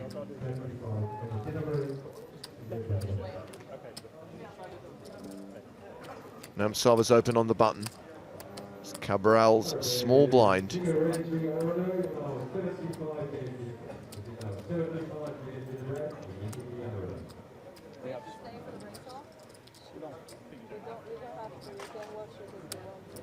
Timo says, I would pay the dealer $300 for an accidental elbow to the nose. You're into some weird stuff, man. Worried where that was going. He meant to for Cabral. No, 1 million, yeah? 140, One something? 150, 140.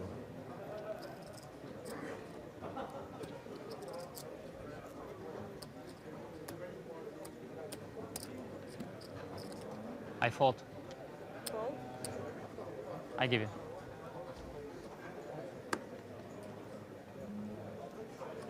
Kristinel Dumitru in the big blind. Or Dimitri or Christel, you know, whichever.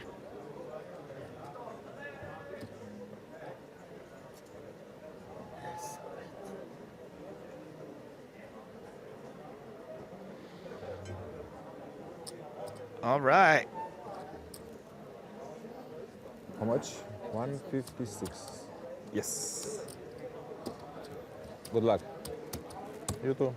Thank We you. go on the dinner? Really? We No, go? no, I joke with you. You joke? Felipe, you Wow. go to dinner? Rude. Ace, No? deuce, tray, 2 diamonds. down for a bit. Okay. Okay, has Cabral discovered that no one actually wants to go to dinner with him? Andrew, you go for dinner? I have a plan already. I'm going to see a friend. Okay. What's going to be weird is that when they're all eating dinner in the exact same place together anyway. At 4 separate tables. Alone. Ace. Ace? Okay, I believe. Break. I believe you. If you say it is. C-bet from Nemtsov. Wins him the pot. He shows an ace. Russia, you call pre-flop in? 10. Yeah, thank you. Really? Yeah. 500? Somebody on Twitch owes me $300. Thanks. Ace queen. Punish shirt. So we're going on dinner break. 75 minutes, during which time you can watch the EPT Prague final table. Here are the stacks of the players on our feature table at EPT 13 Prague, with more action in 1 hour and 15.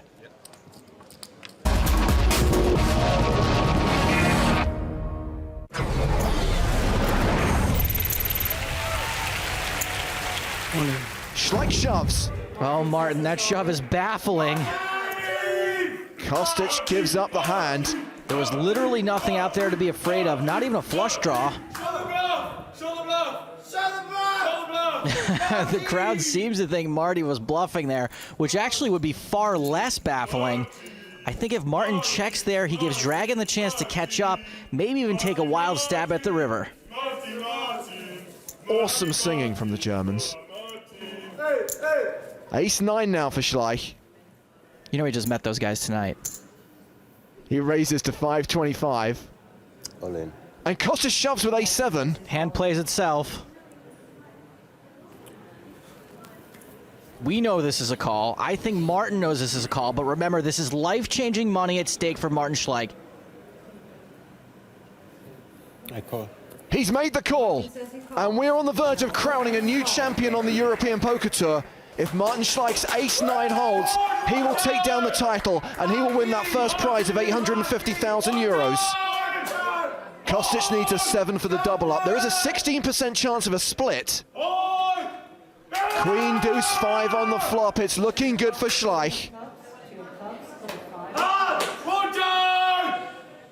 The crowd want it to be over on the turn, but it's the king of clubs. Dragon Kostic is not out yet. He can hit a club for a flush. A 5 or a deuce will chop it. Is this Martin Schleich's moment of victory? It is! He has taken down the Barcelona leg of Season 8 of the European Poker Tour. Still no Spanish winner on the EPT. It's Martin Schleich from Germany who'll lift the trophy.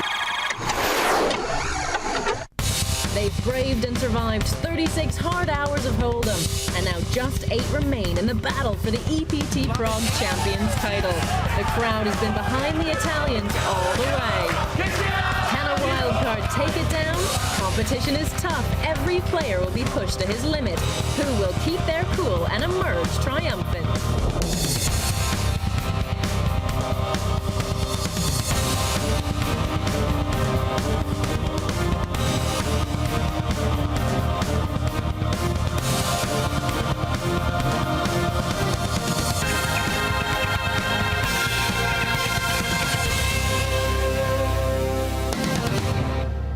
A 1,000 years ago, Wenceslas sat on his throne here in Prague, and by the end of play today, European Poker's latest king will be sworn in. So it's time to get inside and meet our 8 possible heirs to the title. In seat 1 is Greek Constantinou Alexiou, an ex-mathematician who took up poker 3 years ago and only plays for fun. I am the happiest man in the world. And I think that's all good. 23-year-old student Nazar El Nazar is at the start of a big round-the-world trip and kicked off his travels here in Prague for his EPT debut. Massimo Dicico is a dentist from Lazio. He's been playing poker for 2 years, and this is only his second live tournament. Francesco Sirioni is 53 and a businessman from Italy. Raul is a very experienced high-stakes cash player who also trains a team of top Spanish pros. Andrew Chen is our short stack going into the final table. I'm only going to have 15 big blinds to start, so we'll We'll see what happens. Finland's Fredrik Nygaard is confident about his first EPT final table. I think I have everyone pretty much figured out, but and I do have some kind of respect for everybody. And finally, Salvatore is an amateur player from Valencia. He can't believe he's made it to the final table. Words cannot begin to describe how excited I am, not just because we've got an EPT final table in front of us, but because I've got Vicky Corrin sitting alongside me. Words can't begin to describe it, eh? Don't even try.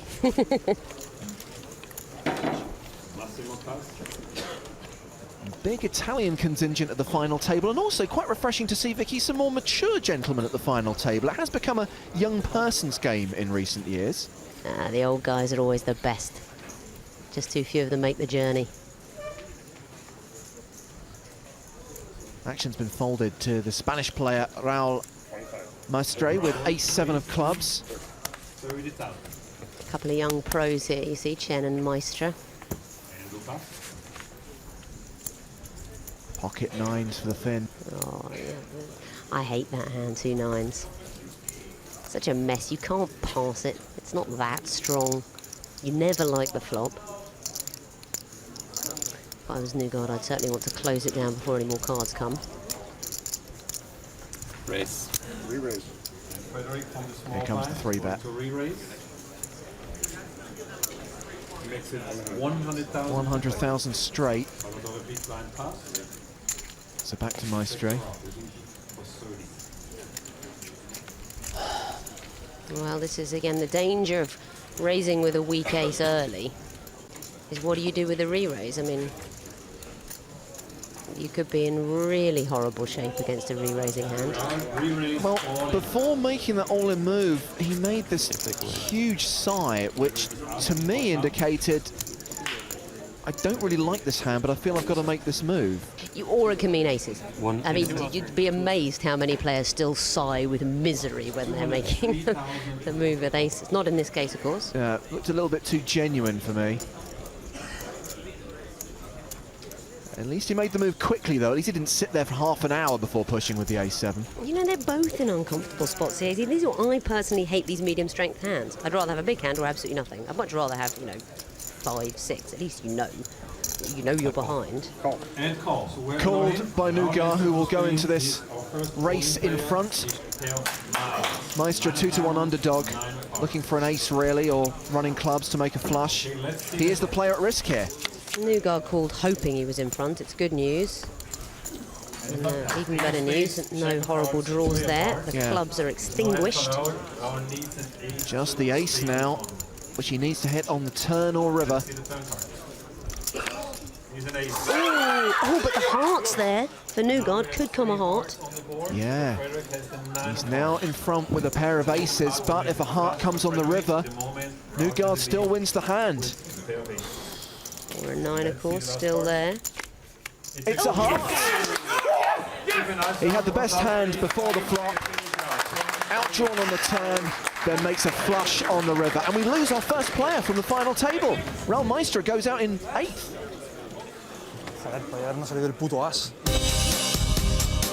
The next few hands then saw Salvatore Bonavena cling onto his chip lead, while Andrew Chen began his comeback with a double up through Konstantinos Alexiou.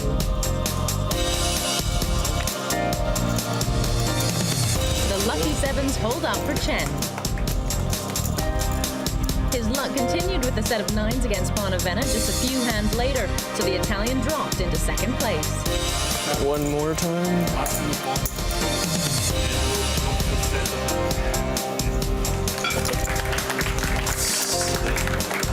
So Chen thrown another lifeline, pushing him up into 5th position. It's very tight at the top of the table right now, with Konstantinos leading by a whisker. Yeah, Bonavena 2nd in chips. Blinds 8 and 16, every player posting the ante of 2,000. And that tower of chips, if he knocks that and they go across the line, they're in play. Absolutely. Nothing wrong with that. Whatever it takes to get him in. Ace-4 for Andrew Chen.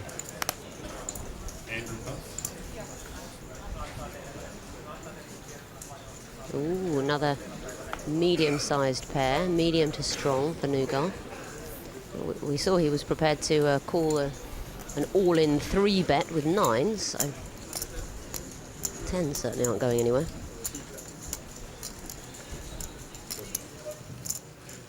$39,000. 39,000. 39,000 from Frederick. Another cut. Konstantinos Alexiou has Jack 7 and will re-raise from the small blind. A huge re-raise. I wonder why. An odd time to do it. Out of the small blind with Jack 7 and against a player who's got a lot of chips, so yeah, he's got. Ooh, and then called.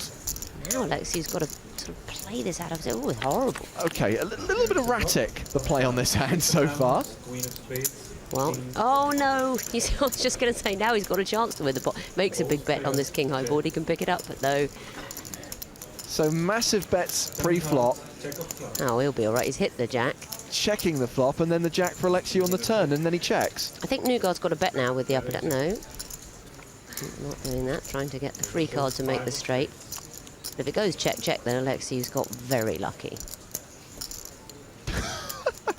He thought about checking, then he thought, no, I'm going to bet it. Why is he betting now? 120,000. Betting on the river now. I mean, what a strange time to do it. You know, he can check and call. Much more likely that Newgard would bet out with a worse hand than 2 jacks than call with it. What a funny hand. I mean, it's such a counterintuitive bet from Alexiou. Newgard might even call it.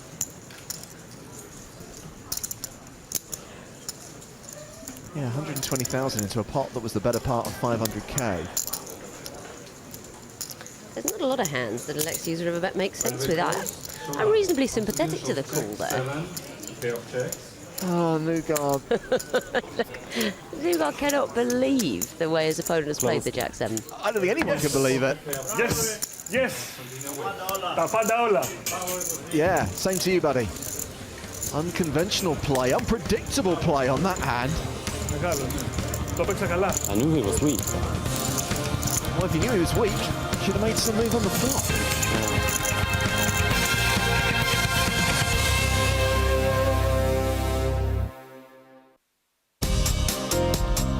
Welcome back to the Czech Republic and the beautiful city of Prague. There's been a fair bit of poker action so far, which included our first casualty. Spaniard Raúl Maestro was short-stacked at the start of play and eventually went out to Frederick Newgard's flush.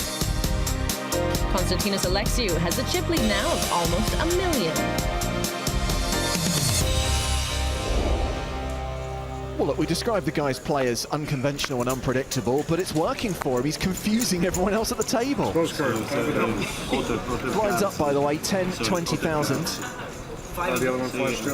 And it seems that a player has exposed his hand accidentally. Thank you.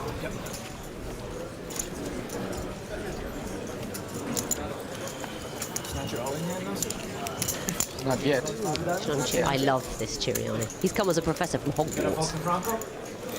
Well, I hope you've noticed that he's not the only player at the final table wearing a scarf. His fellow countryman, Salvatore Bonavena, is wearing one of the woolly variety. Well, the Italians love a scarf, you know. They both turned up on a Vespa.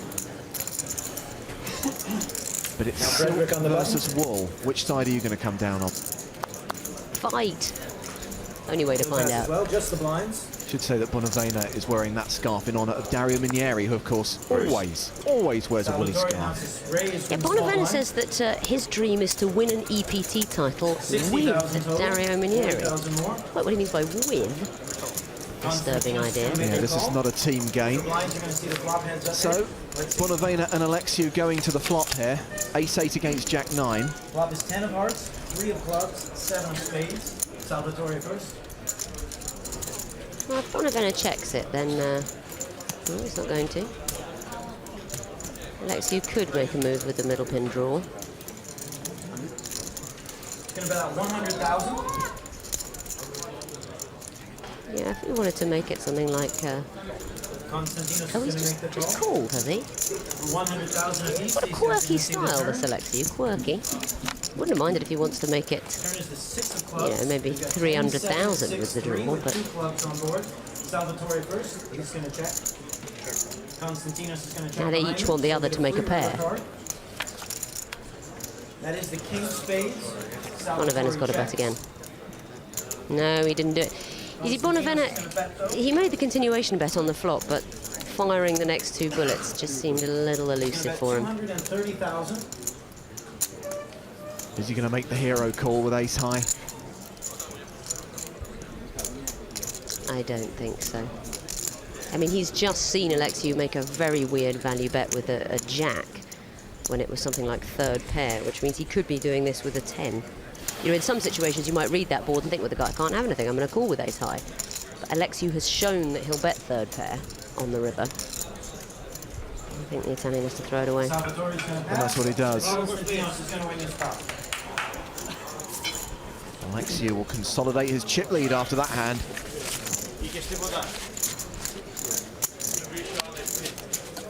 So on the next hand, it'll be Francesco Ciriani who's under the gun. 53 years old, lives in Mileto, and playing poker seriously for 3 years, and says he makes a decent amount of money in cash games. I'd like to put that claim to the test. He's not going to play this hand. He's going to pass to Andrew. We'll probably play these 10s. Yeah, Chen's got about $500,000 in chips, so he can play this hand a little bit creatively if he wants. Frederick and Salvatore will pass. Solo Constantinos. Over to Nasser in the small blind. Down to the blinds.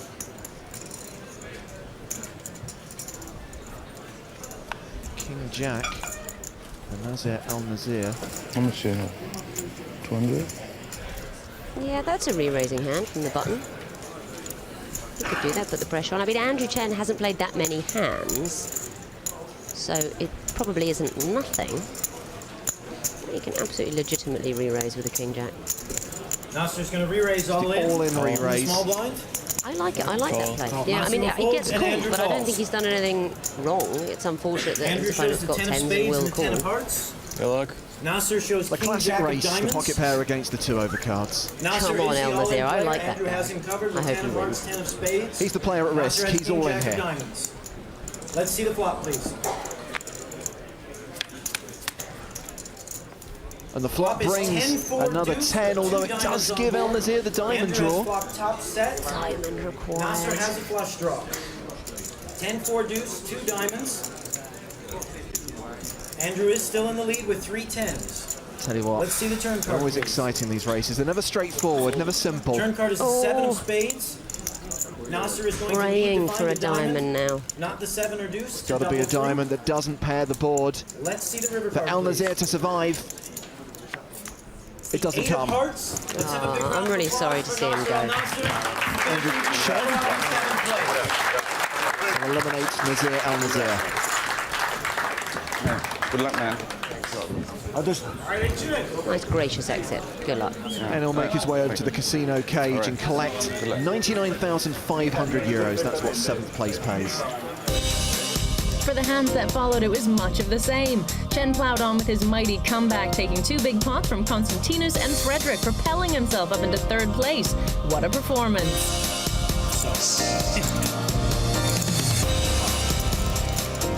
It just goes to show you should never give up. Let's have a look at some of these players' chip positions at the start of play yesterday. Newgard was strong chip leader, in fact, but Massimo, Francesco, and Salvatore were in the bottom 10, with Salvatore sitting dead last in 32nd place with just 36K. Who'd have thought they'd all make it into the top 6? I have to say, I've mentioned it before, I'm going to mention it again, I am worried about Massimo De Chico's chips. He's got them in a single big tower, and I am worried he's going to knock them over and accidentally bet all in. Race.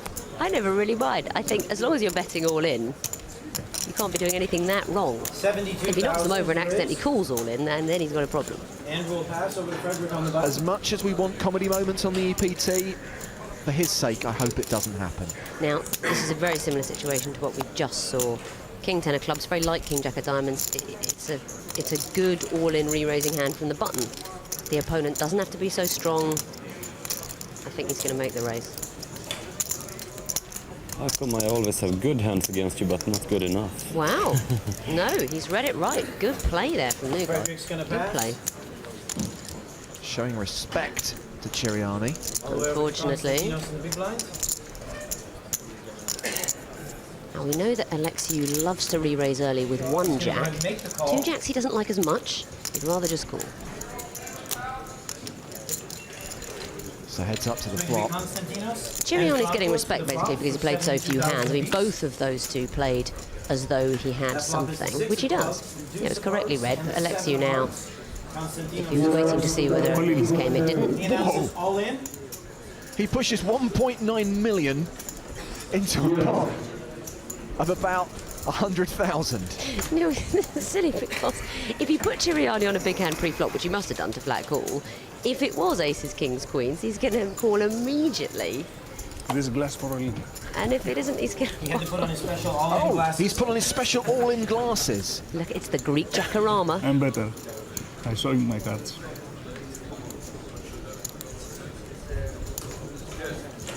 Set. Set. No. What is the set? Three of a kind. Set, three high, three. Yeah, that's right.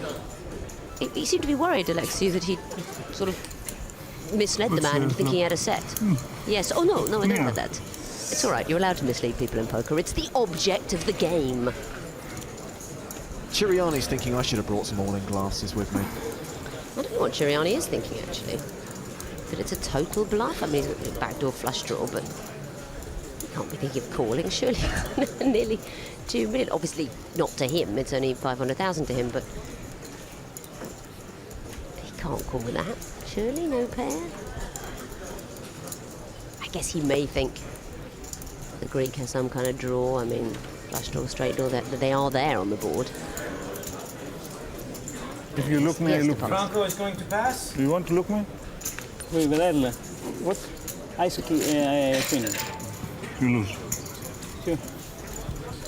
Franco says he has ace queen. Constantinos will show two jacks. Nice honest chat between the two of them, with jacks shown by Alexiou. Like a coffee clatch.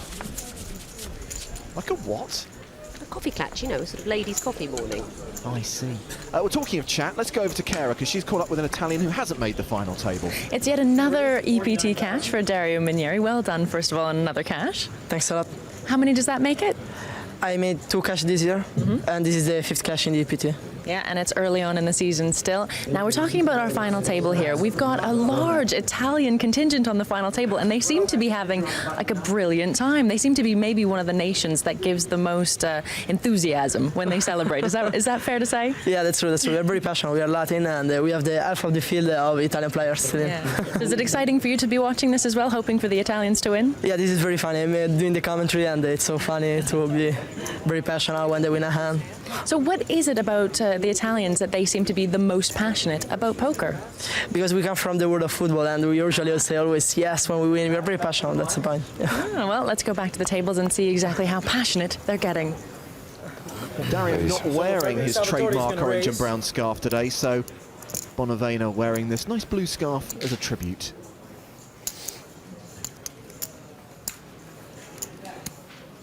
Ace Queen, he raises to 68,000. 62? 68. 68,000 to raise. That's going to get it folded all the way around to Franco in the big blind. Squeeze that 8. It's a jack. Yeah, Ciriani hasn't. I am all in. Wow. He announces re-raise, all in. They keep doing it, James. They keep playing back at Bonavena when he's got a big hand. Do they not realise this is not a guy who's usually bluffing? We've seen him play ace-8 and a pair of 2s this whole tournament. Other than that, it's been aces, kings, queens. And you said you wanted to see a fight between the scarves. Vicky, we have a scarf off. We do, but that thick woolen scarf is going to prove more powerful than the flimsy little beige one. I don't know why Ciriani made this move against that player. C'era bomba, mica ti rubo buio, scusami. He has to make the call. Salvatore has ace queen of clubs. Ciriani says he's annoyed with him for calling, but where was friendship when he re-raced him a jack 8? No, they weren't friends then. No friends at the poker table. every man for himself. Flop But is 5-8. there's the 8 for Ciriani. Salvatore has taken the lead with his, or excuse me, Franco has taken the lead with a pair of So eights. now Bonavena needs an ace or a queen or running clubs. Let's see the turn card, please. Ciriani is, of course, the player at risk. The turn is the Wow. 10 of diamonds. Big favourite now, Ciriani. Franco needs to dodge an ace or a queen Just an in ace order or a to double queen. through. If he can dodge Let's see those the river card, cards, please. he doubles up. And that's what'll happen. There's no justice. No justice in this game.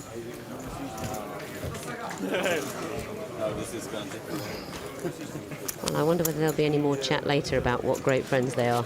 Lots of Italians watching from the rail, of course. They want an Italian to win it. Which Italian, though? We've got 3 of them. 50% of the final table. Frederick's under the 3 gun. Italians at once, like my happiest dreams. My happiest poker dreams, I'd like to stress. Lines up to 15 and 30,000. Action on the fin, Frederick Nugar.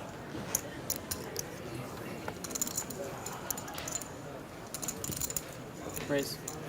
Yeah. 72,000. 72,000. Salvatore will pass over to Konstantinos. It's tricky for Nugar. He's got this very unpredictable the call player in 72,000. immediately after him. Massimo will pass the button back to It's Franco in the annoying small blind. because Nugar has been quite a sort of flexible, creative player, but it's difficult when he's being outpipped by the man on his left. I love the way he squeezes.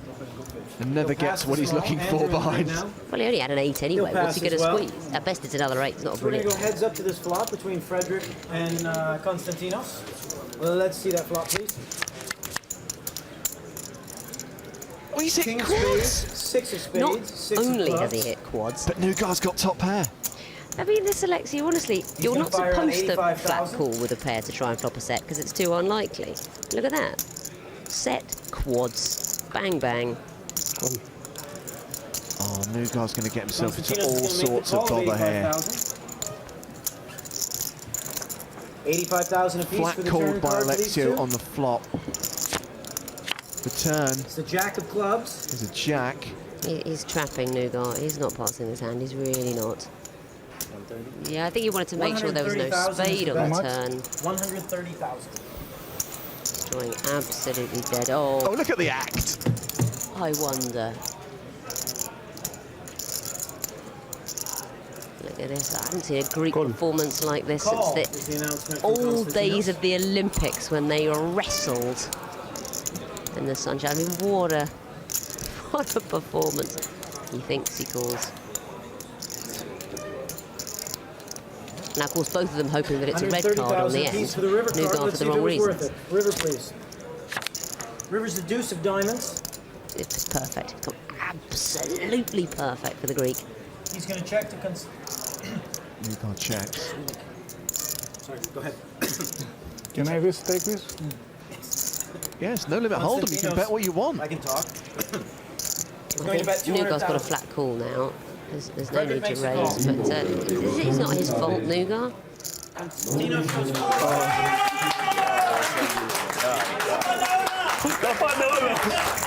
Greek celebrations. The fin crushed. Plates smashed in the back.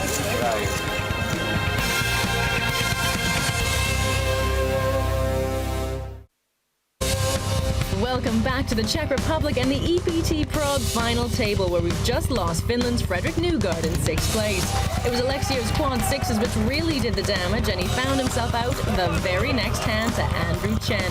Frederick takes home 130,000 euros. 4 to go then until we crown our 5th champion of season 5.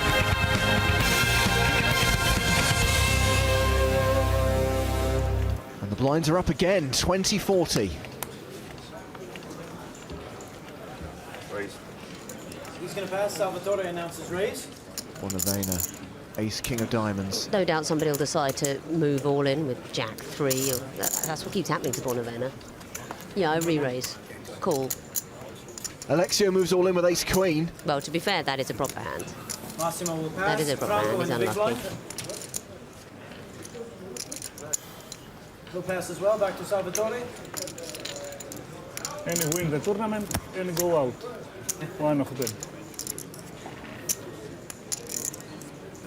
Capito. Translate. You win at this end, you win at this tournament. Ace king. Passing? Ace king. Understand? You guys king? You kind of shouldn't. You have say an ace that king? kind of thing too. I mean, I don't care. But Yeah, it's the same. It's the same. Like I think that we have ace king. So it's half the time they do and half the time they don't. I have. you know, Constantine turning Frustrated his, or wait, not Alexiou because he simply Salvador wants to turning tell the face man up or his something hand. like at this point. And he doesn't have the words. He can't. One round. He's really thinking of passing Bonavena. I mean, I tell you what's interesting, because Alexiou said, I think you have ace-king. And he said it with such confidence. None of that. And Bonavena's thinking, okay, if you've put me on ace-king and you're prepared to move all in against me, you must have me beaten. Wow. Yeah, it doesn't matter. It doesn't matter. You still need to play with that hand. Even if he does, I mean, the guy's got him beaten if he's got any pair, but I think ace-king suited. Well, he showed that he had ace-queen. He's going to celebrate taking down that pot with not one but 2 drinks. Alexiou continued to dominate the table, extending his monster chip lead, while Andrew Chen seized his opportunity to get rid of a short stack.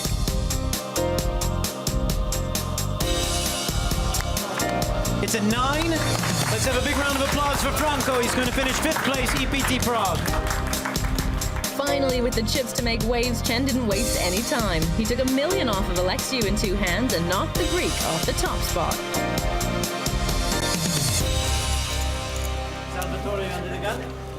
Incredible, isn't it, that Andrew Chen, the 20-year-old from Toronto, started this final table as the short stack and now has the chip lead with about 3 million. All in. All in.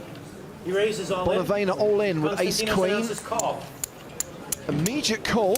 Massimo folds the small. From Konstantinos Alexiou with ace-10. Andrew really reluctantly folds the big. Salvatore shows ace of spades, queen of diamonds. Konstantinos has ace of diamonds, 10 of hearts. Salvatore is the covered player. He's all in. Incredibly worried. Konstantinos has him covered. All right, let's see the flop, please. Your opponent dominated. Calm down. Flop is ace of hearts, 6 of spades, Just got to avoid a 10. hearts. Or a heart, actually, now. Doesn't want to see any backdoor horrors. There's a jack of That's spades. okay. Just the 10. Let's see the river, please. Bonavena doubles up, much to the delight of all those Italians watching in the crowds. Big tumble for Alexiou as well. He was big chip leader just a few hands ago. Now he's under $1 million. Yeah, down to about 785,000 in chips. All right, Andrew and The Greeks have Salvatore gone on the blind. silent on the rail. Going to be under the gun. Four-handed play continues with blinds at 25.50. He's going to pass over to Massimo. And I'm pleased to see that Massimo has now put his chips in smaller stacks to ensure they don't tip over accidentally. It's just because he's got more of them. Hello? Andrew in the small blind. How much do you have? So like 1 million.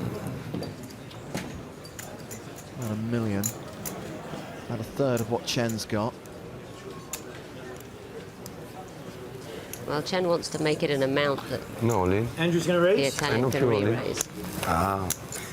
It's chain, isn't it? Too much. Andrew's This is going to what he raise to wants. He wants to size 130,000. the bet so that the Italian can re-raise him. But of course, I'm all in. Call. wow. Salvatore announces all in. Immediate call. And Andrew says, Bonavena pushing with ace-5. Andrew's I got was 2 going to say, black but of course, kings. this particular player would have to Salvatore find a has hand to do it. He won't do it with five nothing, hearts. but done it with something very weak, ace-5.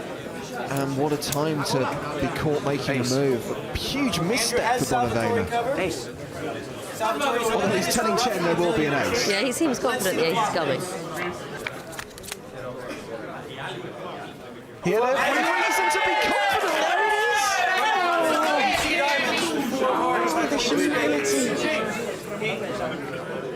Chen has that look on his face that says, I've played so many hands at poker, I've seen this happen so many times. Chen is revolted by this turn of events. River card, please. Two double ups in a row for Salvatore Bonavena, who's now got more than 2 million in chips. In fact, he's retaken the chip lead from Andrew Chen. Here with Poker Pro William Thorson. He's a regular on the European poker circuit. We're short-handed here. What do these guys need to remember in order to win this from this stage? yeah, they need to know they can't wait for big hands anymore. They have to put a lot of pressure and go with a read. Yeah. So We're looking for some really aggressive play here then. I've been watching some from the TVs here. It seems like Chen, he's playing like that. He's taking advantage of the situation and seems like he's playing really good. Okay, well that is an opinion there from William Thorson. We're going to keep an eye on Andrew Chen and we're going to send you back to the final table. Race. Bonavina's on a rush, isn't he? King-Queen now. I tell you what I like about Bonavena, though. He's absolutely changed gear. I mean, in the first couple of episodes of the Prague EPT, we were saying the guy's such a rock, he's waiting for big hands, but he's moved up a gear, even sticking it in with ace-5. It's not his fault the guy's got kings. Massimo passes the big blind. Alexio's moved all in. Well, it's a big all-in. Bonavena should throw the king-queen away. Unless he's feeling lucky. If he's feeling lucky and he wants to gamble, then make the call. But for the amount, he should pass. But also, he knows what Alexio is like. The guy has shown so many strange hands, shown so many funky moves. It's true. If it's Jack-7, then he definitely wants to call. Aggiungere ancora. But a million on top as an all-in. Hai call. He's called it. So Alexio, marginal favourite, with 5 cards to come. That's a good news, bad news joke for Bonavena. Bad news, it's not Jack-7. Good news, it's not ace-king. Flop is deuce. Good flop for the threes. Deuce of diamonds, deuce of hearts, and 6 of diamonds. Remember, Alexio needs those 3s to hold up. He needs to dodge a king or a queen on the river. Bonavena has been an amazing run. Is it about to come to an end, though? Is he about to take a backward step? No, he's hit his king on the river! And the Italians go crazy. You think he won the tournament the way they're behaving? Looking in good shape to win the tournament. He's changed gear, he's getting lucky. He's just knocked down another player. Konstantinos Alexio, 4th place finisher, 3 remain. And the singing has started. Of course, the Italians make up 2/3 of the remaining players. Andrew Chen, the Canadian, sandwiched between Salvatore and Massimo. To be fair, it's further for the Canadian supporters to come. I am all in. Prague, even though they cope better with the weather. Massimo says all in. Andrew passes. Now, Bonavena will probably make the call, of course. He's obviously feeling lucky at the moment. He called with King-Queen because he felt that the wind was with him. And if he's still feeling it, he'll make the call. There it is. The call. Massimo has ace-10 of spades. Salvatore has pocket 4s red. Asso 10. Massimo is the all-in player.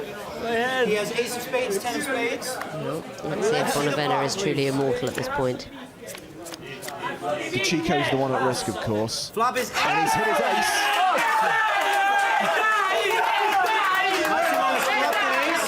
Oh my. See, the Italians are cheering, but it's win-win for them, isn't it? No high fives yet, he's saying. Salvatore does have a heart in his hand. Oh dear, they're having a bit of a barney, Vicky. Massimo needs to dodge the 2 remaining 4s in the deck and running hearts. Either that or they're reciting love poetry to each other. Let's see the turn card, please. Bonavena wanted to shake hands. The Chico refused. Because, of course, the hand's not over. I kind of understand that. Yeah, that's fair enough. That's fair enough. The 4 still wins the pot for Bonavena. It isn't correct to shake hands before the pot is over. Calm down. It's only a game. There may be hundreds of thousands of euros at stake, but it's poker. Come on. Let's see the river card, please. Now the hand is over. Now the Chico knows he's won and doubled up. It's 2-9-4. They can now shake hands. No, he doesn't want to now. No, now I don't want your hand. Oh, it's all getting a bit emotional. Bit of needle now, isn't there? Handbags at dawn. Well, even the spectators aren't getting on anymore. I'd say this is like watching a football match, but I don't know, is it?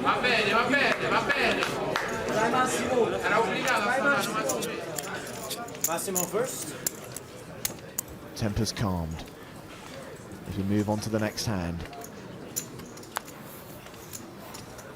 He's going to pass Andrew in the small blind.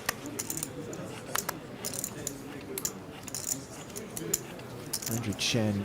He's going to call. Just going to limp with the Queen 7. Yeah, well, the Italian should actually raise with any hand once he's been a limp, but fair enough. Odds against.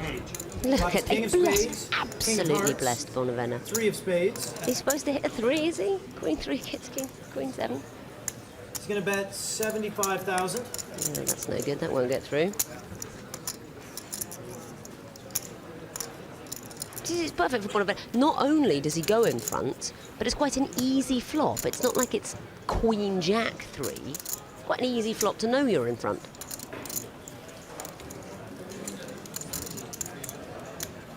Salvatore's going to call 75,000.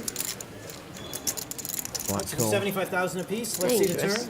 Not a lot of cards he wants to see on the turn. Ace of hearts. Queen 3. Ace, but king, he may be able to figure out that if Chen was holding an ace, he'd have raised pre-flop. So that may be the closest thing to a blank. Had it come to, 7 of spades, it's not so easy.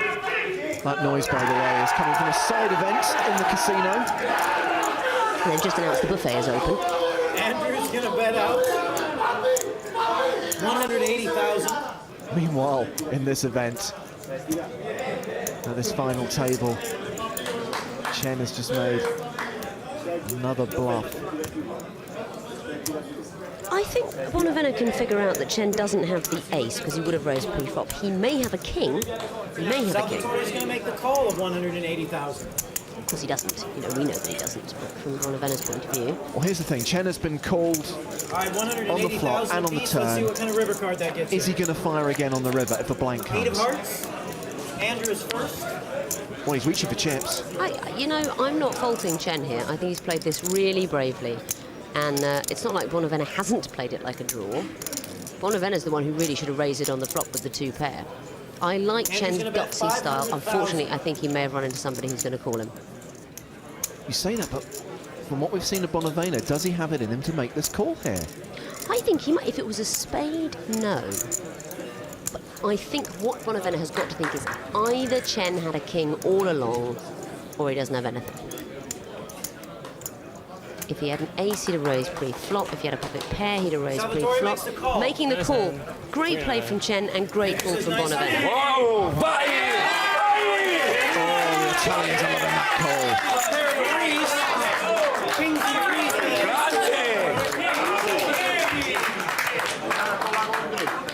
Full rub down given to Andrew Chen.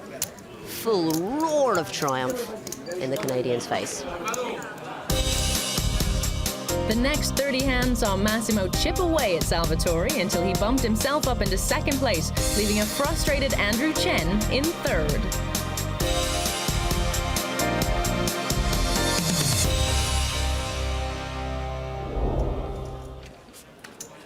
King Queen. That'll be enough for Andrew Chen in this situation. All in. Andrew, raise. All in for 1.2 million. Moment, please. Oh, I have to wait for a moment. Salvatore to look at his cards. I call.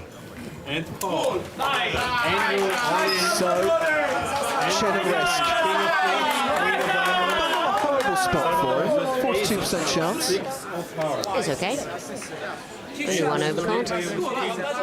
The problem is that the fates are with Bonavena. That's what it feels like. Bonavena's making the right decisions. He's hitting the right cards. It feels like you can't beat him at the moment. You get that sense, don't you, that the momentum is with a certain player. That they're just bouncing cards off the wall. There's the Italians chanting for a 4 to make a straight. That's absolutely it. Chen drawing dead. And it shall come.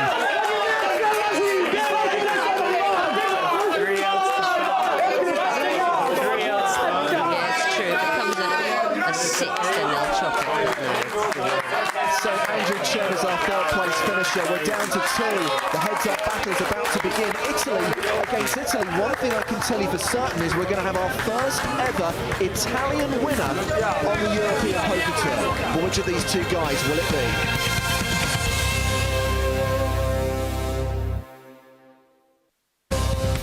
Welcome back to the Hilton Prague, where we are heads up at the EPT final table. They've enjoyed the support of the crowd throughout this tournament, and now Italians Massimo and Salvatore must face off for the champion's title. Salvatore currently has a 3-1 chip lead, but this is poker. Anything can happen. From Italy, Massimo Di Ciccio. So Massimo Di Ciccio and Salvatore Bonavena take their seats ahead of this heads-up battle. And what a fantastic atmosphere in the casino in Prague. I can't remember anything else like this on the EPT, Vicky. It's a great spirit around the final, you know, it depends really. Come on, we've never had singing like this before.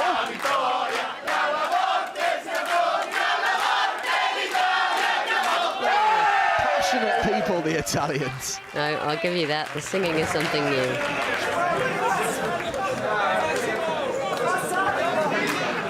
Dario Minieri watching from the rail.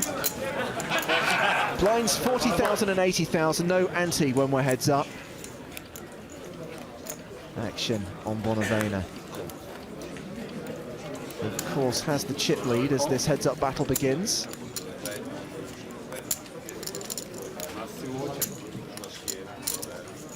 Oh, he just limped. Yeah, I thought he was going to raise there with the Queen 10, but allows De Chico to see the free flop.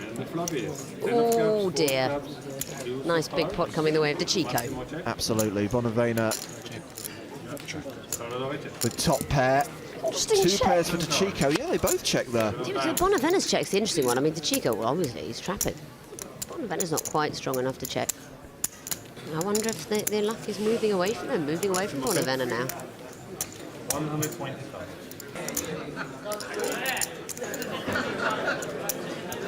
Strange.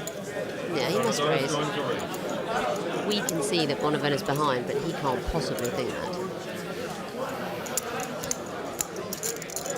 Is this the point where De Chico pushes?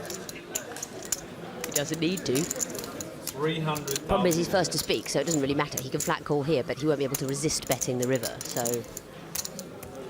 I am all in. He might well go all in, and there's the call that absolutely Bonavena totally entitled to believe this top pair is good. It's not, though. Massimo shows 10 deuce, he got 2 pairs. Bonavena can, of course, still win the hand with a queen, a 7, a 4. He's got a lot of outs. Well, a fair few anyway. Still 4-1 underdog.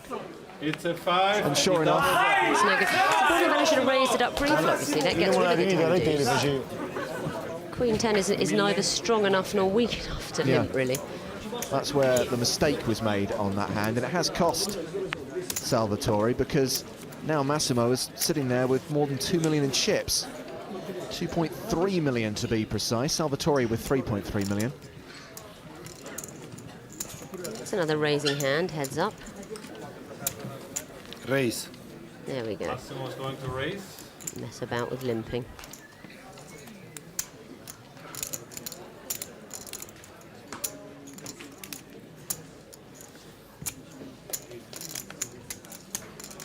$180,000.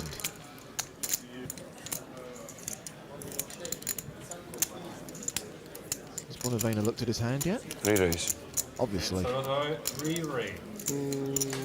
All in. All in. Wow. Huge bets. They don't need to be all in at this point. They really need to. I mean, obviously, De Chico's going to have to throw it away. He needs a king high. So ace-jack, you know, it's strong. He doesn't need to raise it quite that much. Perhaps he's just playing power poker. Oh, the Italians are on the edge of their seats. 2.3 million. They're so excited to have a champion here in Prague. Raise. 7, 8 of diamonds. 200,000 more, so there's 280,000. Well, there we go. Never mind the other card, he's got the ace. Cool. He can move all in, you see, because, yeah, he can move because he's the chip. And call?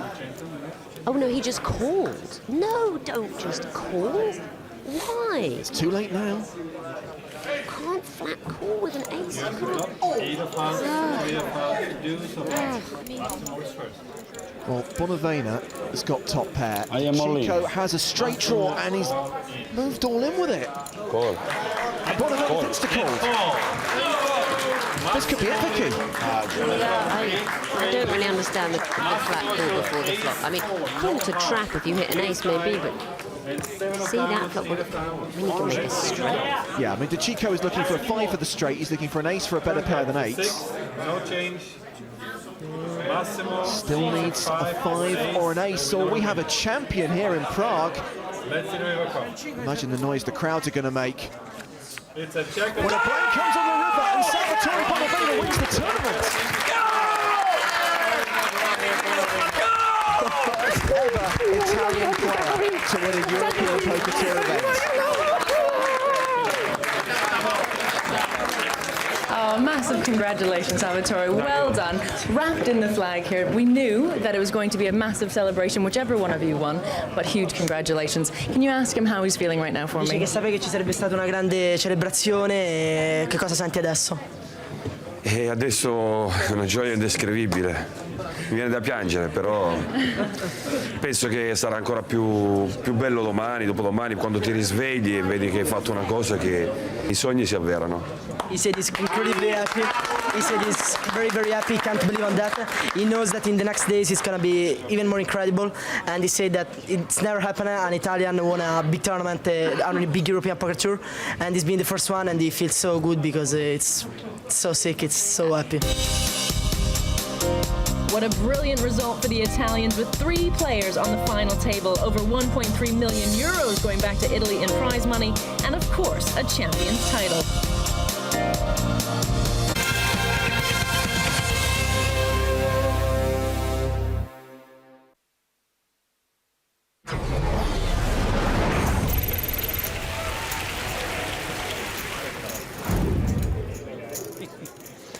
Mark Goodwin has raced it up here with the Jack-10. It is suited, and Goodwin certainly on a stack that play like that makes sense for him. Kolpanitsky now with a king-queen in position against Goodwin. He's going to throw it away. Okay, so after the mistake with the ace-6 of spades, maybe a little bit rattled. Oh, good timing, because right behind him is Mike McDonald with an ace-king. Yeah, Timex, one of 3 former EPT champions, still in this tournament. Another Canadian. Looks like he's cutting out a raise, a re-raise too. Looks about 125,000, okay. Matt Laposse folds the small blind. Michael Greco does not have a hand. Again. So the question to Goodwin is, does he think it's worth it to try to take a flop with a suited connector like this out of position? He is up against a young, tough, aggressive player. But he's certainly got enough chips to make the call with a hand like this, and he's going to hope to catch a real good draw-heavy flop. Notice that Mark Goodwin is reading a book about Stu Younger. Well, and look at this. Goodwin started with the worst hand, but hit the flop now, and his jacks are a 3-to-1 favorite to win the pot. And he's going to do what's pretty standard in this spot, is to check. When a player re-raises you, they're usually going to bet the flop, so you might as well check, and especially on a board like this. Doesn't look like it's going to help anyone. Jack-5 deuce. And McDonald firing out a continuation bet of 140,000. Really? Wow.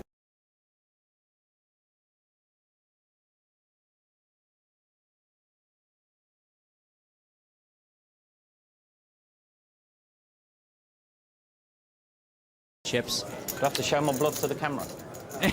Yeah, if you had a bluff, you could. So I was trying to stick the needle into the young Canadian, but he had the best hand, and McDonald made the right fold.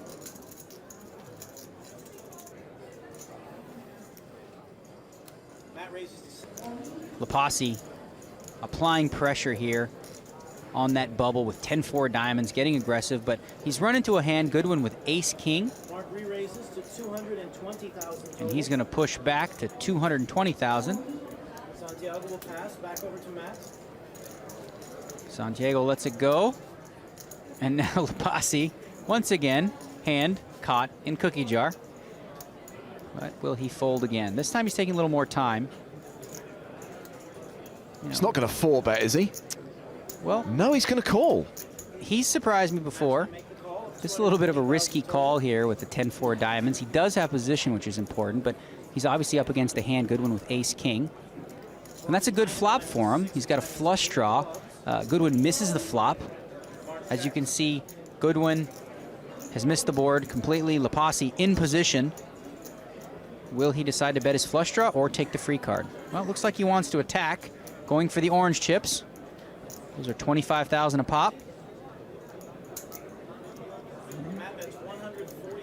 And he's cut out a nice round number, 147,000. Does Mark check raise now? Well, I don't think so. I think he's got to be too worried about that draw-heavy board. You know, the queen's there. He's really got nothing. He's just got ace-king high. He's going to just call here and hope that it goes check down on the river and that his ace-high is the best hand. Either that or, of course, he could catch an ace or a king. Well, it's a 10. That gives Lapasi the best hand. Goodwin now can catch a jack to make a straight. That might keep him in the pot. Lapasi makes the pair, and now he checks. 9 on the river. Lapasi with the best hand. He checked the turn. That might actually win him a call on the river from Goodwin. You'd expect Goodwin to check the ace-king on the river as well. Not much value in betting. Now will Lapasi go for the value bet or just say, yeah, I got the best hand? And he checks it. And he will show that he called Mark Goodwin's re-raise pre-flop with 10-4 of diamonds. Well, that's going to be great for Lapasi's image. He's going to let the whole table know, listen, guys, if you re-raise me, I'm calling, so you better have a hand. So a nice win there for the Canadian, and Goodwin a little stunned to see 10-4 diamonds. He says, good call. Sarcasm? I don't know. Sarcasm from an Englishman, never. You've got to laugh. What's that? I said you've got to laugh. About what? I said you've got to laugh. I don't know. I don't know how much I can raise you to get you out of a pot. I just can't work it out. Just fold. I think I might make just it fold the ace king. 400,000 next time. Just to see if we can get rid of 10-4. All right. So it's final table bubble time. Carter has raised it up here to 95,000, called by Lapasi. Then came the squeeze play from Goodwin, re-raising to 325,000. And here comes the 4-bet from Carter. Really? Now this is some sophisticated ram jam aggressive poker. 8-6 suited, sensing that Goodwin is making a move. Little does he know, Goodwin is there with a real hand. He's got ace-king. Total bet now. Matt's going to pass. But Goodwin still has to think, this is a 4-bet, a re-raise. This could be aces, kings, or queens.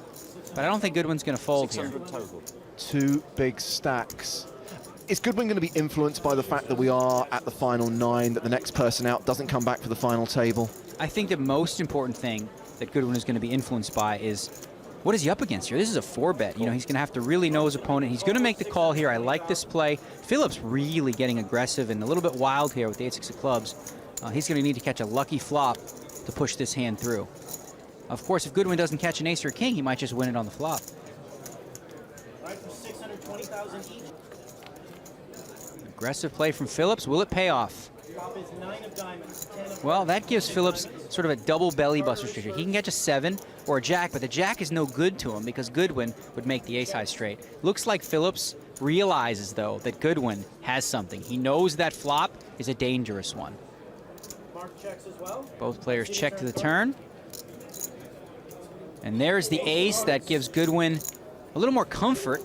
Now he actually has a pair. Phillips still with just an inside straight draw. He can only win this pot with a 7 or some massive creative bluff. And I think that's what we're going to see here. He is counting out chips. Well, he's got to be careful here. His re-raise did get called. That's a board that just hits so many hands that Goodwin can have. The only hand he's going to really bluff him off is maybe something like 5s or 6s, but it just doesn't feel like he has that kind of hand. 700,000. Well, it's a big bet to Goodwin, and he's got to be worried too. The flop was checked. He's got to be worried that maybe Phillips checked with 3 queens. Maybe he has 3 10s. Maybe he has ace-queen. Maybe he has pocket aces. So despite the fact that Goodwin clearly has way the best of it, he can't know that for sure, so he should still tread carefully here. It all goes back to the fact that he was 4-bet pre-flop.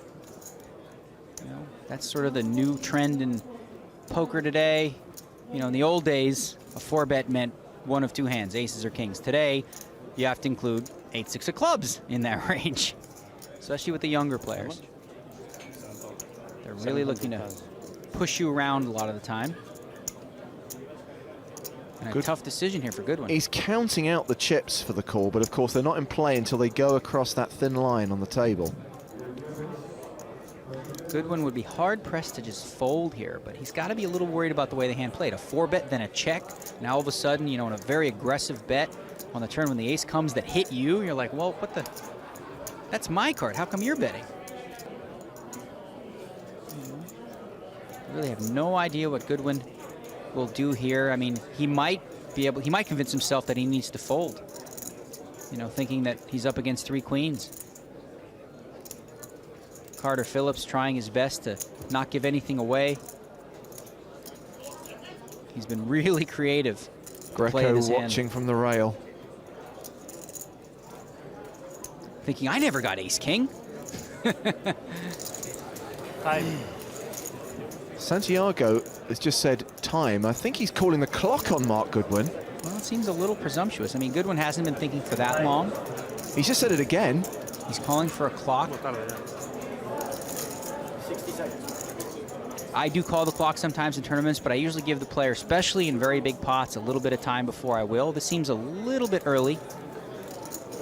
You did that, yeah? Good luck. You're gonna need it.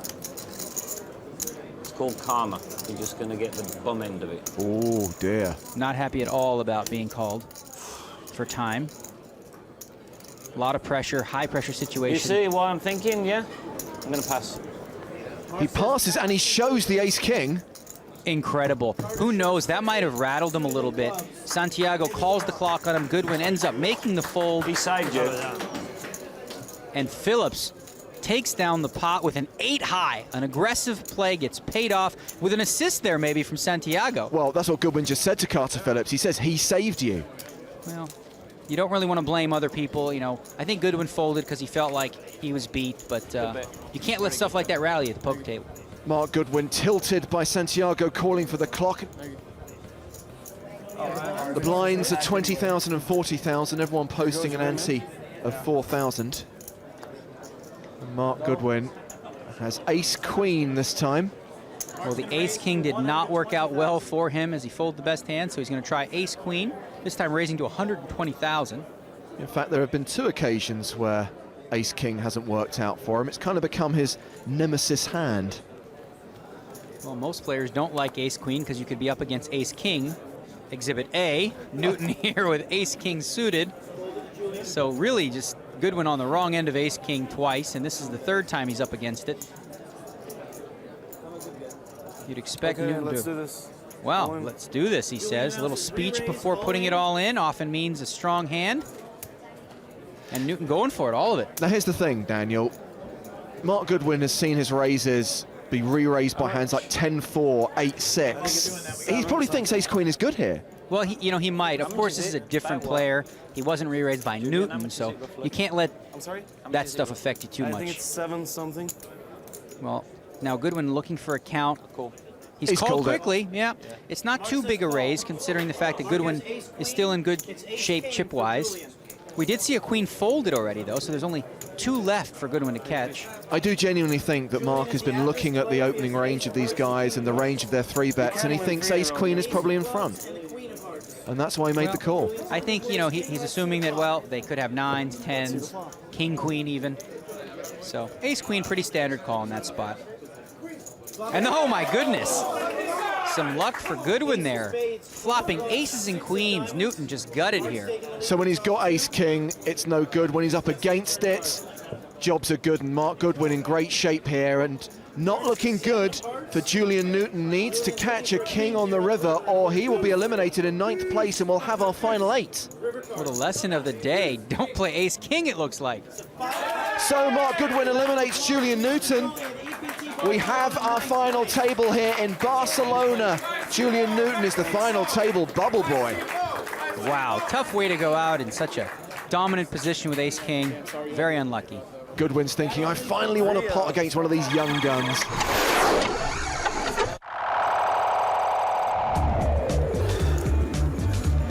on a little bit of a show, but I think he's not going to fold this overpair. He's going to twiddle his toothpick before he commits his money to the middle. He is all in for his last 5.7 million. And that does not help him at all. Puchkov still in front, and now a 68% favourite to double up. It's a spade! It gives him the flush, and to add insult to injury, it gives Puchkov top set. It's rare to lose when you river the toppest of all sets.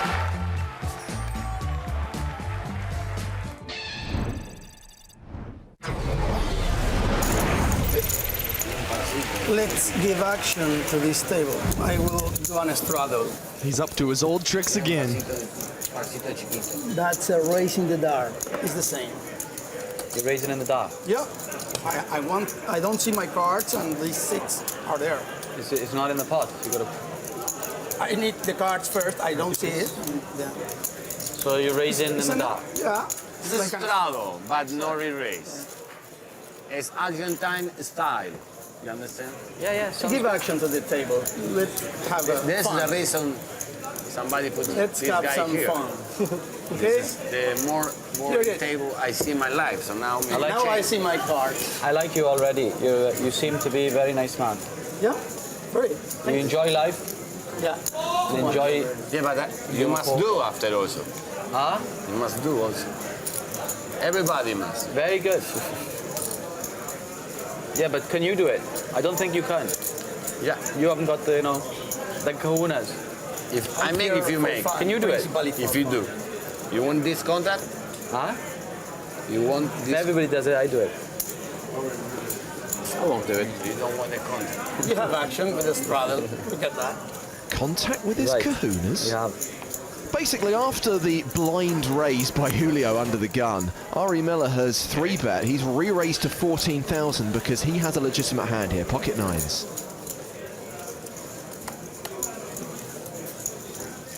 I'm all... Is it on me? Yes. I'm all out. Oh, he's a funny guy.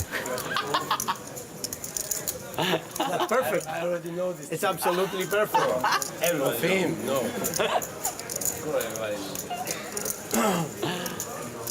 Hey, I know you like heads up. This is a heads up. One day I'm going to make a mistake and say all in. But I'm going to win the pot. Let's have a heads up. So King Jack, King Queen didn't want to get involved. Instead, it's heads up between Beluccio and Miller. Julio happy to call that 3-bet with his ace-4. He has now looked, by the way. He knows what he's playing now. Diamond 5. He checked in the dark. He checked in the dark. Julio check in the dark. But he checked before he saw that flop. Our bets 18,000. Now Julio's going to be happy to have just the backdoor nut flush draw here. After all of this blind play. This is working out perfectly for Ari Miller. He's sitting there with top set. Miller's loving life right now. Oh, flush draw. Julio. Which one? And it goes check, check. Julio gets a free card to hit that spade. Full house. Instead, that free card fills up Miller, and now it looks like Julio's going to take a stab at this pot. Look at the way he stacks his chips. After calling blind, he can hit all of this board. He could have so many cards. This isn't a bad spot. He's not putting his opponent on top set. I mean, if you're Ari Miller, you're blatantly confused at this stage, but at the same time, you're thinking, hallelujah, I'll just take as much as I can get here. All right, Miller's going to have to go to Hollywood here, do a little bit of acting, and put in a re-raise. And it's a quick re-raise, and even 100,000. Look, I'm really pleased that Julio is having fun, and let's be honest, poker is a game. You're meant to enjoy it, but this hand has proved very expensive for him. It's an expensive, fun hobby, calling in the dark and raising in the dark. Sometimes it works, and sometimes it's a disaster. I think it's good. It's not good. The guy's got a full house. You still gonna raise in the dark? Yeah. From 5 or 6. He's not discouraged. I don't throw a hand really. Here, I like the ace. We have an entertaining feature table, ladies and gentlemen. Are you a family man? Yeah. I had a big loss in my life less than 1 month ago. Like a son. It was my son. It's a British Bulldog, 7.5 years old, on that, October 28th. So I am here, I came here to go out from Buenos Aires. I were feeling bad. Yeah, because I treat him as a baby, as a human.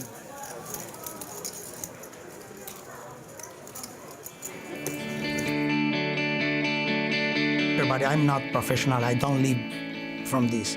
Mostly it's fun. I were numismatist, coin dealer, old coins for more than 20 years, and I stopped working at 41. I am 44. I'm retired because I don't need more. I live good. I have a good life. The game, I really like the game. I don't need to win. So I like to win, everybody likes to win. Everybody has his method, but I don't need to. So I don't care for money. I'm not playing for the money. I had a British Bulldog, very fat, nice, called Ray, King in English. He died on October 28th. He was 7.5 years old.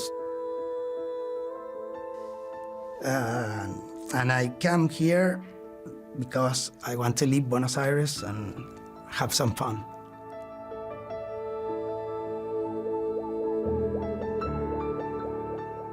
When I were 20,000 today, be tight, waiting, and I were so tired and close my eyes and think on him. Tell him, bring me help. So for Julio, playing this tournament is about escapism. It's about having a bit of fun after that tragedy in his life. You don't feel so bad about giving him your chips now, do you? My gold went to a good cause. Is it on me? Yes. I'm going to tease you all day, all night. Please do. We're actually going to sweat with Roberto Romanello. We're only going to see his whole cards. We're playing the hand from Roberto's perspective here. Or he's blind. King of diamonds, 10 of diamonds. Royal flush cards, I like it already. It's in late position. Sitting in the hijack. 2 away from the button. Yellows are 5,000, reds are 1,000. He is going to make it. 8,200 to go. Yeah, of course. And it's low. Yeah, normally you just say what is then broken up. Has he found a customer? This is where something for your phone. Julio's going to call. Good luck putting him on a hand, William. My thoughts exactly. My hand reading skills are usually fairly good, but with Julio, I have no idea. I'm going to go ahead and put his range on any 2 cards but 4-9 offsuit. Goes check, check on the flop. Romello decided to check back the gut shot straight draw. Where are you from? Buenos Aires. Buenos Aires. Julio is going to lead out on the turn. Blundering and plundering. It's a pirate holdup, and it's time to get Julio's gold up. You have me beat? Pardon me? You have the best hand? Your guess is as good as mine. Do you think? I think so, but you never know in this game. Never know. Do you think you got the best hand? I think I have a good hand. You have a good hand. If you have a pair of threes, pocket threes, just go. You're a nice guy, I believe you. I'll let you have it. You can have it. Nice play. I have a hand. Can I show you? And then you show me? It's very nice. You want to learn about me? Okay, I show you. Once, just this. Just once, yeah? Okay. Show you, I show you. Julio gives him Just free this. info. 8-5 of clubs. Okay. It's good. It's good information. It's good information, but just this. Not all. I thought we were friends, and he's bluffing me. You see, you know the only mafia in this table. You see how he outplays me? No, only mafia. Only you I can beat. No, me? Only the one fish over there I can beat. Nobody else. Everybody else beats me up. Yeah. You see how good he is? And you tell me that this or that. It's true. That's why he's got all the chips. Julio will let those two go at it while he plays with his gold.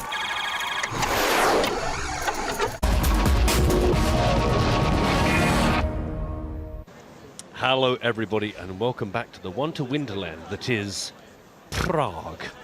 You are watching the PokerStars.net EPT main event, day 4, with me, Matt Broughton, and him, Joe Stapleton. Hello, my babies. It is all happening outside, but we wouldn't know about that because we're inside. And let's take a look at our feature table. Kristinel Dumitru, nearly said that around the wrong way, to be honest. 2 million. Andrew Hulme, 1.79 million. Alexandra Nemtkov, 1.125. Felipe Ramos, Sam Cohen, Martin Cabral, the chit-chat chum, Josip Vidovic. Smallest stacks, we've got a 15 bigs, 16 bigs, 17 bigs. Short stacks on this feature table. And then some giants. Kristinel, Andrew, and Alexander, all with 2 million, 1.7 and 1.1 million chips, respectively, as I read them. And here we go. So it's level 24. We've got 2 more levels tonight, unless we get down to 16. I think it was very close. 28 players left. Felipe, don't worry. I slowed down. Happy to have this feature table back. Yeah. And they're chatting away already. Exactly. If you haven't been with us, if you're joining us late in the day or early in the day, depending upon your location, let us introduce you to Martin Cabral. C10? Here he is. What does it mean, C10? Position.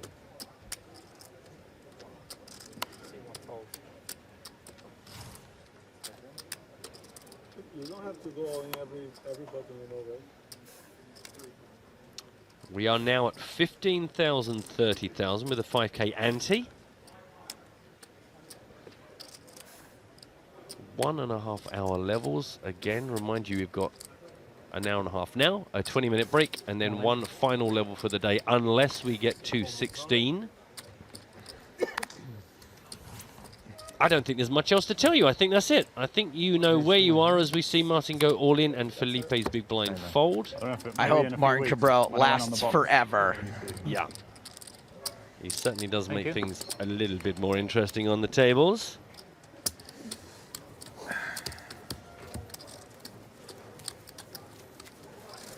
Kristinel, the player with the hat.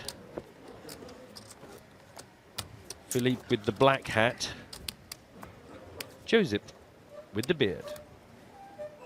Those are the players you can currently see. Well done. Thanks. I thought just again, it's easy for us because we sit here all day long to just assume everyone knows everything, but just in case you're joining us, try and get you settled in so you can follow the action as we call it round. Sorry. Remind you also How's your dinner? Good? Very good. Get in touch with us, hashtag EPT Live on Twitter, and of course on Twitch, we keep an eye on the chat. Same here. Although we wish we didn't sometimes. It happens.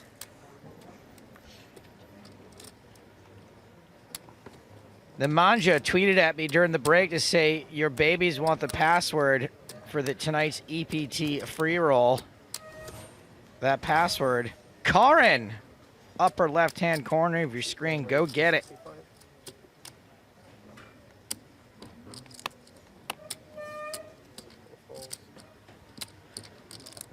Nemetsov raising from the hijack.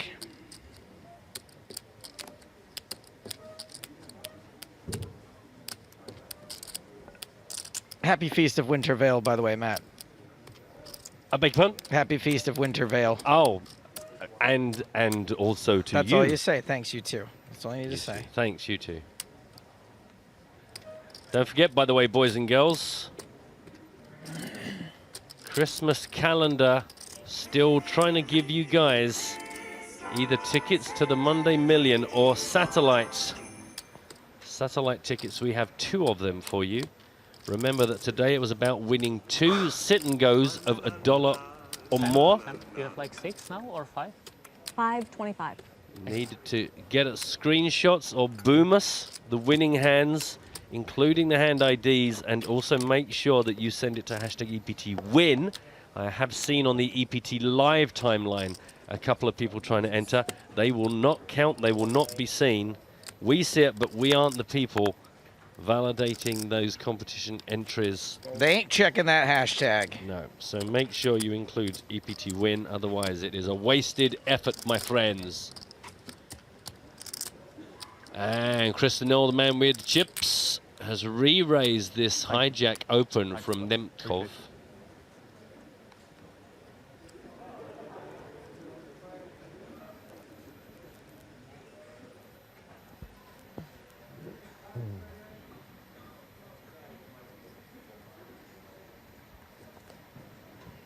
I think it's Nemtsov, by the way. Nemtsov? Yeah. Oh, okay. Well, I mean, he's spelt his name wrong then. I mean, try and get word to him, he's going to be devastated. But Just had a lot of people write it to say Nemtsov, and I think that typically when that happens, we're the ones who've got it wrong. yeah, okay. Oh, I'll accept that.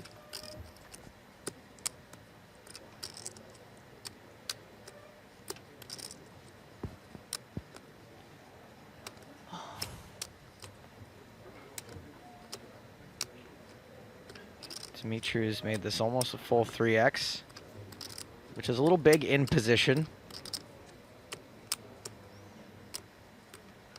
Usually folks go for a little bigger sizing when they're out of position.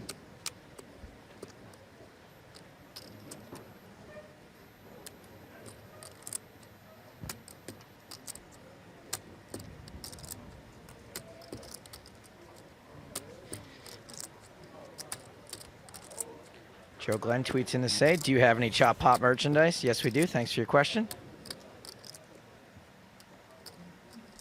Always good to clear up those questions, isn't it? If it's playing on your mind, just bounce a message to Joe. He will always be happy to answer your yes/no questions.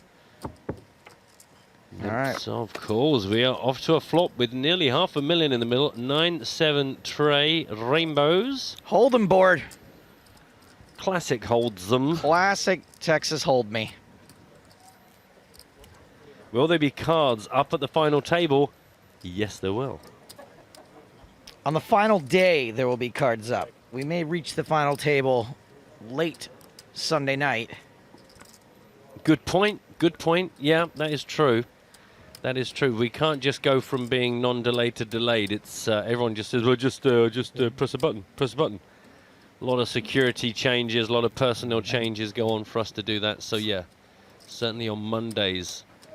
It's totally just pressing a button. We just like to mess with you. Yeah, it's like there's some curtains we have to draw, I think. Well, the thing is, in order to put it on a delay, is that we run the signal through a really, really, really long cable that takes 45 minutes. Yeah. For it to flow through. Yeah. And so the cable itself takes a good 7, 8, 9 minutes to set up. Yeah. A cable that long. I mean, do you have any idea how long a cable has to be to travel through it at the speed of light for 45 minutes? 45-minute Yeah. year. Yeah. No, yeah. Being asked how many levels left for today? 2, including the one we're in. So we have just begun level 24. Then there'll be a 20-minute break, and then level 25 will be the last of the day again, unless we get to 16 players.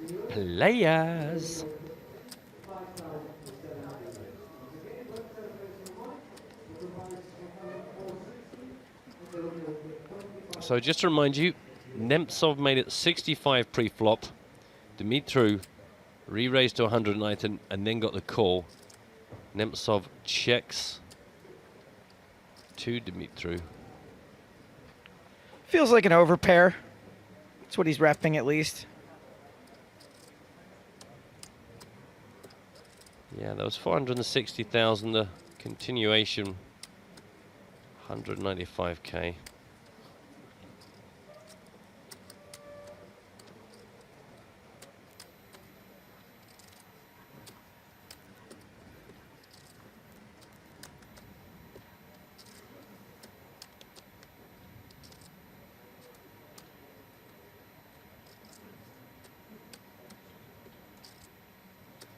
This one most certainly causing pause for thought.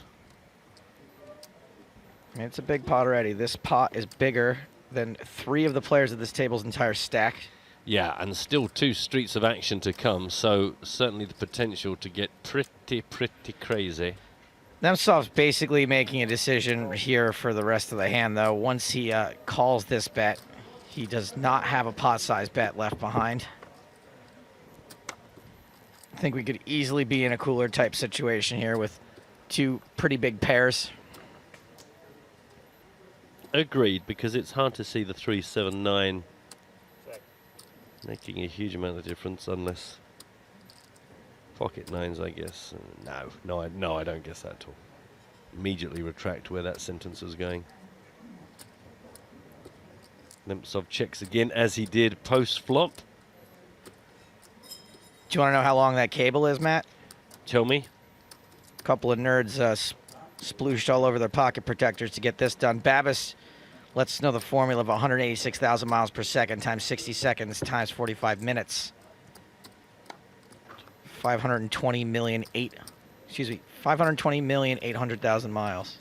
That's how long the cable is. So you can see it takes a hot minute.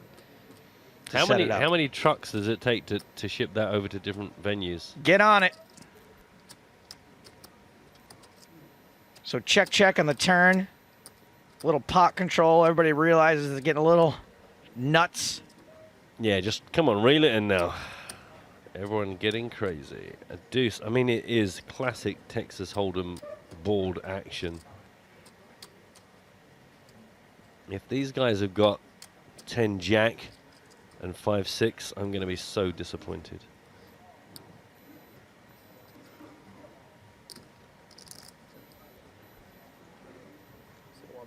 If you really loved your hand so much, Dimitri, why didn't you bet the turn, huh? That's what Nemtsov's saying right now.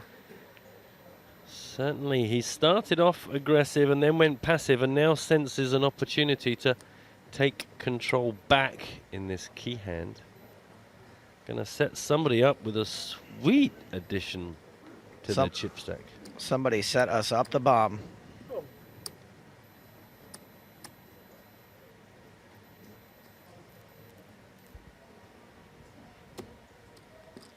Maybe a little blocker bet here, setting his own price by leading at this pot. Looks like it is not gonna work. Ain't gonna work.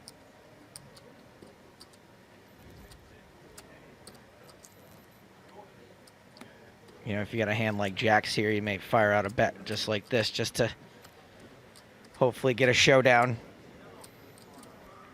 This is a raise being counted out.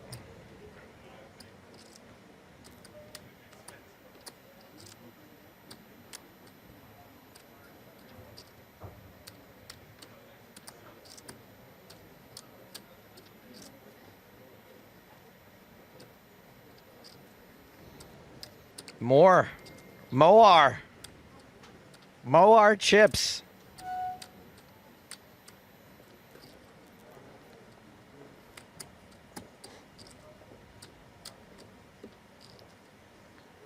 Big Handsome says, bad move by Nemtsov, IMO. I don't like blocker bets. Well, there's no guarantee that's what it is. It's one of the possibilities being thrown out.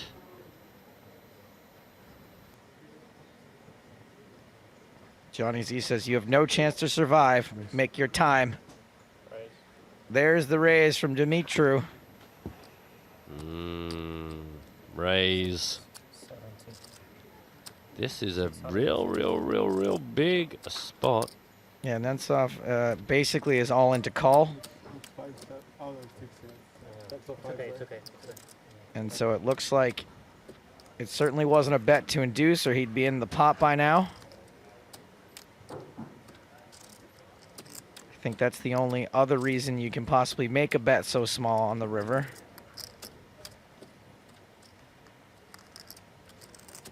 Zoom. Too late.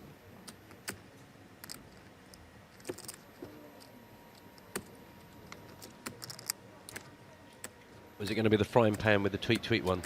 No, it was going to be the dun dun dun. The one that was upside down, and therefore inaccessible. Inaccessible. This has been a good fifth of the entire level just on this one hand. Could be wrong. It just might feel that way. And so finally figuring out how many chips he'd have left if he makes his call, which is basically none. It would be 2 big blinds.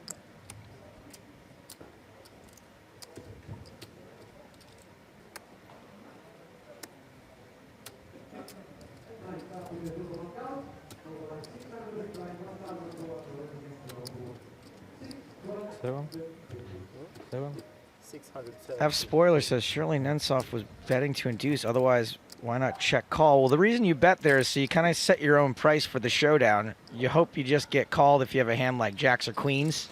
Yeah, if you check and someone comes in with a much bigger bet, you would much often rather set the price yourself and hope that that puts a little bit of doubt in your opponent's head and they just come along and that's it. I think what happened here is a classic case of I'm going to bet, and if I get raised, I'm going to fold. And now he's been raised and he's trying to figure out a reason not to fold. I mean, he has left himself very few chips regardless. If he folds now, he's got 16 big blinds left. But would you rather have 16 big blinds and still be in the tournament? Well, you know, the flip side is if he wins this pot, he's going to be table chip leader.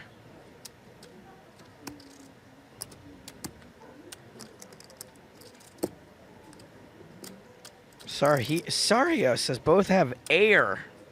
No, I don't think so. Maybe he means AIR, artificial intelligence rockets. Wow. So maybe they do. aces. I didn't read the bios on these particular players. Maybe they are both owners of that. Coming up to 3 minutes on this decision. I think Dimitri's got Nemetsov pipped here. Time, please. Clock's been called. 3 minutes does seem like a reasonable amount of time. And now the pressure is on. Clock has been called.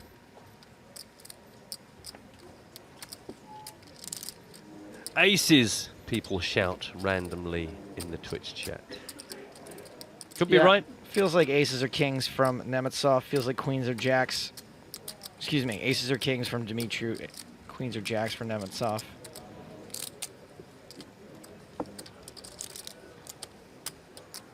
Oh, my head.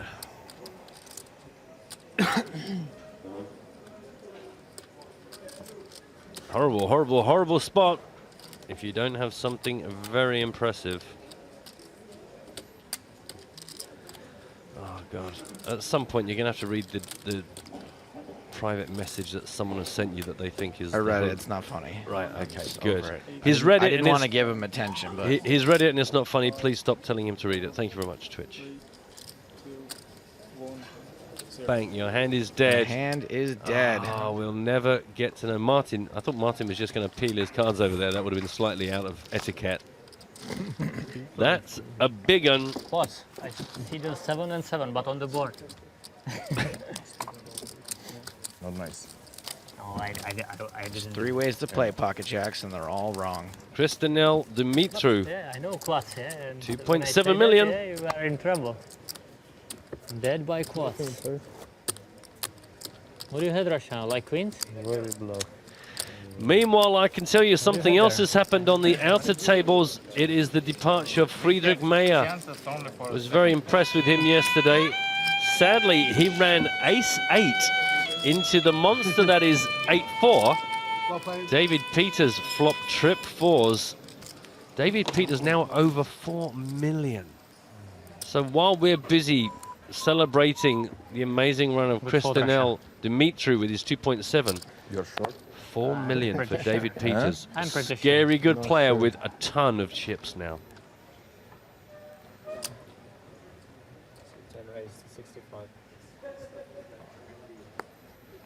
A lot of people are happy to see Martin Cabral still on our feature table. Saruka on Twitch says he shouldn't be raising Crushing the with table, yeah? aces or Huh? kings. That's a 7. I think it's Take very something unlikely from either Hippo, player take had a 7 on something that from hand. Russia, yeah? Aye, aye, aye, aye, aye. Yeah, think about the pre-flop Mr. action. Joe, What Joe, hand Joe. with a 7 gets involved in that, I guess. Mr. Joe. What do you have now? 2.5? Yeah? 2.7, bro. More. Little bit more. Raise under the gun from 2 8, Andrew 2 here. 5. Nobody cares. Sam's big blind. 300, it's nothing for you. Give me that and I make 50% up. How much we have? 600. 6. About. Start with 500, yeah. Defense has been defended.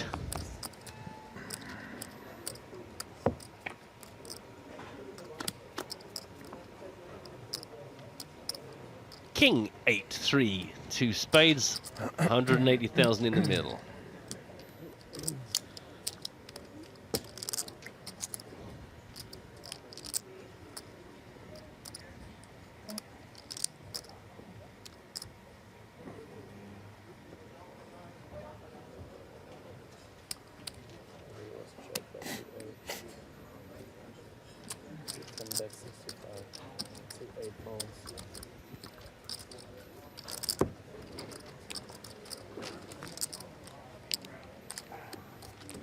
ABC Poker. Always be continuing.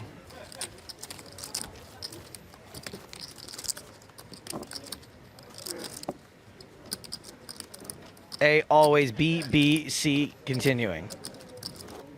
Excuse me?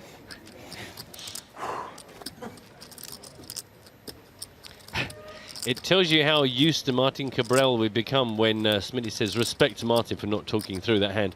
To be honest, that's a bit like saying well done for not punching everyone in the mouth. Yeah. It's like you wouldn't expect someone to talk through a hand, so I think It's like when you have a little brother who's like a complete F-up, and they come home and they haven't failed any of their courses this semester, like straight D's, and your parents throw them a party.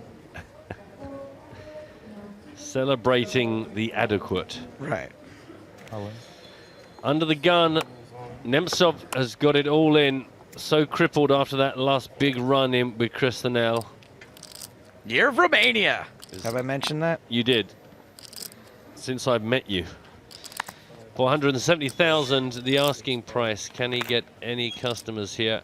Round to Josip. Can I have a count, please? You can. It is allowed. Thank you for your question. Yes, thank you for your question.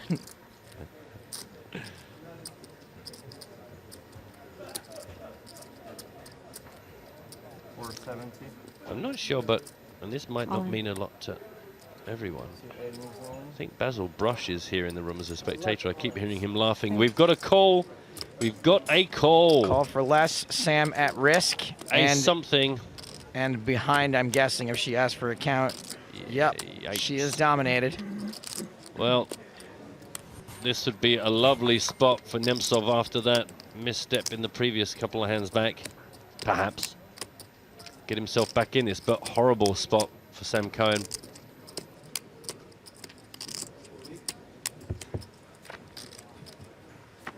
Let's see who the cards favor. Oh! They favor the Cohen. Not a flicker. Don't mess with the Cohan. Nemtsov cannot believe how the last 12 minutes have gone. 3 outs, 1 card to come. 7% chance of hitting one of the 3 queens left in the deck. Nemtsov is gonna be not very happy with that. He's not out, but he has taken another big hit. Nearly the biggest hit he could possibly take and still survive. He does have, however, Matt Broughton, some chips. I keep it like secret, but How many chips does he have? A few, but all he needs is a chip and a chair. Right, okay. It was exactly a situation like this in 2011 that I coined this phrase. Right. All it takes is a chip and a chair. And what that means is that as long as you're still in the tournament, you can still win. There's still a chance. It's happened. Good problem to have. What do you had before? The hand before? What do you call that? Some big hand? No. Very lucky. You know who can back me up on this whole chip and a chair thing? Yeah. Selena Lynn. If only we had her on the line. I wonder if I shout her name, if she'll appear. Selena! Have big hand there, yeah? Hello! Oh my God! That's incredible. We were just talking about you, and here you are. Yeah, it's amazing. Some magic tricks going on there. I know. How are you? Sometimes, yeah. I'm doing well. I'm doing well. I kind of just woke up, but yeah, feeling good. Not likely. He would go all in.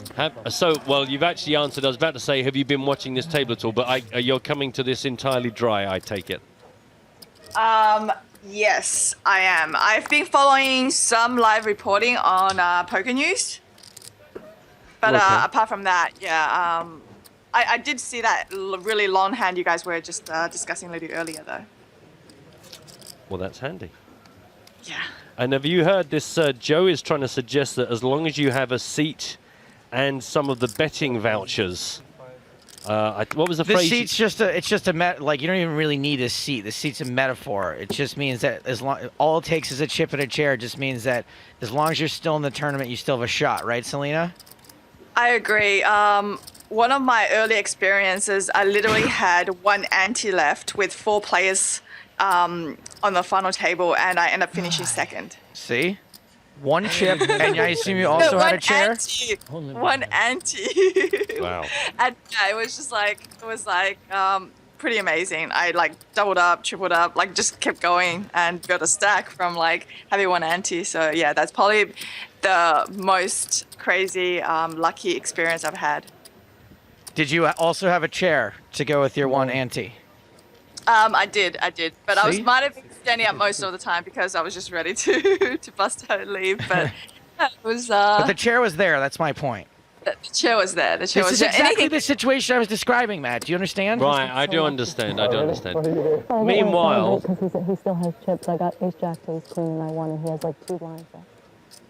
wow, 15K is all he had left. This was one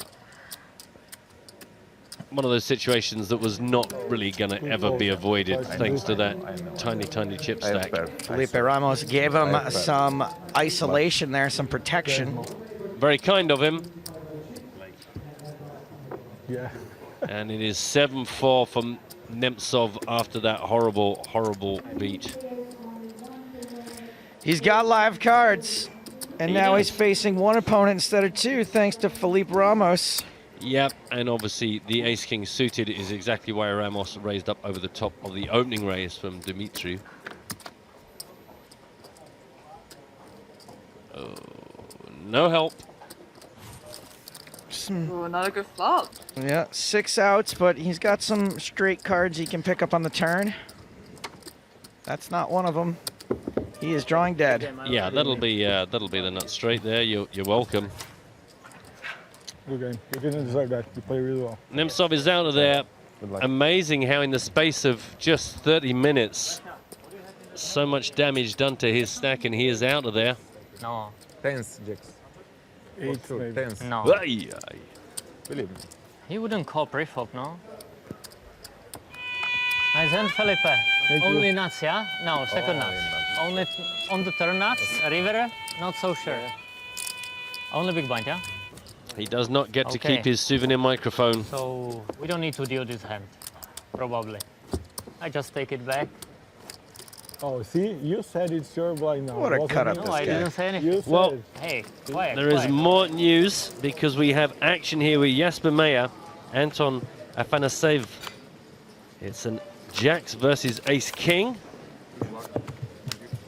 And that is Anton Afanasyev out in 27th. And then this was actually just occurred before our table. So we're down to 25. Yeah, I didn't see. That's why I said. Busted by the Dutchman. Bye-bye. Thanks for Sometimes playing. it's so brutal. You play for so many days and it comes down to that coin flip. There is nothing in pot. There must be a better way to decide these things, Joe. I don't know if you've got any like prototype ideas for how to improve the way that people are knocked out of tournaments. Makes no but- sense, yeah? If there I is kind no of had. money in I don't pot. think it's a good idea. Correct, Andrew? But I kind of had an idea that money in the if you pot, get into a flip so just situation, don't you be a actually hero. get the number of chips out based on your equity. Andrew? So if you're like a Find you're like a something there? 56% favorite, you get 56% of Andrew? the chips. Good thought. No, you can't fold it. Could slow things down No, for you us, but it's can't. interesting. That is interesting. So nice stack. Be careful about it. This is the best guy ever. Yes, yes, it's very important in this hand when it was a walk. It's very important. I can even open it if you want. I don't care. Andrew, you can do that? Doesn't matter if it's Tank a walk or fold? not, you need to put Andrew, all the tank things in the fold? boxes. You can do that, yeah? Wow, you are so danger player. You are so danger player. Is he a bit of a talker? Yeah, this guy's awesome. Yeah, he'd be fun to watch on the final table. I Okay, think. one more walk. Okay, one more walk. Okay, guys. He's got a hippopotamus. Let's do like 4 walks in a Yeah, row. and he is not lacking It'll be worth in like opinions on pretty much everything at all times. Hippopotamus is just like him, fat but dangerous, and a huge mouth. Box. I think he's quite wiry. I don't know. Okay. Modern day standards, buddy.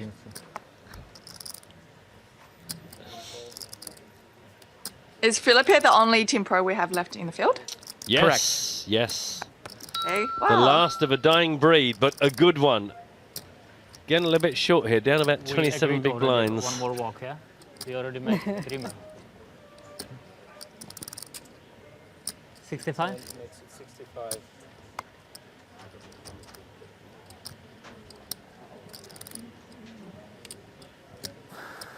Here comes talking, right? No, he's out. Yeah, for a minute, he always looks for an opportunity, but no, has chosen not to get involved. Andrew Holm from the button has raised it up. Krista Nell's big blind to be defended or not. No, lets it Button go. right. Andrew, Button next right. time walk, okay? Andrew. For him, Andrew. ship leader, we have to respect him. Correct? Andrew has no respect. Yes, but yes, I see. That. Yeah, yes, I see. Andrew, you Andrew. heard that? You hear that? I didn't know. No. I mean, if you play like this, you will not finish this day, he said. No.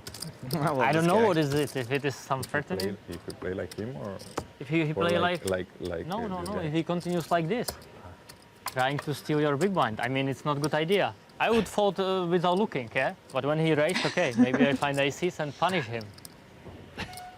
Welcome to the show, Selena. Yeah. If you've not been tuned in, I doubt that the Ronaldo, online how are you? reporting How gave are you you, quite Ronaldo? the Good? feel for this No. chat. His You character. bust me? You wanna bust me? Yeah. No way. You want or not? You don't want.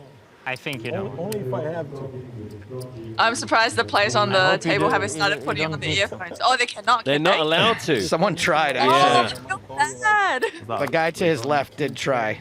I'm playing only good hands, sir. I don't think he said we stopped for the 24 left. Maybe I'm wrong. But you can take your chance. Somebody definitely said a redraw is better. Sorry? I think we're done now. Redraw.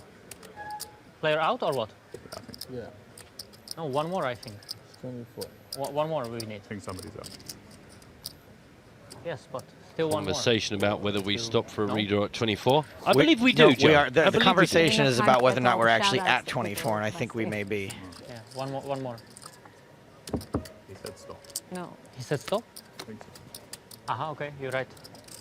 So it's the battle of the blinds here. Yeah. No raise. Kristen El Felipe taking it nice and easy.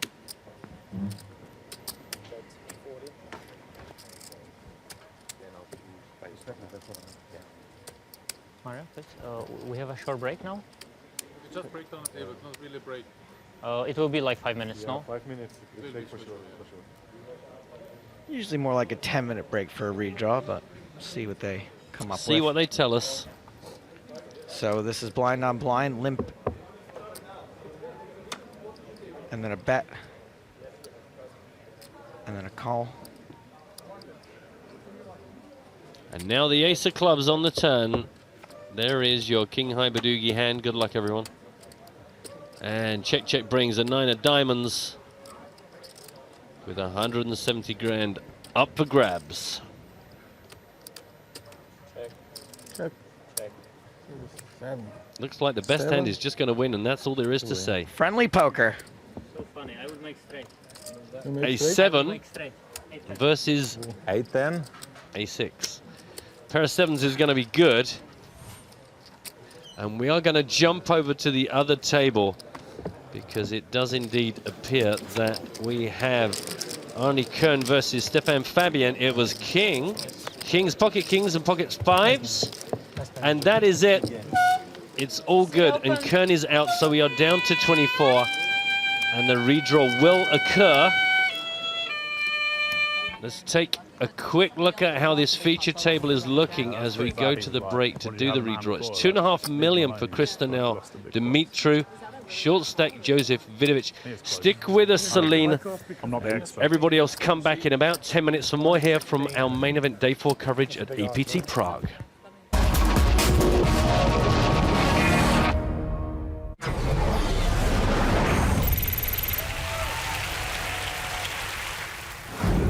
At our feature table, one fin has folded. Glad Hillary could take time off from his plans of world domination to join us for this poker game. He raises to 14,000 with ace-queen under the gun +1. Queen 10 for Joni Jokamainen in the hijack. Pretty sure Hillary didn't raise to $1 million.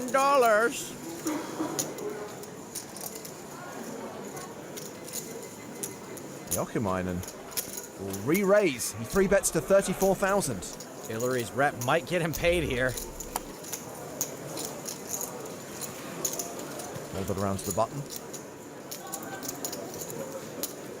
That's going in the middle. Eddie Tasbas in the small blind. Gives up the 7-4. And Laren folds the big. How much? Start with like 5-20. What do you think I should do, Frau Farbissina? Summers in Rangoon? Luge lessons?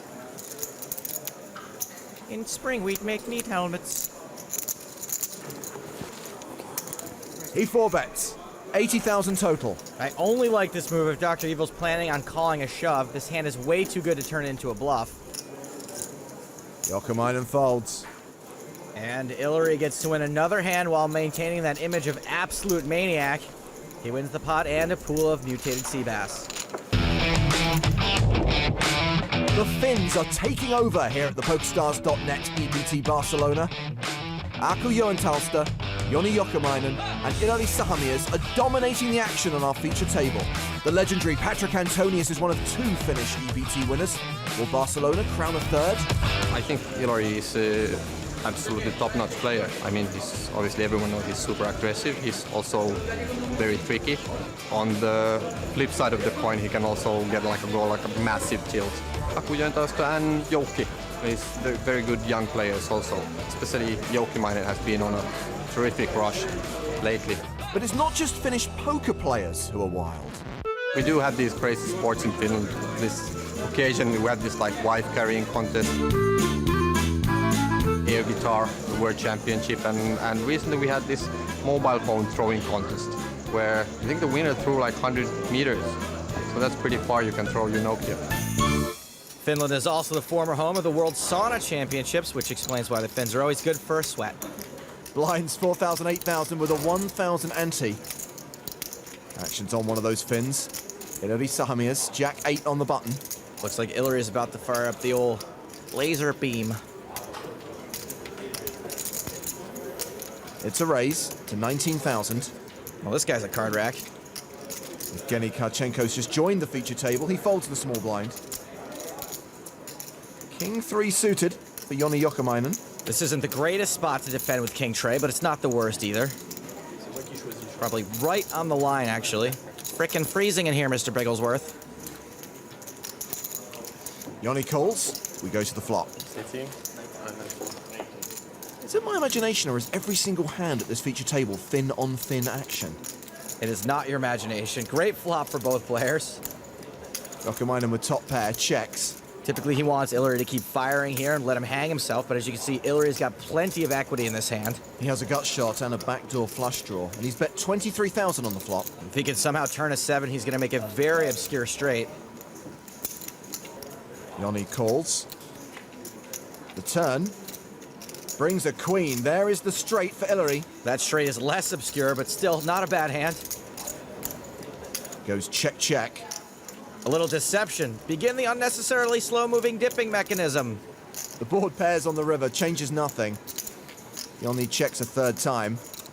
See how much value Ilari goes for.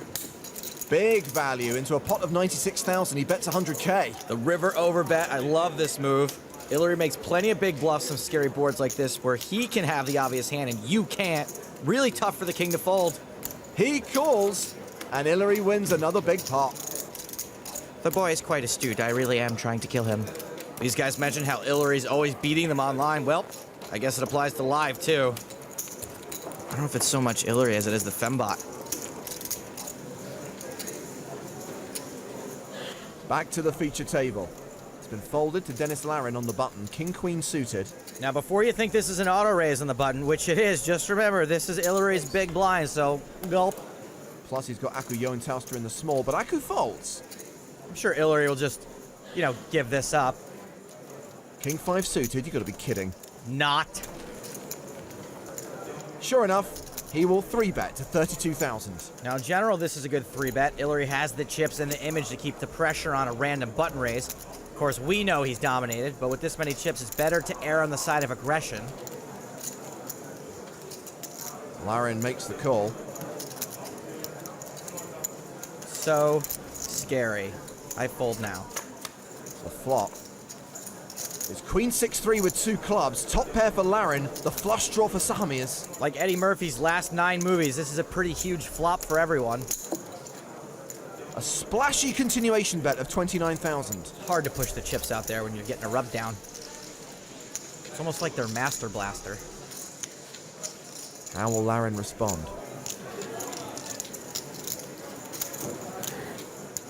Raise. I think he means raise. All in. Wow! All in. And the massage girl smiled, did you see that? No sooner can Larin get those 53,000 chips across the line than Ilari says, nope, we're going to play for the rest. Once Larin raises, he should really be snap calling a shove. I know, it's gross, but what's the point of raising if you're not going to call? Were you bluffing with top pair second kicker? He looks back at the cards and he lets it go. That is not good. It's like Ilari is some mythical creature at this point. He's getting looked up less than the number for 911. Ilari Sahamias consolidates his chip lead. He's now playing more than $1.25 million. On TV, online, and unbelievable they gave these to another show. This is EPT Not Live. Hello, my babies, and welcome to EPT Not Live. In the booth with me, my wife, my work wife, James Hardigan. I will be filing divorce papers end of this week. There's always one girl that's always like, we gotta go, which leads to the final time I didn't get to have sex in the Bahamas. It's all fun and games till a sound guy throws up in a garbage can, okay? Superfan versus States. Do you, A, fold because you're scared, B, call because this guy? B all the time, this guy. I did have a sex dream, and it involved a poker player, Liv Barry. I was certain you were going to say Daniel Negreanu. Well, great news, Joe, because on the line are both Liv Barry and her mum, Elaine. Hi. Oh, boy. For James Hardigan, this is Joe Stapleton saying, smell you later.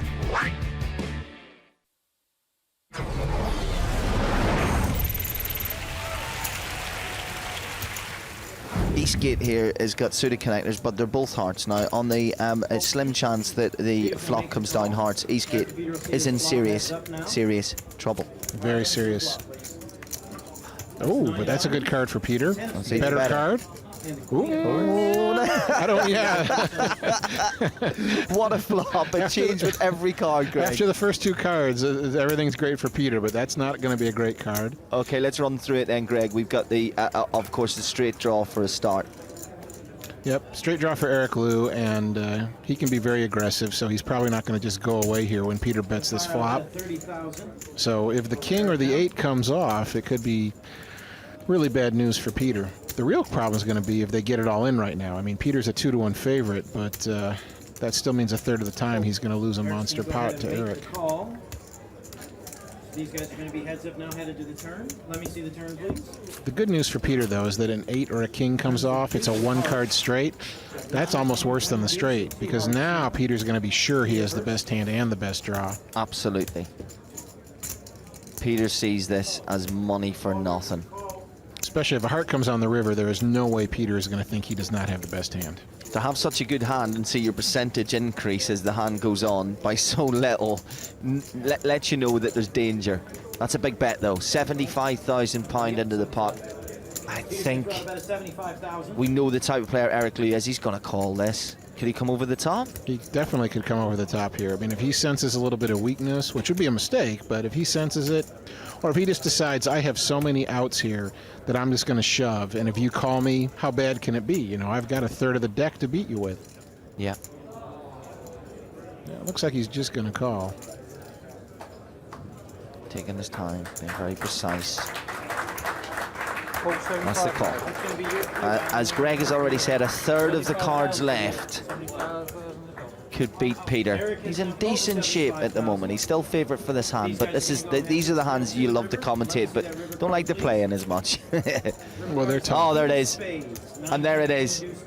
Yep, he hit one of those outs, and the good news for Peter is that it wasn't a heart, because now with just a jack being necessary to make a straight, Peter is not going to go broke on this hand. Will he bet it, though? I suspect he's going to just check call here. Peter's going to check. It's over to Eric. Eastgate knows the dangers in the king. Of all the bad cards that could have come down, that's probably one of the least bad for him, as you say. Should save a few quid. Yeah, exactly. This is definitely the card that's going to make him most likely just a check fold. Over $250,000 chips in the pot. What type of bet should Eric be thinking of here to maximise his win? Well, that's a tough question to answer because it depends what he's seen Peter do so far today and exactly how many chips Peter has, but probably about 120 to 150,000. Eric's put out a bet of? Oh, over. A bigger bet than I suggested, but he still might get called here, but probably not. I'd say not. I would say what Eric is actually doing here is he's trying to bet big enough that it might look like a bluff.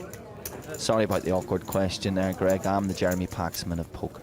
Well, it's not an awkward question. It's an excellent question. It's just very hard to give you a good answer. I could write a whole book about what you should do in spots like this, and it's all going to depend upon your image, your reputation, your opponent, what they think of you, what you think of them.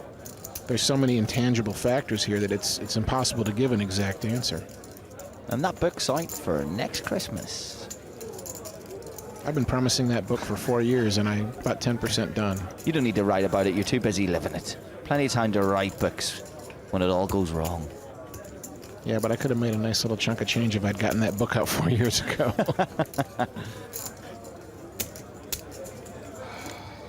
Oh, he's going to get away from it. Eric gave him the chance to. It was too big a bet, ultimately.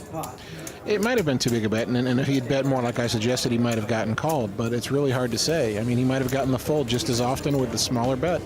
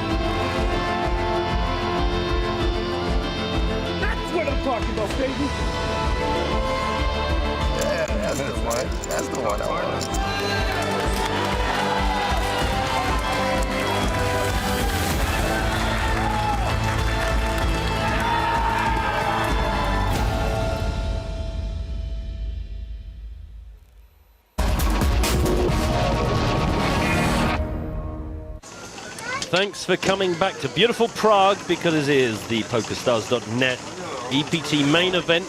We are down to 24, and that is why we took a short break just to get a redraw for the last 24 players. We can announce a new lineup on our feature table. Some familiar faces, some new. So we have David Peters, Marius Gers, Sergej Petroshevsky, Felipe Ramos, Gang Wang, Salvatore Bonavena, Martin Cabral, and Josip Vidovic. So some of these guys we already had on our table before we took that redraw break. And someone new, Marius Gers, I don't think I have seen yet in our main event coverage. We haven't, but there is plenty of familiarness there. Yeah. Hey, this table is freaking awesome. David Peters, Felipe Ramos, Gang Wang, Salvatore Bonavena, Martin Cabral. I mean, we got real lucky. What an awesome table. Yeah. And also, Sergey, we watched a while back, and I found him very interesting to watch. He had his jacket on and was all ready to leave much earlier on today. He is back with us. That's good to see. Do we still have Selena Lynn on the line? I was just about to say the same thing. Celine, you still with us? Yes, I am. Thanks for sticking around. Sorry about the timing of that. You arrived just in time for us to go for a quick break. Glad you're still with us. So I actually enjoyed the break, like the short pieces you guys have during that break. It's good. there was some good stuff in there, actually. Selena, do you ever get a massage at the table? No, I actually have never gotten a massage. Actually, I was being... Okay, so Danny McDonald, the tournament director, bought me a massage one time to have at the table, but that's it. Cool story. Yeah, I feel like it really... I think concentration-wise, it's not the best. So, yeah, I just don't really like it. Getting a massage at the table is the only reason I ever play poker. Yeah, because I feel like I'm working, you know, just like, concentrating. And, you know, I'm just sitting straight up with good posture. Just, not really like feeling like it's a place to relax just yet. Yeah, no, it's not work for me. Yeah, and I always fall asleep during my massages too. Well, we've just had our first few shots of Marius, our new table mate, playing here against the last team pro in the main event, the last main event of EPT Season 13. As we get ready, you saw one of the short pieces in that break as a little trailer for the PokerStars Championship Bahamas, kicking off early 2017. Excuse me, sir. Excuse me. Where are you from? China. China? Thank you. There you are.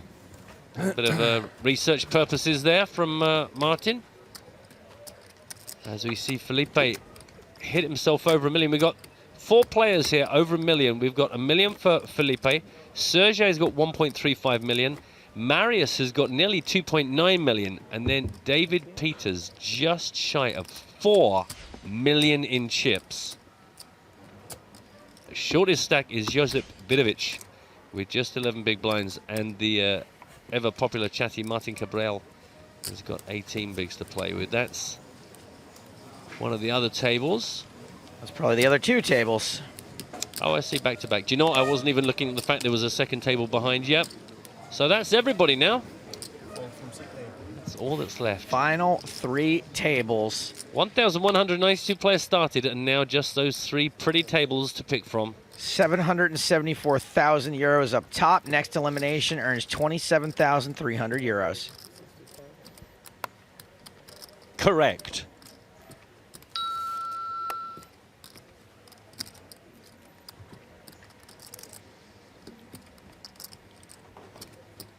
Yes! You guys better hope he doesn't make it to the final table, because that's how I'm going to say it every time. Not at all tedious. Something to look forward to. Monday's Cards Up coverage. Marius Gers making it 65,000 under the gun +2. Martin. Oh, he definitely have the chip stack for the final table. That is true. John Glazer loves Gears. Petroshevsky making a decision. No, thank you. Short stack Josip Vidovic. Not this hand. 2012 on Twitch says, "Hi James, my name is Rob and I'm a fish. Do you have any advice?" Matt, you want to give him some advice? Don't play poker. If you can't get the names of the commentators right, maybe poker's not the game for you. I think there are very few games that are right for you, Rob. How about the guess the commentator's name game? Get yourself a mirror and have a stare out. Get back to me. Let me know how that goes for you.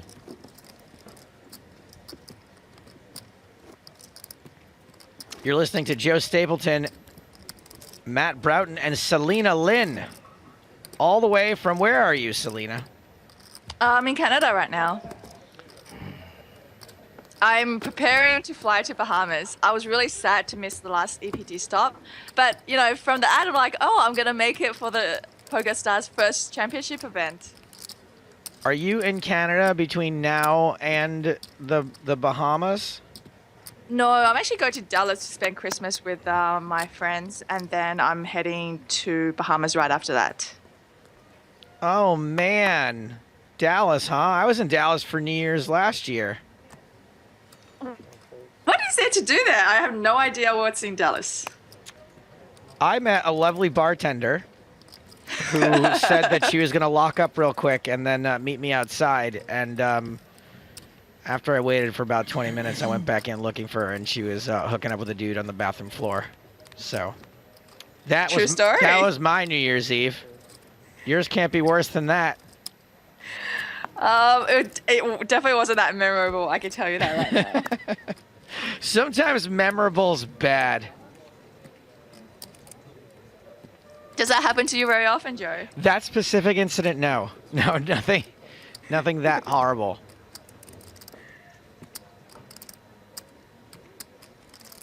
So I'm actually not very familiar with this Chinese player. Gang Wang? Yeah, it's hard to tell what he looks like without with his sunnies on. Yeah, Selena, but I don't what think you know I've you seen should him on the circuit. you know what you should do is you should probably Google Gang Wang and tell us what you find. All right, I'm doing so right now. Just make sure you click videos. Videos. You have videos of a Gang Wang, maybe? All right, I got you. I got you.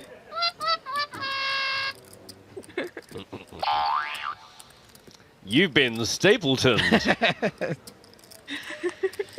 Just gonna quickly pick this one up. Felipe Ramos made it 65,000. Wait, that can't be right. French? I think that is most definitely not That's right. the style of kissing in the video, maybe. Gang Wang. Huh. Interesting. Check post flop has brought the 4 of clubs incidentally. We've now got 10, 5, 4, 3. Post turn, Mr. Massive Chips himself, David Peters, betting 85,000 into 185.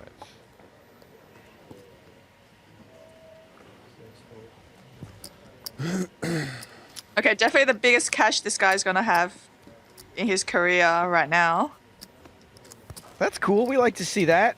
Yep. Yeah, his previous one, the biggest was $5,741. Oh, it was really okay then. I wonder if he's. At the Go Red on. Dragon event in Macau. I wonder if he's going to play for one of those Chinese GPL teams. Yeah, he might not qualify. Well, he can do his best here. The qualification process could be brutal for the Chinese because there's just so many people. Yeah, there's only, 2 billion of them? Exactly. And you know, at the rate it's going, it's probably 1 billion of them is poker players. So yeah, it's going to be a lot to sort through. I haven't heard whether or not the Chinese like gambling. Oh my God, it doesn't matter which country you go to. Every person you see on the table is probably has black hair. It's been like a very normal, I guess, you know, occurrence everywhere I've been to.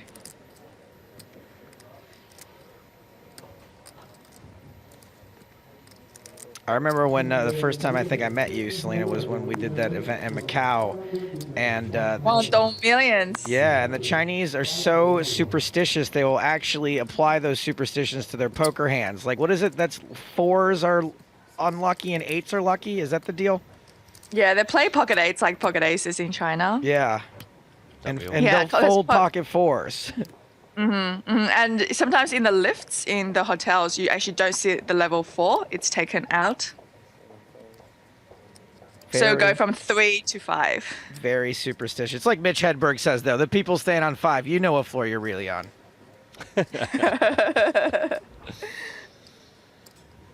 Mr. Felipe Ramos is at it again, raising again to 65,000. I can actually see some fireworks going on between these two players, especially with Peters in position of Ramos. And with his commanding chip stack as well.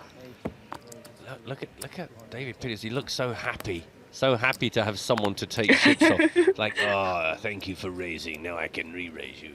3-bet to 210,000 from said David Peters.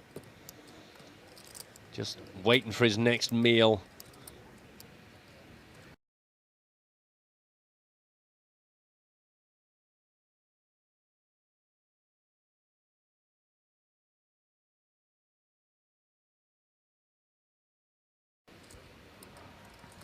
A very awkward stack size for him to be making a call here to see a flop.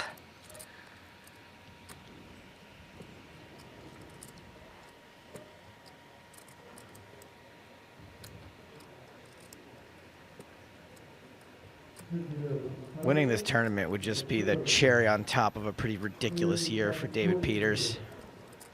Agreed. Absolute beast.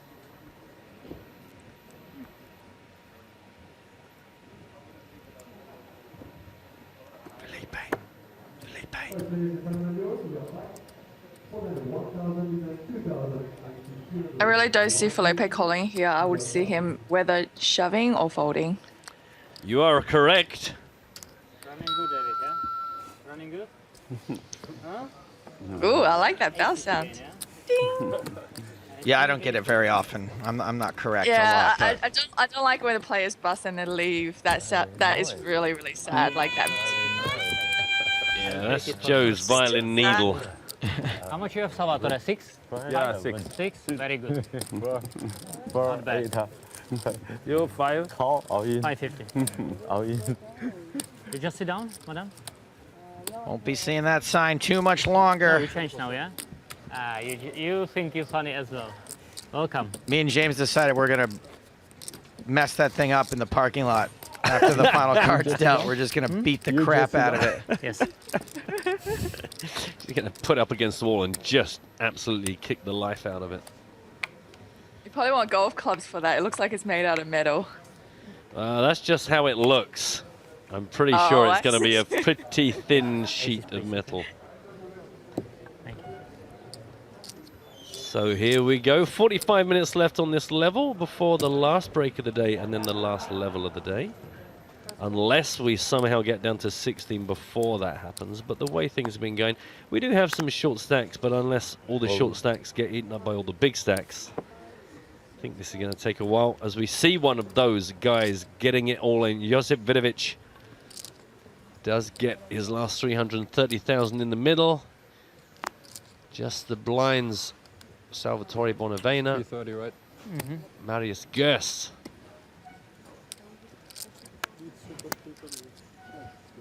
Nope. Vidovic. No. Lives to fight another day, but only with 410,000, about 13 bigs to muck about with here. 4 players on this table, huge stack. 4 tables dangling. 20 bigs for Gang Wang, 19 for Salvatore. Martin's got 16, Josip now with 13. Selena, do you speak any other languages besides English? I do. I speak Mandarin, Chinese, and also a bit of Cantonese. That is awesome. Are there any poker cliches in either of the Chinese languages that you could share with us? What, like chip in a chair? Yeah, like chip in a chair, or don't go broke in a limp pot, or... The cliches I have is literally straight translation from the English because it's such an English game. Yeah, so in terms of like actually new terms, there isn't really very much. Oh, smart is Direct translation. So like literally the turn there would be like the turn. The river is like literally, you know, the translation from the water river. So it's like very, yeah. This Ronaldo, crazy guy. Do they call Ace King the Anna Kournikova? Has that gotten there yet? So the names they have for queens, kings, and aces, it varies very, very greatly depending on which provinces you're from. So, yeah, I mean, they've got nicknames for things like that. It would be like, you know, some people will say AA, some people will say, You know what does it mean? Like, You know what does it mean, the walk? queens, there will be like This is QQ, chop. Tren You wanna Tren, chop it? Pitan. Pitan means century egg, which it comes from a different province altogether. That's yeah, what so I it was just looking depends on where for. you're from. That's what Joe's been waiting for. Century eggs. Century egg is poker queen. Century egg. That's one egg. You wanna chop it or not? Yeah. Can we chop it? Like that we check to the river? Is it possible or not? Sorry? Yes, if I make the deal with him. No, it's not possible? It's your option. Does he not know Yeah, this? but, you know. I if you don't agree know. with I that, think a lot of the time he's just trolling the world. You can see. You know what? Make it easy How has he for made it viewer. so far? I raise $500,000. Raises $500,000. So this will be aces being played Leading yourself hilariously. 20K, right? Still possible to fold. He doesn't I think- have. I need to put it. It's okay. It's okay. I raise only 500. It's really close decision. Really close. But I fold. It was really close. I would chop it, but next time please walk, okay? It's like being down the pub. Is his 30? Where is Anti? Here? Okay, thank you. I think we're going to find out one day that I he didn't win speaks much, English with no but it's accent okay. whatsoever, and this is all just to put on. Okay, I just want Antis. Next time, walk. He's like, You ha, should- just you should joshing only you, bro. call and we can play post flop. I didn't put you all in. We can see it. Maybe there will be some interesting board. Yeah. Oh, one more, yeah. What a character. How lucky we are that What do you say? with only 24 players I out was of not committed. 1,192 that he is one of those 24. If Felipe goes all in over over the top of my Definitely embrace 500, that 15 I minutes of consider fame. fourth. Correct, For Felipe? sure. Hey, you're too good. It's your turn in life. You have to move. Fade jump even. Uh-oh. David Peters and his huge this guy stack running getting good. involved. Running good. Actions on Marius on the button. 60. 65.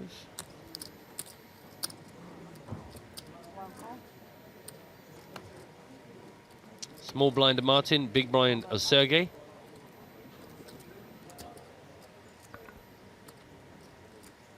Isn't it weird that you can get timed out and people don't like it online when you use all caps? Isn't that strange? Like it doesn't. Yeah. It's not like any more offensive to the. It's just letters. I don't understand how anyone gets upset by words.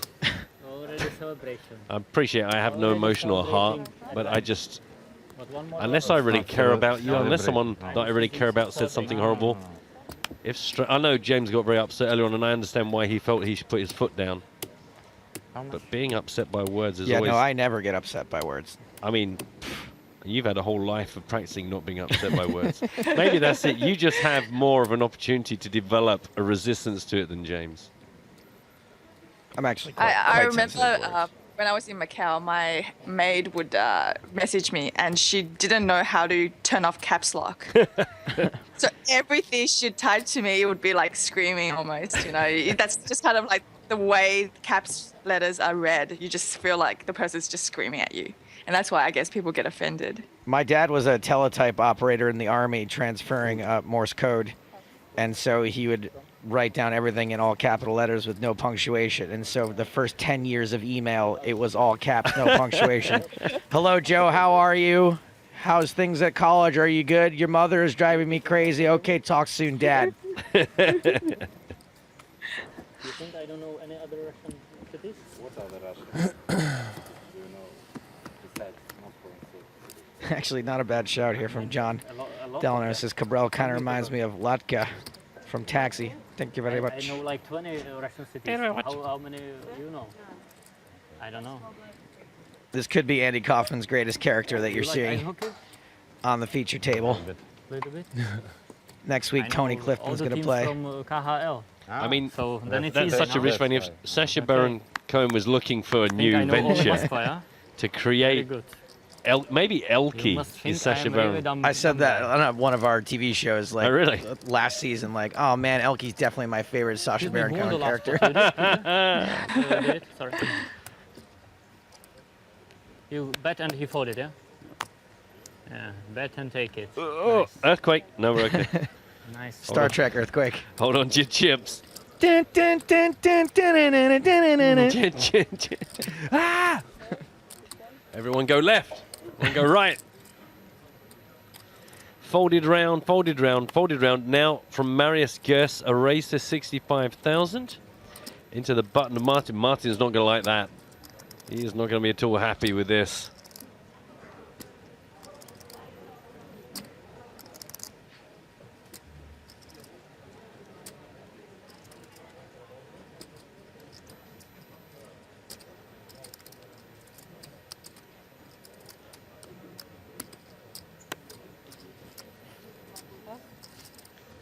Lines to get through. Lovely smile from Sergey. Like you before. Yeah, that was really close. That was really close. This was really close as well. I think you would go all in. Okay. Maybe Fold from Sergey Yosip. Short stack. Not this time.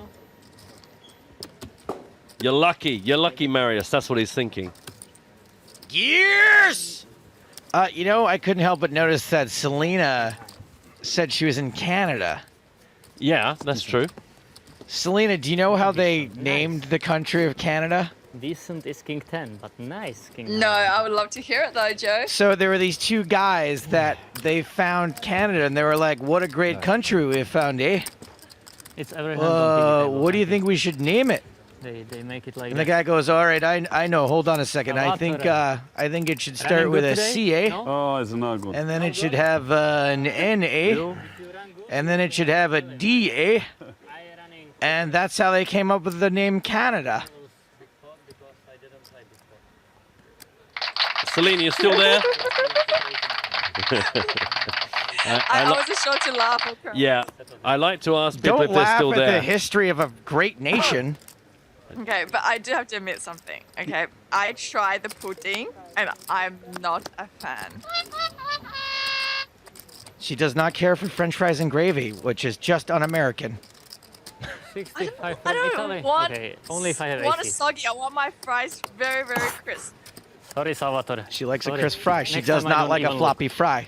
I She knew wants a impossible. taut, erect, straight fry. Who would want it any other way? You got it. Have you ever had You poutine, don't Matt? want a semi-flat. You don't, Don't even know want what a that is.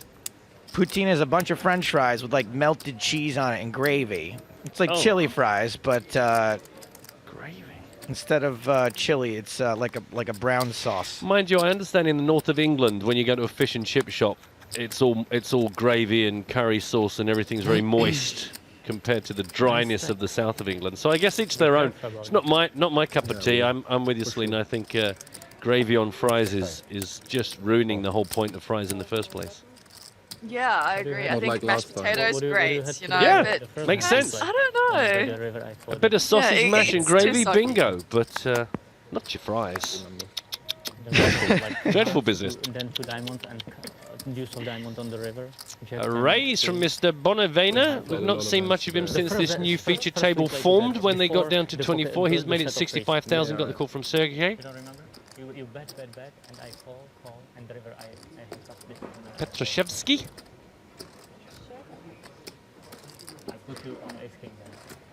And now a Queen 7-4 rainbow flop. Check from the original aggressor on the button.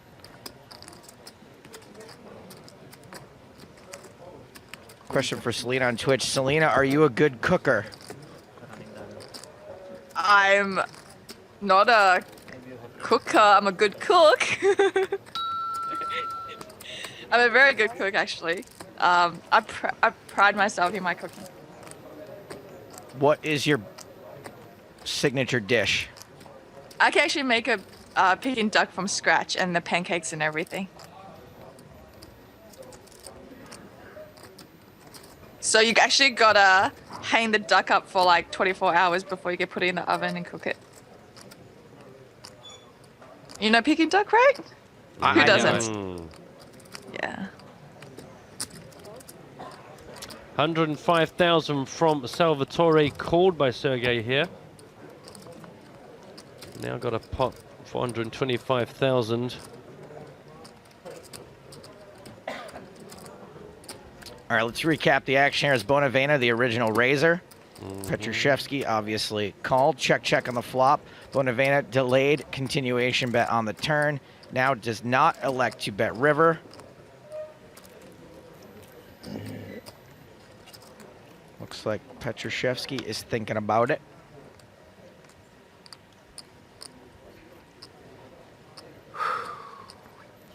What kinds of hands, Selena, would you raise and then not continuation bet flop and then bet turn if you're Salvatore? I mean, God, I think I would bet the flop a lot. Yeah. With pretty much any hand I have on that board, especially. But with these players, I could see him possibly holding, you know, maybe like a Jack 10 kind of hand that he checks the flop and then bets the turn. Possibly King Jack. Yeah, I like Jack 10 a little bit. King Jack, sure. Both make sense. Like, you missed pretty hard on the flop, and then you pick up a draw on the turn, and now you're kind of hoping that, you know, if you have Jack 10, that you can pick off a bluff here. This can be tough to pick this off with Jack 10, and obviously not King Jack at this point.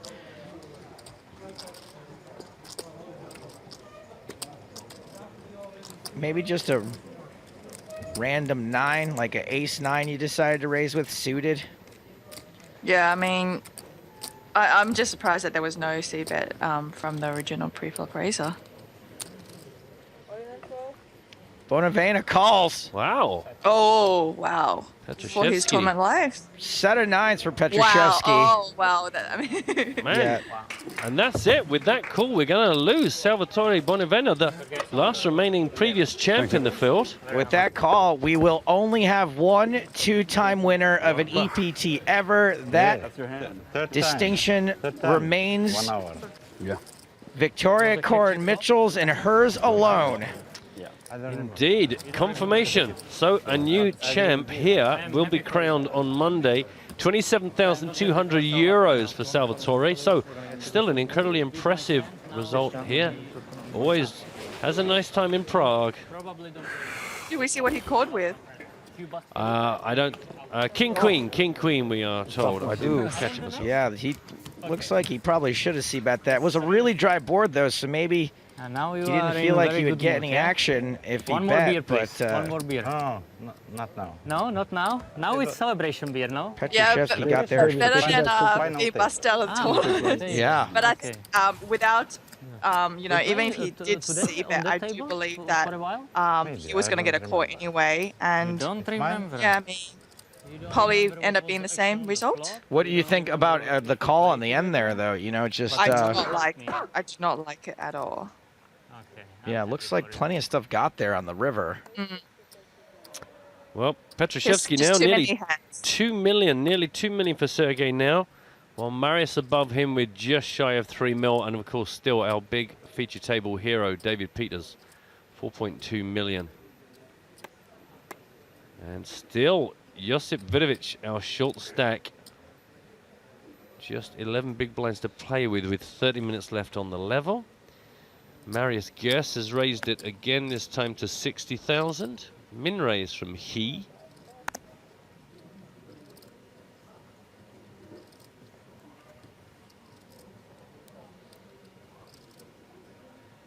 Kind of a sick way for Yeah. Salvatore unceremoniously just to be like, "Call, oh, I'm out. See you, everybody." Yeah, I kind of feel a bit disappointed. It feels like smell you later, EPT. It should have been a bit more of a bang than a whimper to lose our last potential two-time winner, but that is how the story went. How about a round of applause one more time, though, for Victoria Corin Mitchell, the only player with 2 EPT titles forever.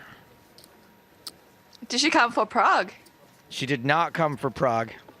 Oh, that could have been her chance for 3. I know, right? Yeah.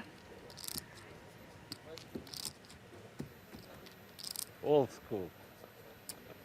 So far, I think Gers is a pretty aggressive player on the table. A lot of pre-flop raises I've seen from him. Yeah, he's certainly tried to get involved as much as possible. It's a good hand. Check, check flop and hit the set. It's a good strategy. Yeah, nice hand, of course. Playing good.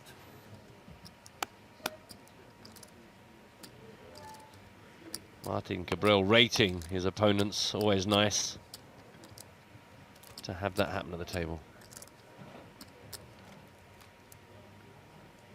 Action on Sergey.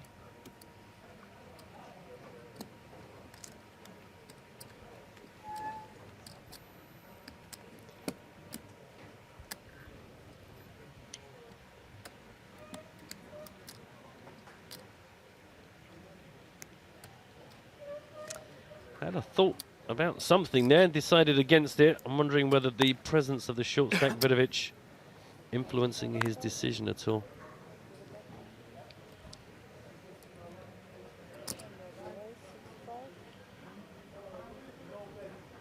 Felipe makes it 65,000. Small blind Gangwang gives way.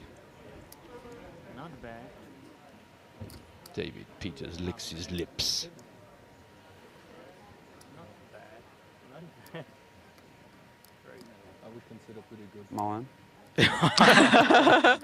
Told you. Yep, I said those guys were gonna I was like, tangle a little bit for sure. all he's doing is imagining how those chips are going to look in his pile. And there he goes. All in, my babies. Keeping it real simple for Felipe. Come to Papa or go home. I can see Peter is, doing this with like 10 eyes suited even. I feel like his range there would be really wide. But still just so hard to call, because when you're wrong, you're just gonna feel Exactly. such a fool at this key point. And that's, of course, what David Peters is so aware of, is just what an awesome position he's in, just how much pressure he can just keep putting on these guys. Yeah, I mean, I've seen David Peters play. He's very solid. His playing style is literally consistently chipping up. He is dangerous AF.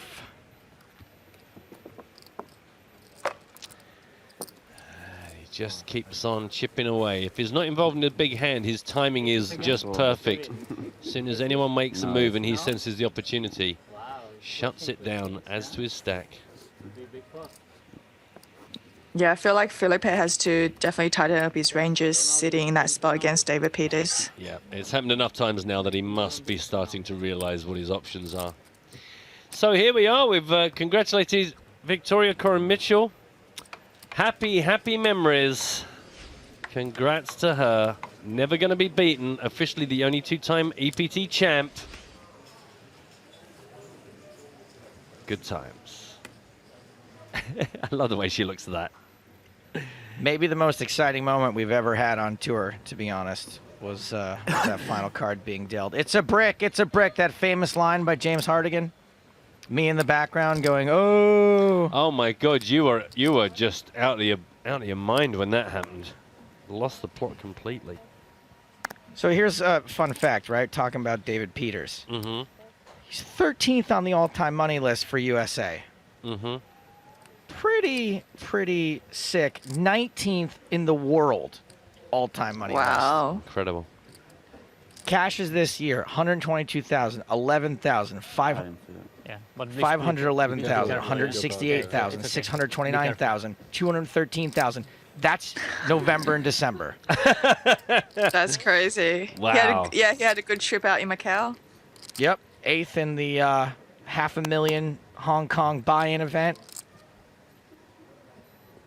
1st in the $250K Hong Kong buy-in event. He is a sick, sick man, and in this hand, he is blind on blind against Gears.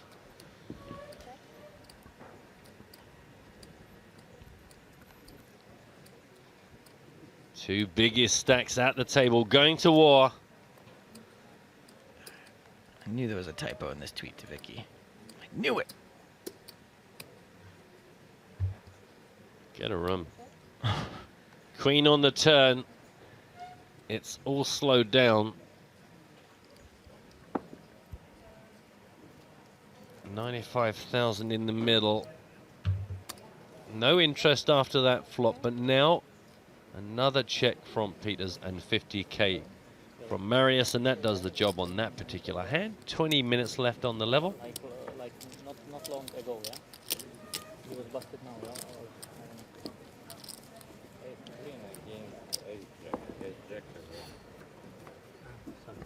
He was in, yeah. Okay.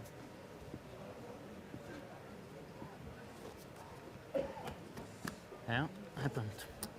You're a big blind, bro. Hmm? You're a big blind. Yeah, coming. He knows.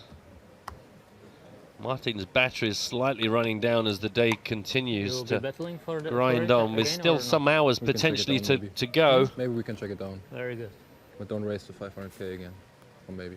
I mean, I was asking dealer, she said no chop, yeah, you know.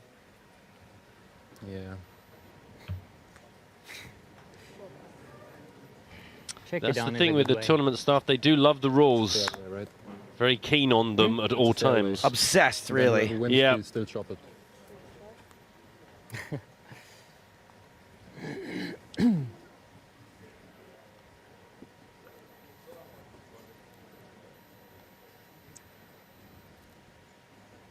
Oh, he might play his first hand. What? Oh, yeah? On my Yeah, big blind? keeping it simple. Hey, China, good luck to you. Good luck to you. If I find two aces, I would call you.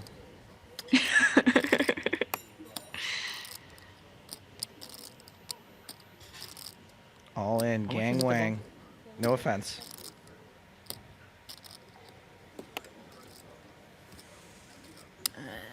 That's my beat. Regardless, this is going to take a moment. Oh, it's more than 500? Yeah. 540? Huh, it's so funny. 540, huh?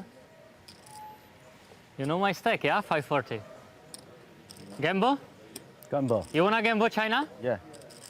You don't say. Oh, if you don't say that, I would probably call. The man, Gambo. You wanna gambo? Yeah. What do you have for gambo? You have queens there? Pocket jacks. Century egg? The old century egg. Smells like two jacks. No? No? Better? Better than two jacks you have? Oh, China, you would like to gamble with two kings, yeah? Wow. Well, everyone's having a lovely time. That's all that we care about. It's true. Wow, if you will be quiet. You wanna gamble, yeah? Why you wanna gamble? You wanna be out or you don't wanna be short stack or what?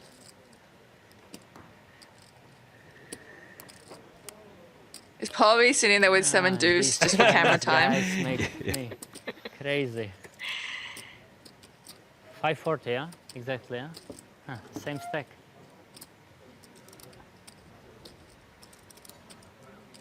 I call and I will be wrong. I have no chips left. You might want to be careful with saying the words I call. Yeah, I You literally got thought it. he said you call. You have two jacks? Thank You have two jacks, yeah? Thank you. Nice hand, China. Well played. Thank you. You deserve it. If you don't say you wanna gamble, I probably would call. Really?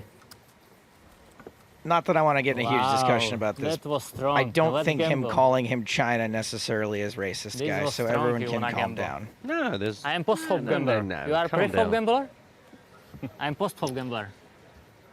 Right, You gamble meanwhile, pre-flop. we've got some more I don't like action these elsewhere. We have lost Kent Road. No information, but he is 23rd.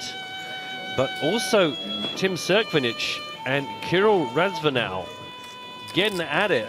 Jacks versus A7. My guess is A7 is the player at risk.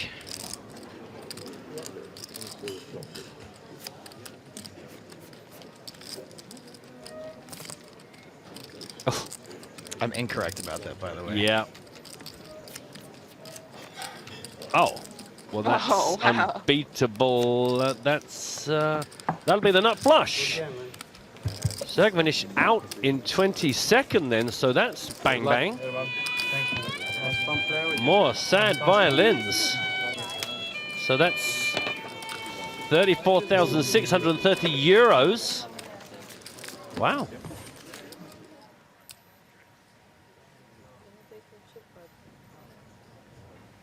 And still a couple of pretty short players here on our feature table. Gang Wang, 20 bigs. Martin Cabral, 16. Josip Vidovic with 9.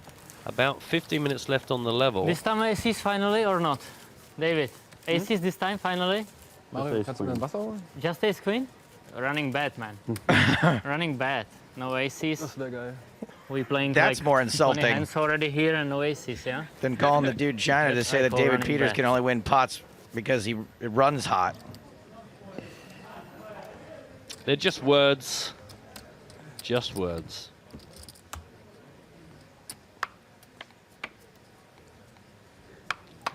So here we go, hand 143.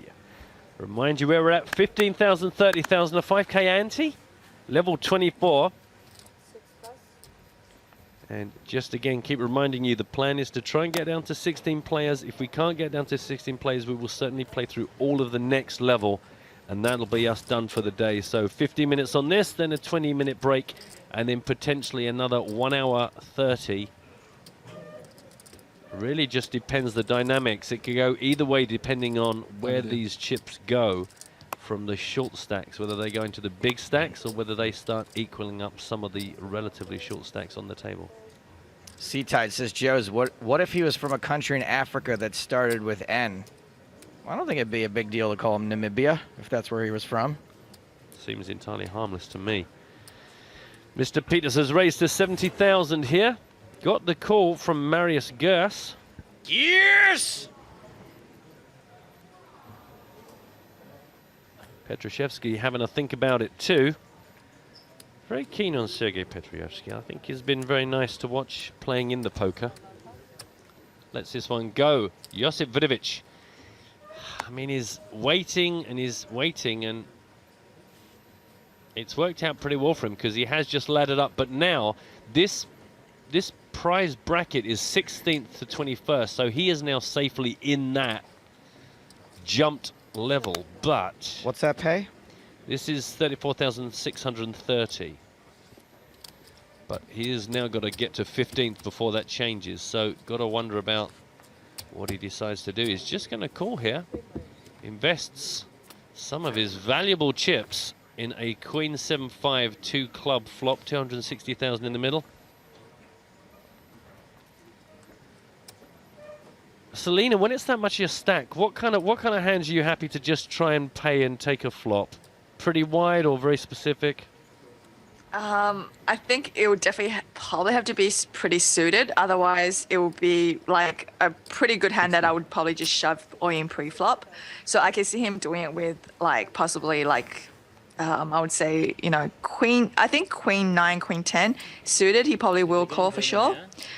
Maybe like a 8, 10, 10, 9. Those kind of hands. I see him calling to see a flop as well. Correct. Sorry.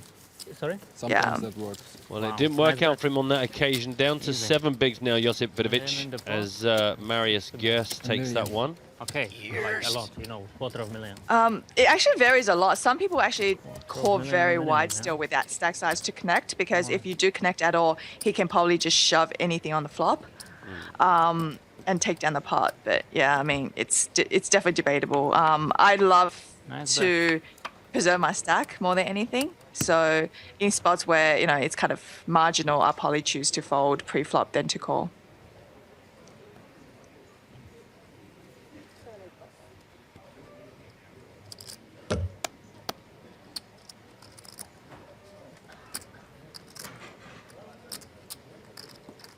Marius, true to form, keeps the pressure coming when available. 60,000 again.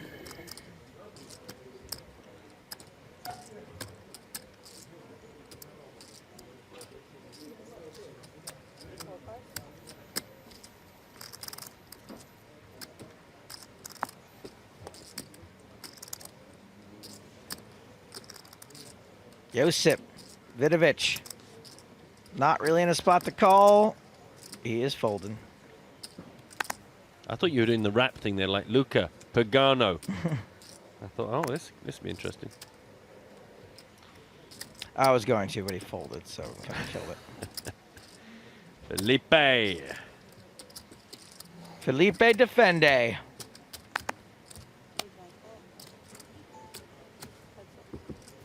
So let's take a look at this flop. 170,000 in the middle. Felipe Ramos first to act. King, 5-4, 2 hearts. Check to Marius. 60. 60. Small bet. Same as his opening bet, pre-flop. Same as it ever was. This is not my beautiful flop. How did I get here? Oh, c'est cool.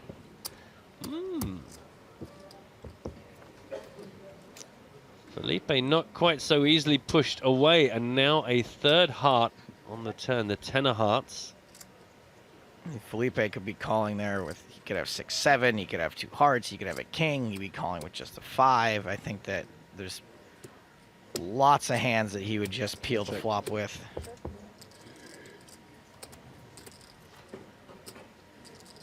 For a min raise. Much more difficult now for him to call a river bet.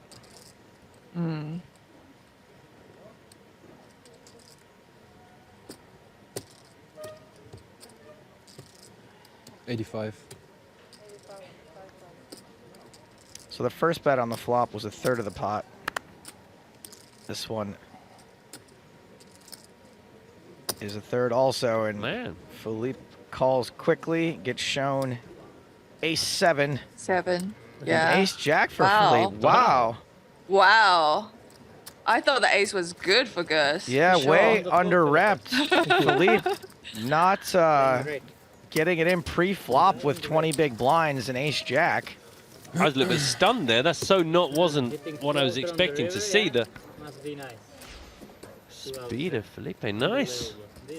Because I do feel like Felipe called a little bit too fast for him to just have a king. Yeah. I thought he would probably think for a little bit longer.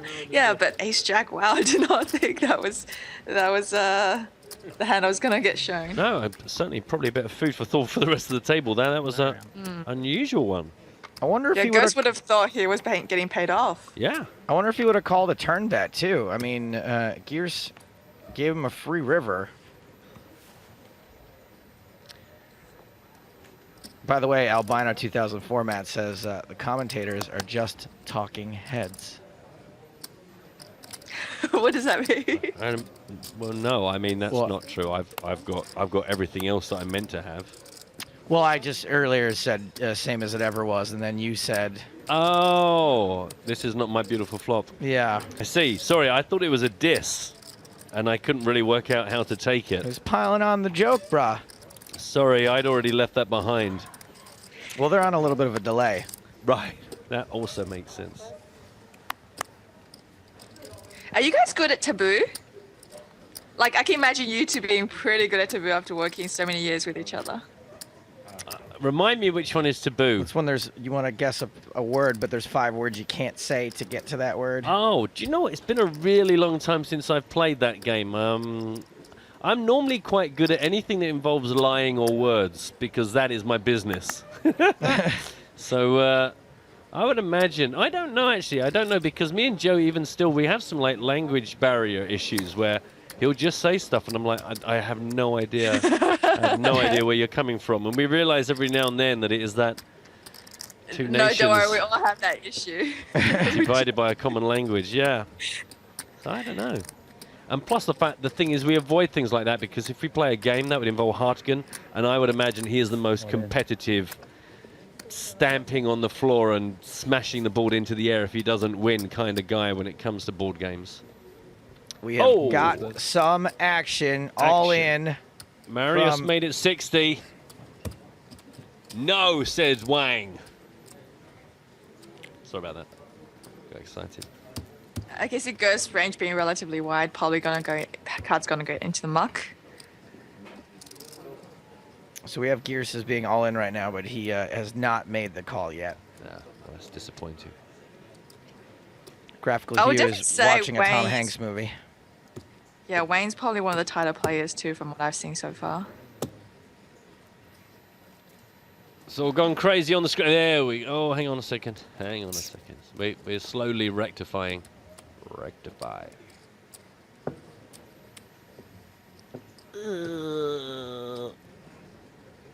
That's the noise Gears is making right now.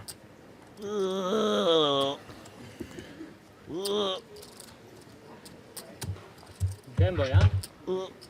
Gamble. Gamble. Every time gamble. We're still giving him grief for the gamble. Nobody wants to gamble with you. You don't want to get caught up in a gang wang. Or do you? Ain't no thing but a gang wang. Chugga wang. So about 6 minutes left on this level. I believe you. I believe you.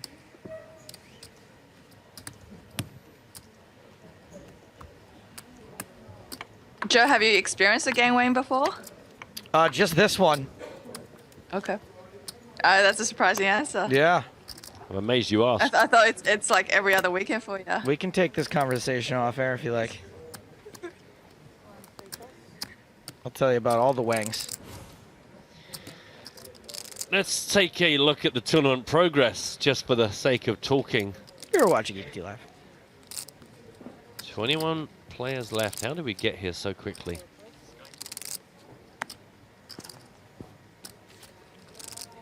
Five minutes left on this level. Again, I don't think in the next 5 minutes we're going to get down to 16 players, so we are going to go to a 20-minute break on the conclusion of this level 24, and then we'll be back again.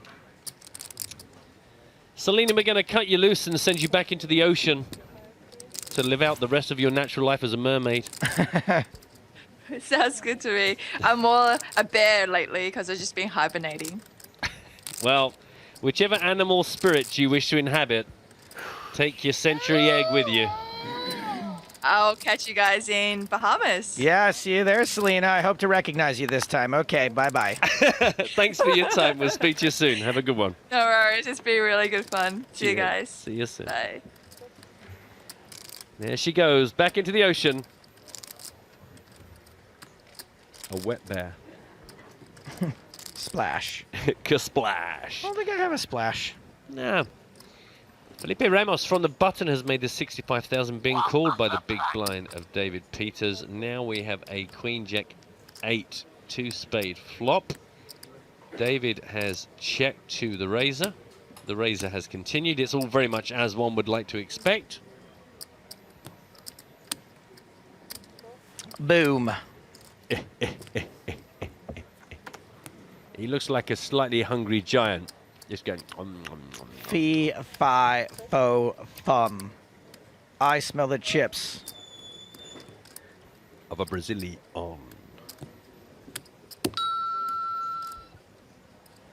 I was going to get there.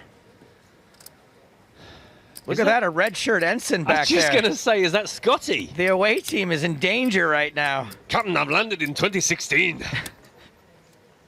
She can't take anymore.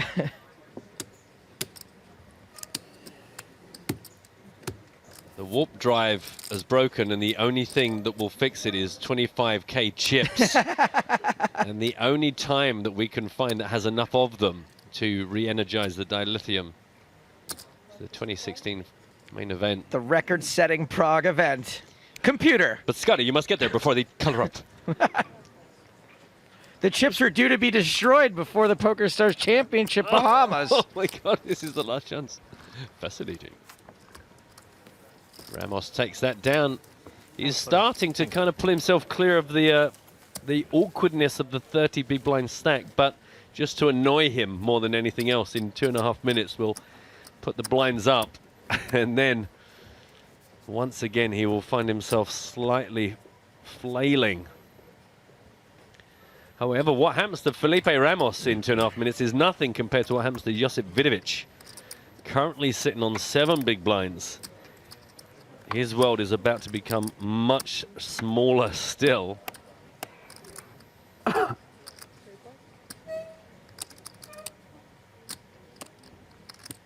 Just one lonely chair. Do you remember when the world was like a symphony of chairs?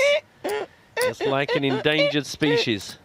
We've returned in the year 2016, and sadly, just one chair remains. A lonely male, no longer able to mate. It calls for a female, but there are none left. We have destroyed them all.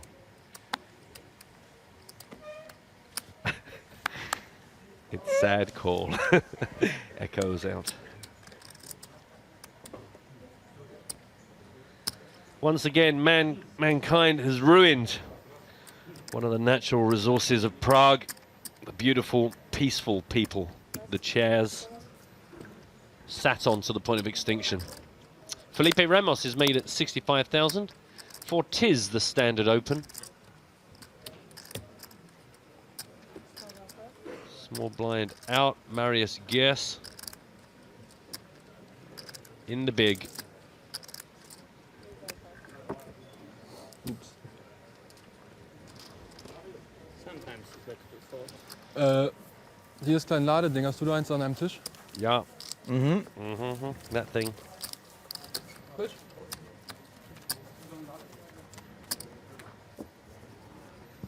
Feeling lucky 96. Are they going to play till 2 tables or final table? We're going to play down to 16 or to the end of the next level. Last hand. Last hand. Supposed to be. Maybe quick hand. No. I think so. Really fast But walk is quick, yeah? So, you know, when the walk is quick, we can play more.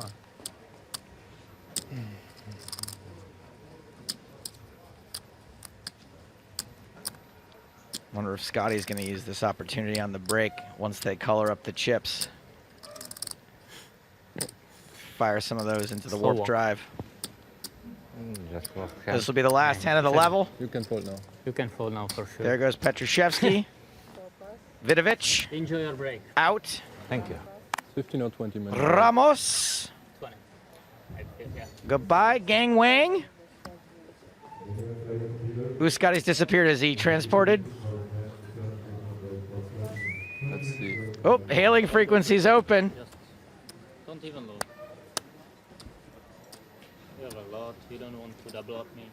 One more level? You have like Blind on blind, just for fun. 470. No, 460, sorry. I'm all 460. in. Wow. Ho! Why? Good hand. Oh, You want man. 30,000? There goes 20-minute break. You won't call? I won't break. But why you go all in? It's not nice. Because he doesn't want you to tank on 5 straight, so he'll settle for 1. Good point. Are you qualified? Yes! You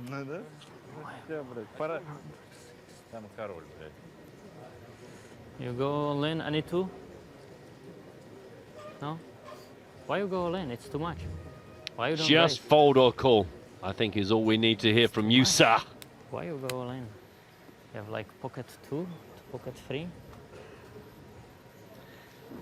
The interesting thing here is it proves that he doesn't need an audience. This is just how Why you Martin Cabral Too rolls. much. For all in. How can you say it's too much? 460. It's more than 15 big blinds. It's a lot. Oy. Not for long, it ain't. Well, Matt, You out of here. you almost had a break. Nearly had a break. If you lose $500,000, It's good not news so for big the you, audience. okay. They So get you a few promote the minutes gamble. less EPT moments. How many players left? 21? Is it correct number? So 3 tables by 7, yeah? So there is no page hump, yeah? Not until the 16th spot. Okay. Or should I say once you get to 15th.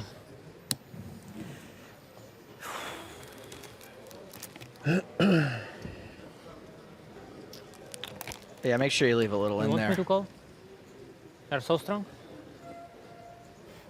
I will call the clock soon because I want to What's go your to name? bed. Sorry, I forgot. Just your first name? Marius. Marius? Yes. Marius, you are so strong? Coming up to That's 2 fair. minutes. I don't have aces. But I have pair. You know what is pair? Pair is pair in heads up. Pair is decent in heads up. You have pair Probably as well? should call then. I don't have big pair. Still probably should call. This guy's kind of a badass. I think the pair's good, Martin. I think the pair is good. Gonna call the clock in about 20 minutes, 20 seconds I have 10 time, I big reckon. blinds, I would snap call, but 460. You understand me correctly when I say 460, or you understand 360? I know how much I was shoving. But I will call the clock now. Clock, please. Yeah, I told you. Board of this game, I will think, have it is in what like Marius 30 is telling seconds. us. 30 seconds is enough. It's So okay. you've got a total of 1 minute to make a decision. First 30 seconds, 20 seconds is enough for me. You don't have can to count down negotiate, 20. it's fine. We'll take care of the rules. You just take care of talking and folding.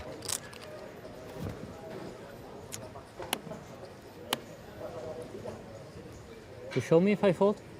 Marius. Ignore him. No? I fold. Fold. You don't say. Show? Yeah. Who'd have thought? You didn't have pair. I should have gamble. But I don't know, you're shoving so much. I've got a feeling Martin might be right. I think But his it was pair might have been for good. Sure. If you don't go crazy like with ace deuce, ace three. Okay, let's remind ourselves doesn't of how tell me? this I'm new crazy featured guy, bro. table is looking after that redraw. You had 2 overcards David for Peters sure. still huge, over 4 million, nearly 3 million for Marius, and Josip Vidovic just hanging on with 5 bigs. We'll be back in 17 minutes. Please join us here for the Prague main event, day 4.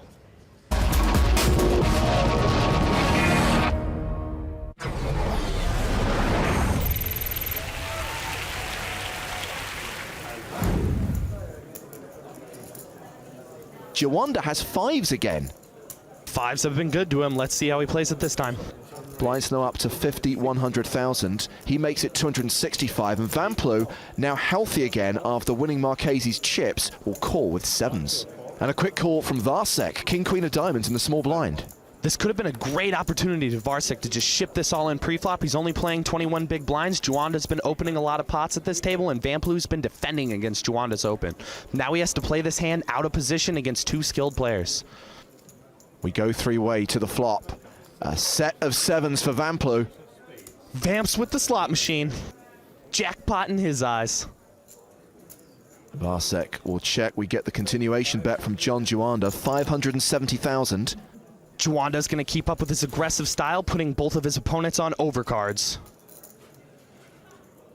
Vamplu just makes the call. Varsek will stand down. A little Dr. Slow play from Vamplu. Juwanda seems to be a bit worried. Those were worried eyes. 4 doesn't change anything. Juwanda does pick up gut shot equity here, 6 to the straight. There's over 2 million in this pot now. Juwanda's not one to let pots go.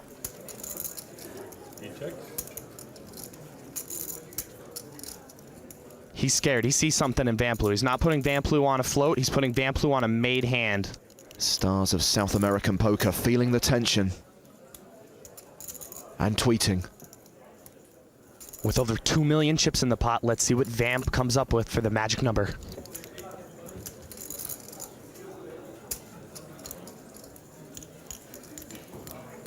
The number is 600,000. That's a big stack, but it's a modest bet. It's only 600K into a pot of 2.7 million now. Now you reckon Juwanda saw something. He did. He immediately folds. The veteran live pro picked up something on the young internet pro and made the disciplined check fold. This heads-up battle begins with blinds at 80 and 160,000. No ante in heads-up play on the EPT. Juanda is on the button in the small blind. Jack deuce.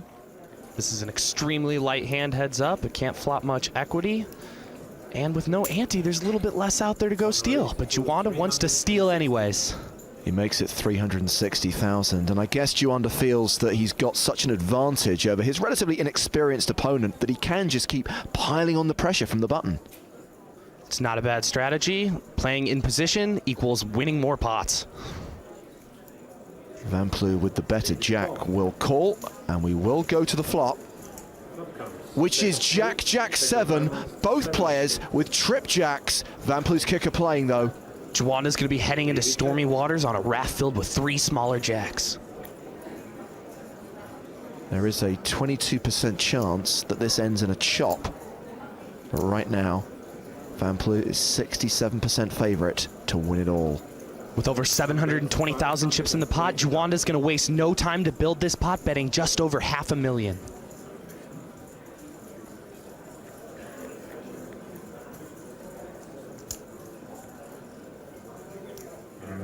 Van Plu is check raising. Total of 1.3 million. Van Plu also taking the aggressive route and coming in with a great check raise here, putting Juanda to the test. And Juanda re-raises. It's now 2 million. It's nearly impossible for Van Plu to rebluff Juanda's 3-bet. At that point, he can only jam a better jack or a spade flush draw. All in. Look at Juanda's reaction. Oh, he's going to be so sick. I have a jack. David shows a check, check 10. Jack deuce no good, John. And Tom shows another check, check with a deuce. The Van Plu supporters willing on the double up. Juanda's going to be praying to the poker gods for the 22% split or the miracle 11% win. John has a deuce. I'm running so good in here. Aren't you worried? I have spades as well. Let's see the turn, please. Here's a 5. Spade insurance for Van Plu. 3 spades on the board. And David Juanda needs a deuce for the win, a 7 or a 5 for the chop. Any other card, Van Plu doubles up. Let's see the river card, please. It's a queen. It is a double up for the Scotsman, and he takes the chip lead at this final table. Juanda's got to think to himself, maybe he could have played that different. If he had just called that check raise on the flop by Van Plu, it could have been a much cheaper pot with the spade hitting on the turn. It could have slowed down the action for both players. Juanda min raises.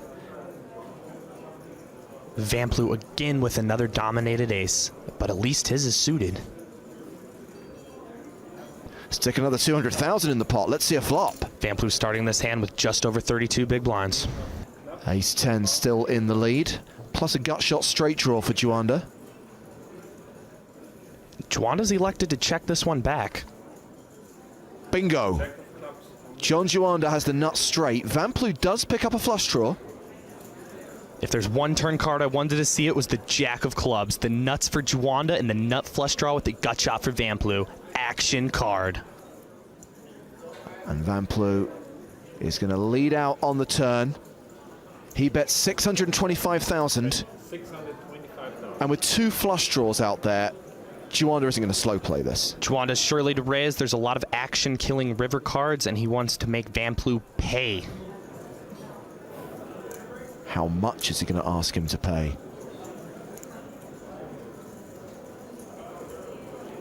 Well, it's going to be a stare down and 1.85 million. This puts Van Plu in an extremely tough spot. If he calls in bricks, he's going to lose 1/3 of his chips this hand, but it's highly unlikely Juanda would check back a great flop to c-bet and then raise a turn lead as a bluff. Van should proceed with caution. All in. Or ship it. Call. Raise all in and call. Obviously he calls. The stone cold nizzle dizzle nuts. John Juanda is on the verge of winning his first EPT title. He finished second in a high roller event here in London in 2008. He is 1 card away from lifting that trophy and winning £900,000. He has to sweat a club, which would see Van Plu double up, or a 10, which would see this pot chopped. Is John Juanda the third champion of EPT7? No, it's a club on the river. The nut flush for Van Plu gives him the double up. So near, but no cigar for Juanda. Van Plu won't be needing to go to the gym anytime soon. Hey? He gets enough exercise pushing his luck. After 5 shows, that's the best you can do. Amazing the way momentum has swung here in Van Plu's favour. Juanda on the ropes. Juanda doesn't have much wiggle room. But remember, it wasn't that long ago that he was 1 card away from winning the whole thing. King deuce of diamonds on the button. 11 big suited king, ship it. All in. That's what he does. John, all in. And Van Plu has an ace. And a decision. Call. He calls it! And now it's David Van Plu who's on the verge of winning his first EPT title. He is 60% favourite with 5 cards to come. Ace of clubs. These two have played 135 hands of heads-up hold'em. And now Juanda will need to get lucky to survive. Let's see the flop. The flop has an ace and a 3 on it. Van Plu takes a commanding lead, and Juanda will now need running cards to stay alive. John needs to catch 2 cards. It could be all over on the turn. David Van Plu could be crowned the winner of EPT London, and he is! The Scotsman has done it! He has taken the title here in London, and John Juanda has to make do with another second-place finish on the European Poker Tour. But right now it's about this young Scottish internet pro who's won his first major tournament title. Oh man. Jesus.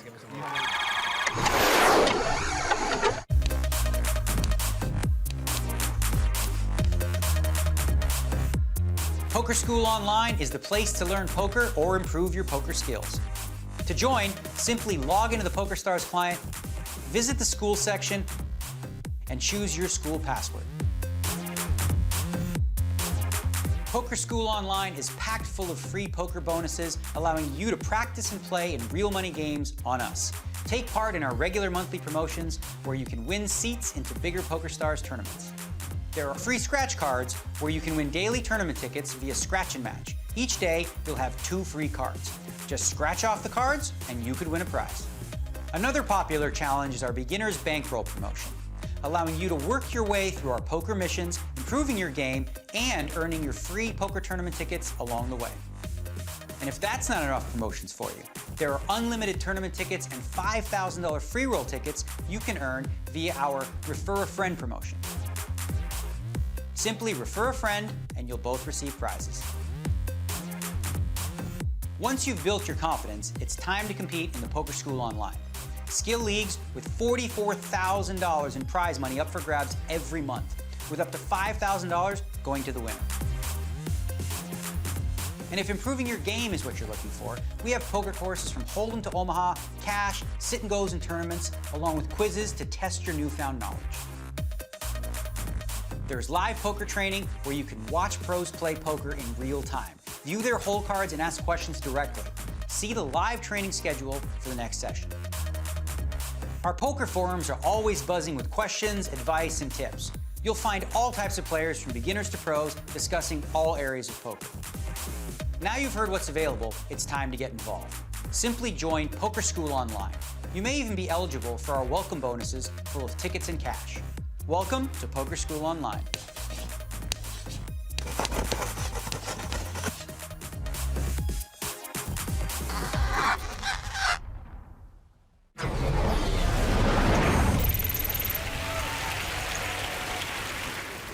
Well, it's mainly been the Swedes in action so far, particularly this young man, who's got aces again. Blimey, you think they're being dealt? How many aces are there in that pack?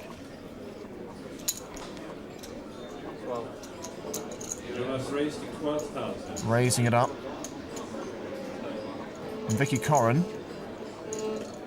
looks like she doesn't believe him. Oh, bad timing. Oh dear, she might regret that one.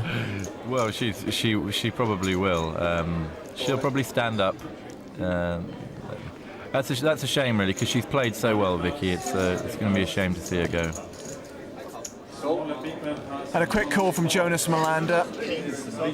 Not surprising, really, when you consider he's got the best starting hand possible, and as we can see, he's a 4-1 favourite over Vicky Corrin. He's got her covered, so her tournament life is on the line here. A very slim chance of staying in, as you say, John. Such a shame. Lovely to see her playing at her home venue. I think she had to make this move with a pair of that size anyway. And wow, there she goes. She got the trips. 3 of a kind. Vicky Corrin suddenly out in front. She looks embarrassed about it. Jonas Melander is going to need to hit an ace on the river.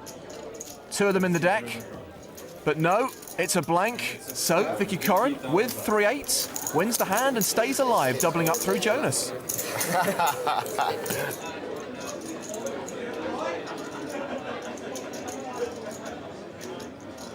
Yeah, she's raised it up. And Barney is on the button with ace 10.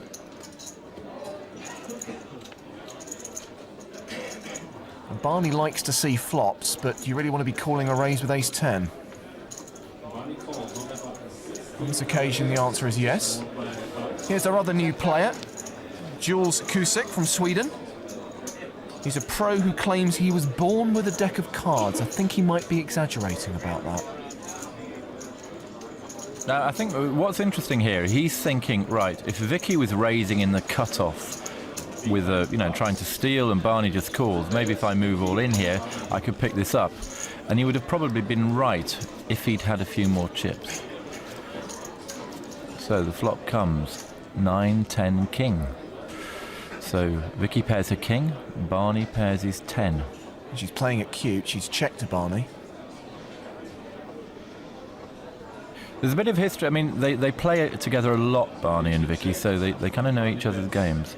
So looks like he's bet 17,000. Vicky's called with top pair. It's a good play. Checks in the dark. She's got a middle pin straight draw here as well. Now this is interesting. It's given Barney the nut flush draw as well. Vicky's still leading with the kings. She's also got her open-ended. Sorry, should I say a middle pin straight draw. Barney looks a bit confused about why Vicky checked before seeing the turn card. I think Vicky probably knows she's winning now. She'll probably put a bet in, a sort of value bet, try to get paid. 42,000. Wow.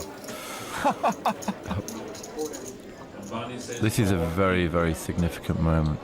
If Vicky can call this hand, it's an excellent call. But what's she putting him on? Did he make the flush? Has he just checked on the turn because he's made the nut flush? Could he have flopped the straight? No, he wouldn't bet the straight. What, this is what she's thinking. Well, these two have played a lot of poker together. Has he just come over the top because he recognised that Vicky's bet is just a value bet and that she might put the rest down? They know each other really well, these two.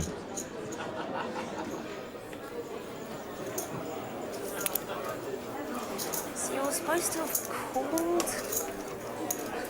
a 16 with 2 hearts in your hand. Which 2? Which 2 hearts? Barney doesn't look comfortable there, James.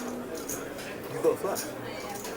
No, I haven't got a flush, but if you had... It doesn't matter which 2 then. Well, because if you had a straight or 2 pair or a set or something, you just call, wouldn't you? Call and turn your hand over. To go all in rather than just call, you've either got a flush or I'm winning. You can't, you wouldn't, why would you make that raise with... If she calls this, it's going to be a great call. She's showing great powers of deduction here, John. She's ruling out all the hands that he can't have. Sorry, Dean, I just need a minute. Well, she's working out. It's a very, very difficult call. She's called him. She thinks she's in front and she's right. Brilliant call. That is a brilliant call. A great move by Barney, but a fantastic call by Vicky Corrin. She worked it out in her head. She worked out she was in front. I'll be honest as well. I think Barney didn't think that Vicky had it in her to call that bet, and he misjudged her. She worked that out really, really well.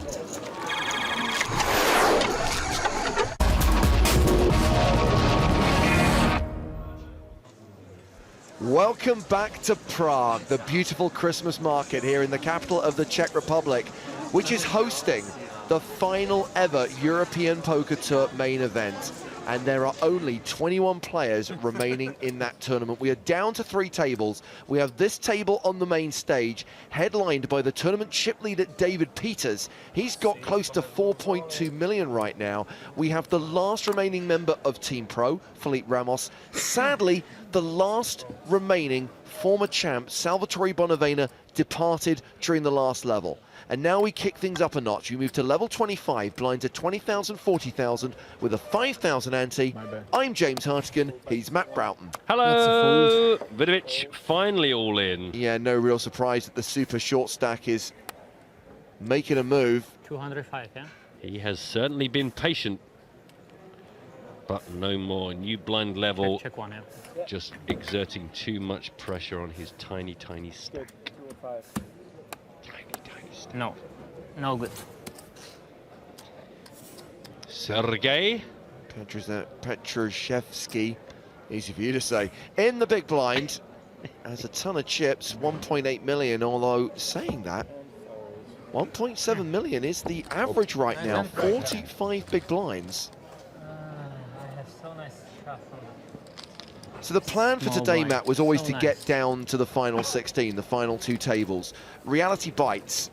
I'm not sure we're going to lose 5 players in the next 90 minutes. So I think we will probably play the full level all the way to the end of level 25, and then we've agreed, having played 6 levels today, we'll call it a day. We'll come back tomorrow.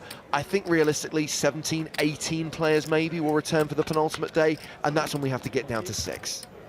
I mean, looking at even just the stack sizes on this table, there is a way in which it could happen that we could lose that many, but I think we are relying on such a specific bunch of confrontations to occur. It does seem a bit speculative. As we said earlier on when Liv Bory was in the booth, it's not impossible, but it is improbable. Should we hit the 16, by the way, we will stop for the day. We will not play on any longer, and we'll pick things up midway through level 25 at the start of day 4. And of course, tomorrow, Sunday, we kick things off at noon Central European time. Hopefully you can be with us on PokerStars TV for the penultimate chapter in the EPT story. But I thought tomorrow was a day of rest. You mean we're still coming in? Well, it's a day of rest for people who can just kick back on the sofa and stream this on their tablets, smartphones or TVs. But for the rest of us, it's a day of work. But what if I was to suddenly become incredibly religious, like so religious that I'm not allowed by my own personal law? Good news, everyone. We have a commentator spot open for the new PokerStars Championship. The first person to tweet using the hashtag, I'll have a bit of that. We've got some gang wang action here. Oh. Hold on a second, that's not a raise. That's a call. Wang limps under the gun +1 out of a 15 big blind stack. I smell danger. Sorry, dealer, where do you have the free place? You think this is trapping with a monster? It seems, unless it's a mistake, but I don't think it's a mistake, and I think David Peters is very aware. I'm also, Gang Wang is very strange because he's the sort of guy that will go all in and stare at his opponent. Or here, you think, what's he playing at? And yet he is on the aggressive, as it were, as far as just physical posture goes. Very unusual. Well, no raise from Wang, but there will be a raise from the chip leader. David Peters makes it 130k. A reminder that we're now at the 2040 blind level. I guess if no one else wants to play along with David Peters, we're going to find out what Gang Wang's plan was. It seems strange that he would genuinely be attempting to get a cheap flop in his spot, but we've got Petrushevsky in the small blind, and now we've got the super short stack Josip Vidovic in the big. Back on Wang. just going to call. This is very curious. So maybe he was trying to just get a cheap flop, but this is no longer a cheap flop. This is a good chunk of his remaining change. 8, 4, 5 with 2 hearts. David very keen to see what Wang's follow-up move is here. Very unusual line.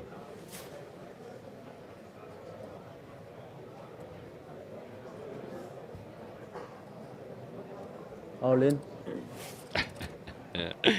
I don't know what to make of this, but I like it. 13 big blind shove from Wang. Maybe it's aces being played strangely. David Peters announces call, putting Wang at risk. Well, Peters has tabled ace-8 for top pair, top kicker. King, queen of hearts for Wang. 2 overs and a flush draw. This is a flip.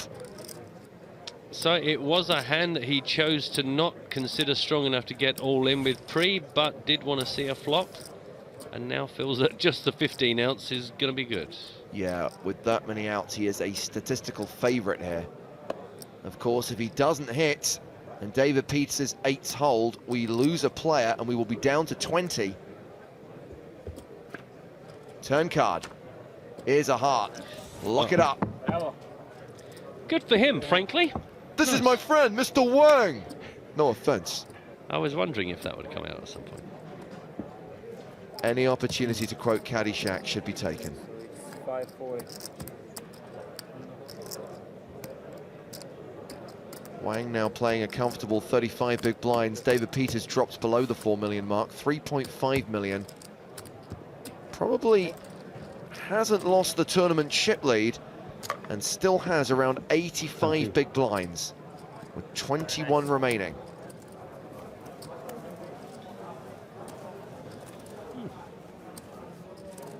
A reminder that 1,192 started in this main event, creating a prize pool of 5.78 million.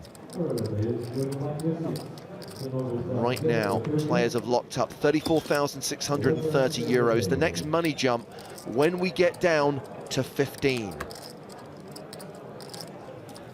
So everyone's had the chance to play the bounty bonus today. That's over.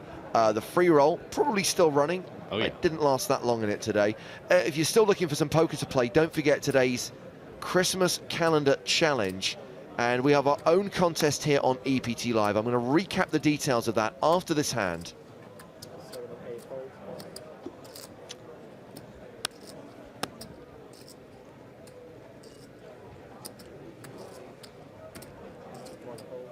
Fold it around to Martin Cabral. Now, with fewer than 10 big blinds, Petrashevsky is on the button.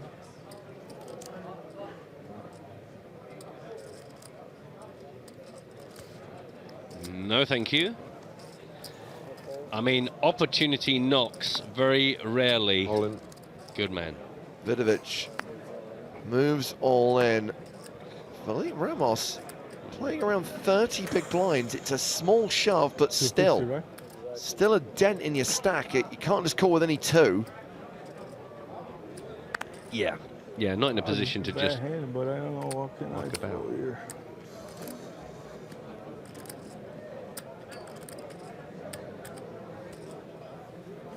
Lights.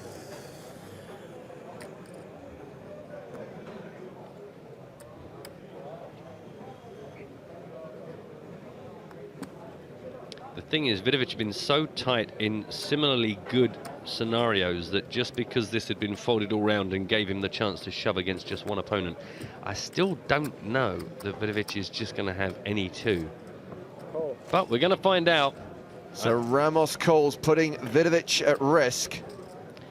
Queen 7, the hand for Vidovic. 10-7, the hand for Ramos. It is domination nation. Didn't Ramos say I do have a hand? I thought you were saying I have a hand, but I'm not sure. 10-7, I don't know if that qualifies all the time.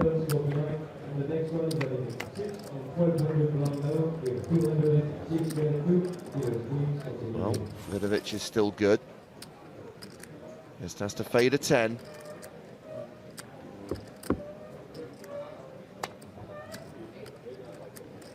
Same outs for Ramos. 3 cards that Vidovic has to swerve to survive.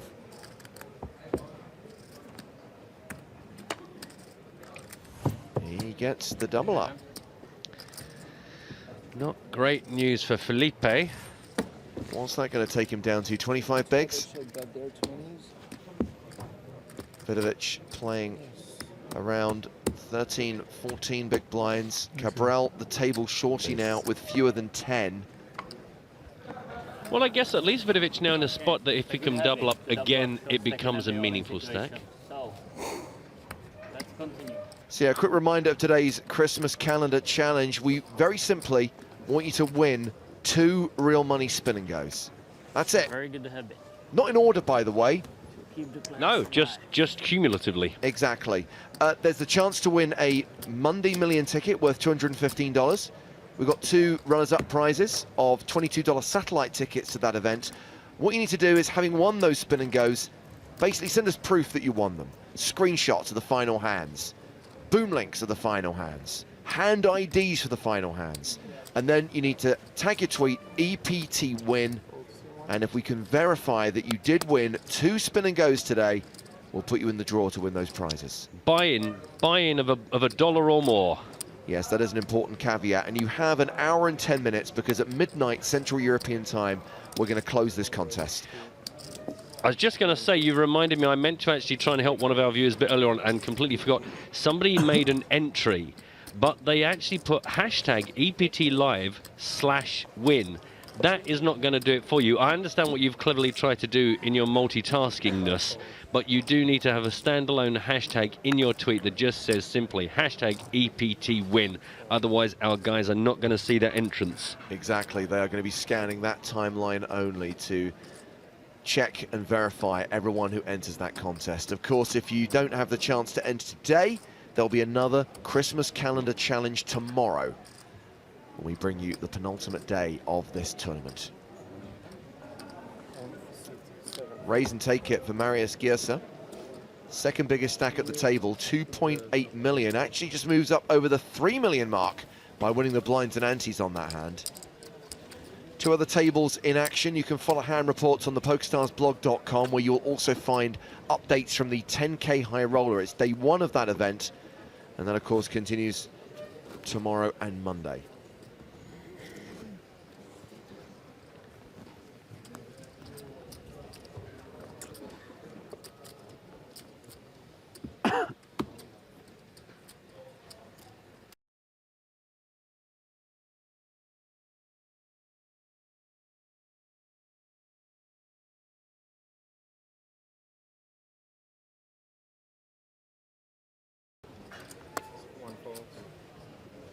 Folded to Petruszewski.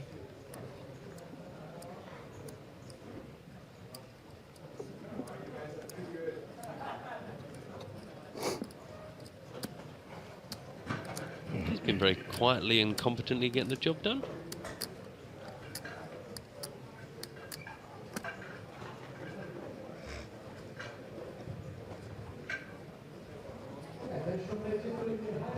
It's interesting to watch Martin. I know it's easy to watch him when he's chit-chatting, but when you watch him outside of a hand, he's still tuned in, very much so. I guess that's probably true of everyone here, but it's just more apparent on his face. So a raise from the Russian to 110,000. Let's gamble. Let's gamble is good. Wang does not want to gamble. Sorry. I love the fact that Gang Wang appears to be having a really nice time.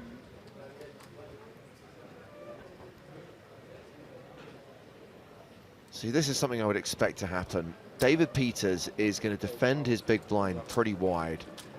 And I don't know how accomplished a player Petruszewski is, but even in position, it's going to be tough to play against David Peters post-flop. It does feel like you're going to have to make a lot of good connections to feel bold and confident when Peter starts betting into you or re-raising you, because David just has all the moves in the world available to him. Check, check. See, I'm sure David sees that as an invitation. Although that's pretty specific board there.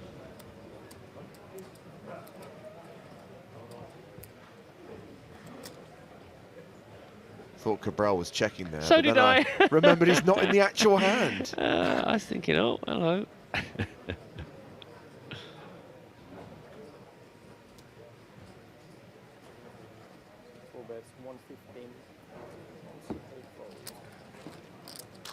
Well, a delayed C-bet from Petrushevsky gets a fold from David Peters.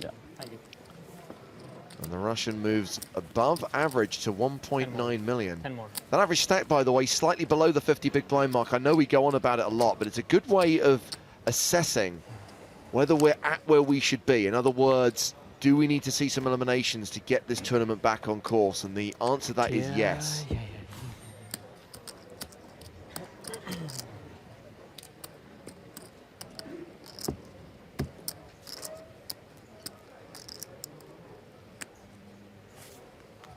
It's a real indication of how deep they are and how much poker can be played.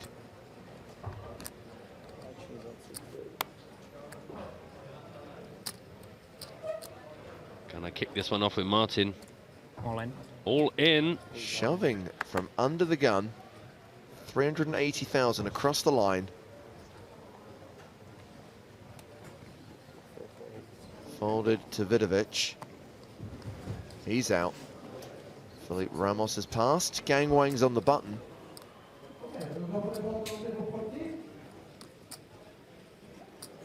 Showing some interest. 380. Gamble? 380. 380, I said. 380. Yeah. And now he's having a think. Yeah. 380, exactly. Yeah, he's got the number. He just wants to think about whether he wants to call.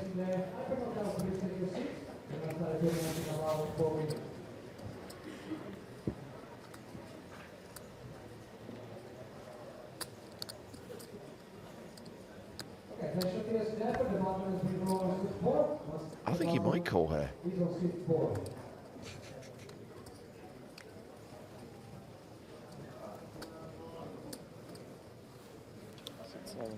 No gamble, China?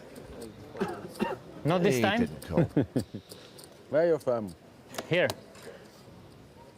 So just Marius Gierset in the big blind remains, No. and not for long. He's folded as well. Show the ace. Which one? Which ace? This ace or this ace? This ace.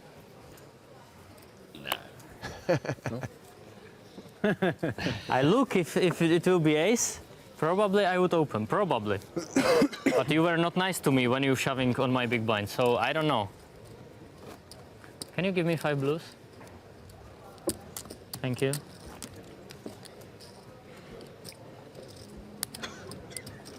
Oh, not, it's 40, huh? It's very expensive. It is a very expensive game these days.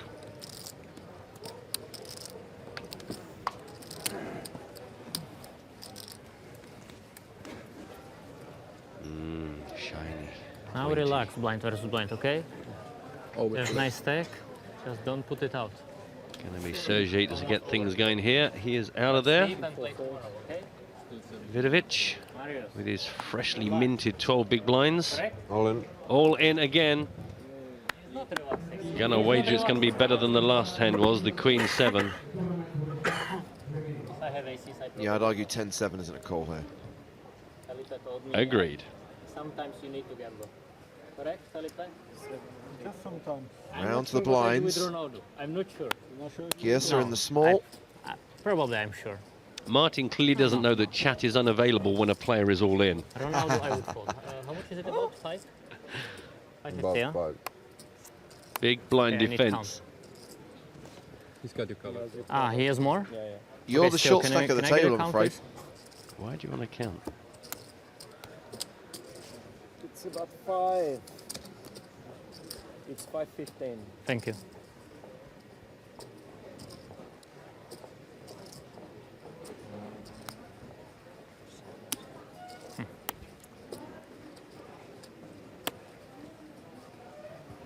I kind of understand wanting to know the exact shove amount, because obviously if it's a 17 big blind shove as opposed to a 12 big blind shove, the range of hands you're going to be including there will be different. No, that is true. That is true. You win. I always win. Can you put the cards in the box, please? Sure. Or I can open it if you want. I can open. Don't ask that. I just want you to put the cards in the box. I have a pair. Small pair. Like you do always. No, I had small pair. That's what you always say. I can open if you want. If you ask, I would open now. I don't care. I think he had bigger pair.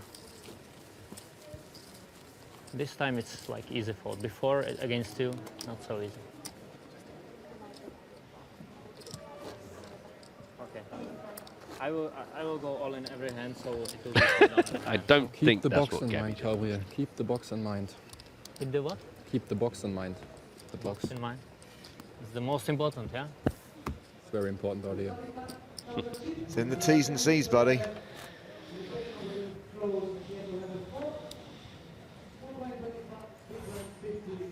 Like this, you see?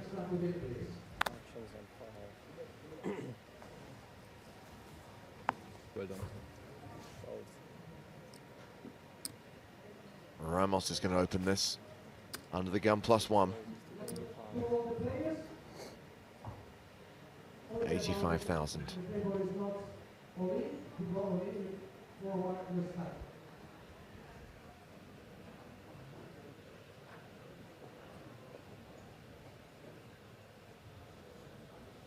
Nah.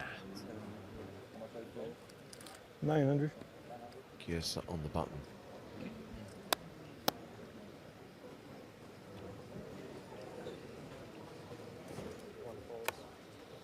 Cabral in the small. Oh, it's my friend Felipe. Sorry, Felipe. Sorry for looking. And now Petrujevski in the big. Sorry for looking is awesome. Yeah, I can fold blind. Against you. I don't want to bust you. I need 2 bullets, but still I can bust you, yeah? Button right? Yeah. Raise and take it. Respect for the Team Pro, the last Team Pro in the field.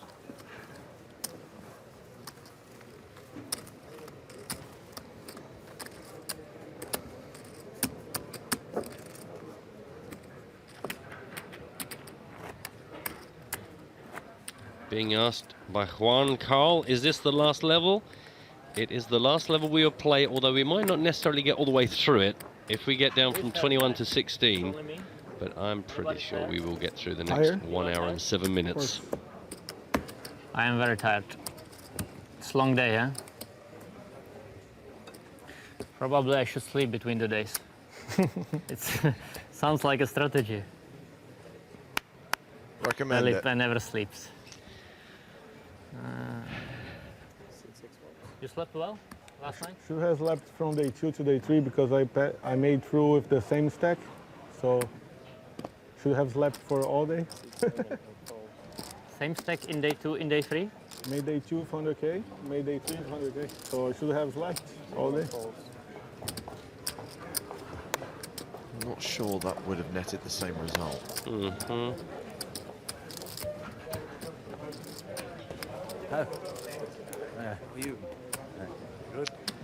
This must be surely just so tempting. 100. Not going all in. Is he going to take a move out of Gang Wang's book here and try and limp in with a tiny stack left to play with?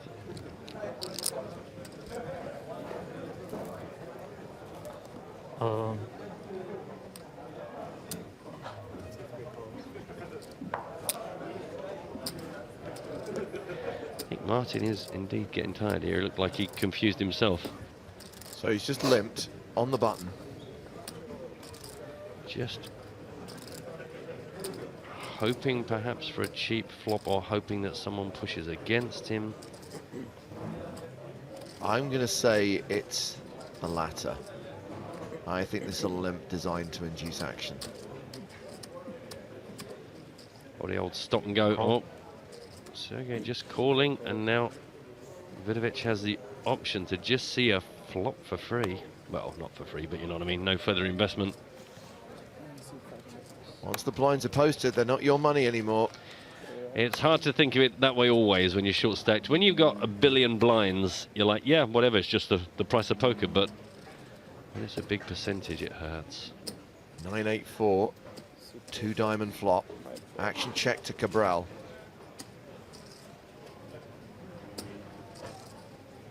It's a classic ace-king flop, isn't it? Yeah.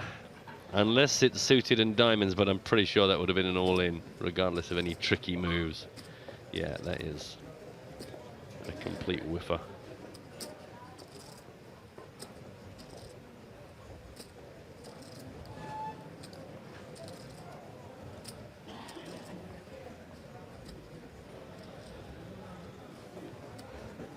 Suggestions that maybe has a small pair, maybe. Being asked by Donny, is this Cabral chap the same dude who bust Phil Gruesome? It is that very same dude. Sat next to him for a big chunk of yesterday's play. So a bet of 50,000.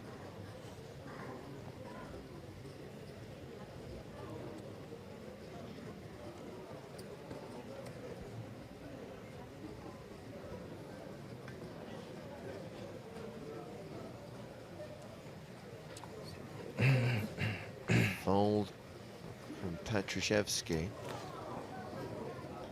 Vidovic, undeterred. And the small stacks going at it. Someone just drop another plate. Interesting card, pairs the board, puts a flush out there. Check. The single finger button push check. So 255,000 in the middle, Cabral with 310k behind. He's the effective stack, but Vidovic is not exactly healthy. Nah.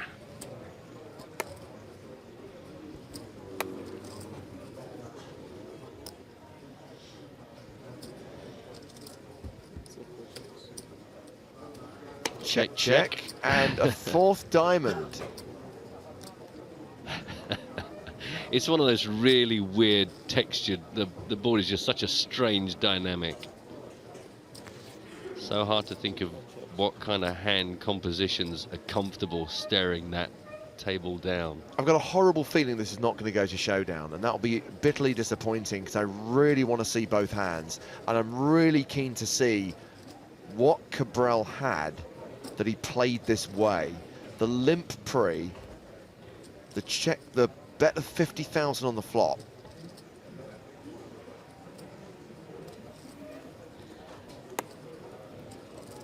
Get the feeling it wouldn't take a very big bet to get Vidovic off, but if you're wrong and he comes back at you, you just don't have enough chips to experiment.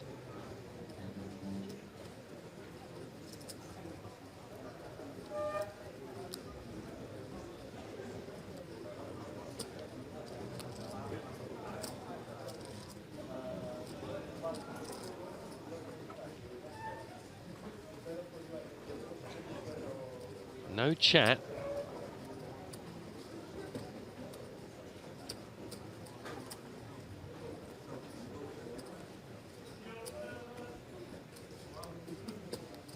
This hand is so weird. I need to see them. I need to see the cards. No can do. I don't see Cabral taking this long and then checking. Could be wrong, but he looks like he's formulating a plan. 77. I was expecting 65. 75, yeah. Sorry? 75, right? 77. Ah, okay, okay, 75. Okay. Can't give you change, mate. Yeah, now that we've got a 5k ante, all of the 1k chips have been coloured up. You have to bet in units of 5. Didn't make any difference. Vidovic folded. But river was good, but I was the best hand on every street. I made mistake pre-flop. I wanted to go all in. I'm so tired, really. I believe him. I do. I really do. Yeah, but I'm so tired. Yeah, I'm so tired. It's really disgusting. We're playing like so long. How many hours we playing today? 11, with breaks, more. What is the time now, please? Anybody has time? 11. 11 hours we play, yeah. Yeah, minus breaks. Yes, but you know what I mean, yeah. It's a lot. Can you give me blues? It's okay for you. 15. Whilst not unsympathetic, that is the nature of a multi-day, multi-table tournament. Yep, I would guess very few players that manage to get this deep are surprised by the demands upon them. That's bread and butter.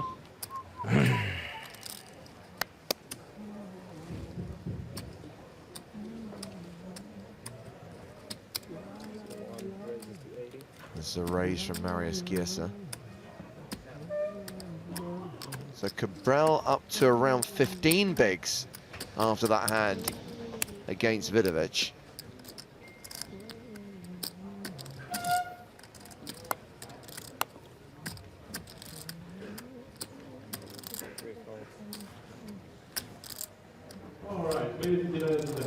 Mind your language, Stephen Nicol.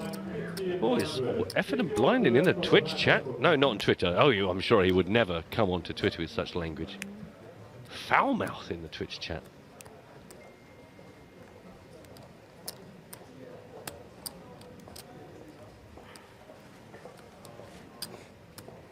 Oh. Petruszewski's going to call the raise on the button.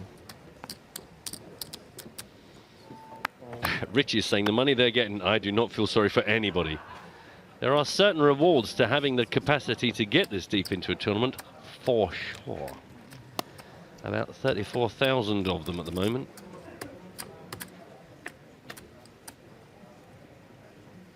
So heads up to the flop, which is Jack, Jack, deuce with 2 spades.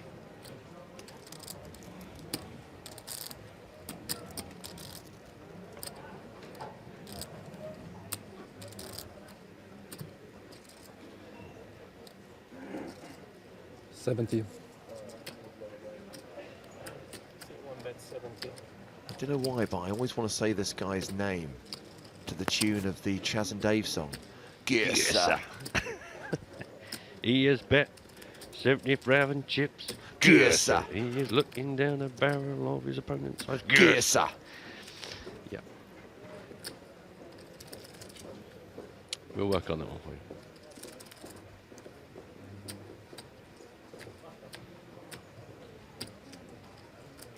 And before you ask, yes, I do a Chaz and Dave song.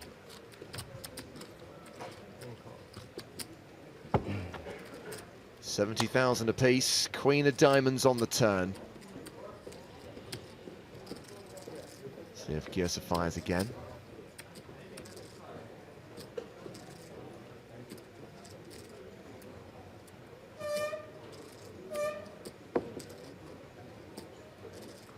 Right. Martin's doing his work out in the background.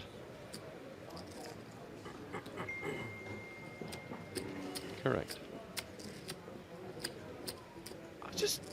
Just distracted by the back of Petruszewski's t-shirt, which is an official EPT Prague t-shirt, and on the back it's got the names of all the destinations that the EPT has visited over the years. I honestly do not remember the EPT ever going to Salzburg. Well, that's because you've not been around since day one. Who could forget EPT 1 in Salzburg? The champion was Derek Jones.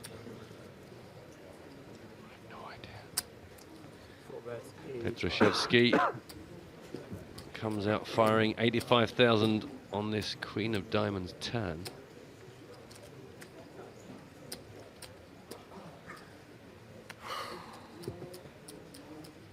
Oh, apparently Snowfest counts as Salzburg. I thought it was Saalbach-Hinterglemm. I went there. Sick brag. I don't remember. But still 900. Meanwhile, action on one of the outer tables. Who are these people? Stefan Fabian against Stoyan Obreshkov. Ace-King against King-Jack. It's Domination Nation. And which event are they playing in? Because I've never heard of these two people. This is a main event table, funnily enough. Are you sure, James? Are you absolutely sure? I am sure, and I'm positive that Ace-King just held. And that is the end of Stoyan Obrishkov, taking us down to 20 players. Well, a minute ago, you'd never heard of Snowfest, so I'm not entirely sure that you quite know which time. I'd heard of Snowfest. I just didn't realise it was in Salzburg. I thought it was in Saalbach-Hinterglemm. I guess it was in the state of Salzburg. I guess when you get picked up by a limo and taken to a helicopter and flown to a private jet and, you know... Do you know what I did? I flew to Munich and hitched a ride with the German commentators, Marcus and Martin. Oh, nice. And had to sit in the back with all their skiing equipment. Listening to Europop. See, you've sampled what Joe sampled when we took him to Deauville. It was non-stop. Die fantastische Wirten, die Totenhosen.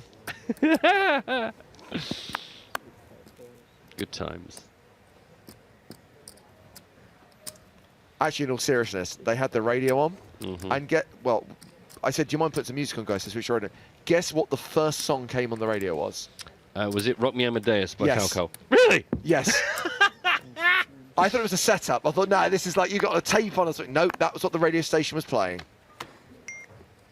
War ein Punker und lebte in der großen Stadt. Es will wie in der Vienna, wo es alles da. Had Schule den Track und lieben am Frauen. Ich hätte Riff. Rock Me Amadeus. Yes, as a child, I did memorize phonetically the whole of Rock Me Amadeus. I have no idea if I'm anywhere near correct or what any of it meant, but it is still stuck in my head. Ridiculous. Meanwhile, blind on blind, unraised pre.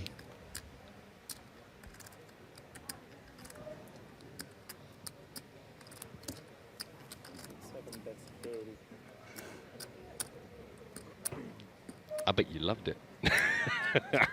Absolutely. Out the Of windows. course I loved it. Took my mind off the skis that were digging into my backside. 3 of diamonds on the turn. Ramos check called flop for 80,000. He checks the turn.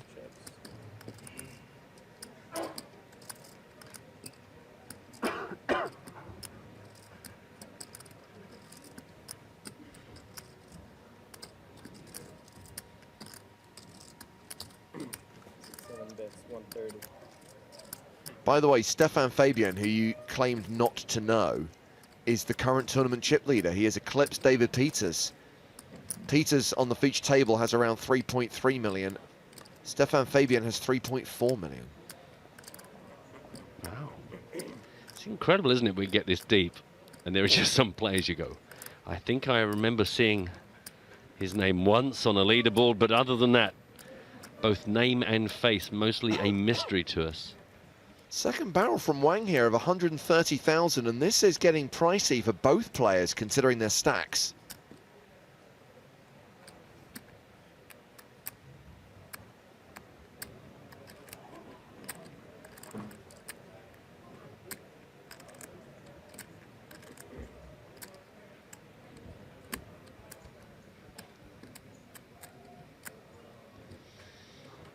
It's amazing the number of short stacks we've seen trying to legitimately play their way through hands when you just don't think they've got enough chips overall to do such things.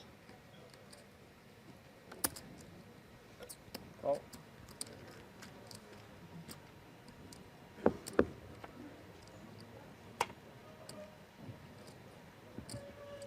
Check. Check, check. Jack 9, King Deuce. Thank you. Playing well. Martin happy, as always, to give his credit. Well, Wang has chipped up to 1.6 million. Ramos has dropped below the 20 big blind mark. Confirmation, by the way, that Saalbach-Hinterglemm, the resort where Snowfest was held, is in the Austrian state of Salzburg. And I'm guessing that Salzburg fits on the back of a T-shirt a lot easier than Saalbach-Hinterglemm. Yeah, that would have ruined the design completely. So that'll be why. I was thinking of the city of Salzburg rather than the state. Whatevs. It's a bit like Malta, isn't it? Why is it EPT Malta when everywhere else it's the city rather than the country? True, true.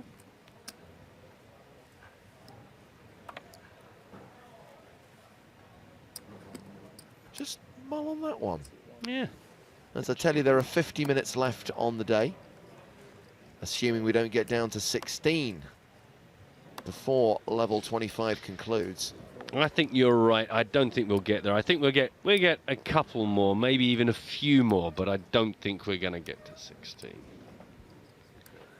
Unless the other tables are playing way faster than this and there's way more chip movement.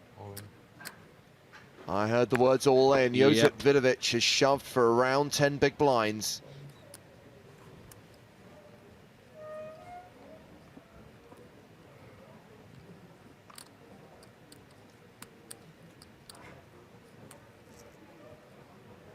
Gang Wang folds the small. David Peters gives up the big. So Glenn Webber tweets to say, I use skill to win 2 spin and goes, but it's up to luck as to whether or not I win a Monday million ticket. Fingers crossed. He's got screenshots. He's got the hashtag EPT win, but Glenn, you have not included the hand IDs. I suggest you tweet again and use the 140 characters to actually include the essential information rather than tell us a story. Thank you. Unbelievable. Of all the people you would expect to follow instructions correctly, it's old school Glenn Webber letting the side down, frankly, Glenn, but take another shot. Luckily, we will allow you to try again and again until you get it right. But be quick. Back of the ears.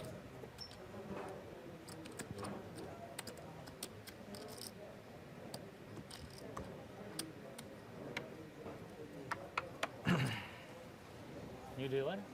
Yep. Welcome.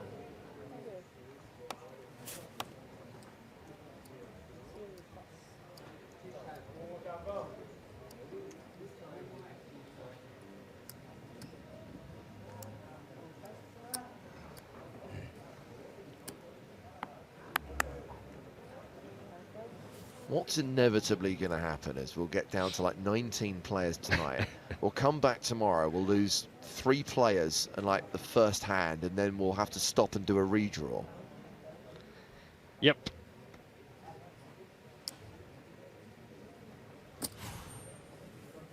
Button raise from Wang. How is Wang just, it feels like Wang's just on the, he could take this down. Just doing something right without really exposing himself to too much danger. Relatively quick call from David Peters in the small blind. Marius Giersa checks his options, so no button raise, just a call from Wang. He limped the button. King 7-5 on the flop.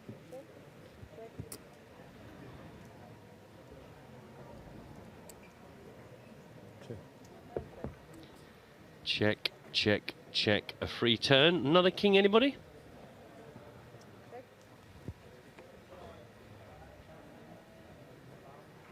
Giersa's going to bet this.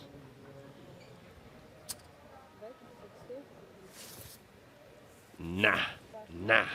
That's a double nah. That means Giersa gets richer, nearly 3 million. 2.84 for Marius now.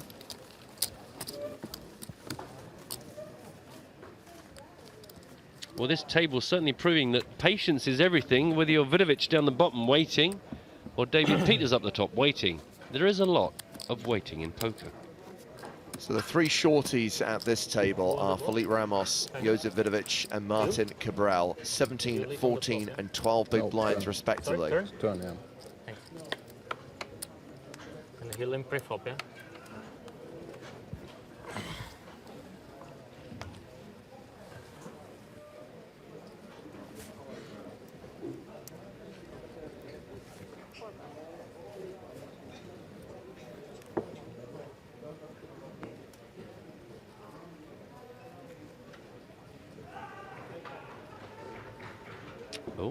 Oh.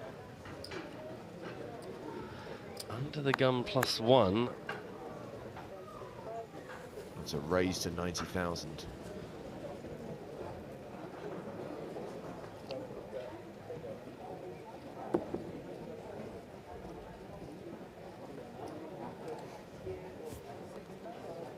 Fold from Ramos.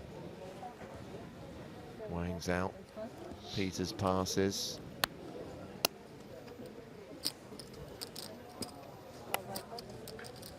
Giersa is gone, so Cabral in the big blind. 90. Nope.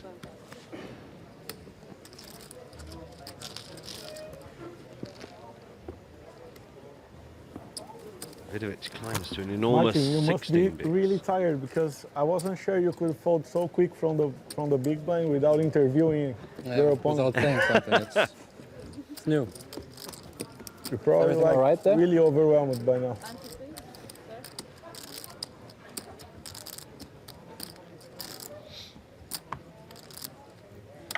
I am really tired. Really, like exhausted. Just I wait till the end of the day playing aces and kings only. That's my strategy now. It's easy to read, but I'm telling you guys. Okay. Maybe I gamble with China. If I have queens, with China I play. But only with China. With you, Philip, queens into the mark, okay? Okay. So if I play against you and showdown with queens, you leave and you muck. No, I mark it pre-flop. All right. I don't understand what you mean. I don't need to be hero.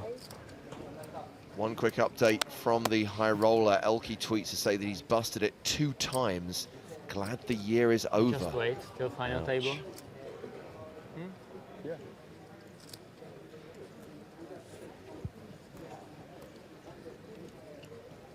Because sometimes you don't wait, and you know the stake is out.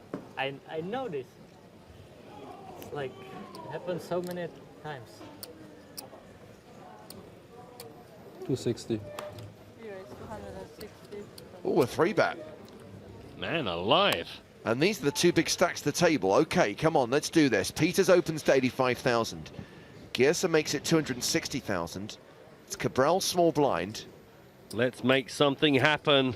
Remember, he's only playing ace and kings.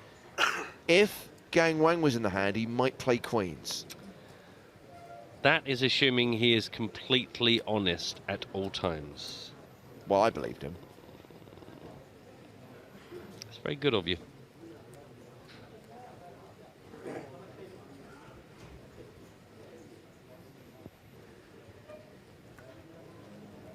$75 and 260, right? No, 85. 85. Sorry, 85, 260. Yeah? Correcto. Now, if Cabral did decide to make a move here, he would have 0 fold equity against Giersa. For sure, for sure. Which I'm sure he's more than aware of. Still got Petrashevsky to act behind him in the big blind. And there's David Peters, the original raiser.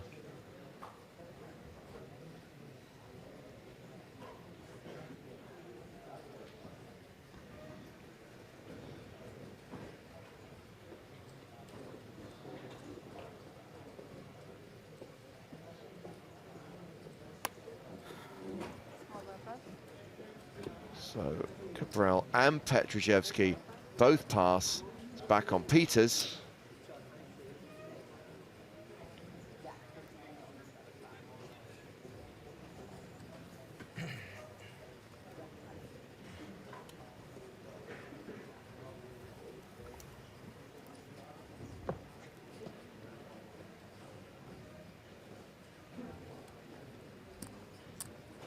Looks like David's making the call. Heads up to the flop, a 3-bet pot. 2 biggest stacks at the table going to war. 615,000 in the middle. King, Jack 4 on board. Giersa with the pre-flop betting lead.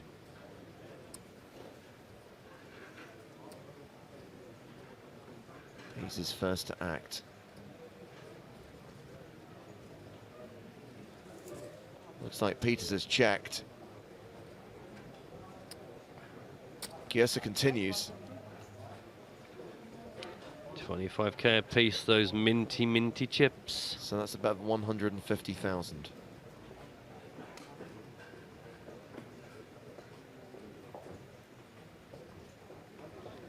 Peters isn't going anywhere. Counts out the call, makes the call, taking us to the turn.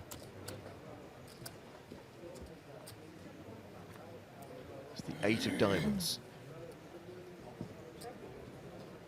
Peters checks again.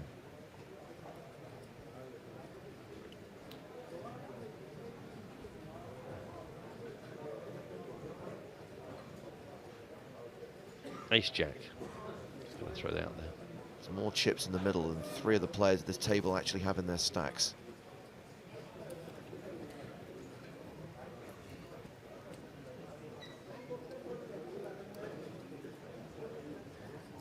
$250. Giesa fires again, 250,000.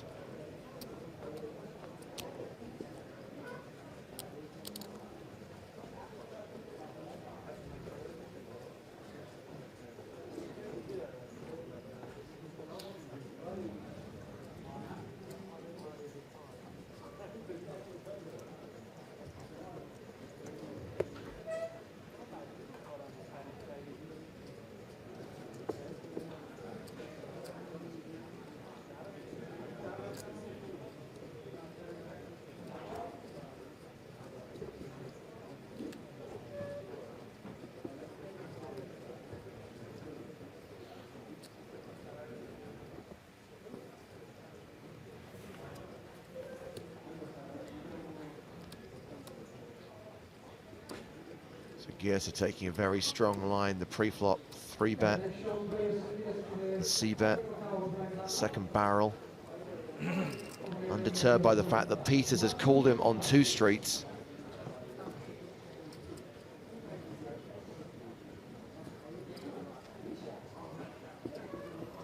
But not on the 3rd.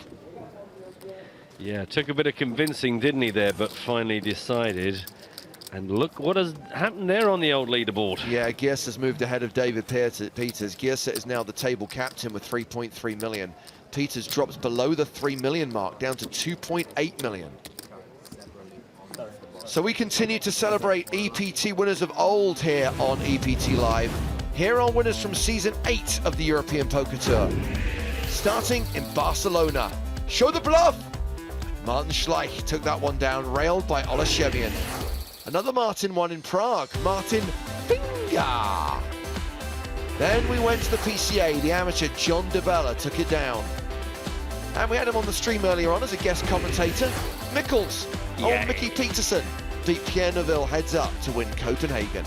Yeah, we teased him, we said would he make it? He did make it, of course. I miss Copenhagen. That's the one city I really, that and Deauville. Yeah, yeah. Agreed. Basically, we like the ones that everyone else hated going to. Yeah, strange. Strange. 90. And meanwhile, underneath the winner's parade, David Peters is going to try again, makes it 90,000. She's answering me. Yeah, she's not answering me. I like this. Maybe there's a reason. It's okay, sorry. Absolutely, that's a valid point. The action was not on Martin Cabral, it was on Marius Giesa, and Cabral asked, what's the bet? And he was reminded there that you're not allowed to ask that until the action is on you.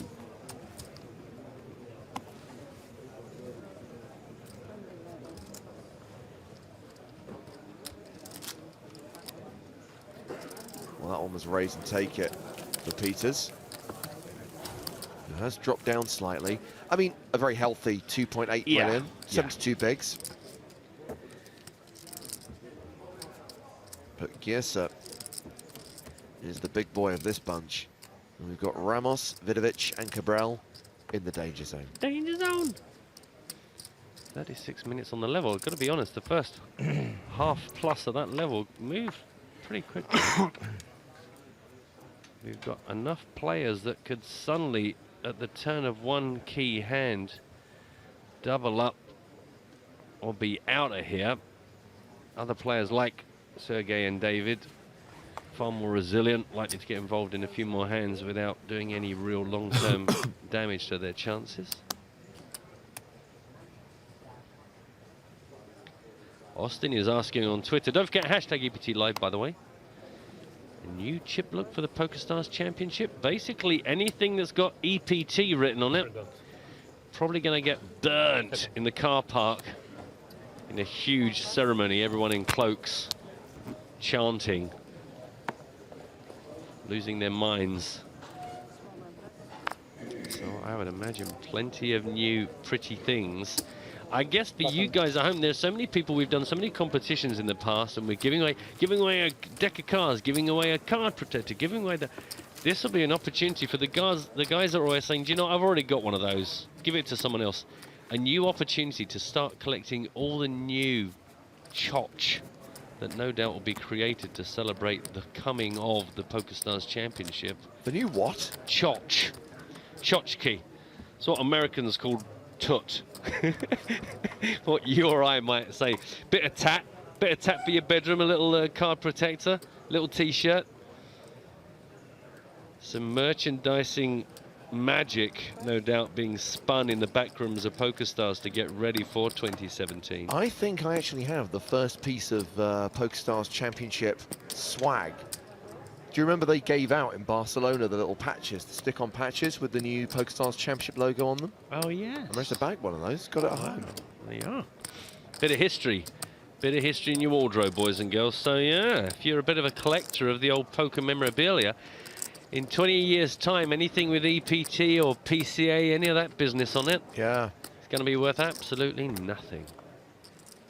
Oh, hang on. Memories. Can't put a price on memories, can you?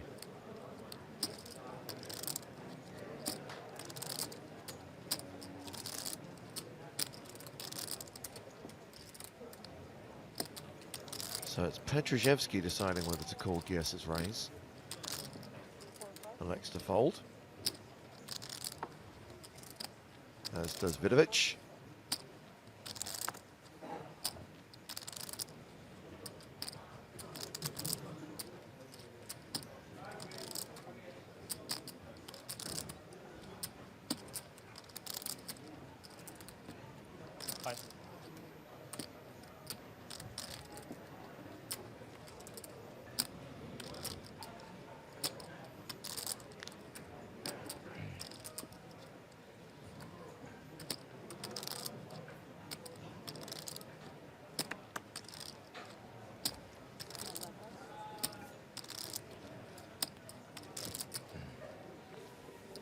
Gang Wang deciding whether to defend his big blind.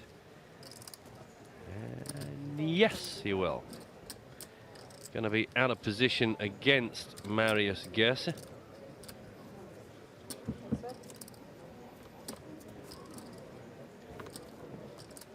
King, 3, king, 2 spades, 2 kings. You want to make this flop really Christmassy? Put another king out there. Let's have it.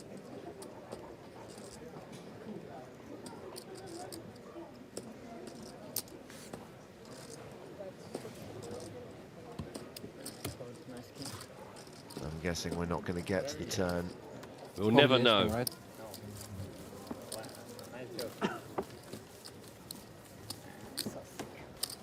Now, do you remember Darren Delahunty, who was on our feature table earlier today? He has just been eliminated in 20th place. The man with the tats and the Liverpudlian accent. He gone. Darren departs 34,630 euros richer, but we are now down to 19 players. I mean, 30 minutes. You look at the chip stacks and you believe, but then that's the way it's looked for the last hour. I think Martin Cabral is not alone in being quite tired, not necessarily able to think completely clearly, not necessarily playing their A game, and there's a lot of people just kind of grinding their way to the end of day 4, looking to come back refreshed for the start of day 5. And at this rate, say we didn't have any further eliminations today, say we come back tomorrow with 19, we're going to have a mini bust-out bonanza at the start of play tomorrow, especially with the average stack being much lower than it should be. Yeah, considering on just this one of the 3 remaining tables, we've got 3 players with 15 bigs and less. And of course, the blinds will be up tomorrow. Yeah, so that will consolidate even further still.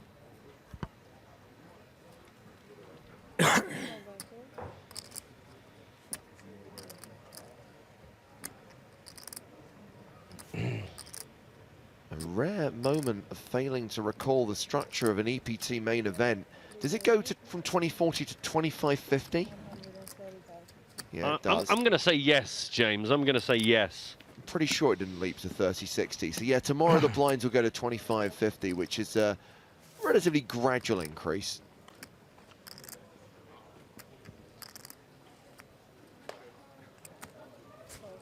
То есть, судя по твоему такому рассказу и по Наташкиному, вот именно так надо блефовать, да? Как?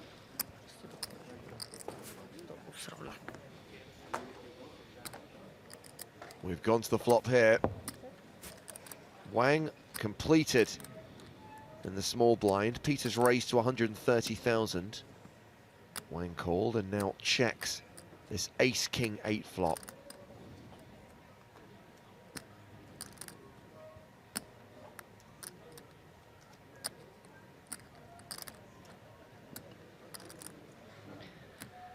Here comes the David Peters chip machine. And a pretty fast fold out of Wang. That's the beauty of Mr. Gang Wang. You never got to wait too long for his decisions, and we always like that. And David Peters moves back up above the 3 million mark. No seat open? I think Now no. less than half an hour left on the day. I'm not sure. Okay.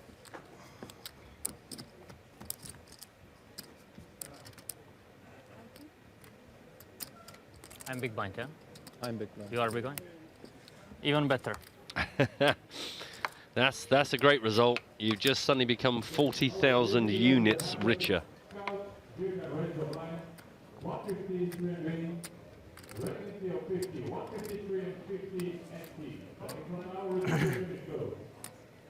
Sorry, it's me? Yeah. Sorry.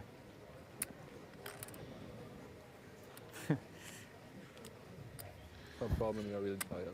Losing the plot very slowly.